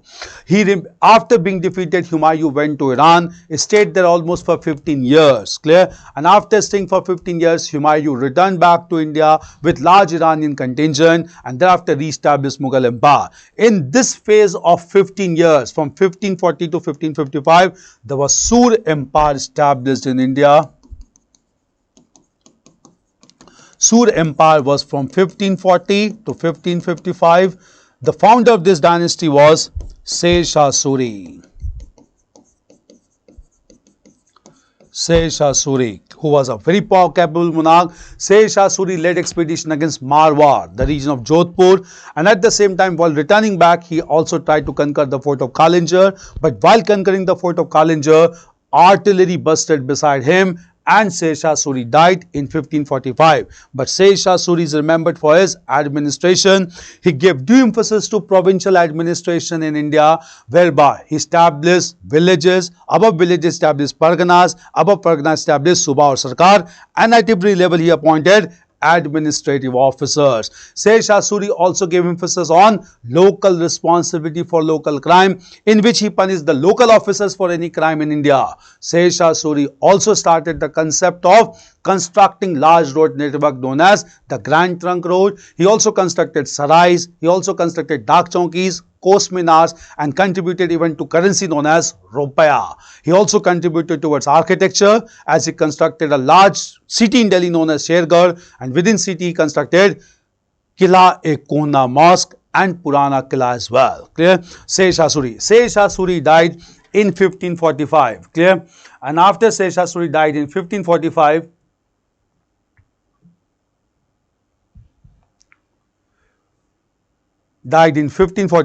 he was succeeded by his son Islam Shah. Clear? Islam Shah was not a very powerful one, and Islam Shah was codified the Islamic law for judicial administration in India, which was a big achievement. Islam Shah was followed by his son Adil Shah. Clear? And Adil Shah, when he began to rule, clear? Adil Shah, when he began to rule,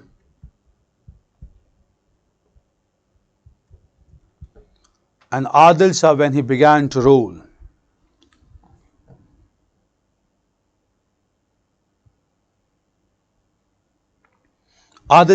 rule, he ruled only for 3 years from 1550 to 1555, and Adil Shah was defeated by Humayun in 1555. That marked the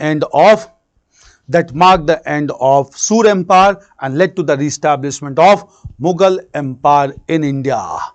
This was establishment of Mughal Empire again by Humayun. Clear? Humayun, after establishing Mughal Empire, could not live for long. Just after some time, Humayun slipped from the stairs of his personal library at Sher Mandal and Humayun died. Thereafter, his wife constructed a beautiful tomb known as Humayun's tomb in Delhi. Clear? Humayun was succeeded by his 13-year-old son Akbar.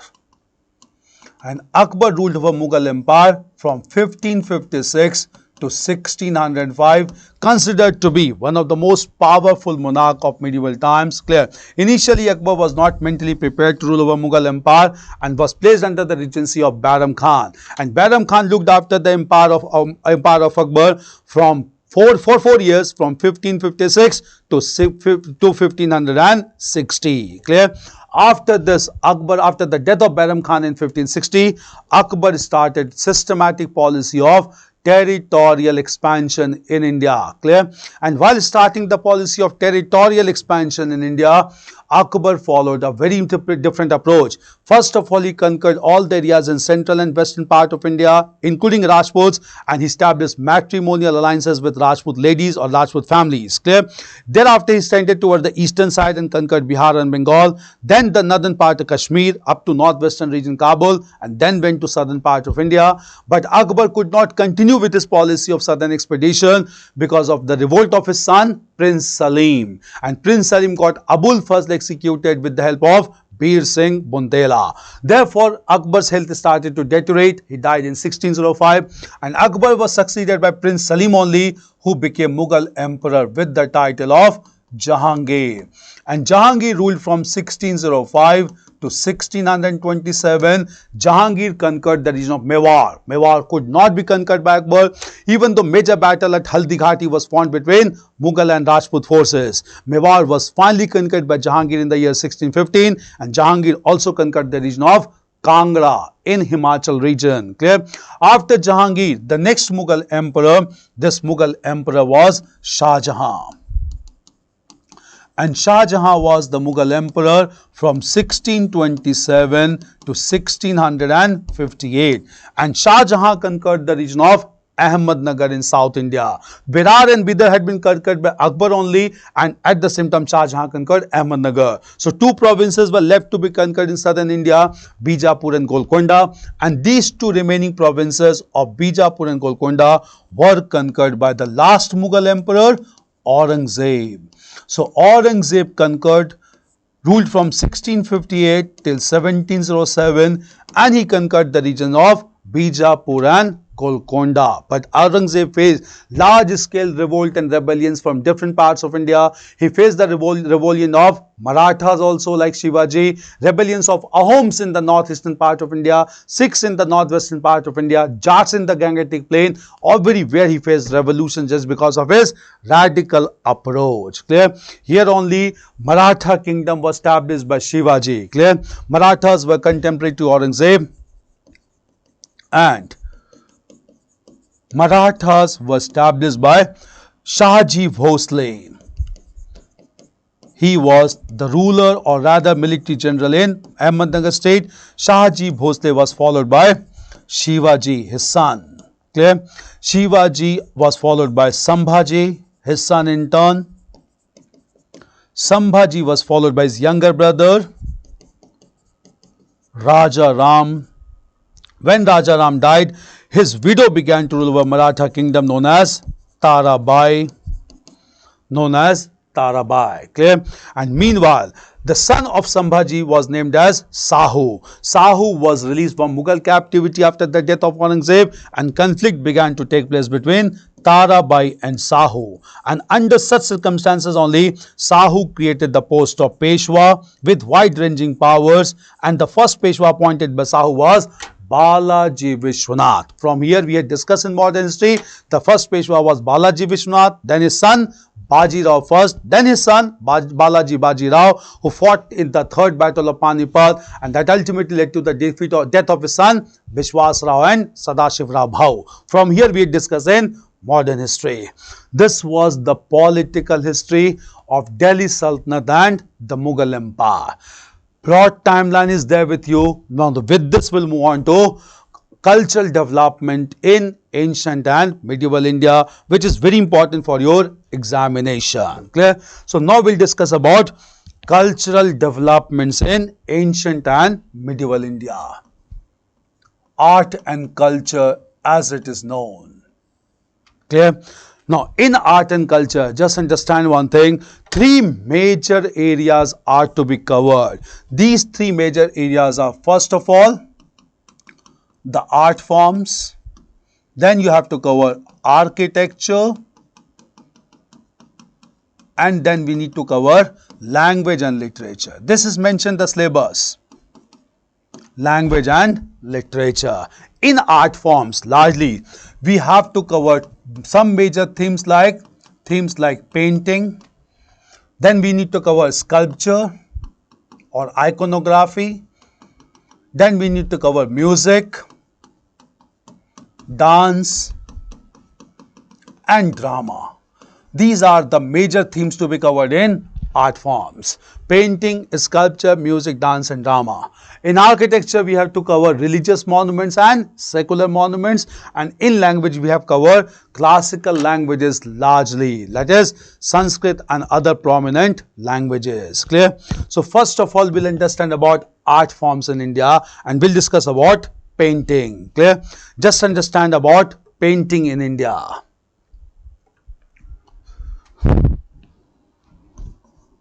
Art of painting or the fine art of painting. Why fine art?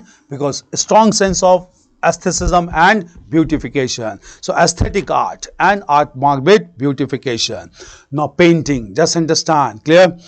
Painting throughout ancient India that began to evolve, all these paintings are known as mural paintings. Clear? So throughout ancient India, we find the evidence of only mural paintings, which means paintings done on solid surface like walls and rocks. Clear? So mural paintings are those paintings which are done on solid surface like walls. Clear? And these paintings starts with the rock paintings and the cave paintings found at Bhimbetka in the central part of India during prehistoric phase. There are as many as 700 caves found in Bhimbetka, and in these caves there are large number of prehistoric paintings done. All these paintings were excavated by W.S.V.S. Wakankar, an Indian archaeologist in 1957. All these paintings depict the normal routine life of the people. It depicts the hunting scenes. It depicts the birth of the child. It also depicts large number of animals and birds. Clear? And it mentions the events of Upper Paleolithic and the Mesolithic phase. Clear? The Bhimbetka paintings were largely done in red and green color with white background, and those paintings have survived till contemporary times. Clear? These paintings are considered to be very important paintings, even included in the list of World Heritage Sites of UNESCO. Clear? After Bhimbetka paintings, the next major area that marks the mural paintings in prehistoric time are the Jogimara caves in the region of Chhattisgarh, where large number of paintings are found at Jogimara caves as well. Clear? After this mural painting started from here, clear, evidence of paintings are found to some extent in Indus Valley civilization also, as there are large number of potteries painted with pink color and black color. So evidence of rudimentary painting found in Harappan civilization as well. But the real beginning of painting, a mural painting, started after Mauryan period, in the post-Mauryan period. And in the post-Mauryan period, Satvahans, we had discussed the chronology. Clear? In the period of Satvahans, in post-Mauryan period, large number of caves were constructed. Rock-cut caves were constructed at Ajanta, Ellora, Bagh, Nasik, Kanheri, Bhaja and Elephanta. Large number of caves were constructed in all the western part of India. Clear? Now at Ajanta we have as many as 29 caves. Out of those 29 caves, 24 are basically Buddhist viharas or residences for Buddhist monks, and 5 are Buddhist chaityas. Chaityas are places of worship. Clear? Similarly at Bagh, Nasik, we have 23 caves, Kanheri, Bhaja and Elephanta. Elephanta also we have large number of caves. In Ellora, it's not only about Buddhism, there are caves, there are 34 caves, 17 for Brahmanism, 12 for Buddhism, and remaining for Jain religion. So Satvahans displayed high amount of tolerance, and in all these caves there are large number of paintings. In fact, Gautam Buddha is depicted in form of Padmapani and Vajrapani. Clear? Padmapani means carrier of lotus. Vajrapani means carrier of thunderbolt. That indicate these paintings were not completed only in the Satvahans. They were completed in the Guptas also, and they were finally completed in the Rashtrakutas, because Vajra and set came much later in India. Clear? Blue color is not largely found in the paintings at mural paintings. Clear? period is Karle caves. Yeah, apart from these caves, there are Karle caves also. Large number of caves had been found in Karle also. All these places being very important in the Satavahan phase, and the paintings in these caves were completed only by Rajputas in early medieval phase. In fact, at Ellora, the cave number 16th is the largest rock cut cave known as Kailash temple, constructed by Krishna first. This temple is dedicated to Lord Shiv. Clear? After this Satavahan period, clear, paintings largely being promoted by the Gupta rulers. In fact, most of the paintings at Ajanta Ellora were completed during Gupta period, and during Gupta period, they followed a new style of painting known as the fresco paintings. What is this fresco paintings? Clear. The surface on which the painting has to be done, it is clean first of all, and then white lime background is created. After the white background is created, then a mortar is prepared comprising of the limestone, the rice husk, cow dung and sticky material like gums. This paste is applied on the surface, and before the paste gets dried up, the mortar gets dried up, the plaster gets dried up, painting is done, so that color seeps into the plaster and it becomes permanent in nature. This kind of painting is known as fresco paintings, which has largely been done in caves of Ajanta and Ellora. Clear? At the same time, clear, apart from Gupta period, paintings continue to develop in the Rashtrakuta period, and Rashtrakutas only completed all the paintings at Ajanta and Ellora. Clear? Moreover, at the same time, paintings began to be promoted. Mural paintings were promoted even by Cholas in the extreme southern part of India, and in the temples like Brihadeshwara, several temple paintings has been done of Lord Shiv and even of kings and queens also, because even they got images of kings and queens made in the temples of Brihadeshwara. Clear? So all these mural paintings continued in ancient India. Clear? At the same time, clear, paintings in medieval India was marked by miniature paintings. Difference between mural and miniature painting is miniature paintings are done on piece of paper, semi-solid surface, not on walls and the ceilings or rocks. Clear? So miniature paintings began to be promoted in medieval India, and the first dynasty to promote miniature paintings in India were the Palas of Eastern India. Paper came from China and Palas began to promote miniature paintings. Clear? And in those miniature paintings, they began to depict their affiliation to Buddhist faith. But miniature paintings began to be promoted largely during Sultanate phase also. Even though Sultanate of Sultans did not approve depiction of human beings, but some paintings began to be done by Sultans of Delhi. But real development of miniature paintings took place under Mughals in India. Clear? Mughals contributed significantly towards painting, especially starting from Humayun. When Humayun was in Iran, the painting was a flourishing art. So when Humayun was coming back to India, he commissioned two Iranian painters to India, Mir Sayyid Ali and Abdus Samad. And when they came to India, Humayun promoted art of painting. But very soon Humayun died and painting was largely promoted by Akbar. In fact, according to Ain-e-Akbari written by Abul Fazl, Akbar established a royal studio in the Mughal court. This royal studio was known as Tasveer Khana.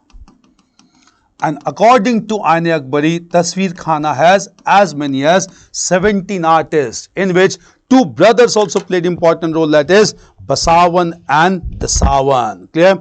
And in these paintings, Akbar largely asked the painters to depict the royal court scenes as well as the battle scenes during the victory of Mughal forces. Clear? So with these two things, large number of paintings began to be done. Akbar also instructed his painters to depict the whole epic Mahabharata in terms of painting to understand the epic, and the pictorial version of Mahabharata is known as Razmnama. So the pictorial depiction of Mahabharata is known as Razmnama. At the same time, Akbar also got 17 stories narrated by a mythical parrot depicted into painting, and this painting is known as Tutinama. All these paintings were promoted by Akbar through large number of royal artists. Clear? After Akbar, the painting was taken to its zenith or climax by Jahangir. Jahangir was a keen naturalist who emphasized on depicting natural scenes. Clear? And Jahangir started the concept of multiple colors in painting to give desired impact of natural scenes. Clear? During the reign of Jahangir, why painting reached climax? Because Europeans began to come to India and European themes began to be introduced in painting, like three major things. First of all, under European impact, the optimism was reflected through sunrise behind the hills and pessimism was reflected through dark background and thunderbolted lightning. Under European influence, they also indicated a large halo behind the portrait or behind the human images, and that was basically to show royalty. Clear? And in fact, portrait painting was largely promoted by Jahangir. On account of all these developments, it is said Mughal painting reached its climax under Jahangir. Painting began to decline from the time of Shah Jahan, and Aurangzeb never promoted the art of painting. Therefore, royal painters migrated to regional centers, and in regional centers, the most important center that emerged was Rajasthan. And in the state of Rajasthan, paintings began to be done, and several schools emerged, like the schools like the Kishangarh school by Maharaja Sawan Singh, the painting being known as Bani Thani. This question has also been asked in examination. And in Rajasthan, we had other schools like the Mewar school, the Bundi school and the Kota school. Clear? In course of time, regional paintings developed in Odisha known as Patta Chitra, in Andhra Pradesh is known as Kalamkari, in Bihar, Mithilanchal region known as Madhubani paintings. All these paintings began to merge, and by 18th century, painting was largely promoted in Travancore by Raja Ravi Verma, who started the concept of oil painting in India. So painting continued to be promoted even after Mughals as well. Clear? Paintings in modern time, colonial era, began to be promoted largely by British authority. Charles Metcalfe, acting Governor General, got large number of Indian scenes depicted through a painter known as Mazhar Ali Khan. Clear? At the same time, paintings began to be promoted in post-independent era, just after India's independence, and in paintings also promoted during Swadeshi movement we had discussed by Abanandanath Tagore and Nandlal Bose. Clear?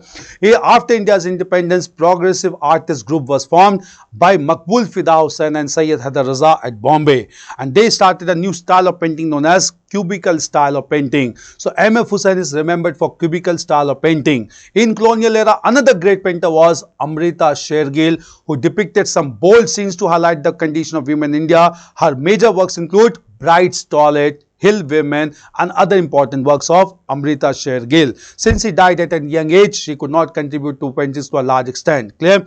And at the same time, clear, paintings also began to be promoted by institutions established in post-independent era like Lalit Kala Academy, that promotes painting or support painters and artists by government support in India.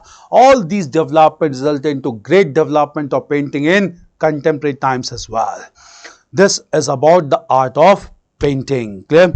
Apart from painting, the next major art forms that developed in India was the art form of sculpture,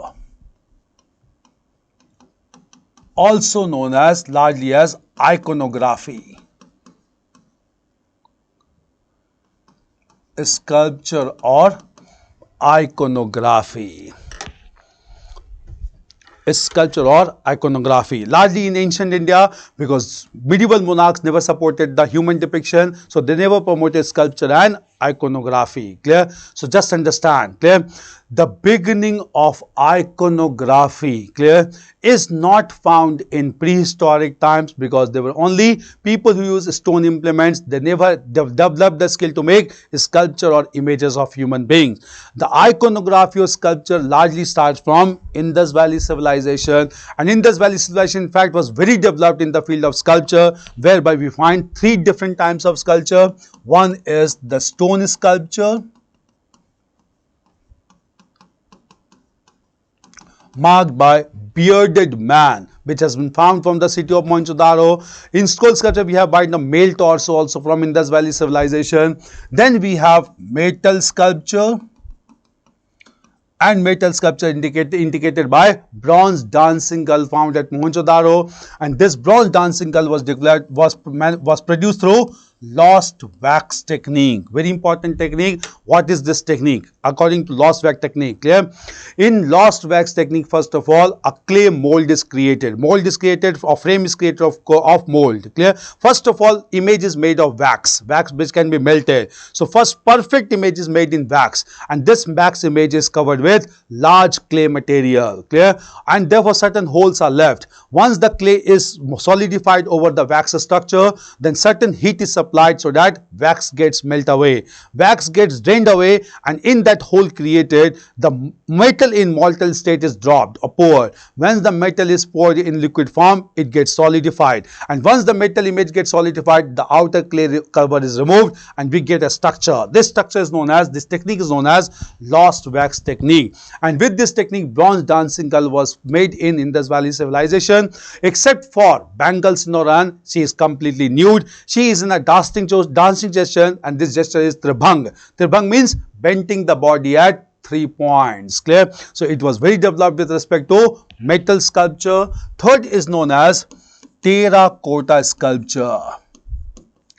According to terracotta sculpture made of mud and clay, clear, large number of mother goddesses are found, and these mother goddesses are shown as fertility goddesses, as plants are growing from the embryo. There's a male deity also that is surrounded by animals in yogic gesture. These elements are tiger, elephant, rhinoceros and buffalo, along with 2 deer near his feet, and this god has been identified as Pashupati Mahadev, clear, also known as god of animals. He is also identified as Proto-Shiv, because along with this is large number of shivling or phallus symbols has also been found. So Indus Valley was highly developed with respect to sculpture and iconography, clear? After decline of Indus Valley, when Aryans came to India, Aryans also never supported iconography or sculpture. Most of the time they were nomadic people, so they never promoted the sculpture art in India. After the end of Vedic culture, sculpture began to be promoted under Mauryan rule, and especially Ashok contributed towards large scale sculptural development, clear? During the reign of Ashok, the most important sculptural art that developed was in form of pillar art, clear? Ashok constructed large number of stone pillars in Mauryan Empire. These stone pillars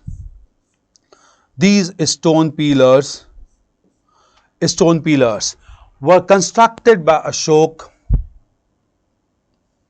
under the influence of pillars in Iran, which is known as Achaemenian pillars. So this idea was largely popular in Iran, known as Achaemenian culture or Achaemenian pillars. Ashok constructed large number of stone pillars, and these pillars are marked by 3 major components. These components being known as base, the main body being monolithic in nature, carved out from single stone. This is known as the shaft.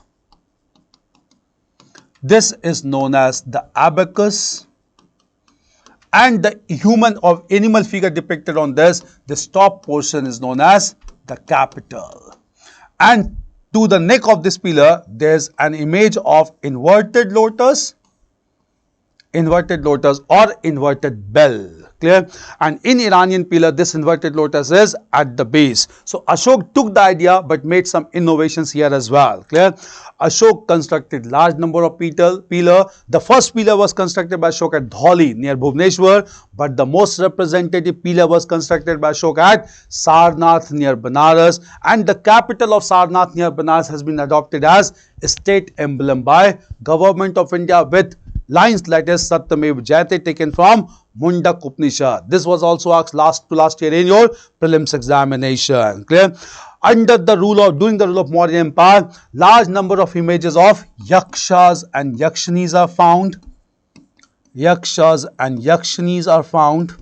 which indicate the male version of Buddhas and the female versions of Buddhas. These are part of folk art that was developed during Mauryan phase. Large number of yakshas found near Parkham near Mathura. Yakshinis being found at Didarganj near Patna, suburbs of Patliputra, the capital of Mauryan Empire, clear? After Mauryan Empire, clear? After the end of Mauryan Empire, real sculptural art developed in post-Mauryan phase, and in the post-Mauryan phase, the most important contributor was Kushans, especially Kanishk. Kanishk contributed significantly towards artistic development. artistic development. Clear? He patronized the Gandhar School of Art. He patronized the Mathura School of Art and Satvahans.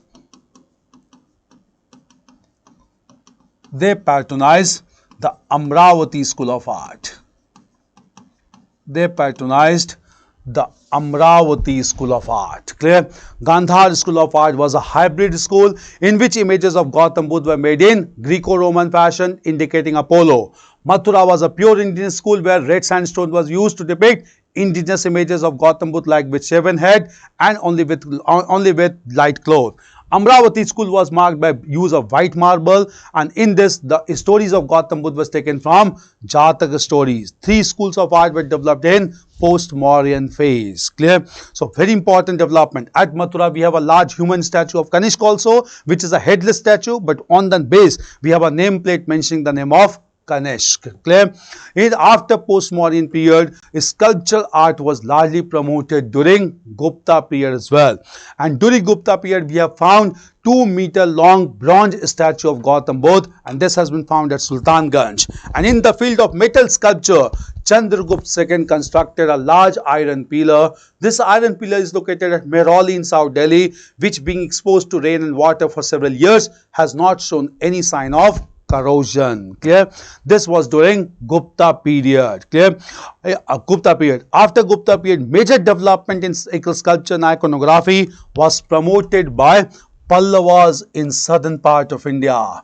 And Pallava ruler Narasimha Varman I, he founded and established the city of Mahabalipuram, also known as Mambalapuram. Very important city as of now. Clear? Mahabalipuram or Mambalapuram. And here he constructed 2 major images at this time. Clear? These 2 images constructed this time are known as Mahishasur Mardani. Mahishasur Mardani, that depicts goddess Gurda attacking or assassinated a demon known as Mahishasur. And another major thing is Arjuna's penance, which is also known as the descent of the Ganges from Bhagirathi. Clear? In this Arjuna's penance, it is depicted that Arjun demanding cosmic weapons to win battle in Mahabharata. Clear? These 2 are more important. The most important depictions in Mahabalipuram. Clear? Mahabalipuram became a very important center. Clear? So Pallavas contributing towards culture as well. Clear? Moreover, clear, another major development related to sculpture art is also related to depiction of some major things in the Gupta period, and this was largely related to Ardhanareshwar and Trimurti, also known as Sadashiv or Mahesh Murti. All these are important developments in sculpture art. With establishment of Turkish rule, sculpture art was not at all promoted, so no development of iconography took place. Iconography developed largely during the ancient phase. After painting and sculpture, the next major development is music. Clear? Music. And the origin of music is traced back to a work known as Natya Shastra, written by Bharat Muni. Natya Shastra written by Bharat Muni, that mentions about both music and dance. Now music is also traced back to Samved. Which has an Upved attached known as Gandharva Ved, that mentions about the art of music. Samved was not a new text, but selected verses of Rigved was taken, and these verses were used for tuning purposes. Clear?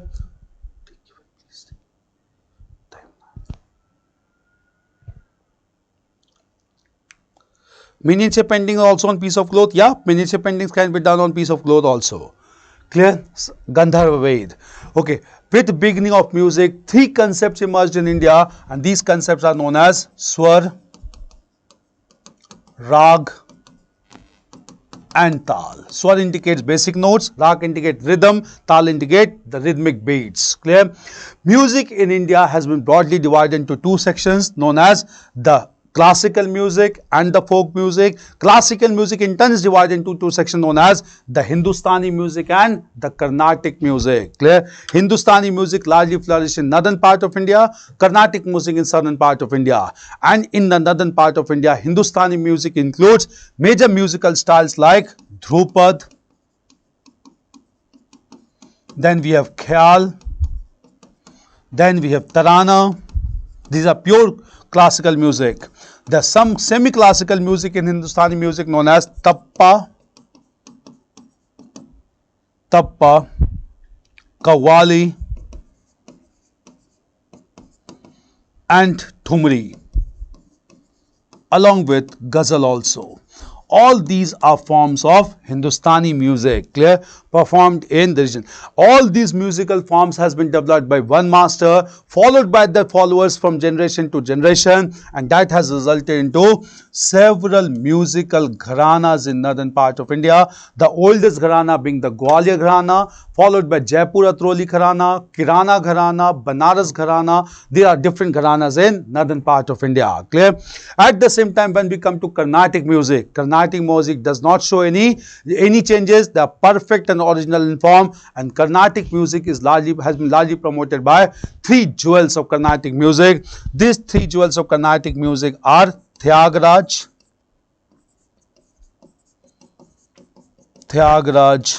Syama Sastri and Muthuswami Dikshitar. Muthuswami Dikshitar. Clear? Among women, the most important contribution is D.K. Pattamal,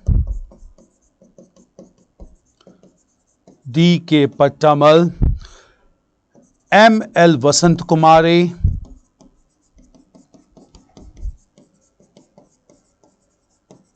and the most prominent one, M.S. Shubhalakshmi. She is the first musician of India to receive Bharat Ratna, the highest civilian award in 1988. Also the awardee recipient of Sangeet Kalanidhi Award given by Madras Music Academy. Clear? So this musical forms is promoted in two different forms. Clear?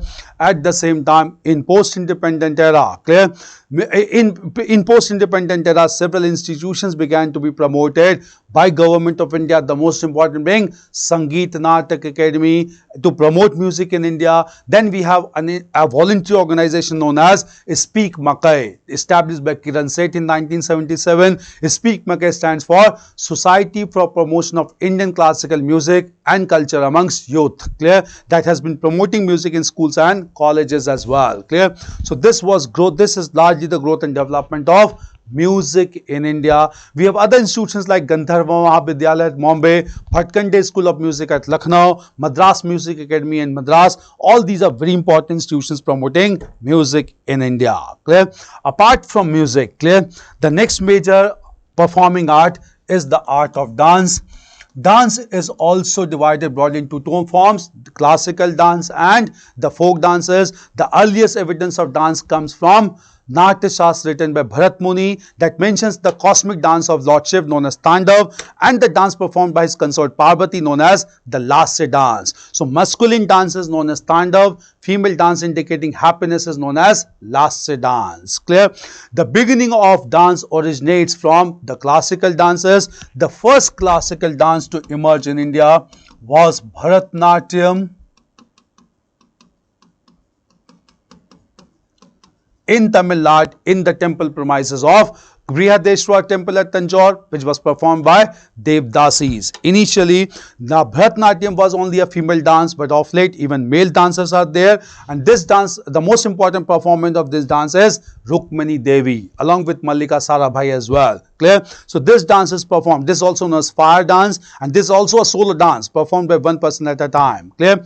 After Bharatnatyam, the second dance to emerge in temple premises was the dance of Odissi, which started from Jagannath temple at Puri. Odissi is now marked by Tribhang, that is bending the body at 3 points, and it is considered to be one of the most perfect dance in India. After Odissi, the next classical dance is the dance of Kathakali performed in Kerala, in which the story is narrated through facial expression. The most distinctive feature is face is colored with different colors, eyebrows are covered with different colors, and even all the story is narrated through movement of eyebrows and lips and through hand gesture. This dance is known as Kathakali, performed in Kerala. In Kerala, we have another classical dance known as Mohiniyattam. It is performed in open air, and Mohiniyattam is performed basically to convey certain messages to the people in India. After this, clear? Next, after Mohiniyattam, we have another dance in South India known as Kuchipudi, performed in Andhra Pradesh, whereby the local culture, the rural culture is indicated. Two great performances of Kuchipudi is Raja and Radha Eddi, husband and wife, as it is performed by male and female. Clear? Next classical dance is the dance. After Kuchipudi, we have the dance Manipuri. We have another dance, classical dance known as Manipuri, which was promoted largely by women. In fact, Krishna and Radha is shown in Manipuri dance, and this dance is considered to be very important, clear. And in this dance, clear, the largely contribution has been four sisters. They are known as Javeri sisters: Naina, Suvarna, Darshana, and Ranjana. Clear. After Manipuri, in the northeast, we have another dance known as the Kshatriya dance. In this Satya dance, not Krishna and Radha is shown, but Radha along with gopis are shown, clear, and it's performed by the Bhokots, clear. Bhokots were basically the followers of the great bhakti saint in Assam known as Shankar Dev. And the last major classical dance, only dance from northern part of India, this dance is known as Kathak, largely performed in the region of Jaipur, Banaras, and the region of Lucknow. Clear? This Kathak dance is considered to be a dance whereby perfect symmetry or perfect synchronization is maintained between the dancer and the tabla player. As the beats of dance increase, the tabla player also increases the beat, and this synchronization is known as Jugal Mandi. The most important performer of this dance is Achan Maharaj and the Birju Maharaj in the region of Lucknow. These are 8 classical dances of India. They are very important. You should know about these classical dances and the features as well. Along with folk dances are performed in different states like Ghumar in Rajasthan, Dandiya, then Garba, in different states, clear? But these are the most important classical dances in India. After dances, the next major development is performing as drama, also known as theatre. The earliest evidence of amphitheatres, that is stadium-like structure with flight of circular step, the earliest example of amphitheatres comes from Jogi Mara caves in Chhattisgarh. So it comes from the Jogi Mara caves in Chhattisgarh, where there is the evidence of amphitheatres, which indicate performance of theatre or drama. Clear? Moreover, the drama can also be traced back to ancient times. A large number of dramatists emerged in ancient time. Clear? The first major dramatist was Ashwaghosh, who was contemporary of Vishwamitra, and Ashwaghosh wrote a drama known as Sariputra Prakarna. Sariputra Prakarna was the first major drama. After Ashwaghosh, Bhasha wrote Swapna Vasvadattam. Swapna Vasvadattam is another major drama, and after that, these two persons, the greatest dramatist of ancient India was Kalidas. Clear? And Kalidas wrote 3 important dramas known as Abhigyan Shakuntalam, Vikram Urvashi, and Malvikagni-mitra. Abhigyan Shakuntalam mentions about the love affair of a king Dushyant with the daughter of a saint, Brahman priest. Vikram Urvashi mentions about the love of a king with a coach son or Apsara. And Malvikagni-mitra mentions the love affair between the king and the daughter of a servant. And all these dramas written by Kalidas, they are comedies, no tragedies. And in these dramas, the characters of higher social order speak in Sanskrit, the characters of lower social order speak Prakrit at this time. This indicates that there was linguistic differentiation in Indian society.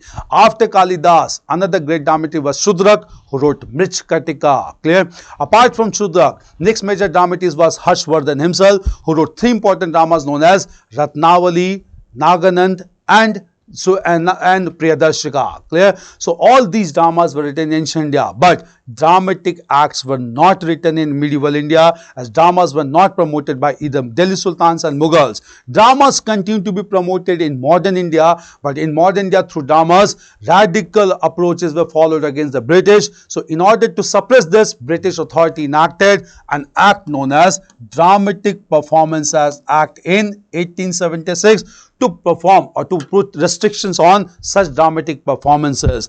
This Dramatic Performance Act has been retained even after India's independence to prohibit seditious depiction through dramas, clear? At the same time, clear, dramas also began to promote it at the time of India's independence by an organization known as IPTA, Indian People's Theatre Association. An Indian People's Theatre Association was established in 1943 by the communist members of CPI, as CPI became a legal party in 1943 and 1942. And in establishment of IPTA, major role was played by very important film theatre personalities like Prithviraj Kapoor and Balraj Sahni, clear?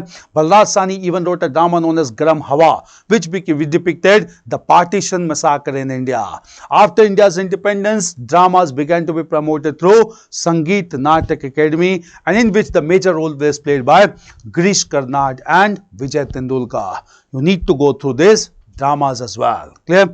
After dramas, clear, next major theme in culture is architecture. Theme is architecture, clear?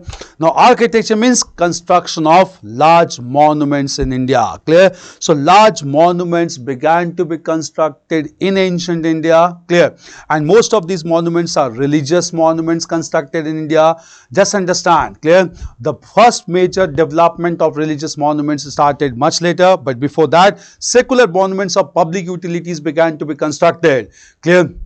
The first example of the structures of public utility comes from Indus Valley Civilization, and in Indus Valley Civilization large cities were constructed. These cities were marked by Great Bath also. These cities were marked by large granaries also. These cities were marked by citadel and lower town also. So secular buildings were constructed in Indus Valley Civilization. But as we progress, urban construction of monuments was largely religious in nature, and first religious monuments to be constructed was related to Buddhism in form of stupas. So large number of stupas were constructed, and these stupas were constructed under the patronage of Ashok, clear?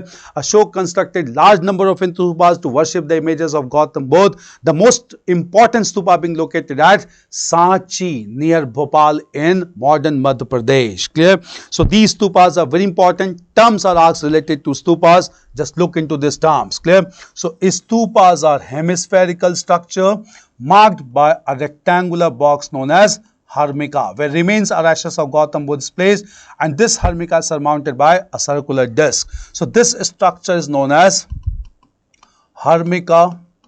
The circular disc is known as Chhatri, and this hemispherical structure is surmounted or covered by or marked by a circular path. This circular path is known as circumambulatory path.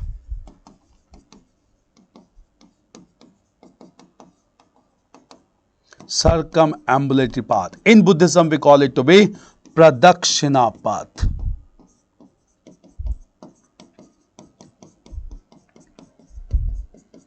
Pradakshina path, clear? The whole structure has been enclosed in a large boundary wall, clear? This large boundary wall, and this boundary wall is known technically as Vedika. And this boundary wall is marked by 4 gateways at 4 corners. These gateways are known as Toran. And these gateways are marked by panels that depict the previous births of Gautam Buddha taken from Jatak stories. These terms are important, clear? They found in stupas, the most important being the stupa at Sanchi in Madhya Pradesh, clear? It's clear, the stupas, clear? Moreover, Ashok also started the practice of constructing rock-cut caves in India. He constructed some rock-cut caves known as the Barabar caves known as the Barabar caves. Barabar caves on Nagarjuni hills. On Nagarjuni hills. Barabar caves on Nagarjuni hills. Nagarjuni hills. These caves were dedicated to Ajivika sects in India. Ajivika sects in India. Clear? Right. However, the real construction of rock-cut caves was started by the Satvahans ruler in the Deccan, and Satvahans constructed large number of rock-cut caves at Ajanta, Ellora, Karle, Nasik, Bhaja, Elephanta. Clear? Elephanta. In Elephanta only we have found the image of Ardhanarishwar, that is half male and half female, that is God Shiva and Parvati, and we have found the image of Trimurti. Clear? At the same time, clear? Among these caves, the most important cave was basically the most important cave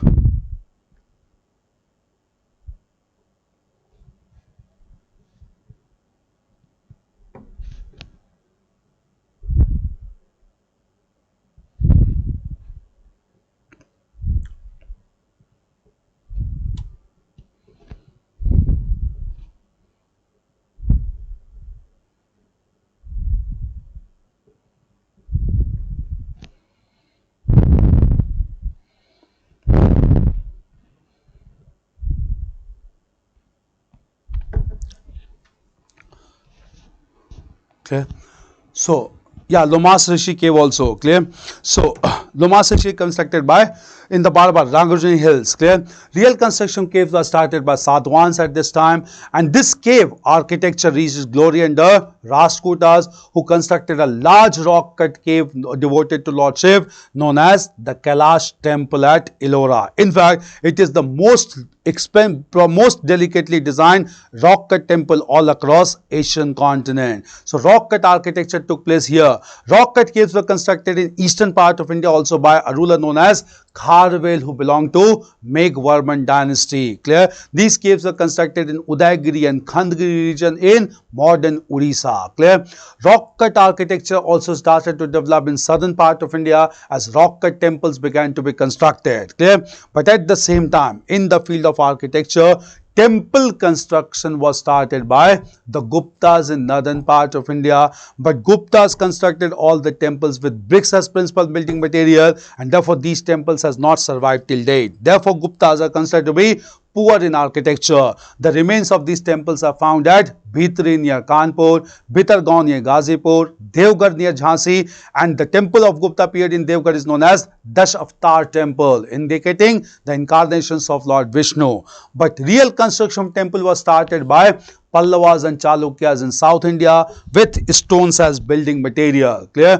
Chalukyas constructed as many as 70 temples at Ayole, Badami and Pattadakal. Among those temples, the most prominent are Virupaksha temple and Papanatha temple. Whereas Pallavas constructed large number of temples, the first being Kailashnath temple at Kanchi or Kanchipuram, and then followed by Shore temple and Seventh temple at Mahabalipuram or Mammalapuram. Clear? But temple construction in southern part of India was taken to its glory by Cholas, who constructed large temples like Brihadeshwar temple at Tanjore and another Brihadeshwar temple at Gangai Konda Cholapuram. But here we need to discuss that there are three styles of temple architecture. Clear?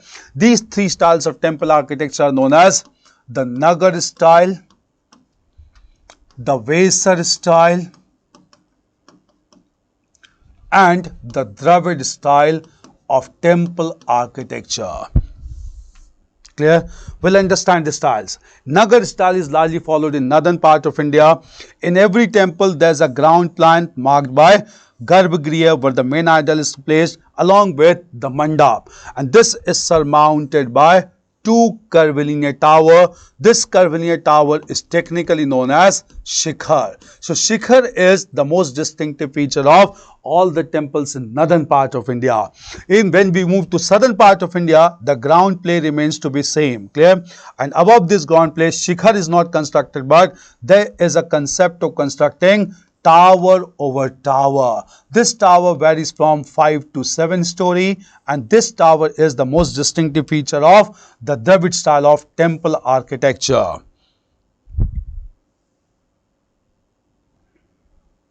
Temple arch. This structure in South India under Dravid style is known as Viman. Clear? And in central part of India, again, the ground plane remains to be same ground structure, but to some extent Viman is constructed. But above this Viman, there is also the concept of constructing a shikhar. So it is not a new style, but it is a hybrid style of Nagar and Dravid style. Clear? Nagar style is best represented in the Jagannath temple at Puri. Jagannath temple at Puri. Vesa style is best represented in the Kandarya Mahadev temple. Kandarya Mahadev temple at Khajuraho, and this style is best represented at Brihadeshwar temple at Tanjore. Three different styles of temple architecture.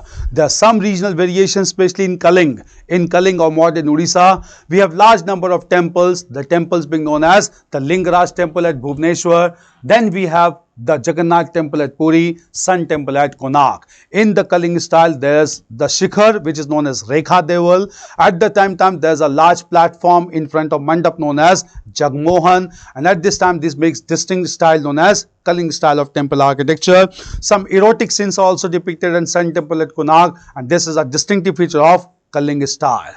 Large three major styles of temple architecture in India. Clear? So temple construction was also promoted during medieval times, especially in the Mughals. Akbar promoted the construction of large number of temples. Raja Man Singh constructed the famous Vishwanath temple at Banaras. Clear? And Bir Singh Buntila constructed large number of temple known as Keshav Rai temple at Mathura. Is clear? This architecture. Clear? In Jain religion, architecture was followed as large number of temples were constructed. The first temple was constructed on hill known as Satrunja Hill in Palitana region of Gujarat. Clear? But Jains constructed large number of temples at Mount Abu in Rajasthan known as Dilwara temples. These Dilwara temples were constructed in pure white marble that indicate the prosperity of traders. And at the same time, clear, apart from Dilwara temples, Jain constructed red sandstone temple at Delhi also in front of Red Fort known as Digambar Lal Jain Mandir. Clear? When we proceed to medieval India, when Turks came to India, they introduced their own concept of architecture in India, and this concept was marked by arch and dome and beautification techniques like calligraphy and foliation. These styles were mixed by existing Indian style, leading to Indo-Islamic architecture. Clear? First of all, the Turks did not construct any monument from scratch. They converted the existing monuments into Islamic monuments, like Aibak converted a large Jain temple in Delhi known as Quwwatul Islam Mosque. He converted a large Sanskrit library at Med known as Arhai Din Ka Jhopra. But he constructed one monument in form of brick tower in memory of Sufi saint Kutubuddin Bakhtiyar Kaki, and this is known as Qutub Minar, marked by projecting balconies on the top of every story. This construction was completed by Iltutmish and later on repaired by Firoz Shah Tughlaq. But the real constructor among Delhi Sultan was Alauddin Khalji, who was highly influenced by Seljuk style of architecture, and Alauddin Khalji lavishly used red sandstone. Alauddin Khalji led the foundation of a new city in Delhi known as City of Seri, and in this city he constructed a large mosque known as the Jamaat Khana Mosque, the region of Nizamuddin. After Alauddin Khalji, Tughlaqs also contributed to a monument, and they used grey stone in the construction of monuments. Clear? And with grey stone, Tughlaqs constructed large monuments. Ghiyasuddin Tughlaq founded the city of Tughlaqabad, and within the city of Tughlaqabad, Ghiyasuddin Tughlaq constructed a large fort known as Tughlaqabad Fort. And in front of Tughlaqabad Fort, on an elevated area, he constructed his own tomb. And this tomb was surmounted by a dome of white marbles. In this aspect, Ghiyasuddin Tughlaq was the first monarch to use white marble in the construction of tomb.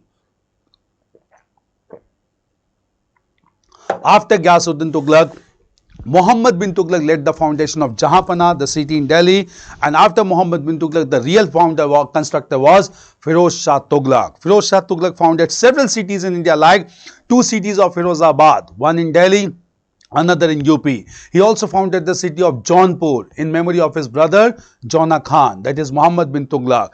Firoz Shah Tughlaq also founded the city of Hisar Firoza in modern Haryana. Firoz Shah Tughlaq was fond of laying orchards in India, and he laid large number of orchards between Hisar and Firozabad, and these orchards were meant for cultivation of horticulture crops, especially grapes. 7 varieties of grapes were cultivated under Firoz Shah Tughlaq. Firoz Shah Tughlaq is also known for construction of large number of canals in India, and all these canals were known as Rajabwa and Ulugh Khani. So terms for canals is Rajabwa and Ulugh Khani. Rajabwa and Ulugh Khani.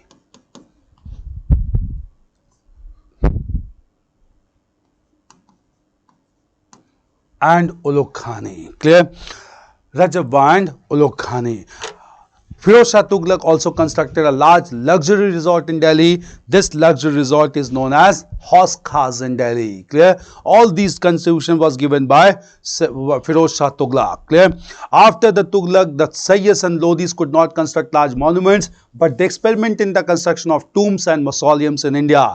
And they began to construct tombs on a higher platform in the middle of a garden for better view. The most important example being Lodhi tomb in Delhi, or Lodhi garden in Delhi, where large number of tombs are there, placed in the midst of the garden on an elevated area. These were major developments done on the debris of Mughal Empire. Vijayanagar kingdom existed, and the most powerful ruler among Vijayanagar was Krishnadev Raya, and Krishnadev Raya constructed some big temples in India, the most important being the Vitthal Swami temple and the Hazara Rama Swami temple. Okay?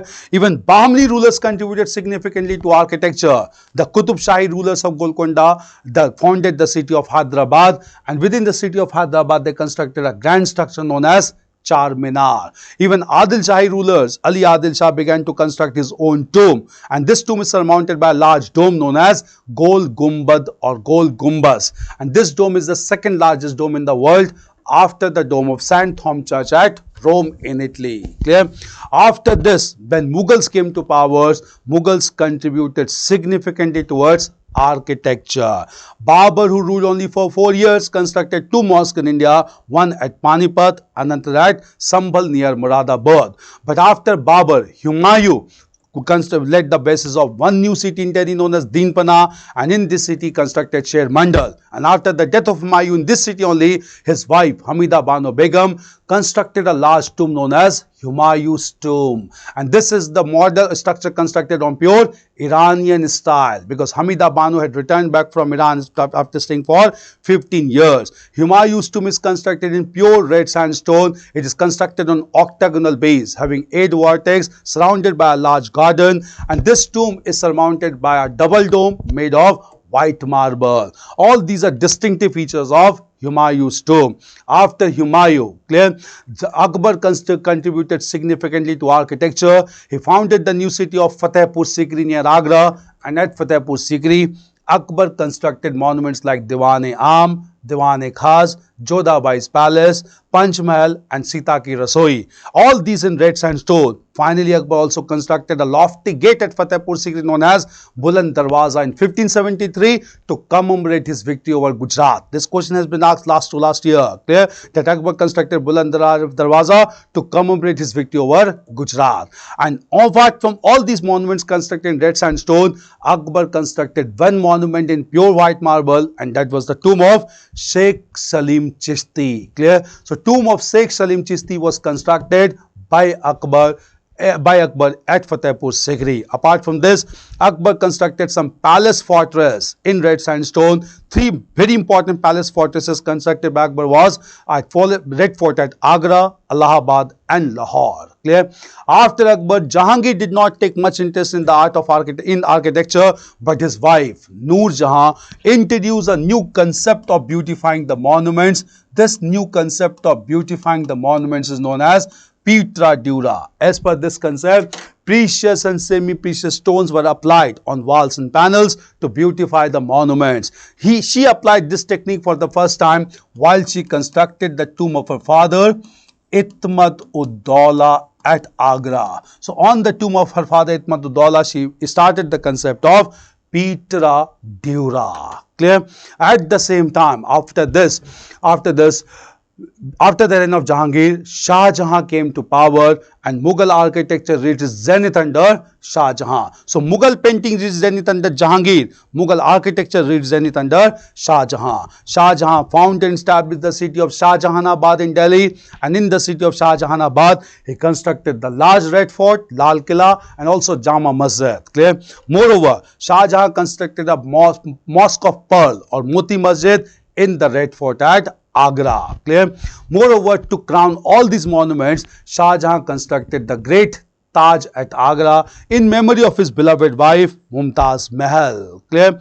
And at this time when he constructed this monument, it was constructed on a floating structure. Taj Mahal is not a static structure, it's a floating structure on river Yamuna, which is based on sinkholes. Clear? And therefore, Taj Mahal's perfect symmetry is maintained because to maintain it floating on river water of Yamuna. It's not a static structure. Clear? After Taj Mahal, Aurangzeb did not take much interest in architecture. He constructed Mosque of Pearl, or Moti Masjid at Red Fort in Delhi. Clear? And Aurangzeb also constructed Badshahi Mosque at Lahore and began to construct the tomb for his wife Rabia ud Dauran at Aurangabad. This structure being popularly known as Bibi Ka Maqbara. Clear? After the death of Aurangzeb, Mughal architecture began to decline. Clear? And in colonial period, British contributed towards architecture and they followed Gothic style of architecture. Europeans. Clear? And in Gothic style of architecture, Portuguese and French began to construct large number of churches in India. The most important church under Gothic style being St. Cathedral Church at Goa. St. Cathedral Church at Goa. In this Gothic architecture, the front facade is made large and triangular in shape with cross mark and followed by a large assembly hall for prayer meeting. This is known as Gothic architecture. Clear? In Indo-Gothic style, British also constructed Victoria Terminus at Mumbai, which is right now known as Chhatrapati Shivaji Terminus. British also contributed towards large administrative building like Victoria Memorial at Calcutta, which was conceived by Lord Curzon in India. And ultimately, they also started the construction of President House in India, and also the two administrative blocks known as North Block and South Block, drafted by Lutyens, also known as Lutyens Delhi. After India's independence, two great architect of India was Laurie Baker, who is known as the architect of the poor because he used some simple articles to construct monuments, especially in the region of Kerala. Clear? And another great architect was Charles Correa from the region of Secunderabad. And Charles Correa planned several monuments in India, like the Legislative Assembly in Madhya Pradesh. He also drafted the building in Connaught Place known as the Jeevan Bharati building. All these are contributions of Charles Correa. So in post-independent era, we have contributors of Laurie Baker and Charles Correa. Even the city of Chandigarh being planned by French architect Le Corbusier, which is one of the most planned city in India. Architecture. Clear? You must be tired. We can take one more day later for IR and remaining medieval and culture. No, we have to complete today indeed. Raksha Yadav. Clear? Sister Sharma, sir, complete IR only when you feel comfortable, and if not, then you can give notes for that. We'll read. No, it's a commitment. So commitment means commitment. We'll be doing IR also today itself. Clear? Sir, I think we should stop after you should take some rest also. IR can be done with notes or some other day. No, we have to complete IR as well. Clear? Even if it takes more time, it's not issue. Clear? Coming to architecture, then we'll move on to the last major dimension, that is language and literature. Language and literature. Clear? Now, the third major dimension of culture is language and literature. Now, just understand, clear, that there are 6 classical languages in India. These classical languages are very important. You need to take care of that. In 2004 only, clear, the Ministry of Culture has identified 6 classical languages of India. These classical languages are Sanskrit, Then we have another classical language of Odissi. Then 4 classical languages from Dravidian group, that is Tamil, Kannada, Telugu and Malayalam. Clear? And what are the criteria to accept any language as classical language?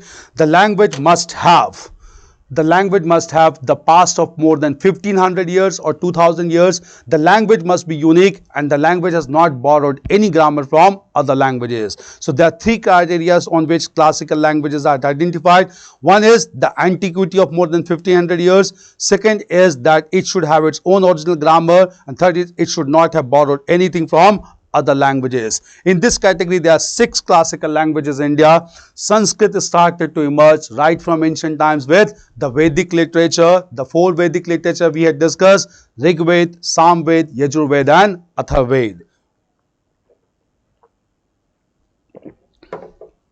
Thereafter, large number of works began to be written in Sanskrit and Sanskrit became the most dominant language in India. Odissi began to develop in the ancient India, and from ancient India this language started to become very proper with all the grammatical rules. This language has been promoted largely by Sarala Das, and modern times it has been promoted by Fakir Senapati. Tamil was promoted first of all by Sangam age. 3 Sangam assemblies were held and large number of Tamil works were written, starting with the grammatical work known as Tolkappayam written by Tolkappayar, and all Tamil texts in Sangam literature being divided into 2 categories: the 18 major works known as Melkanakku and the 18 minor works known as Kilkanakku. Clear? Kannada was started by a Rashtrakuta ruler, Amogh Varsh. And the first Kannada work is titled as Kavi Rajmarg. Telugu was started by Krishna Dev Raya. He wrote the first Telugu work on polity and governance known as Amukt Malyada.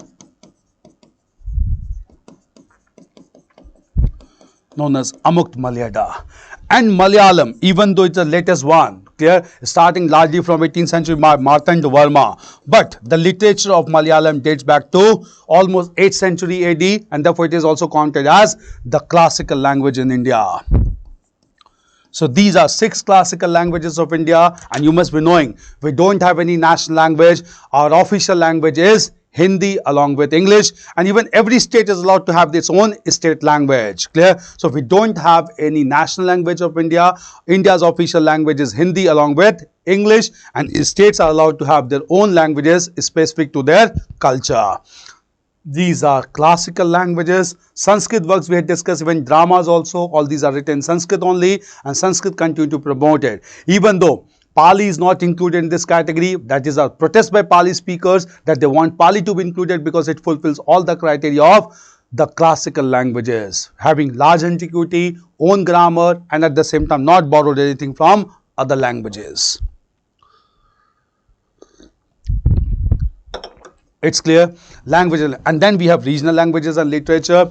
In regional languages and literature, you have to prepare with languages like Gujarati, Marathi, Hindi, Urdu, all these are regional languages of India. Hindi started to emerge from early medieval phase, the first Hindi work being Prithviraj Rasul written by Chandbar Dai. Clear? Later course Hindi was promoted by Amir Khusro also and Sufi saints as well. Urdu language was promoted by Sufi saint Gesu Daraz, the first Urdu work being Mirajul Ashiqeen. Clear? Marathi was promoted by the leaders of Maharashtra Dham, starting with Gyaneshwari, who translated Bhagavad Gita into Marathi, and then it was promoted by saints like Namdev, Eknath and Tukaram. Clear?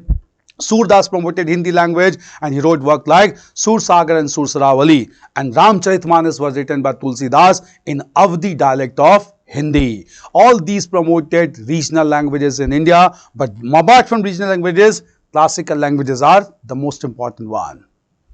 Language and literature.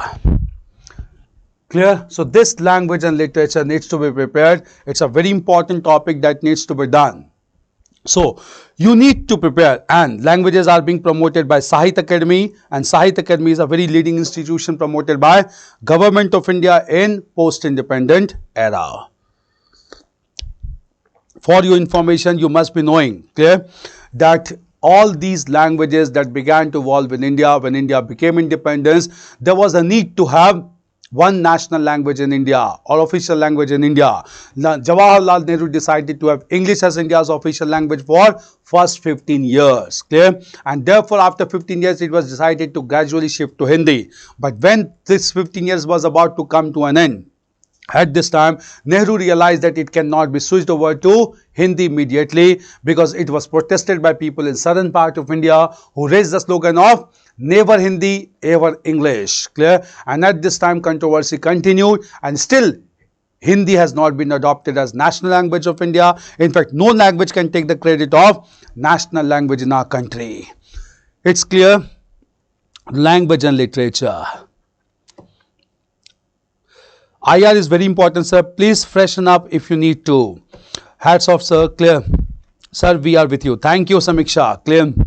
So, okay, fine. So, this was all about ancient, medieval and culture in India. Clear?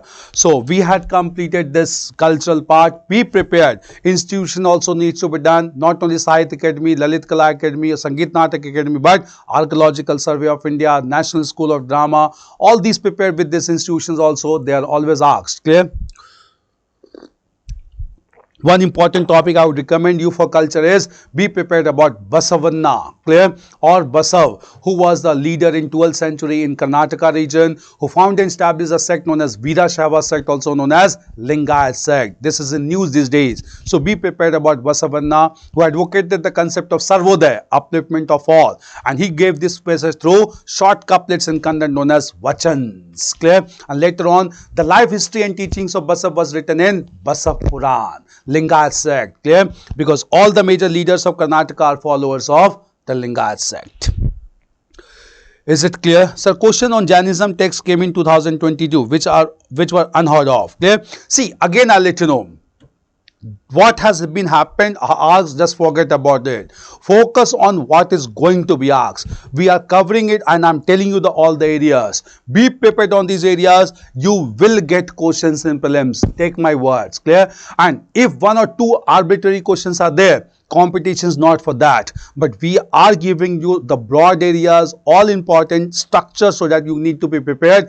Questions you will get, don't worry about that. What has been asked, just forget about it. Focus on the upcoming prelims in May 2023. It's clear? So this is one thing. Now we'll take a break as of now for half an hour. That is almost 11:30 is there. We'll start the class exactly at 12 o'clock and we'll start with international relations in the next session. Clear? So we'll start again at 12 o'clock and we'll start with international relations. Take rest, all of you also, and let us wait for half an hour to start with international relations. Thank you.